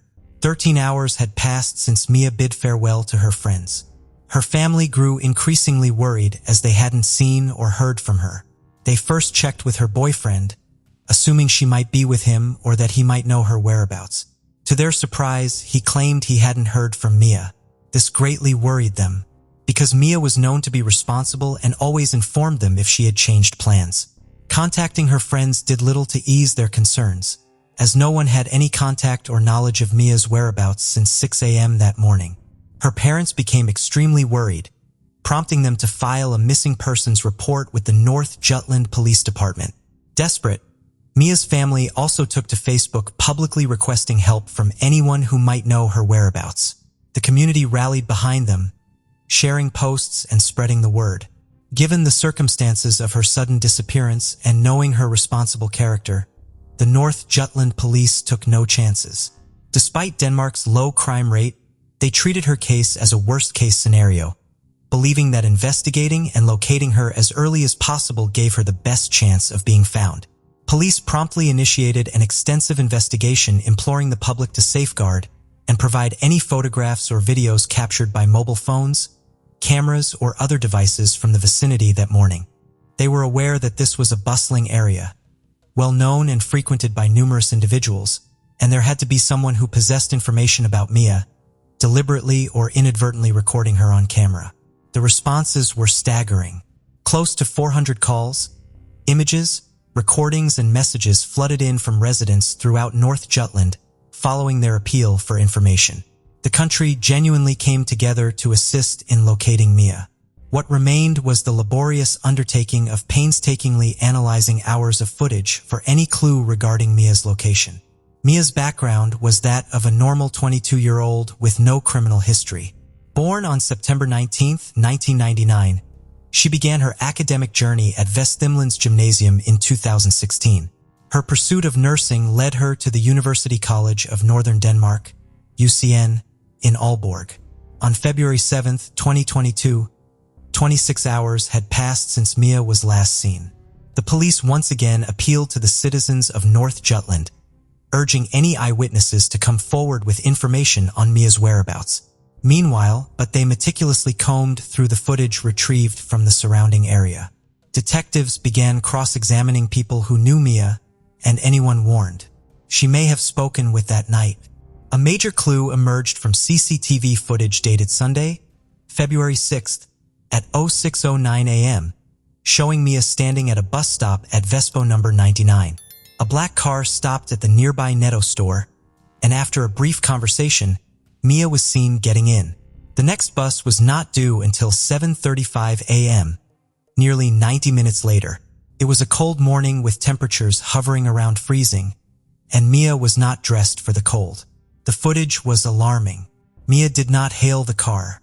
Instead, the car stopped next to her. Frank Olson, head of the investigation, stated that it appeared the driver contacted her first. Her friends and parents claimed it was out of character for her to get into a stranger's vehicle. Police speculated that the driver might have offered her a ride as an illegal taxi, a common practice in the area to avoid tax and licensing costs. However, this was purely speculation, supported by the fact that her bus home was not due for a long time. Due to the limitations in the quality of the footage, the police could not clearly identify the vehicle's license plate, and once again appealed to the public for help. On February 8th, police shared the sequence of events leading up to Mia getting into the vehicle. After saying goodbye to her friends around 6:02 a.m., Mia walked from Jonfru Anagade, took a left on Borgagade, and then another left into the Vespi district. She walked to the bus stop at Vespo number 99, waiting for her bus home. The black Volkswagen stopped moments later, and the driver engaged her in conversation. She got in and had been missing since. That same day, a breakthrough arrived. The police managed to identify the vehicle's license plate with the help of new footage and technology. The vehicle had parrot plates, a Danish term for a license plate with more than one background color. February 9th, 2022, 11:20 a.m. 53 hours have now passed since Mia disappeared. Police successfully traced the license plate to several addresses, specifically in Aramjorsk, Skorping, and a summer house in Sultum. Amongst these locations, they located the vehicle matching the CCTV footage, a 2015 Volkswagen Golf, at one of the addresses. Although Mia had not yet been found, this critical lead led to the arrest of two men. Both were childhood friends, and their connection to the vehicle's license plate brought them to the forefront of the investigation. These two men were known to the authorities for their history of petty crimes, including an incident where they had impersonated police officers at a soccer game. The men denied any involvement, but the vehicle being tied to them built a suspicious case against them, marking a significant turning point in the investigation. Within 24 hours, the police brought the two suspects to a constitutional hearing. In Denmark's legal system, a constitutional hearing is a preliminary court session held soon after an arrest, usually within 24 hours. The arrested individuals must be brought before a judge along with the evidence that led to their suspicion. During the hearing, the judge examines the evidence and decides whether to keep the suspects in custody or release them. This process outlined in the Danish constitution ensures the rights of the accused are protected while maintaining public safety. February 10th, 2022. It had now been 4 days since Mia went missing. Mia's family, friends, and the community continued holding on to hope for her safe return. At the constitutional hearing, held in private at the Aalborg District Court, it was determined that one of the two men arrested could be released from detention, though the charges against them could continue to be investigated. The other man, however, a 36-year-old named Thomas Thompson, was to remain in custody. Thompson even voluntarily agreed to be detained for 4 weeks. Thomas Thompson, an electrician, was described as polite, charming, neat, and proper. He was a sergeant in the armed forces and had practiced judo since his youth. The black Volkswagen was registered to Thompson, making him the most likely driver who picked up Mia the morning she disappeared. In fact, the police traced his movements using his vehicle's GPS system. Although the system had been manually turned off, for hours before Mia was picked up, the digital forensic team managed to retrieve much of his route. Consequently, the police's massive investigation focused on this route and his residences. They combed through multiple locations, including Thompson's residence in Flensgold, a summer house in Hammarby and Erland Starkov. Clues began to emerge, painting a grim picture of what happened to Mia. Leading into the Hammarby forest from a clearing along the road, police dogs located Mia's keys, an elastic hairband and 2 breast patches. These belongings were spread over a distance, indicating she may have been running and dropping them along the way. Their worst suspicions were confirmed in the forest area of Erland Starkov, a 10-minute drive from Thompson's home in the village of Flensgold. Here they discovered several shallow holes, which appeared to be dug by hand. Within them were dismembered human remains, hacked into over 200 pieces. The police assumed the worst, believing these remains likely belonged to Mia and sent samples for confirmation. That very night, on February 10th, the police held a press conference to share these details with the public, sadly, but clearly stating their belief that Mia had likely been murdered and dismembered, and they would push on with the investigation. On February 12th, in 2022, 2 days later, the remains were confirmed to be Mia, dismembered into 231 body parts. The coroners determined the body was dismembered with an electric saw, a hobby knife, and scissors. Some parts were partly dissolved with a strong alkali solution, such as sodium hydroxide. The cause of death was determined to be strangulation. What happened that day? Thomas disconnected the GPS in his car at 2:14 a.m. on February 6th, planning to avoid being tracked while he was out on the prowl. However, due to a fortunate technical error, the GPS still logged its position every 15 seconds. When confronted about why he disconnected the GPS, Thomas claimed he did this to avoid a certain police officer who, according to him, harbored a grudge and harassed him at every opportunity. His GPS was turned back on at 9:23 a.m. It's assumed that what happened to Mia occurred between 6:09 a.m. when she entered the vehicle and 9:23 a.m. At 6:09 a.m., Thomas stopped next to Mia, rolled down the passenger side window, and offered her a ride, which she accepted, sitting down next to him. The trial took place in June 2023, according to Thomas's claimed, in his own words, "I see her standing with her bare arms. Then I wonder if she would like me to give her a ride." He said he pulled over and offered Mia a lift for free. According to him, Mia was flirtatious in the car. He drove them towards the training ground at Camp Hammer in Hammarby because he wanted to show Mia something cool. When they arrived, they mutually agreed to have sex. But at one point, she became enraged when she learned he had been a sergeant. Thomas later explained in court that during this time, Mia accidentally fell and suffered a fatal twist to her neck, or was perhaps strangled by her backpack straps when she got out of the car with him in the wooded area of Hammarby. It's important to point out that his statements were contradictory. Initially, he asserted that she didn't stumble and fall until a considerable time had passed. However, in a subsequent statement, he mentioned that she tripped while exiting his vehicle. These inconsistencies raise questions about the reliability of his narrative. He acknowledged that he panicked and didn't know what to do, so he put her body in his car and drove it back home, where he dismembered her. He initially tried to use alkali to dissolve her body, but when that didn't work, he gave up and chopped her into pieces. He then partly buried her remains and scattered some in a deserted area in Erland Starkov. Additionally, he burned buckets, tools, coveralls, a car mat, and possibly her bag in a fire, but he couldn't remember where. The police suspect that Mia entered Thomas's vehicle, expecting him to drive her home, since the next bus wouldn't arrive until 7:35 a.m. However, either through deception or coercion, Thomas took Mia to Hammarby against her wishes. There she was, chased, overpowered, raped, suffocated, and mutilated. They completely reject Thomas's claim that she died from an accidental fall. Coroner Asa Hedda Thompson from Aarhus University, who performed Mia's autopsy, testified on June 23rd. He cited systematic dismemberment intended to obscure the cause of death, but believed suffocation was likely. A fall, as described by Thomas, would be impossible. Thompson emphasized that sexual assault had occurred and that strangulation was the cause of her death, although crucial body parts confirming suffocation were missing. Other evidence indirectly supported this theory. Evidence suggests Mia ran for her life. Her belongings were scattered across the forest. Her hairband was found on the dirt road, her keys further down, and 2 chest patches in the dark forest where Thomas claimed they never went. The GPS recorded 3 stops on the dirt road.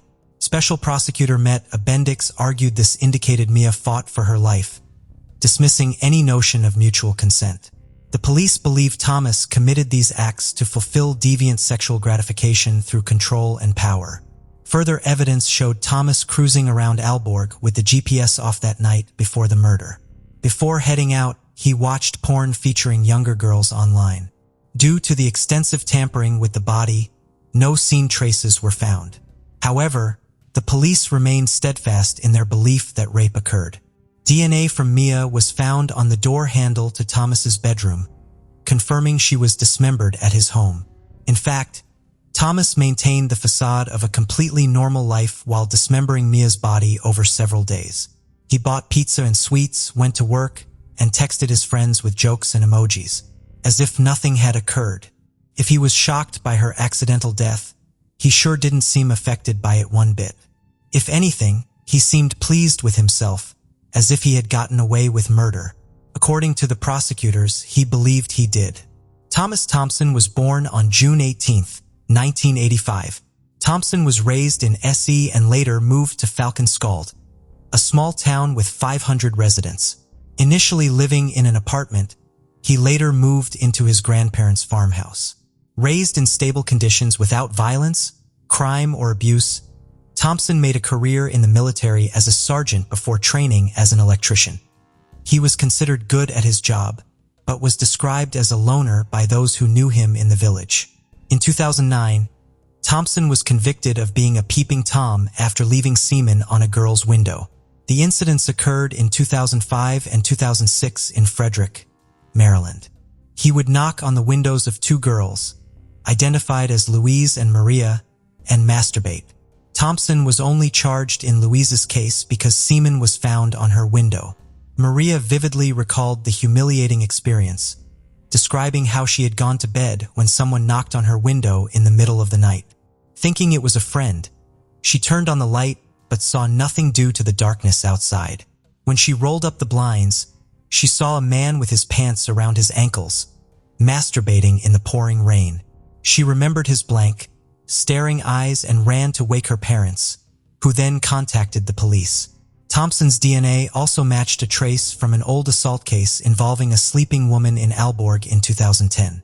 The incident occurred in an apartment at Jamruangad, where 2 women woke up to find a man sexually assaulting one of them.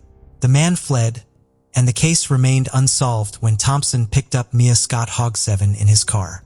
It was also near Jamruangad. The connection between the cases has only recently been made, likely due to advancements in DNA technology. However, the statute of limitations means Thompson cannot be prosecuted for the 2010 assault. Nevertheless, the 2 women involved and a witness have been summoned to testify in the current case. The testimonies of Thompson's ex-girlfriends also painted a disturbing picture. They described how he quickly went from charming and polite to controlling, arrogant, and manipulative. He insisted on having things his way and would get angry if he didn't get it. This behavior was corroborated by his childhood friend. The ex-girlfriends also recounted instances of transgressive sexual behavior, lies about his age, and surveillance both during and after their relationships.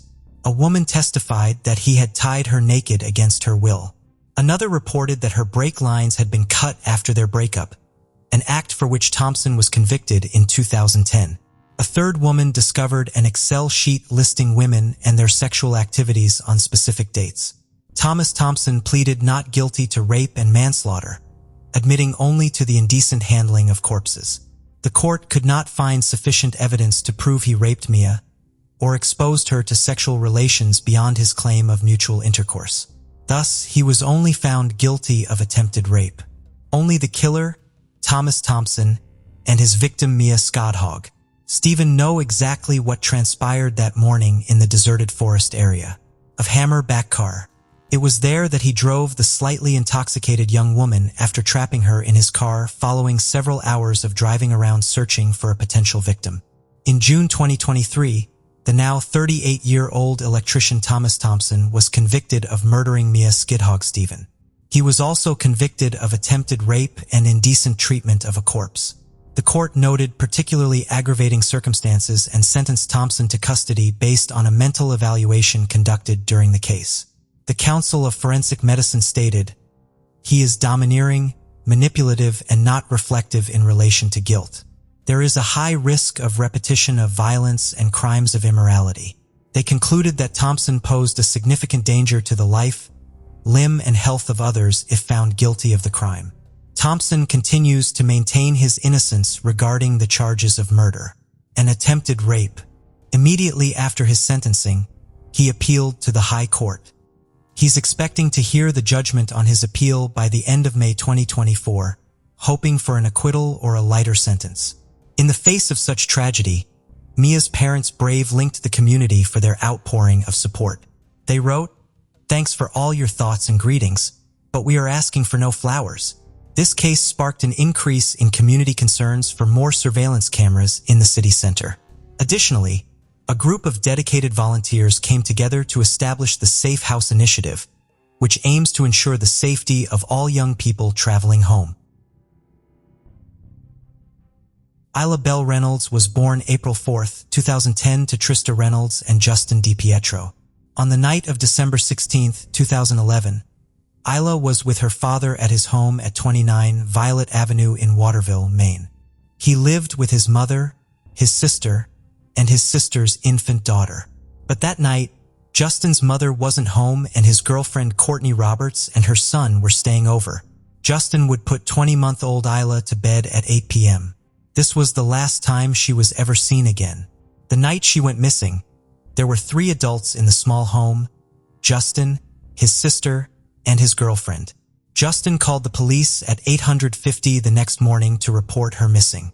Investigators found Isla's blood in multiple places in the DiPietro's home, including her first-floor bedroom and his basement bedroom, which is where he slept that night with his girlfriend and her child. His sister and his sister's child slept on the first floor.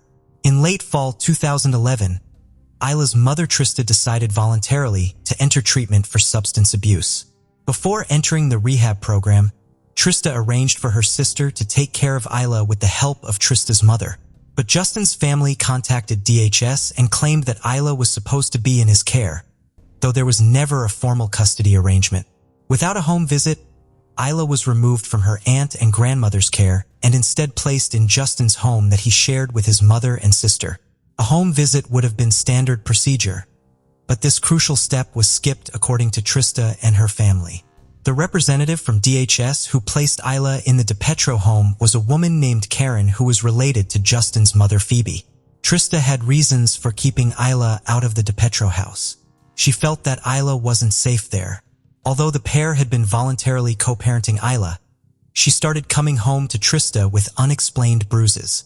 When Trista asked what happened, Justin said there was an incident in the ball pit at Chuck E. Cheese, but Trista knew Chuck E. Cheese didn't have a ball pit. One time, Isla's arm was broken while in Justin's care. He claimed she sustained the injury when he was carrying her into the house, and his arm slipped, causing him to fall on top of her.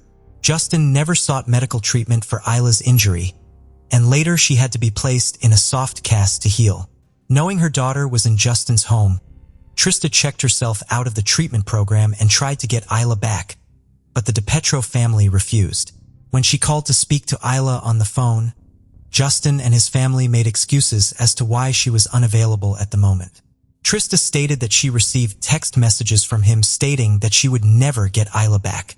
Trista filed for full custody of Isla on December 15th, and Justin called to report her missing the morning of December 17th. In April 2012, police found some unspecified items of interest behind the Hathaway Creative Center in the Kennebec River, about a mile from the DiPietro's home. In May 2012, nearly 6 months after Isla vanished, authorities publicly stated they believed she was dead, but did not believe she had been abducted. Investigators found several drops of Isla's blood on her car seat strap in Justin's vehicle, and her dried vomit was found on the back seat. Drops of her blood were also found on her slippers, the sofa, her baby doll, a fan cord, a plastic tote in the basement, and also on a sheet found inside the tote. On Justin's sneakers, his mattress and sheets, the cement floor and wall beside his bed, and a pallet in the basement.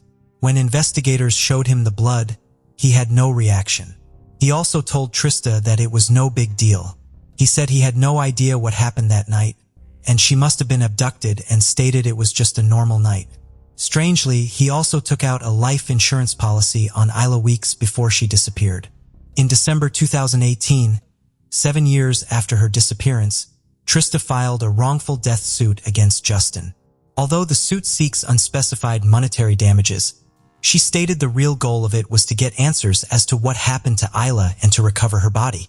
In his response to Trista's filing, Justin said he was innocent of any wrongdoing in Isla's disappearance, and the blood in his house was from one time when she was sick. Authorities maintain that he has not been cooperative with the investigation, and they believe the adults who were in the home that night are withholding information. Surprisingly, no one has been named as a suspect in Isla's disappearance, and she remains missing and her case remains unsolved. Catherine Nevin's case involves the death of her husband, 55-year-old Tom Nevin, who was shot and killed in his pub, Jack White's, near Arklow, in the early hours of March 19th last year. He died from a single shotgun wound to his side while counting the weekend earnings after the St. Patrick's holiday. His car was taken from the scene during the robbery, but was later found abandoned at Dartmouth Square in Dublin. Today, investigators took Mr. Nevin's widow, Catherine, into custody while she was in Dublin. She was arrested around lunchtime in the Bilibbo area and brought to the Bridewell Garda station, where she was charged with her husband's murder and with attempting to persuade others to kill him in 1989 and 1990. Shortly after, she was brought before Judge Michael Canalan at the nearby Dublin District Court. Catherine Nevin, born Lee Scully on October 1, 1950, grew up in the small village of Nerney in County Kildare. She was raised in a modest two-bedroom home with her brother and sister and attended Presentation College, Kildare, an all-girls school run by nuns.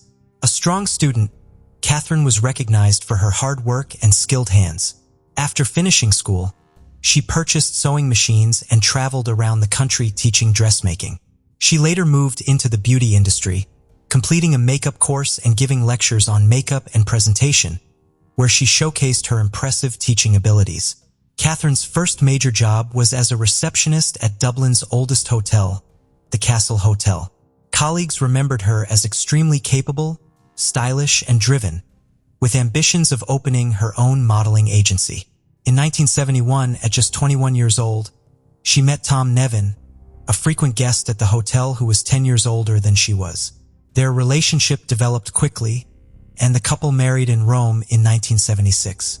Tom, originally from the village of Tina in County Galway, was a reserved, down-to-earth man with considerable financial means. The eldest of 9 children, he had a strong passion for sports, particularly hurling. His relaxed, personable nature paired well with Catherine's determination.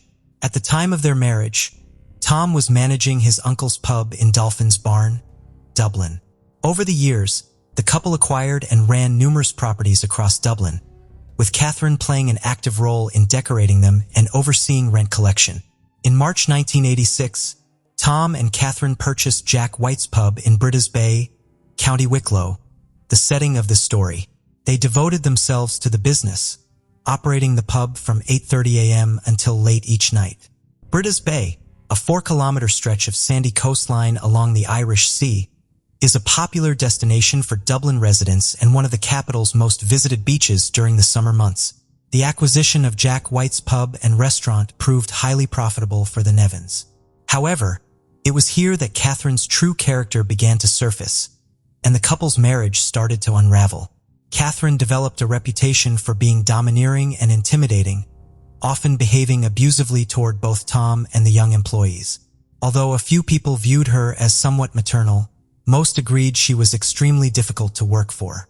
She frequently humiliated Tom in front of the staff and regularly scolded her young workers, many of whom later spoke out about her behavior. One former staff member recounted a particularly petty incident. After closing one night, Tom and the staff were relaxing, chatting, and sharing a laugh. When Catherine entered the bar and disapproved of the scene, she seized the staff's tip jar, a move seen as unnecessarily spiteful. Tom was affectionately called Daddy by the staff. Tall, gentle, and soft-spoken, he stood 6 feet 3 inches and was known for his kindness. The employees adored him, and he often went out of his way to support them. Catherine, however, maintained strict and absolute control over the workplace. One staff member recalled that her harshness and lack of empathy verged on inhumane. Kathleen, one of the cleaners, was frequently instructed to return early to redo rooms she had already finished. On another occasion, when Catherine asked her to work full-time and Kathleen declined, Catherine retaliated by reporting her to social welfare authorities, claiming she had refused full-time employment, which jeopardized Kathleen's eligibility for benefits. Her actions were seen as both petty and vindictive. By 1986, Catherine and Tom were essentially no longer living as husband and wife. Tom stayed in the staff quarters, while Catherine occupied the main bedroom, where she openly entertained male visitors just a few doors from where Tom slept, a situation that was deeply disrespectful to him. Although Catherine repeatedly asked for a divorce, Tom refused. Having already annulled his first marriage and guided by his Catholic upbringing, he was unwilling to face another marital failure. Had Tom agreed to the divorce, he might have been spared not only the humiliation he endured in front of staff, friends, and customers, but possibly his life as well. Between 1989 and 1991, Catherine desperately wanted to end the marriage, making no fewer than 18 requests to have her husband killed. She stood to benefit greatly from his death, as she would inherit the pub worth £670,000, their 2 Dublin properties worth £1 million at the time, and a £78,000 payout from an insurance policy, along with £197,000 Irish pounds in cash. Catherine was not only all I've said above, but she was also a bit of a whore, as we would call her here in Ireland. She had men left, right, and center with no shame, and she loved men in high-profile jobs. If someone high-profile visited Jack White's, she would fall over herself as she was a bit of a sex kitten and used her sexuality to her advantage, with short skirts, low tops, and high heels. On Tuesday, March 19, 1996, Tom and Catherine were to celebrate their 10th anniversary of owning Jack White's pub. It was just after Paddy's weekend, so the pub was extra busy. Tom didn't get the chance to go to the bank, and on the Tuesday evening, he was downstairs in the kitchen of the pub, counting the weekend's takings, while Catherine was asleep upstairs. According to Catherine, she was awoken by someone pressing her face into a pillow, and a man was shouting, "Jewelry, kill you," with a knife in his hand. Catherine was then tied up by her attacker. After a while, she heard 2 vehicles speeding away. She managed to get to a panic button, and the guards arrived around 4:30 a.m. They found Tom slumped on the kitchen floor in a pool of blood with a gunshot to his chest, still wearing his glasses and a pen in his hand. He was surely dead. A sum of 13,000 Irish pounds, equivalent to €16,500 today, was stolen along with Tom's car, which would later be found in Dublin City, abandoned. It looked like a robbery gone wrong, but despite Catherine's story, there were no signs of a forced entry, and the phone cords had not been pulled out of the walls, but 2 were off the hook. Catherine's bedroom was in a state of disorder, but it did not appear to have been systematically searched, and jewelry had been scattered around, but none was taken. From the time of the shooting, it would take Catherine a total of 2 hours before she pressed the alarm button to alert authorities of the break-in. She would greet the guards scantily clad and tell them she had been tied up with her own black tights, and her underwear had been thrust into her mouth as a gag. A guard fingerprint expert found drawers scattered on the floor, which appeared to have been lifted from the sides and placed on the ground. None of the doors and windows in the pub showed signs of forced entry. She had not gone to her husband's separate bedroom for help once she had freed herself. A witness would recall how on the day of the murder, Catherine had told staff they were not welcome to stay there that night in the pub, as they had often done after a night out, especially after a bank holiday weekend.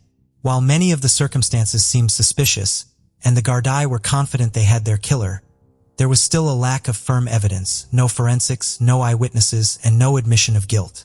Circumstantial evidence would not be enough to convict her. However, while they built their case, Catherine would play the grieving widow to a T, all dressed in black, carrying a single red rose and lapping up the sympathy poured from family, friends, and people who knew them through their businesses. Catherine even installed a huge headstone at Tom's grave site with writings of poetry inscribed, showing her love for Tom. She even took out an advertisement in a local newspaper that spoke of her devotion to Tom. It would take until April 1997 for Catherine to be arrested, shortly after she had sold the pub for £500,000. When she was later charged with murder and solicitation to murder, she had already become one of the most widely discussed and recognizable individuals in the country. Later, Tom's family would petition the courts to freeze all assets until the conclusion of the trial, including the proceeds from the pub's sale. In 2000, the first trial collapsed when it became known that the jury's deliberations had been overheard. The second trial was delayed when Catherine was hospitalized, but resumed a few days later. Catherine pleaded not guilty, and as the prosecution had only circumstantial evidence, they heavily relied on the testimony of 3 specific witnesses. Between 1989 and 1991, Catherine had approached these 3 men, who became the key witnesses for the prosecution. The first man was William McLean, a self-admitted smuggler from County Monaghan, who was among the initial barmen employed at Jack White's pub when the Nevins acquired it. He was also Catherine's first known extramarital companion, and he claimed to have been compensated solely through her kindness. Years later, he received a phone call from Catherine, informing him that she was hospitalized following a heart attack. However, it was in fact a cosmetic surgery procedure. She offered him £20,000 and the prospect of rekindling their relationship if he agreed to kill Tom.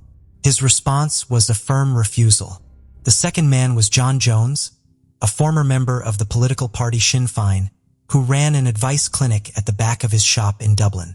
She had offered to host meetings in the pub to gain favor with the IRA. She visited his shop one day and directly requested that he have the IRA kill Tom. Jones thought she was joking and refused. A few weeks later, she would return with the same plan, but Jones would decline again. She even showed up at his business premises, bruised and bandaged, claiming that Tom had assaulted her. In fact, she had undergone cosmetic surgery again, as it seems our Catherine was fond of such procedures in the past. Eventually, she got the message and stopped asking.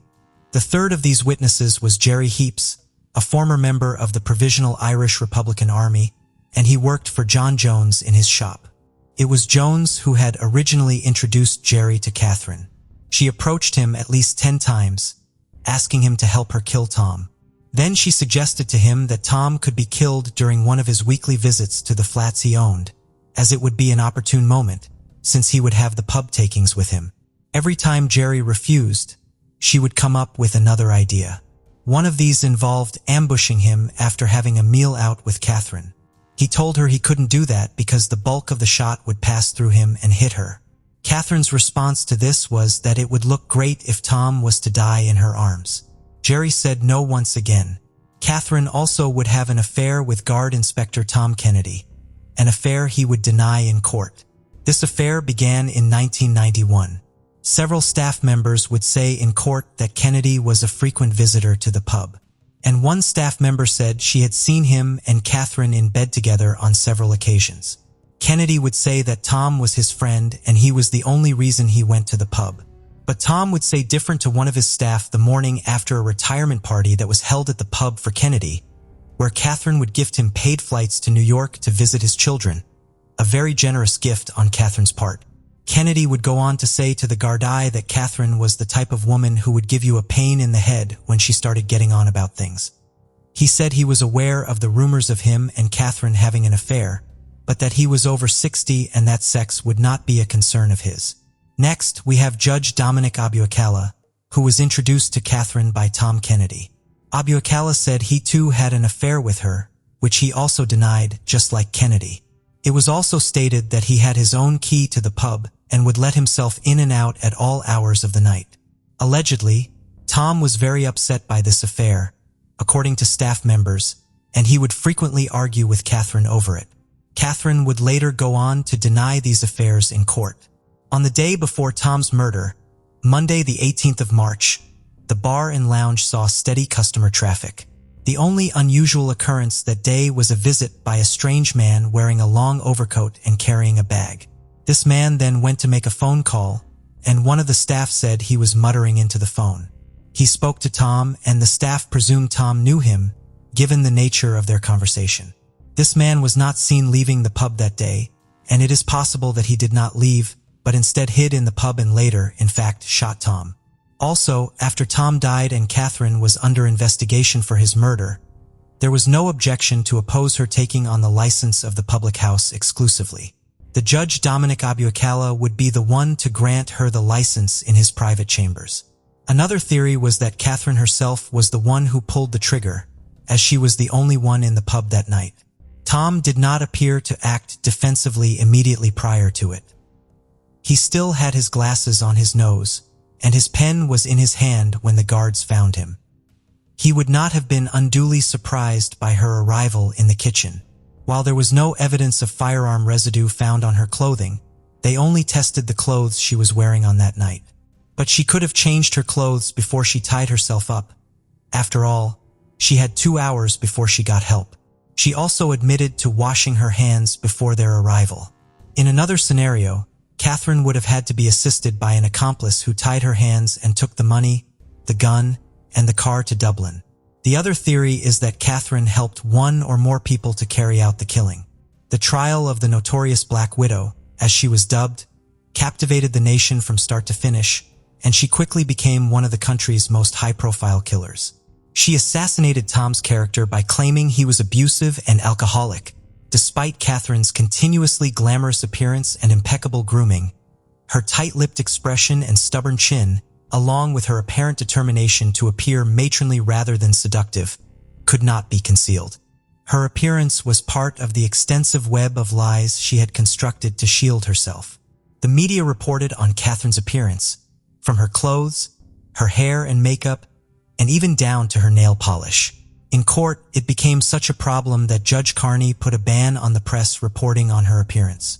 After a gripping 42-day trial, the jury of 6 men and 6 women deliberated for a record 5 days before she was found guilty in April 2000 for paying a hitman to murder her husband and for soliciting 3 men to do the same. She received life in prison. 3 years later, Catherine was back in court trying to get her case overturned. The Court of Criminal Appeals said, however, that it was satisfied there was nothing in the new material that could have come to light that could have assisted in Catherine's defense, and so it was dismissed. In 2010, she had another miscarriage of justice appeal dismissed. In 2014, she was denied in her bid to appeal her murder conviction to the Supreme Court. Tom had not made a will, and Catherine and he never had any children, so she was to inherit everything. Tom's mother had effectively frozen Tom's estate, including the proceeds from the sale of the pub. The application of probate by Catherine was still pending on the results of the trial, and when she was found guilty, she lost any claim to the estate. Tom's mother had also initiated legal proceedings to try and have her disinherited.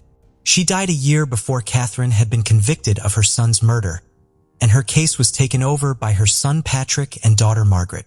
They believed they should be allowed to rely on her conviction as part of their legal action, and the Supreme Court agreed. So basically, Catherine got absolutely nothing when she was found guilty. In September 2016, Catherine was admitted to the hospital and was later diagnosed with a terminal brain tumor. She stayed there for 3 days and was granted a reviewable temporary release (RTR) to receive treatment. On November 7, 2016, she was transferred to an acute post-care unit while undergoing medical treatment. She remained there until August 2017, when she again received an RTR for pre-release and resocialization. She was provided with supportive accommodation and stayed there until she was rehospitalized on November 6, 2017. In December 2017, she was moved to a hospice care facility, where she remained until her death in February 2018. She was 67 years old. Catherine protected her innocence until the end. Despite being convicted of murder by a jury, She insisted that this was not conclusive proof of her guilt. Additionally, she never revealed who had assisted her in killing Tom. Kim and Scott Richardson had a happy marriage, and their love and commitment brought their firstborn Skylar into the world on March 9, 1999. Later, they welcomed Jackson. Both children grew up in a peaceful environment. Weekends were family bonding times at home.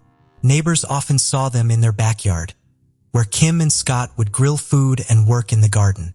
Skylar and Jackson enjoyed playing with the family dogs, their laughter filling the air. Family celebrations, including birthdays, holidays, and graduations, took place around bonfires in the yard, which had witnessed countless joyful moments. It was a refuge of peace. No one could have imagined that in this backyard, amidst the Richardson family's happiness, an unutterable secret was buried. As Skylar grew older, weight and diet, issues that sometimes hide behind a seemingly perfect facade, played a central role in her life. These concerns became her obsession, leading to unexpected and painful situations. For Kim, the impact of these issues was undeniable. Her worry began in Skylar's early adolescence when her daughter already showed signs of eating disorders. At 12 years old, Skylar was obsessed with calories, refusing to buy gum because it added 5 calories to her diet. She attended high school in Ohio, excelling as a cheerleader. Being a cheerleader required her to be small and agile, traits she had, making her a perfect flyer. This role involved performing aerial stunts and holding complex poses for a few seconds before returning to the ground. However, the pressure to stay thin marked the beginning of Skylar's struggle with her weight. Her obsession with not gaining even a gram led to dangerous behaviors like induced vomiting. But when the cheerleading season ended, Skylar would binge eat. She then subjected herself to severe fasting periods.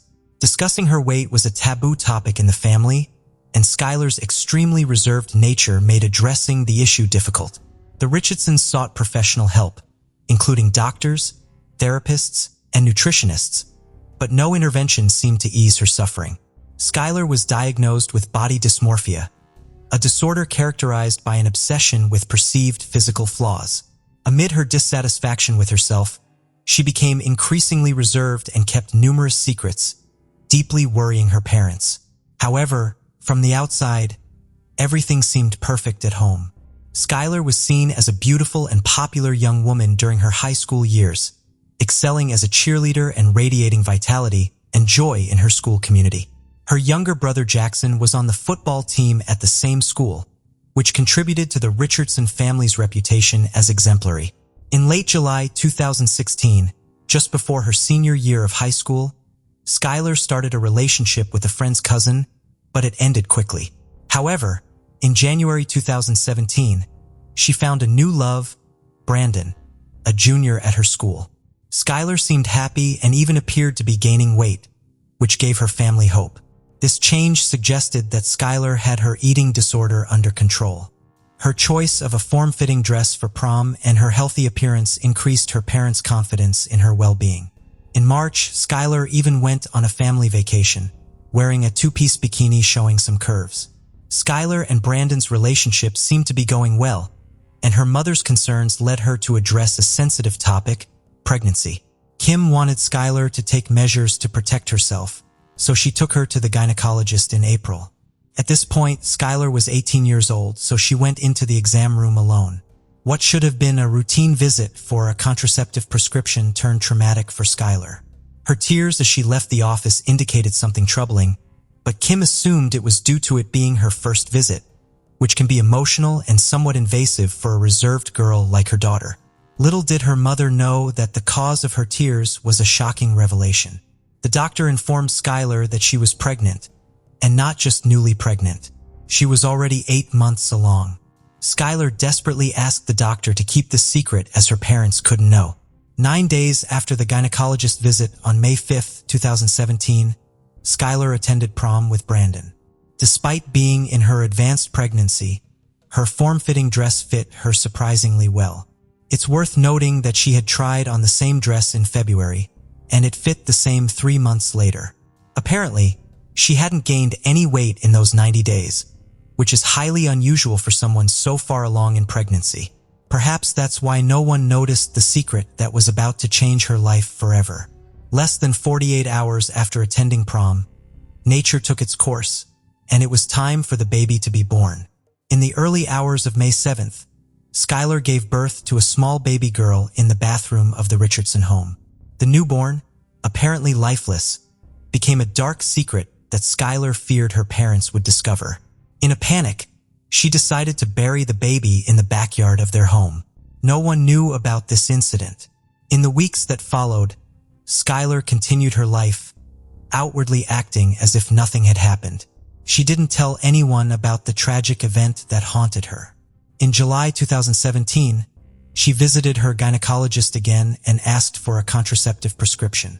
As expected, the doctor asked what had happened with her pregnancy. She replied that her baby had been stillborn and that she had buried the body in the backyard of her family's home. Unbeknownst to her, revealing this secret set justice in motion, the police received a concerning call from a doctor who reported that after a gynecology and obstetrics consultation, a patient had given birth at home and buried the baby in the backyard. This call triggered a series of events that shook the Richardson family to its core. Kim and Scott were taken aback when the police arrived at their door on July 14, 2017. It was a sunny summer day, and Skylar was at her grandmother's pool, enjoying happy moments with her boyfriend and cousins. She had no idea they were coming for her. The family was entirely unaware of the gravity of the situation when the police contacted them. According to Scott's later statements, the police assured them that they only wanted to talk to Skylar about something she might have witnessed and insisted she was not in any trouble. Trusting those words, Scott took his daughter to the police station without proper legal representation, an action he would later consider one of the biggest mistakes of his life. On that same July 14th, when Scott accompanied his daughter to the police station, he had no idea that she had been hiding such a dark secret. At the station, the officers asked him to wait outside since Skylar was an adult. Inside an interrogation room, a police officer read Skylar her rights and began pressuring her to reveal what had happened with her baby. The family was about to face a crisis that would impact their lives in unimaginable ways. In the small interrogation room, Skylar finally shared the truth with the investigators. In the early hours of May 7th, Skylar faced the unimaginable alone in her bathroom. She gave birth to a baby who showed no signs of life. She held the newborn for hours, hoping for a miracle that never came. Resigned to the heartbreaking reality and ensuring not to wake her family, she quietly buried her daughter in a makeshift grave in their backyard using a small garden trowel. During a tense interrogation that followed, the investigator eventually disclosed to Skylar's parents, Scott and Kim, the grave reason for their daughter's questioning. Shocked by the news and unable to comprehend how they had missed the signs of her pregnancy, they listened as Skylar shared the baby's name, Annabelle, and revealed the brief relationship with the father, a cousin of a friend from the previous summer. This revelation devastated her mother, Kim, who later expressed her anguish over the pain Skylar had endured alone. As the family absorbed this new reality, investigators were already moving towards their home to dig deeper into the case, unbeknownst to them. The small town quickly buzzed with the news as police activity spiked in an area unaccustomed to such attention, drawing national media to the story of the troubled young cheerleader. That same day, authorities exhumed the remains of baby Annabelle for forensic examination. After enduring over 5 hours of grueling questions at the station, Skylar and her parents were allowed to go home. However, the respite was short-lived. 6 days later, the investigators returned with unsettling news from the autopsy. There were signs of charring on Annabelle's bones, suggesting she had been burned, which led them to suspect homicidal violence. On July 20th, 2017, during a second intense interview without her legal or parental support, Skylar was directly accused by police of killing and burning her baby.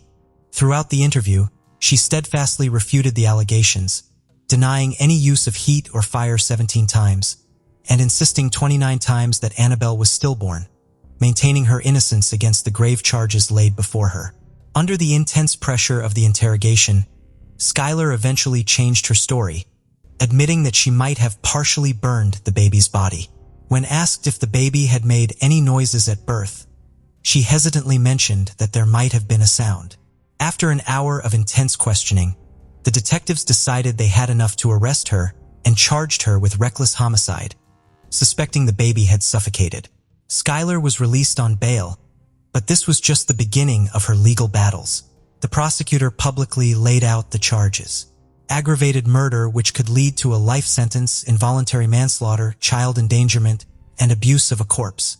He argued that Skylar's actions were driven by her family's desire to maintain a perfect facade. Despite these heavy accusations, Skylar's parents, Kim and Scott, remained determined to clear her name with the help of their lawyers.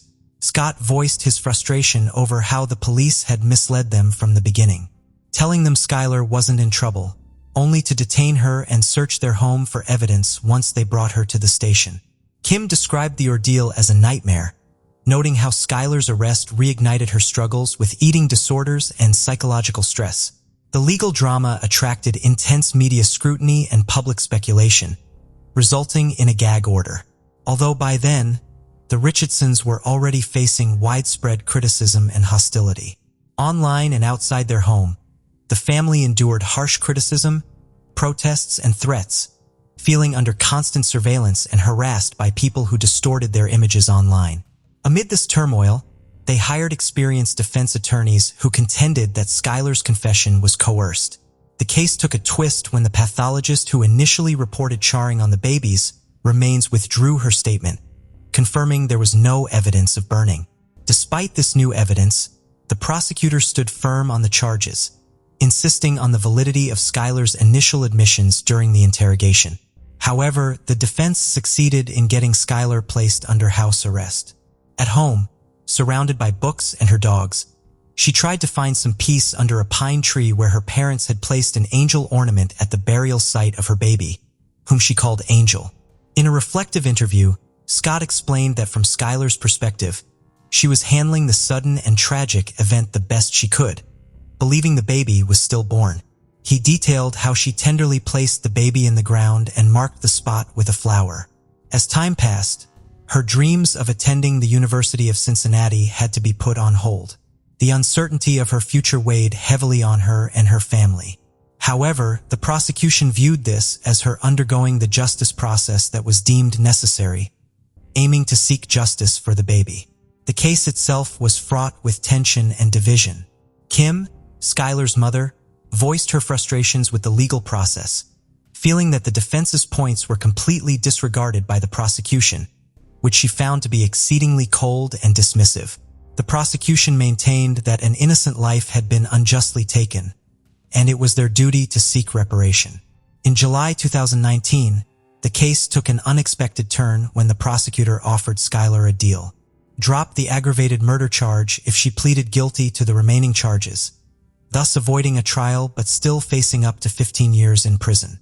This proposal brought immense anguish to the Richardson family, but ultimately the decision rested with Skylar. On one decisive Sunday morning, Skylar resolved not to plead guilty to crimes she maintained she did not commit. She chose to let a jury decide her fate at trial. 2 years after the distressing events, the trial began on September 3, 2019. The prosecution started with a startling revelation, quoting a text message from Skylar to her mother that exposed her troubled emotional state shortly after she secretly gave birth and buried the baby in the backyard. The prosecution also displayed a selfie Skylar had taken at the gym that same day, using these pieces to argue that Skylar had no intention of keeping the baby. Although proving the baby was born alive was a challenge, the prosecution contended that Skylar's own admissions during interrogation supported their case. Witnesses for the prosecution testified that Skylar had seen the baby's arms move and heard her make sounds, suggesting life. They also claimed Skylar might have inadvertently harmed the baby. Moreover, they accused her of trying to burn the baby's remains. Trey Johnson, presented as the baby's father, testified about their brief relationship and the unprotected sexual encounters they had. When it was time for the defense, Skylar's lawyers argued that she had been subjected to overly aggressive questioning, leading to a coerced confession. They disputed the assumption that she had attempted to burn her baby. noting that the forensic expert who initially supported this claim had later withdrawn it. They presented evidence of Skylar's significant weight fluctuations due to her long-standing battle with anorexia, which they claimed was exacerbated by her mother's pressure to remain thin. During the trial, the doctor who performed the autopsy testified that the baby died from homicidal violence of undetermined origin. Yet, under cross-examination, she admitted there was no physical evidence to support a live birth, or that Skylar had directly caused harm to her child. Witnesses for the prosecution also acknowledged the lack of physical evidence of a live birth, with no trauma or burns found on the baby's remains. The defense stressed that the only evidence suggesting a live birth came from Skylar's statements, which they argued were the result of coercion by the police. An obstetrician also testified that he didn't believe the baby was alive at birth. He noted that the umbilical cord wasn't cut, which might mean it came off before or during delivery. He also mentioned how Skylar described the baby as extremely pale, not looking like a healthy newborn. He suggested that Skylar's eating disorder might have limited the baby's growth in the womb, possibly leading to a stillbirth or death shortly after birth. An expert on police questioning explained that some interrogation techniques can push people into false confessions, especially those who are more vulnerable to pressure. A clinical psychologist who talked to Skylar found she has a dependent personality disorder, which could make her more likely to give in to authority figures. The trial moved forward with both sides presenting their arguments and evidence. The defense attorney emphasized that Skylar is innocent until proven guilty, urging the jury to stand by her if they had any doubts about the baby's condition at birth. The prosecution argued that Skylar had ended a life to keep up appearances and should be held accountable. The trial was intense, and eventually the jury had to decide Skylar's fate. On September 12, 2019, after 4 hours, they ruled she wasn't guilty of the most serious charges, but did find her guilty of improperly handling the baby's remains, which could mean up to a year in jail. The Richardson family was relieved by the verdict but had to wait until sentencing. The next day, Skylar spoke publicly for the first time in court, expressing regret and apologizing for the pain caused by her actions. During a victim impact statement, Trey Johnson's mother spoke about her deep loss, saying no words could fully express her anguish over her granddaughter Annabelle's death. The judge believed different choices by Skylar could have saved her daughter, but sentenced her to 3 years of probation instead of a harsher penalty. The trial and its aftermath deeply affected Skylar and her family, causing her significant stress and health issues. 2 months after being mostly acquitted, Skylar shared her feelings in an interview with Cosmopolitan magazine. She talked about her regrets and the burden of guilt she carries every day for not opening up sooner about her situation. She described the period as devastating and admitted to struggling with depression since the incident. Skylar shared that she named her baby Annabelle because she didn't know anyone else with that name. She visits Annabelle's grave every week to leave pink flowers and finds a bit of peace knowing her baby is at rest. During an interview, Skylar opened up about how the trial almost broke her and even made her think about ending her life. She admitted that living with the truth was incredibly hard, especially when it felt like everyone else thought differently. She also felt like she lost a part of herself during the trial and was scared that people saw her as guilty because of all the news coverage. Trey, Annabelle's dad, told the media that he was shocked by the case because he didn't know about the pregnancy beforehand. It hit him hard when he found out months later in 2018, especially learning about it through social media when everything went public. Trey's family deeply felt the loss, and after the trial, they gathered to mark 2 years since Annabelle's passing. This whole situation really affected everyone involved. They all dealt with a lot of emotions no matter how the court ruled. Over time, Skylar got help for her eating disorders, went to college, and worked at the law firm that represented her. Her probation ended almost 2 years early in 2020. The judge decided there was no need to keep an eye on her since the crime wasn't severe. She had no prior offenses, and she was busy with work and school. In Skylar's first TV interview, her parents talked about how the case impacted them and their daughter. They mentioned a special angel marker at Annabelle's grave site, expressing how heartbreaking it all was, and how sometimes being near the grave brought them a little comfort. They also revealed that Skylar was diagnosed with post-traumatic stress disorder, suffering from frequent panic attacks and nightmares that often kept her from sleeping in her own room. In 2022, Skylar's lawyers tried to seal the court records of her conviction to help her move on, arguing that the public didn't need to see them anymore. But the prosecutors disagreed, saying it would lessen how serious her actions were. The judge ultimately decided to restrict access to the records, siding with Skylar's need for privacy, which stirred up new debates. Case of Liga Scrimen. India is the only country in the world where cultural and religious traditions have not been interrupted since ancient times, which is probably why it attracts tourists from all over the planet. But in our story, we will look at India like a coin that has a different image on each side. On April 20th, 2018, at dawn, two young men went fishing down the river toward a mangrove forest. They took a long boat ride downstream until they reached a remote and quiet place. One of them jumped into the water to tie up the boat, but his attention was distracted by a pungent, acrid odor that was very close by. They went ashore and followed the odor. Curiosity led them to a horrifying find. There was something that looked like a human body hanging on a tree branch and a skull lying nearby. The guys abandoned the boat and rushed to the nearest village to report the terrible find. A team of investigators, forensic experts, and police officers urgently arrived on the spot. The experts confirmed that the suspended body was indeed human. It was obvious that it had been hanging for a long time and had already begun to decompose. The flesh on the arms and legs had torn off and the skull was found nearby. Next to the body were packs of cigarettes, packaged drinking water, and a lighter which probably belonged to the victim. An investigation was conducted at the scene the same morning. The evidence found was seized, and the remains were sent for examination. The modest remnants of clothing that could be identified on the victim revealed that Liga Scrimen, a 33-year-old hiker, was the victim of an accident. But who is Liga Scrimen, and what happened to her on the riverbank?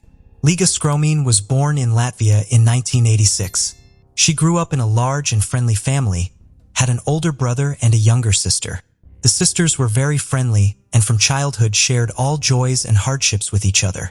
Growing up, Liga moved to Ireland but always maintained close relations with her family.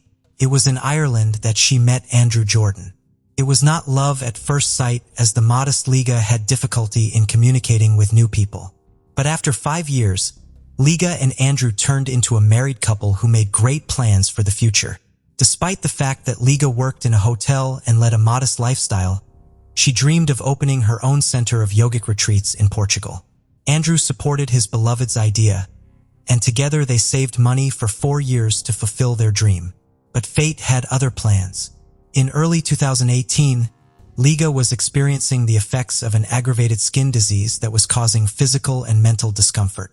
To help her sister overcome this ailment and restore her emotional state, her sister Ilza invited Liga on a trip.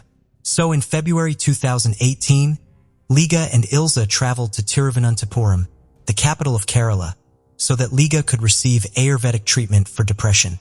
Kovalam is the premier Ayurvedic resort of Kerala in India.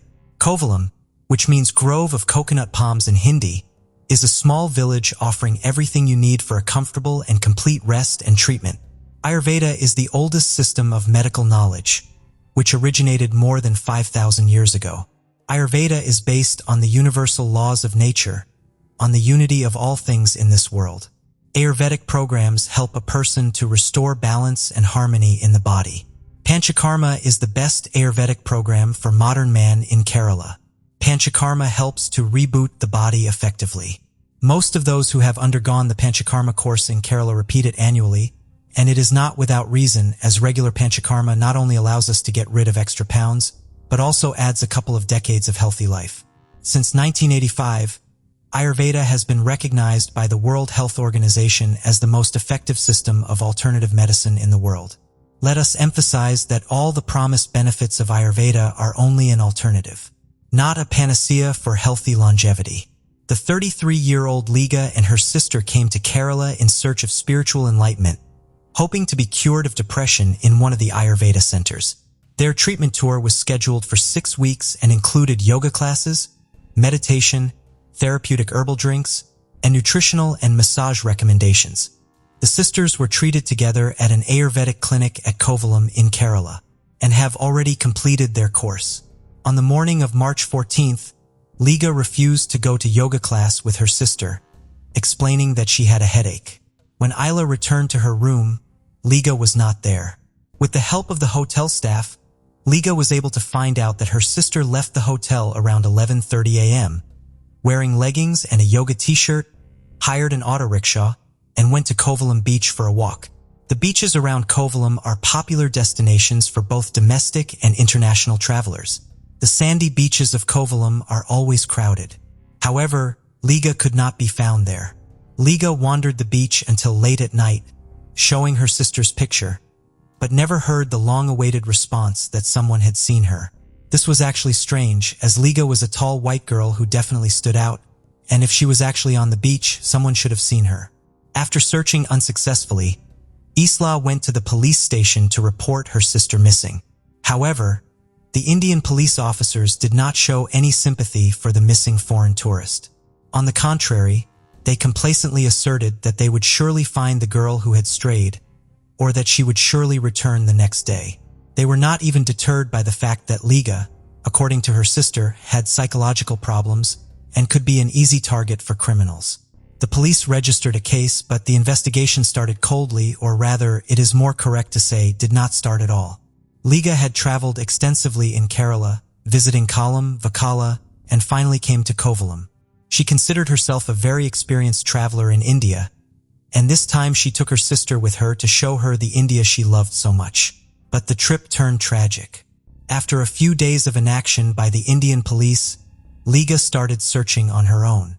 She enlisted the help of friends and also reported Liga missing to her husband, Andrew, who flew urgently to India. The police investigation intensified after the missing person's husband, Andrew Jordan, and Liga contacted the local press and started an online campaign to find her. Liga also reached out via Twitter to India's Foreign Minister, Sushma Swaraj, has been missing for 8 days. "We are very worried," she wrote. The desperate sister announced a reward of 100,000 rupees to anyone who could help find Liga or provide any information about her movements that day. Liga and her friend Alexa, who had also traveled to India after hearing about Liga's disappearance, put up posters in the Kovalam Beach area where Liga was last seen. Together, they put up flyers and distributed them to people. Numerous locals took an active part in the search for the missing tourist. The important fact remained that Liga suffered from depression and had a hard time interacting with strangers. On the day of her disappearance, she hired an auto rickshaw to reach the beach and was never seen again. She had about 8,000 rupees with her, but no passport, so she could not leave the country. Ashok Kumar, head of the local police station, said that the police had no leads in the case. The police kept saying that the tourist had gone on a bender or eloped and would soon return on her own. However, regular, persistent requests for help from Liga and Andrew forced the police to search for Liga. The search operation was conducted in the Kovalam Beach area where Liga Skaney was last seen. Police assumed that she had drowned just as the unidentified body of a woman was found washed ashore at Kachal, in Kanyakumari district. Investigators examined the body along with the missing woman's sister, but the latter did not identify it as her sister. The version of drowning was not confirmed, and the search for Liga continued.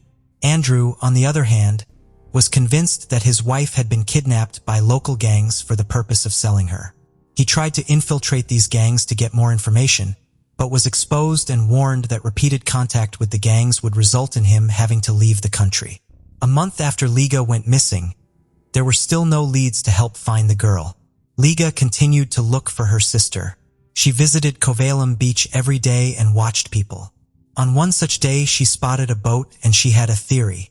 The only way to leave the beach unnoticed was by boat.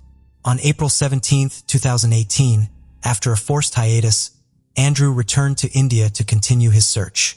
Liga and Andrew entered a new struggle to find Liga Skramana, but her body was still not found. The search was complicated by the fact that Liga was a tourist and a citizen of another country. The Latvian Foreign Ministry said the embassy was in constant contact with Liga's relatives and was also working closely with the Indian police. The Latvian embassy also appealed to the Indian Foreign Ministry with a request for special support in the search for Liga, as well as the honorary consul of Latvia in India, whose consular district includes the region where Liga disappeared. At the request of the Kerala state government, the Indian Navy and Air Force joined the search for the missing Latvian citizen. The search operation involved an N-32 transport plane, Gemini inflatable boats, underwater sonar, and 5 deep-sea divers. But even this extensive effort did not bring the desired result, and Liga remained missing. The search continued, and by this time all local residents knew about the missing tourist from Latvia. They supported and sympathized with Andrew and Liga. On April 20th, 2018, Liga's phone received the longest-awaited yet most horrific call of her life. A body had been found in the mangrove jungle. She and Andrew drove to the designated spot. The police were waiting for them. For the boat crossing, Liga's heart was pounding like never before. She felt that for the moment she would have to swim the path that Liga had traveled to her demise. On the spot, horror overwhelmed her. Liga saw her sister's clothes. She recognized the shirt and leggings on the body, but the jacket and shoes did not belong to Liga. It remained unclear how, with whom, and why. Liga had gotten to a place that could only be accessed by going through Panader from Samudra Beach. 2 women confirmed that they had witnessed Liga traveling alone into the mangrove forest. But why would a girl who was being treated for depression and already alone take a boat to a remote place in the forest? The body was shifted to the medical college hospital where it underwent an autopsy which was captured on video camera. Police said they could not confirm the identity of the body until DNA analysis was completed. According to the city police commissioner, the body was badly mutilated with the head lying nearby. Police tentatively identified the dead woman as missing tourist Liga Screwmain. In favor of the investigators' conclusions is also the fact that Liga's relatives identified the victim by her hair and clothes. One of the versions put forward by rescue services in India was poisoning. There are poisonous pong-pong trees in the mangrove forest, and she could have accidentally or intentionally eaten their fruit and poisoned herself. Between 1989 and 1999, more than 500 people died from poisoning by its fruits in Kerala alone. However, this theory seemed nonsensical because the person was found hanging upside down, but there was no head. It is obvious that if Liga had been poisoned, her body would have been in a completely different position, and the head would have been in place. The Indian authorities were talking utter nonsense. Based on the information about Liga's complex psychological problems, the investigators also considered the possibility that Liga had voluntarily taken her own life. Liga feared that the police would try to pass off her sister's murder as a voluntary departure from life. Although a rope had been found at the scene, and it could be concluded that the hiker had hanged herself, Liga demanded a separate explanation for the missing head. "Don't tell me it's lost," Liga said sarcastically in yet another appeal on the internet. Breathlessly, Liga and the anxious public waited for the results of the forensic tests. The forensic results were overwhelming. The report stated that there were areas of blood pooling in part of Liga Screwmain's brain, as well as bruising in the neck area. The autopsy revealed that the woman had been strangled by several people and was killed in an attempted violent attack. There were external injuries on the body, probably sustained during the struggle. However, the fact of violence could not be definitively confirmed as the body was in the decomposition stage. There were characteristic injuries on the cartilage in her throat, which indicated that someone had forcefully squeezed her throat. The trauma was severe enough to be fatal, according to forensic experts. There were blood clots in her brain, which confirmed strangulation. They also noted that there were bruises on her neck and legs. A total of 9 wounds were recorded on Liga Screwmain's body. In view of the above, the police no longer considered the version of voluntary death. According to the autopsy, it was determined that Liga was murdered after resisting or struggling. Ilse breathed a sigh of relief and hoped that the police would soon find her sister's killers. But there were complications as well. As part of the investigation, the police began checking out local drug dealers and card players. In addition, during interviews with local residents, 2 women said that they saw Liga walking alone to the place where her body was later found, but the police said they did not fully trust their words. Meanwhile, Liga's relatives have accused Indian police of incompetence, claiming that if the girl had been searched for immediately, the tragedy could have been avoided. The 33-year-old Latvian tourist is believed to have been grabbed from a nearby beach and transported by boat before being strangled. A special team of investigators has begun looking for those responsible for the crime. About 40 suspects were interviewed. However, arrests were planned to be made a few days later, after the law enforcers had enough evidence. The Indian police conducted an investigation that led to the arrest of 2 men, who were eventually accused of killing Ligas Gramian. Police revealed that Ligas Gramian was lured by 2 men, who then abused her before dismembering her body. The alleged assailants, who are now in custody, are local dealers in illegal substances. The suspects fully confessed under torture. Both the accused were pimps and were also dealing in illegal substances, police said. The autopsy did not reveal much evidence because Liga's body was badly decomposed. Andrew Jordan filed a petition in Superior Court for a review of the felony murder case. He believed that more people were involved in the woman's murder. In the petition, he pointed out that both defendants later recanted their pleas of guilty to the crime. According to Jordan, the men may have confessed because they were tortured, which as it turns out is a common practice in India. However, the Supreme Court of India denied the murdered woman's common-law husband, Andrew Jordan, a review of the case due to lack of direct evidence. The trial was postponed for 2 months, but Andrew was outraged by this attitude of the authorities. He had earlier accused the Kerala authorities and police of incompetence and attempts to cover up Liga's murder so as not to scare away tourists. Both the suspects' lawyers asked for and got a postponement by law. They have the right to postpone the case once without giving any reason. The more they postponed, the more he was convinced the case was unclean. However, both suspects were in custody.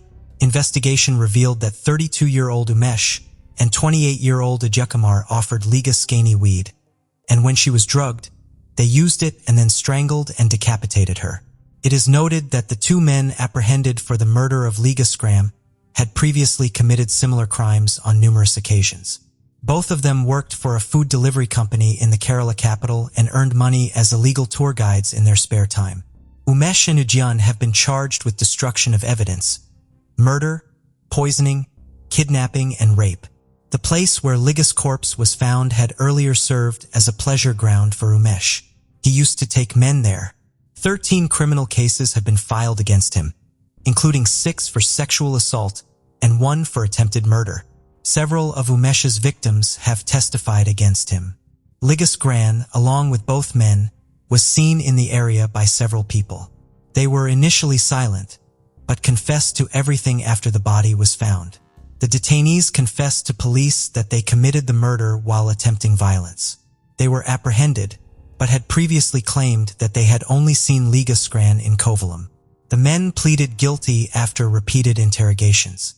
On December 6, 2022, the court finally sentenced both men to life in prison.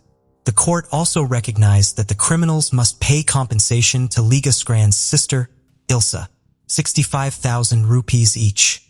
We would like to note that there has been a whole series of such crimes in this country recently. Young girls are regularly subjected to violence.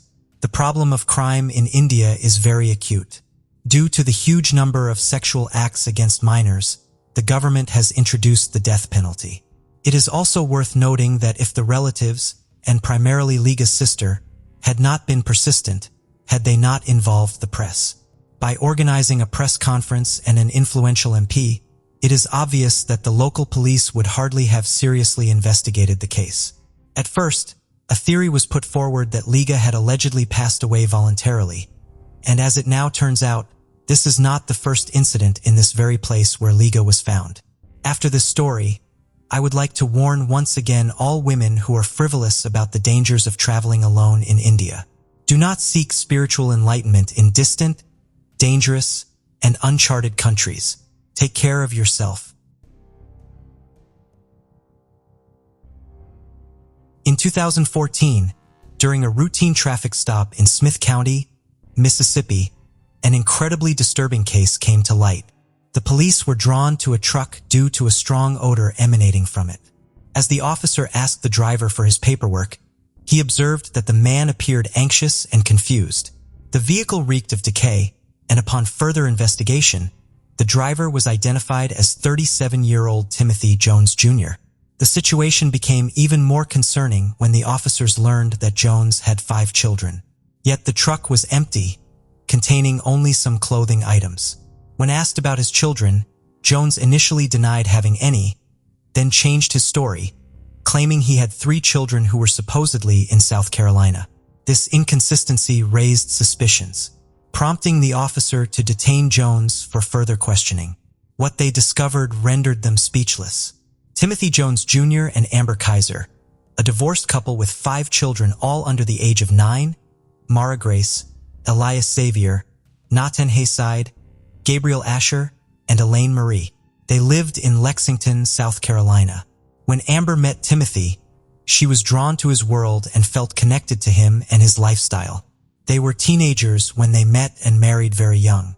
Timothy attended school in Mississippi while Amber focused on homemaking. From a young age, Timothy witnessed his mother's mental health deteriorate due to schizophrenia. She eventually required constant care and left home to work in intimate services, with his family telling Timothy she had simply gone far away and abandoned him. His father, Timothy Jones Sr., who was 20 at the time, moved with Timothy to his grandmother's house, where he was exposed to domestic violence, substance abuse, and alcohol. Despite his tough upbringing, Timothy showed a talent for numbers, solving math problems with ease, and could disassemble and reassemble computers to make them faster. He seemed to have a natural understanding of how machines worked. However, things changed when Timothy reached adolescence and began hearing voices at the age of 10. By middle school, he had started using drugs and drinking excessively. At 15, he suffered a traumatic brain injury in a car accident, which affected his frontal lobe, the brain area controlling impulses and linked to psychopathy in various studies. After the accident, Timothy's behavior became erratic and stubborn.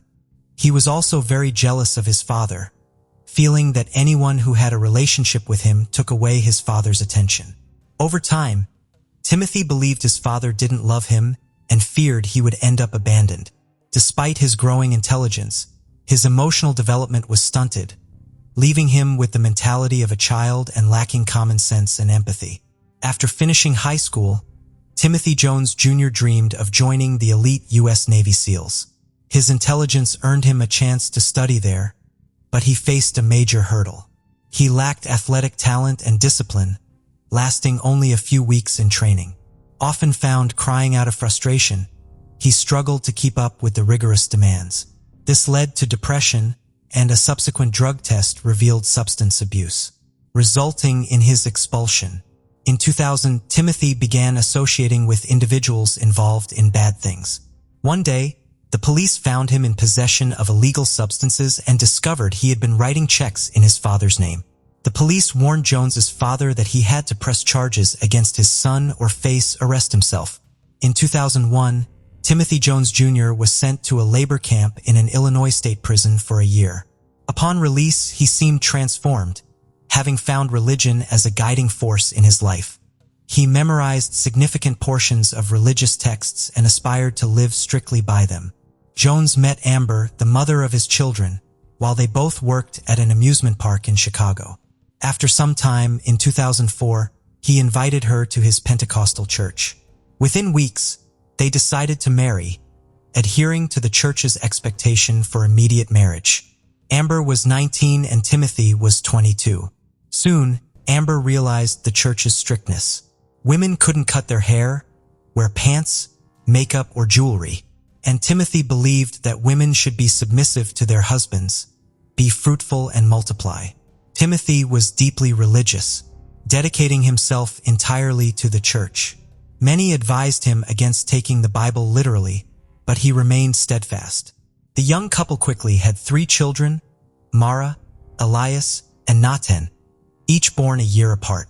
With their growing family, they moved to Mississippi, where Timothy eventually graduated with highest honors from the state university, earning a degree in computer science and engineering.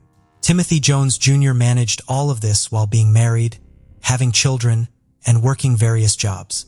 His family couldn't have been prouder. Tim was truly a remarkable genius with a promising future. Everything seemed to be going well for him. He landed a job as a computer chip manufacturer at Intel, which Amber saw as their ticket to a better life. After living in student housing in Mississippi, they dreamed of raising their 3 children in a bigger house and even considered hiring a nanny. Unfortunately, things didn't go as planned. Tim chose to buy a rundown trailer on a dirt road in Red Bank because he dreamed of living on a farm. He bought animals to raise, and Amber stayed home with the kids and the animals in this isolated area.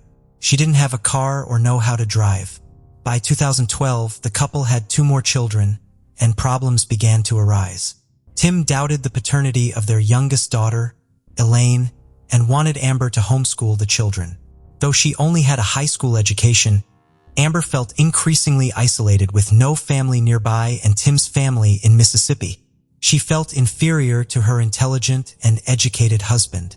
Tensions escalated when Tim accused Amber of having an affair with a neighbor. The marriage crumbled and they considered divorce. Tim didn't want Amber in the children's lives, so he visited a therapist and asked for a sworn statement for his divorce lawyer, claiming he was fit to raise the children alone. Amber, without a lawyer and unsure what to do, eventually decided it was best for the children to stay with their father, as she had nothing to offer, no job or education. Tim gained primary custody as the sole financial provider, and Amber was granted regular visitation rights. She left her husband and children. Mentally, Tim was losing control, anguished by his failed marriage. He began using drugs and drinking again, struggling with the voices in his head. He became easily angered over minor things, and Amber reported that he once beat her in front of their children until she lost consciousness. Unable to manage work and home, he hired a nanny service. Despite his condition, the first 2 nannies noted that his home was immaculate and he was dedicated and attentive to his children. Later, he switched services and hired 17-year-old Crystal, who had a young daughter. The nanny soon became his lover, and Tim tried to indoctrinate her into his religion, insisting she adopt the church's customs, wearing long dresses, growing her hair out, and being subordinate to him. When she refused, their relationship deteriorated. Crystal later testified that Tim was extremely harsh with his children, making them stand on their toes for hours as he believed punishment was necessary for their sick bodies. She left after catching him trying to hit her young daughter. After Crystal left, Tim hired another nanny. She noticed a drastic change in Tim. His once clean home was now filled with trash and dirty clothes, and there were even cockroaches. Over time, Timothy Jones Jr. became increasingly violent, punishing his children daily. He developed the habit of feeding them only oatmeal throughout the day, limiting them to 1 meal. In August 2014, the nanny contacted South Carolina's social services to report the conditions in Tim's home. She described the lack of food and the physical abuse the children suffer. The abuse was so severe that the teachers at the elementary school, attended by the older children, had already reported it to the agency months earlier.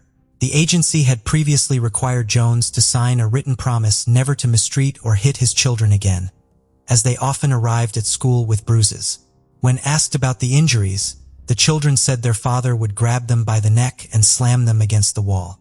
On the afternoon of Thursday, August 28, 2014, Tim picked up his 3 older children from elementary school, then his 2 younger ones from the nanny. Around 7 p.m., Timothy got angry about some broken outlets in their mobile home. He questioned his 6-year-old son, Natan, about the damage. When Natan said he didn't know, Timothy forced Natan to do push-ups, squats, and other exercises before having him repeat the circuit over and over again. Whenever Natan would slow down, Timothy would whip him with a belt. While Natan was being punished, Amber, Tim's ex-wife, called to speak with her children. The calls were logged at 7 o'clock, 7.02, 7.05, and 7.09, until Timothy finally answered at 7.10. During the call, Natan told his mother about the punishment for the broken outlets, saying it was an accident. Enraged, Timothy ended the call, telling Amber to stop protecting the boy. After hours of torture, Natan was exhausted, dehydrated, and begging for it to end. He collapsed, putting an end to it all. Timothy carried him to bed and left him alone without water or aid. Phone records show that Amber tried to call back 8 more times.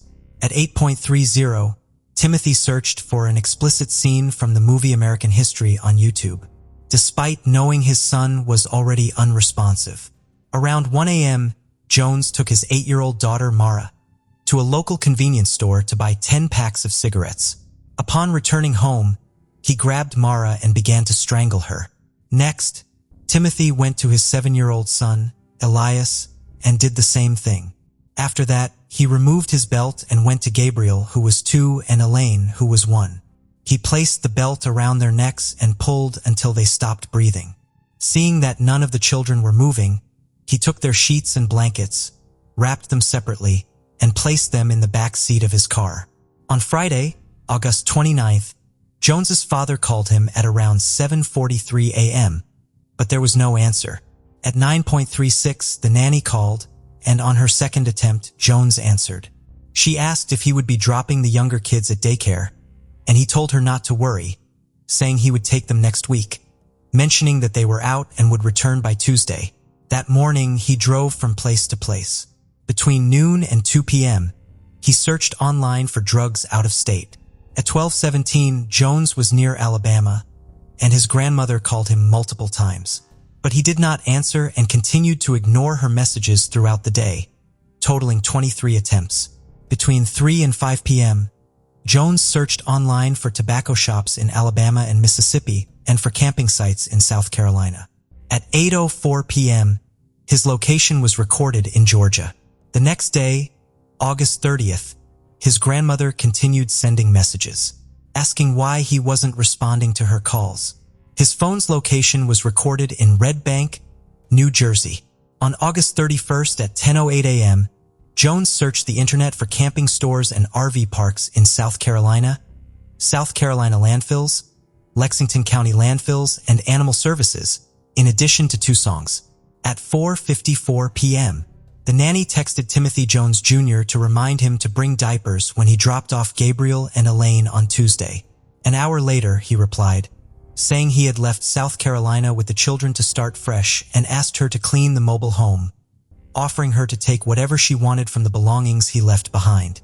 His ex-wife called him at 7 p.m., but he did not answer. On September 1st, he was driving from place to place. The next morning at 10:35, he searched the internet for body in landfill, how to make muriatic acid, camping near Colombia, countries with no extradition laws and facing legal problems, where should I run? Throughout the day, he received text messages from the nanny informing him she had cleaned the mobile home. His boss at Intel also messaged him, asking if he was coming to work. At around 6 p.m., Amber called, but he did not answer. On the morning of September 3rd, a coworker called twice without getting a response. Later, Timothy was captured on surveillance video at a well-known store, buying a saw, muriatic acid, garbage bags, a 5-gallon bucket, and goggles. At 3:37 a.m., he searched online for Tim Jones's missing children. His location was recorded in Charleston, South Carolina. At 6:33 a.m. on September 4th, he was seen at a bank, depositing a check for $3,518. The next day, September 5th, his location was tracked to Louisville, Georgia. His phone was only turned on once that day. On the morning of September 6th, Jones placed the decomposing bodies of his children in black plastic garbage bags and left them in a clearing along a forest road in a rural area in Alabama. This was recorded at 9:14 a.m. The bodies had been in the back seat of Timothy Jones Jr.'s vehicle since August 29th. By 7 p.m. on September 6th, he was stopped at a traffic checkpoint in Smith County, Mississippi. A police officer approached the vehicle and noticed a putrid odor emanating from inside. Additionally, the carpet appeared to be stained with bleach as if it had been recently cleaned. The sheriff requested Jones's identification and the car's registration. He observed that Jones seemed to be under the influence of drugs. Upon checking his information, the police officer found out he was wanted in South Carolina over a child welfare issue.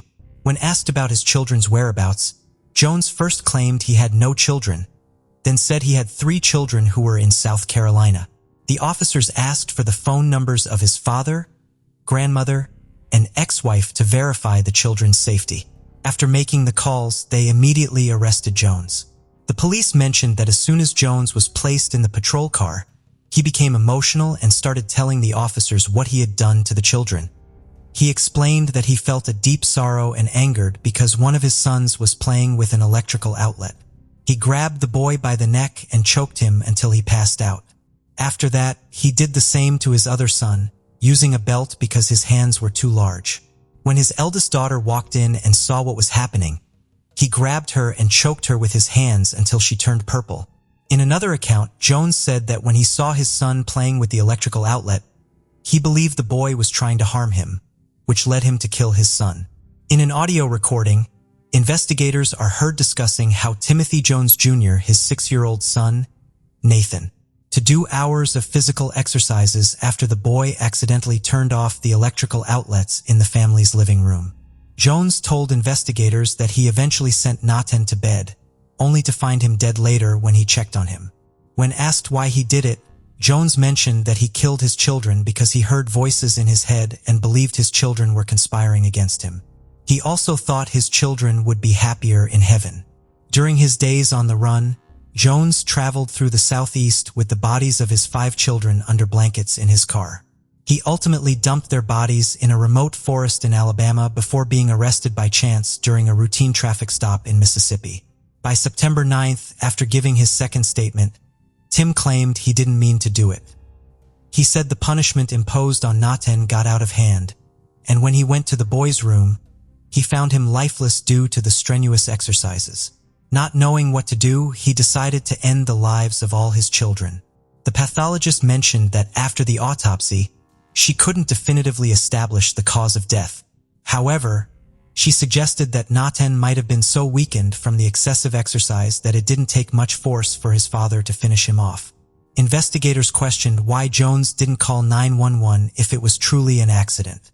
Instead, he tried to hide and dispose of his children. That same day, Tim agreed to lead investigators to the location where he had dumped the bodies. On September 10th, the remains of his 5 children were recovered. On September 11th, the evidence collected from Jones's car was turned over to South Carolina authorities. Among the items cataloged were family photos, children's clothing, drawings by the children, letters to the children written by their mother, Timothy Jones's diploma from Mississippi State University, and Jones's passport. There were also handwritten notes by Timothy Jones, Jr., which included to-do lists such as removing bodies, grinding bones into powder or small pieces, burning bodies and items like camping supplies, gas, and muriatic acid. On September 13, 2014, Jones was admitted to a correctional institution and placed in a special cell away from the general population. Since his incarceration, Jones has been evaluated by mental health professionals, including psychiatrists, clinical psychologists, and forensic experts. Opinions among these professionals varied. Some diagnosed him with schizophrenia, bipolar disorder, schizoaffective disorder, or personality disorder, suggesting that his mental state at the time of the crime might have been worsened by drug use, and the traumatic brain injury he suffered at 15, which could have contributed to an underlying psychosis. These theories were presented to the jury during the trial. However, other specialists argued that Tim was mentally competent and that his actions to conceal evidence, including his children, indicated that he knew he had done something morally and legally wrong. His internet search history further suggested he knew exactly what he was doing and what needed to be done. The prosecution argued that Tim cracked under the stress of a broken marriage and the demands of caring for 5 young children. According to his statements, the trigger for his actions was his wife's alleged infidelity with their neighbor at the time, who is now her husband. She testified that she never committed adultery and that her relationship with the neighbor began after her divorce. The trial took place in late May 2019, involving weeks of intense testimonies and evidence presented against Timothy. The crime is considered one of the worst murders in South Carolina's history. Mara's last words to her father were, "Daddy, I love you." When police searched the house after the crime, they found Nathan's favorite toy from Toy Story broken into pieces. Nathan seemed to be the most severely punished. Yet all testimonies agreed on one thing: the children loved their father. On June 13, 2019, After 2 hours of deliberation, Timothy Jones Jr. was sentenced to death. He is currently in solitary confinement at a correctional institution, wearing a green jumpsuit that identifies him as a death row inmate. This tragic case ended the lives of innocent children due to marital problems, with both the father and mother making irreversible mistakes.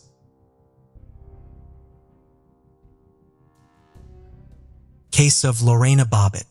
It's said that a humiliated and insulted woman is capable of anything, with the most terrifying in this list being revenge, cruel, ingenious, and sometimes unpredictable. Much in this regard depends on the lady's level of sanity, but one must not overlook the depth of her hurt.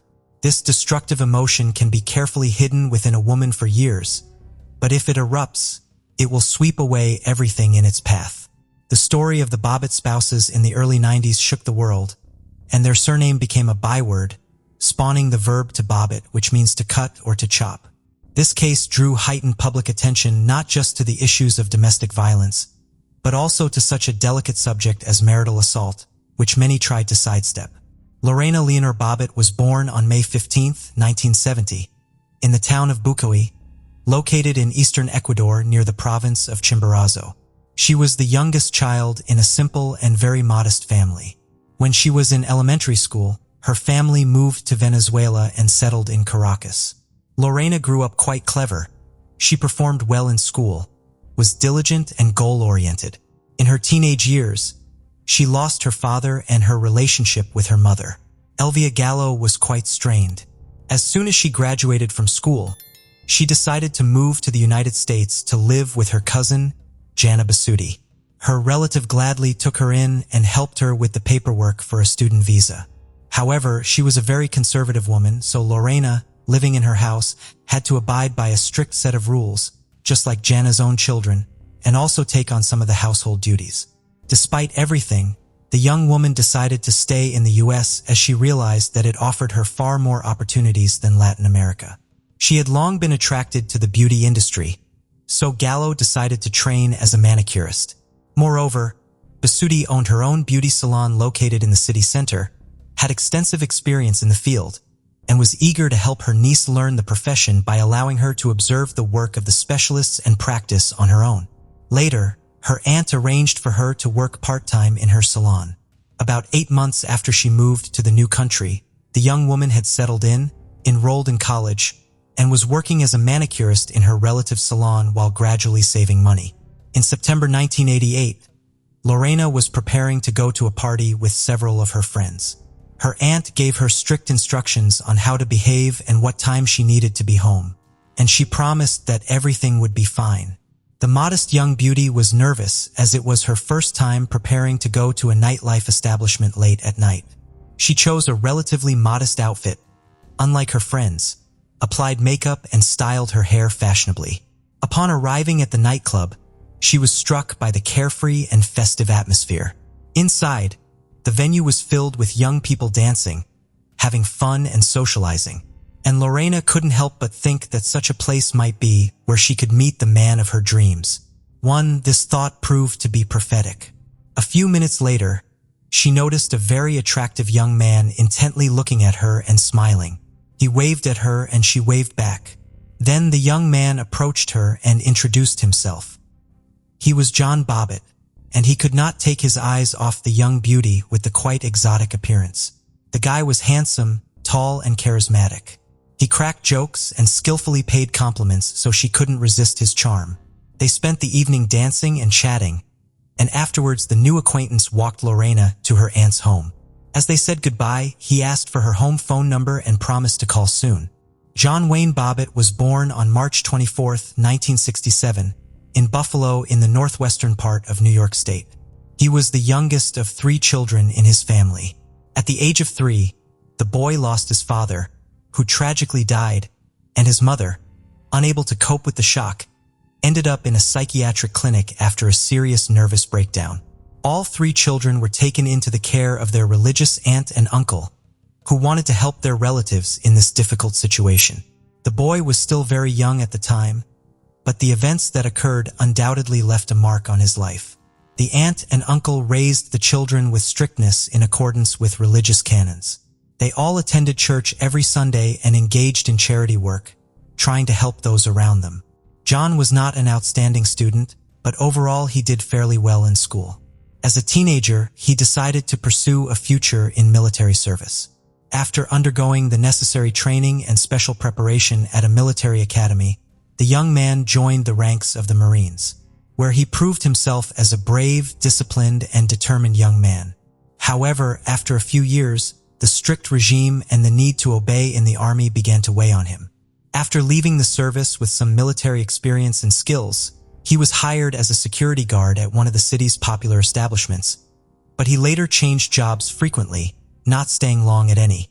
The day after they met, John, as promised, called Lorena to ask her out on a date. The young couple simply walked through the park, engaging in easy conversation about various topics, and John made it clear that he wanted to continue their relationship. Lorena was not opposed to this, but according to the rules set by her aunt, she had to introduce her boyfriend to her before they could start a serious relationship. John accepted all the conditions, and on the appointed day, he came to dinner at the home of his beloved's relative. Bobbitt was very sweet, courteous, and considerate, yet he made an effort to appear serious. He managed to make a good impression on the strict Jana, and after a serious one-on-one conversation with the young man, the woman allowed her niece to continue seeing John. 6 months after the start of their romantic relationship, the suitor proposed to Lorena and she accepted. She was overjoyed, having always dreamed of a family, children, and a home of her own. The couple began preparing for the most important event of their lives, and in June 1989, shortly after Gallo turned 19, they made their union official. The wedding celebration was quite modest, as the young couple did not have the money for a lavish ceremony, and they chose to spend their savings on a honeymoon by the warm ocean coast. They were happy, but the only shadow over the celebration was the absence of the bride and groom's parents. Instead, their aunts and uncles came to share the joyous moment with them. After the wedding and a delightful honeymoon, the couple moved to Virginia and settled in a quiet and cozy area of the city called Manassas. The first few months of their life together were like a real fairy tale. They enjoyed each other's company, showing mutual tenderness, care, and love. But as the new year of 1990 approached, the situation began to change for the worse. At first, Lorena tried not to pay much attention to some of her young husband's remarks and rudeness, thinking it was just a so-called adjustment period. But one day, when she served cooled soup for dinner, her husband simply threw the plate on the floor and then started yelling at his wife, insulting her and calling her a terrible homemaker.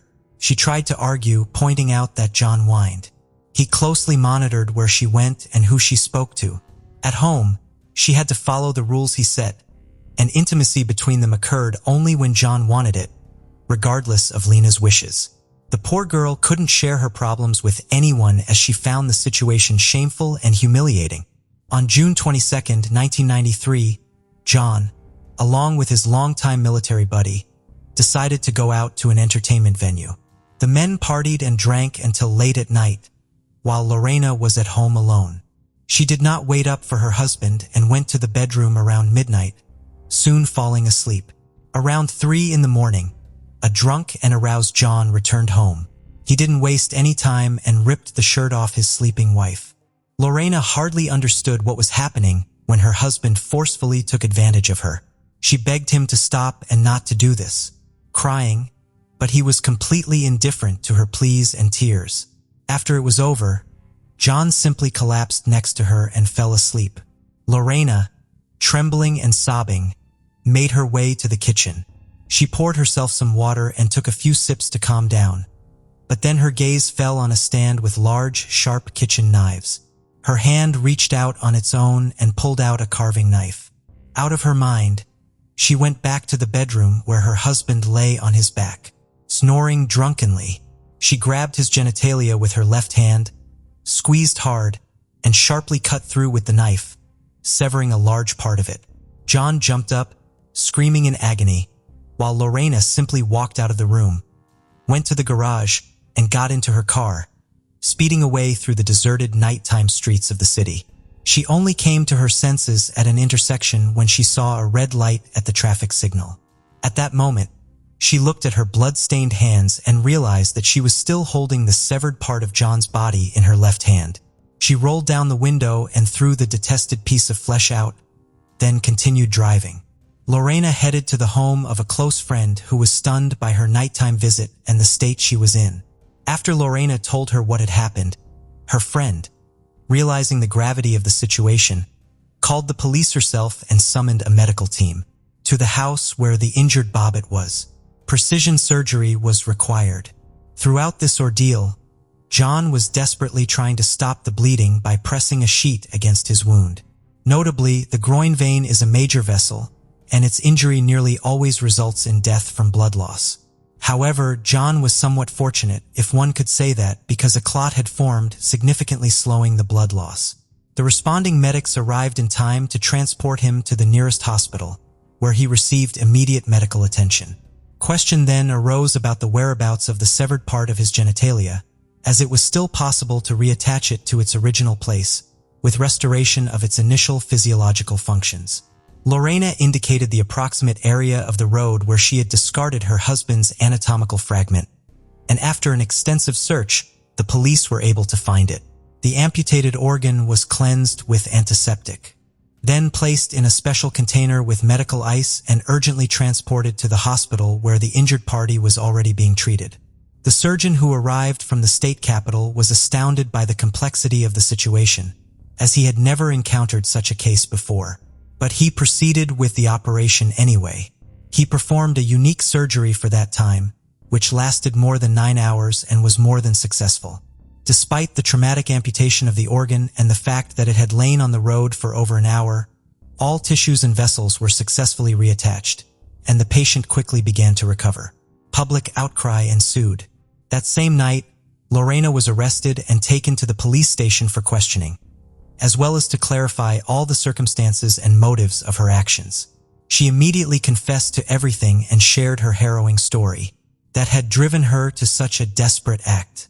She recounted how 4 years of marriage had turned into a real nightmare for her, with her husband regularly abusing her, both emotionally and physically, and forcing intimacy only when he desired. Mrs. Bobbitt also mentioned how, about a year ago, her husband had forced her to terminate a pregnancy, despite her deep desire to have a child, and that abortion had been a traumatizing event for her. Regarding the incident itself, she said she remembered very little of that night, and had acted as if she were in a fog. Lorena recounted how her husband had come home drunk and simply taken advantage of her, and although she tried to resist, he ignored her. After the incident, she went to the kitchen for water, and the next thing she remembered was her husband's scream, the roar of the car engine, and the part of his genitalia that she was clutching in her hand as she sat behind the wheel. The case caused a significant stir in the press and was actively covered by the media. Many women like Lorena, who had suffered from domestic violence, as well as feminist organizations which were gaining strength and popularity at the time, rallied to her side. In the early 90s, wives who were subjected to emotional and physical abuse by their husbands typically remained silent about their plight. Society was still inclined to blame the victims themselves, suggesting that they provoked conflicts or behaved improperly. It was assumed that a wife should be submissive and obey her husband in everything. And if the husband was dissatisfied and resorted to violence, it was considered the wife's fault. It was her fault. Intimacy in marriage was considered a duty of the wife, not open to discussion. On the other hand, almost all men sided with John. Many feared that Lorena's act might prove contagious, prompting other women suffering from physical and intimate violence in marriage to also take up knives. According to official statistics, there were several million such women in the country at that time. Trials and sentences of the spouses, 2 parallel court cases, began almost simultaneously. Lorena officially charged her husband only with taking advantage of her on that fateful night. Although in court she detailed the years of regular abuse and beatings, emotional violence and humiliations she endured, as well as the abortion she was forced to undergo against her will under her husband's coercion. John's testimony was confused. He denied all allegations against him, but much of what Lorena said was corroborated by facts. For instance, it was confirmed that he did not have steady employment or a stable source of income. Yet he loved spending time in entertainment venues, often forcibly or deceitfully taking money from his wife to do so. Additionally, Lorena's friends confirmed that they had repeatedly seen bruises and scrapes on her body, and she had been in a depressed state for a long time, though she tried not to complain. The court concluded that the husband had indeed abused his wife both emotionally and physically throughout their marriage, driving her to desperation. However, regarding the charge of intimate violence that occurred on the night of June 23, 1993, there was not enough evidence, and thus John was acquitted. He presented several versions of what happened that evening, and the jury, composed of 9 women and 3 men, found him not guilty. In the fall of that year, Lorena's trial began in September 1993. She was charged with inflicting severe bodily harm on her spouse. Her lawyers argued that she acted while suffering from PTSD, post-traumatic stress disorder, caused by the ongoing emotional and physical abuse from her husband. A psychiatric evaluation was ordered, which confirmed that she acted in a state of distress, unaware of her actions, and therefore could not be held responsible for what she had done. In early January of the following year, after nearly 8 hours of deliberation, the jury decided that Lorena could not be held criminally responsible for her actions, as she was in a state of insanity at the time of the offense. However, she was required to undergo a 6-week treatment program at a specialized clinic, after which she was able to return to her previous life. The spouses officially divorced only in 1995, after which Lorena reverted to her maiden name. What became of John later? John remained indignant for a long time that his wife faced no punishment for her actions. He decided to fully capitalize on his sudden notoriety, aiming to extract as much money as possible from such scandalous fame. John founded his own music band called Severed Parts, but the group was short-lived as it failed to garner any public interest. When offered a substantial fee to star in adult films in the late 90s, he did not hesitate to accept. Thus he appeared in explicit films titled Frankenpenis, a play on Frankenstein, and John Wayne Bobbitt Uncut. John acted in several more films of a similar genre, but interest in him and his reattached organ quickly waned. For a long time, John was eager to appear on various talk shows and gave interviews extensively. But over the years, such offers became less frequent, and the story gradually faded from memory.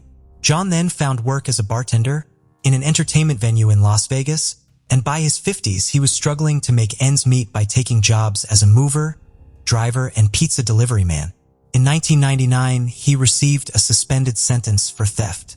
Regarding his personal life during the high-profile court case that the entire country followed, journalists discovered that Bobbitt had an illegitimate son named Andrew, born in 1992 to one of his lovers, Beatrice Williams.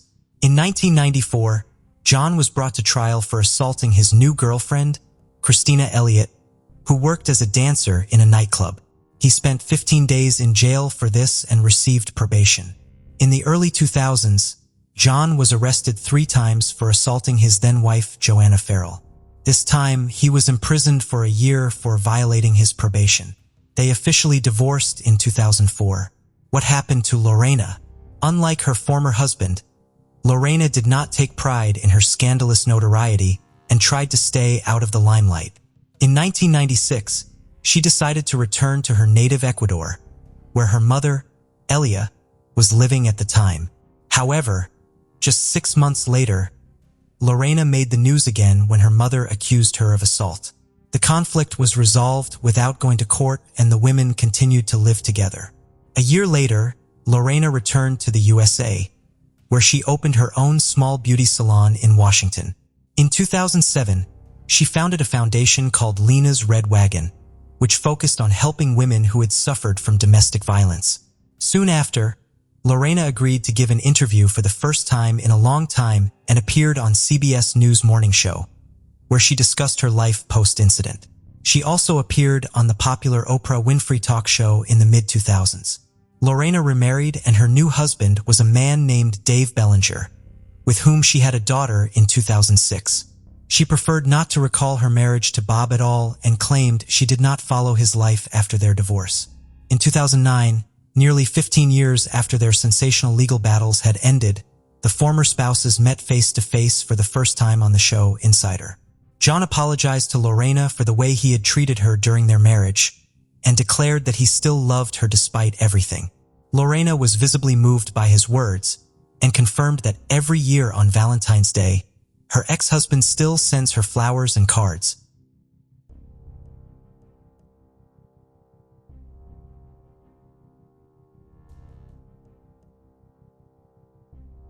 Melissa was born in Tampa, Florida, and from an early age, she found solace in horror and fantasy films due to her shyness.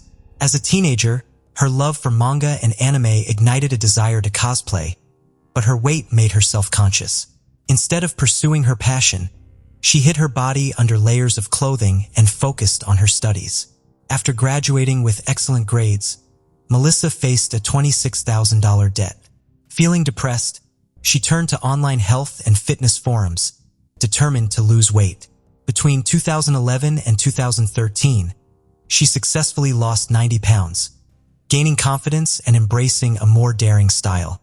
Proud of her transformation, Melissa started sharing pictures on Tumblr, attracting a large following. She also found love and began dating Cameron. In addition to her personal blog, she created a second one with explicit content, featuring herself as various characters. Her growing online presence led her to the cosplay community she had always dreamed of joining. At a party, a friend mentioned making good money through webcam shows. Initially hesitant, Melissa eventually decided to try it to pay off her debts. By 2014, she was juggling 3 jobs, including webcam shows at night. Realizing the earning potential, she quit her other jobs and focused on webcam modeling, where she could freely express herself and earn a living. After 2 years, the demand started to decline as new girls captured all the public's attention. Melissa decided to seek something new but related to her current work, leading her to the adult film industry. She began filming movies that combined her 2 passions, cosplay and horror. She created a website and her followers quickly grew, as did her social media presence. With this advantage, she opened a Patreon account where her fans could donate to her, receiving thousands of dollars, although she still wanted to earn more. In 2016, she gathered other girls who worked in the same field and complained about not having a fixed place to make their videos. Melissa, along with her boyfriend, opened an erotic photography studio, which was a complete success. However, problems soon arose as she managed everything alone with little help from her partner. After many arguments, they decided to end their relationship. In 2017, the business went bankrupt and Melissa's self-esteem noticeably declined. She decided to undergo cosmetic surgeries which made her feel invincible. And it was then that she downloaded Tinder, confident she would find new love. Matthew Trussler was born on January 11, 1994 in Massachusetts. From a young age, he was a fun and charismatic boy who loved spending time with his family and friends, who were the center of his life. After graduating from university, he began working as a general manager at an Italian restaurant. Despite his good economic standing in 2015, he decided it was time for a change. He was offered a job in Tampa. Motivated to see more sun and his brother who lived there, he accepted the offer. The first few months passed smoothly, and Matthew eventually found a job at another company, this time in technology, which aligned more with his interests. Over the following years, he prospered professionally and continued to build friendships, always managing to bring a smile to everyone he met. However, something was missing in his life: love. Thus, in April 2017, he decided to download Tinder and met none other than Melissa Turner. The connection was almost instant. They began talking daily and soon started a relationship. As both had good economic standings, in December 2018, they bought a house. It was excessively large for 2 young people with 2 floors, 4 bedrooms, 2 bathrooms, and 2 patios with a pool. On January 11th, Matthew expressed his happiness on Facebook, posting, a quarter of a century later, "I have a mortgage, 4 furry babies, and a wonderful girl. I am a happy man." Shortly after, they got engaged and seemed truly confident in their love. They spent time with their pets and posted pictures where they looked very much in love. But behind closed doors, the situation was very different. Matthew was increasingly distant from his family. They hardly saw him and he didn't answer their calls. His close ones began to suspect that Melissa wanted to distance him from the rest of the world to have him all to herself. As months went by, things worsened. The few times they managed to talk to Matthew, he avoided questions about his relationship, becoming excessively nervous. By then, his brother was convinced that his sister-in-law was a manipulative and jealous person, suspecting that the couple argued constantly, usually because Matthew did not follow Melissa's orders, as she wanted to control his every move. They weren't the only ones who noticed this strange dynamic. Their neighbors were concerned about the noises coming from the house, believing that Melissa had a temper problem, which was evident during a party they hosted. The couple invited all their friends and played loud music. Initially, there was no issue. It was normal for two young people to want to have fun. However, in the middle of the night, loud screams woke up the entire neighborhood. Looking out their windows, they saw Melissa grabbing another girl by the hair and dragging her into the house, but both were in costume, and none of the guests seemed disturbed. They thought it might be some kind of show, but they couldn't have been more wrong. After a while, they continued hearing Melissa, noticeably agitated, and the other girls screaming and pleading. From then on, the neighbors kept a close watch on the young homeowner's behavior, hearing her daily insults toward Matthew, banging on furniture, or raising her voice. Finally, on September 20th, 2019, Matthew decided to end the abuse. He told Melissa he no longer wanted to be with her and even made a series of posts on his Facebook account indicating he was single. While his family couldn't get much information from him about this, they noticed he seemed relieved and hoped he would turn to them for comfort. But this never happened. Matthew ended up getting back together with Melissa one last time. The neighbors were sure they would separate again, and they were right, but not in the way they anticipated. On October 17th, 2019, the couple went shopping and had lunch at home as if everything was fine. But less than 24 hours later, something terrible happened. Melissa made a frantic and agitated 911 call, saying that the previous night she and her fiancé had consumed a large amount of alcohol and went to bed completely drunk. That morning, when she woke up, she noticed he wasn't there and searched the house, eventually finding him lying on the floor of the backyard in a pool of blood. The police rushed to the house in the Tampa suburbs. Upon arrival, they saw Matthew's body face up near the pool. The first thing Melissa did was tell them she had tried to perform CPR but was unsuccessful. The officers believed her, but something didn't add up. Matthew had cuts on his arm and chest, and Melissa had dried blood all over her body and a cut on her hand. Something wasn't adding up. After confirming the young man's death, the police escorted Melissa to the sheriff's office for additional questioning to understand what really happened. She repeated the same story to the officers that she had told over the phone, recounting that both she and her fiancé had drunk until they fell asleep, and that she found his body in the garden the next day. Meanwhile, the detectives canvassed the neighborhood for clues and noticed something intriguing. A nearby house had a surveillance camera pointed directly at the young couple's home. They quickly checked the footage from this camera, suspecting it could provide valuable evidence, and they were right.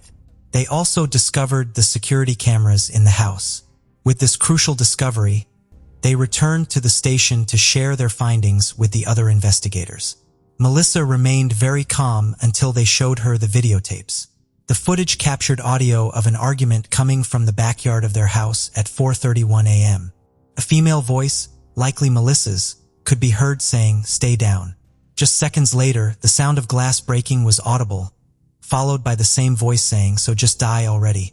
Over the next few minutes, the situation escalated with the woman repeating, "I hate you," and "Get up now" several times. Then came the sound of slaps and what might have been a man's voice, though it was unintelligible. Around 444, the female voice screamed, "No," and a minute later said something unclear, but to the investigators it sounded like, "What have I done?" The most chilling part was the videos from the house's security cameras. It showed Matthew walking very calmly while Melissa followed, hunched over and visibly angry. Although the image wasn't very clear, it was evident that it was them. What caught the officers' attention most was the visible blood on Melissa's hand, leading them to theorize that she had injured herself while stabbing her fiancé. After watching the tape, Melissa was speechless. Initially, She claimed not to remember having any argument, but as hours passed, she realized she couldn't keep lying and had to tell the real story, or at least what she claimed was the truth. She recounted that she was sleeping when Matthew woke her up in a state of drunkenness, which infuriated her. They started arguing and she reproached him for still drinking at 4 in the morning. The fight escalated and moved to the kitchen. There, Matthew threw a knife on the counter and began strangling her. Scared and thinking he was going to kill her, Melissa grabbed the knife from his hand and stabbed him in the back to escape. She also explained that, after the fight, she tried to clean the house and realized they had broken some glass. While picking it up, she cut her hand, which supposedly explained her injury. The detectives found this story highly suspicious, and everything became even stranger when the autopsy results arrived. The autopsy revealed that Matthew had a defensive wound on his right forearm, a large laceration on his chest, a small cut on his right shoulder, and a significant wound on his back from a stab. The medical examiner indicated that the cause of death was an incision in the arm that perforated the cephalic vein. It was entirely impossible for him to be more injured than Melissa if he had started the fight, as she only had the cut on her hand. That same day, Melissa was arrested for second-degree murder and taken to jail, where she would await trial without bail. When Matthew's family learned what had happened, they were devastated. His brother and his fiancée quickly expressed their suspicions to the police. They said that Melissa had isolated Matthew long before killing him, recounting how she had distanced him from all his loved ones and insisting she was far from an innocent girl. They believed she had manipulated the young man who, according to them, was an excellent person. Whether this was true or a complete lie would be determined in court. The trial began on February 14, 2022, 2 years after Matthew's death. Melissa continued to be charged with murder. Her lawyer argued that it was a case of self-defense, claiming that Melissa had suffered abuse in the relationship and only committed the crime to protect herself. The assistant district attorney did not believe this version. He was convinced that she was drunk and that the situation had gotten out of hand. He suggested that Melissa might have been frustrated with her partner's alcoholism, which led her to harm him. Melissa took the stand and, through tears, declared that she loved Matthew and never intended to harm him. She claimed that he had tried to kill her and that she was only trying to stop him. She also spoke about Matthew's drinking problems, stating that on that night, his blood alcohol level was 5 times the legal limit in Florida, a situation that had occurred on previous occasions. Sometimes he had even experienced hallucinations, staring fixedly at a corner and telling her that the devil was standing right there. Regarding Matthew's mental health, she said he had mistreated her several times and suffered from depression, but refused to seek help, not wanting to tell even his family. Lastly, Melissa spoke about the day of the crime, saying she didn't know how Matthew ended up with so many injuries on his body. She only remembered stabbing him once in the back to free herself from being strangled. Melissa's mother also defended her in court, explaining that her daughter had never been a troublesome person and always tried to avoid problems by hiding her pain. Despite these statements, there were many testimonies indicating that Melissa did not appear to have acted in self-defense. One key piece of evidence was the police report showing that the emergency call was made almost 4 hours after the stabbing occurred, which was evident from the time on Matthew's watch that tracked his heart rate. When the first responders arrived, Melissa initially claimed she had no idea what had happened to her boyfriend, only stating that she found him in the backyard. Her first mistake was lying in that statement.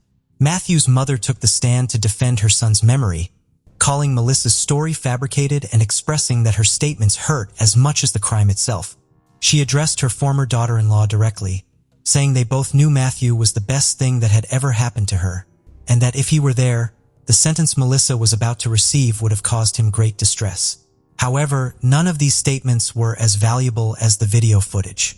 An audio expert testified that the audio had been enhanced, making it clear that the couple argued and that Melissa verbally abused Matthew. Melissa's lawyer tried to defend her again, arguing that the audio had been manipulated. He found it suspicious that his client's voice was so loud while Matthew's was only a murmur, suggesting it had been edited to amplify the volume and make the shout seem much worse. Nevertheless, he acknowledged that Melissa could be heard in the footage saying things like, "I hate you. Get up and die." He also admitted that there were sounds resembling slaps. The prosecution countered that the recording had not been altered and that there was no doubt Melissa would be convicted. On February 18, 2022, the much-anticipated day arrived for Matthew's family.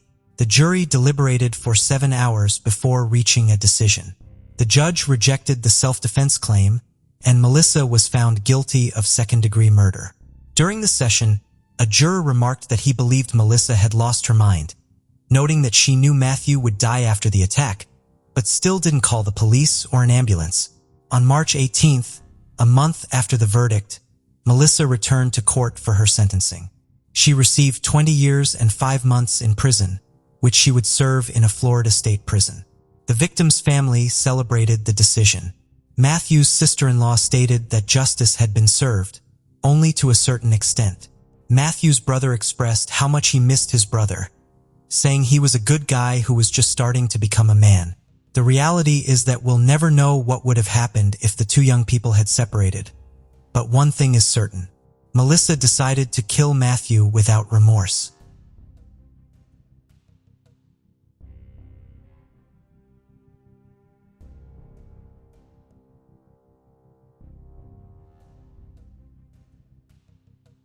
In June 1980, Holly and Campelia, a native of New Jersey, vanished following a period of poor mental health. Holly had been battling with mental issues since high school, but she became increasingly erratic when she got to college. One fateful day on her way to a counseling appointment, she jumped out of her mother's car and was never seen again. All her family knew at the time was that she hitchhiked to Sacramento. After sending her family one letter, Holly stopped contacting them. Immediately after her disappearance, her parents, Augustine and Sally Campelia, reported her missing. But unknowingly to them, her name was accidentally removed from the National Missing Persons Database. Meanwhile, in August 1980, the body of a 21-year-old woman was discovered in a cornfield off Seavers Road in Dixon, not far from the location of the current Pedrick Produce Market. She was dressed in a green wool sweater despite the summer heat and had been shot in the head numerous times. Detectives at the time had no idea that the woman's name had unintentionally been erased from the National Missing People database just 2 weeks prior. The victim and her murderer could not be identified, and so she was dubbed Dixon Jane Doe for 12 years.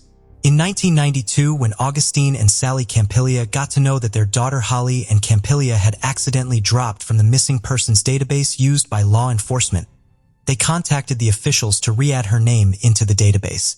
5 weeks later, the Campillas were informed by Solano County detectives that they had a match. Holly Ann was their Dixon Jane Doe. This was heartbreaking news for Holly's family. In an interview, her mother Sally sadly said, "I just kept hoping she would show up one day with grandchildren. But with each year, I'd lose a little hope." Even though Holly Ann could now be laid to rest properly, neither her family nor the police knew what had happened to her. The investigation was abandoned until 2021, when Holly Ann's relatives contacted the police to inquire about the possibility of using modern forensic methods to identify Holly Ann's killer. Investigators got to work, and a male's DNA was found after evidence samples of the crime scene were sent for testing. In 2023, investigators from the Solano County Sheriff's Office declared that they think the DNA belongs to Herman Lee Hobbs, who is currently 76 years old and serving a sentence at a prison in Chowchilla. According to research, Herman Lee Hobbs had been a violent criminal throughout his adult life. In 1969, when he was 22 years old, he was accused of carrying out more than a dozen armed robberies across the Sacramento region. Hobbs admitted to being the serial robber and consented to plead guilty after leading police on a wild car chase. However, when it was time for his sentence, the 6'5" mechanic attempted to flee the courthouse and had to be tackled and subdued by a CHP officer. Herman Lee Hobbs' time behind bars for armed robbery was brief. He was back on the streets by 1975. He relocated to Rio Linda, a street away from Terry Pata, a 13-year-old junior high school student. One day in January 1975, Terry Pata was sent home from school early due to her having nausea and a headache. She, however, never made it home. 9 days later, her body was discovered nearby, placed inside a drain pipe. She had been raped and fatally stabbed. At the time, no suspect was ever found. Years of sexual assault by Herman Lee Hobbs weren't made public until 2000. He was convicted of raping a 15-year-old girl in Yuba County that year. When Hobbs was taken into prison, his niece and daughter came forward to express concerns that he might be responsible for the deaths of numerous children. This tip led investigators to Terry Pata's long-suppressed murder. When DNA from Terry Pata's crime scene was examined, it matched Hobbs. Hobbs, who was already serving a lengthy jail sentence for rape, pled not guilty to Terry Pata's murder and was given a further 25 years to life sentence. This was just the start. That same year, some loggers discovered a woman's skull in the Yuba County foothills. Through DNA testing, the remains were identified as 29-year-old Brenda and Tucker, who vanished from her house in the area of Oroville in 1994. Hobbs was known to Brenda Tucker's loved ones. In the 1990s, he had occasionally even stayed at their home. Hobbs was accused of killing Tucker, but a court eventually dropped the charges in 2002 owing to a lack of proof. In 2023, after his DNA was a match to the DNA at Holly and Campilia's crime scene, Solano County investigators had Hobbs moved to the Justice Center Detention Facility in Fairfield. He is being charged with first-degree murder. According to the Solano County Sheriff's Office, investigators are collaborating with other organizations in Northern California to find any additional potential victims of Herman Lee Hobbs.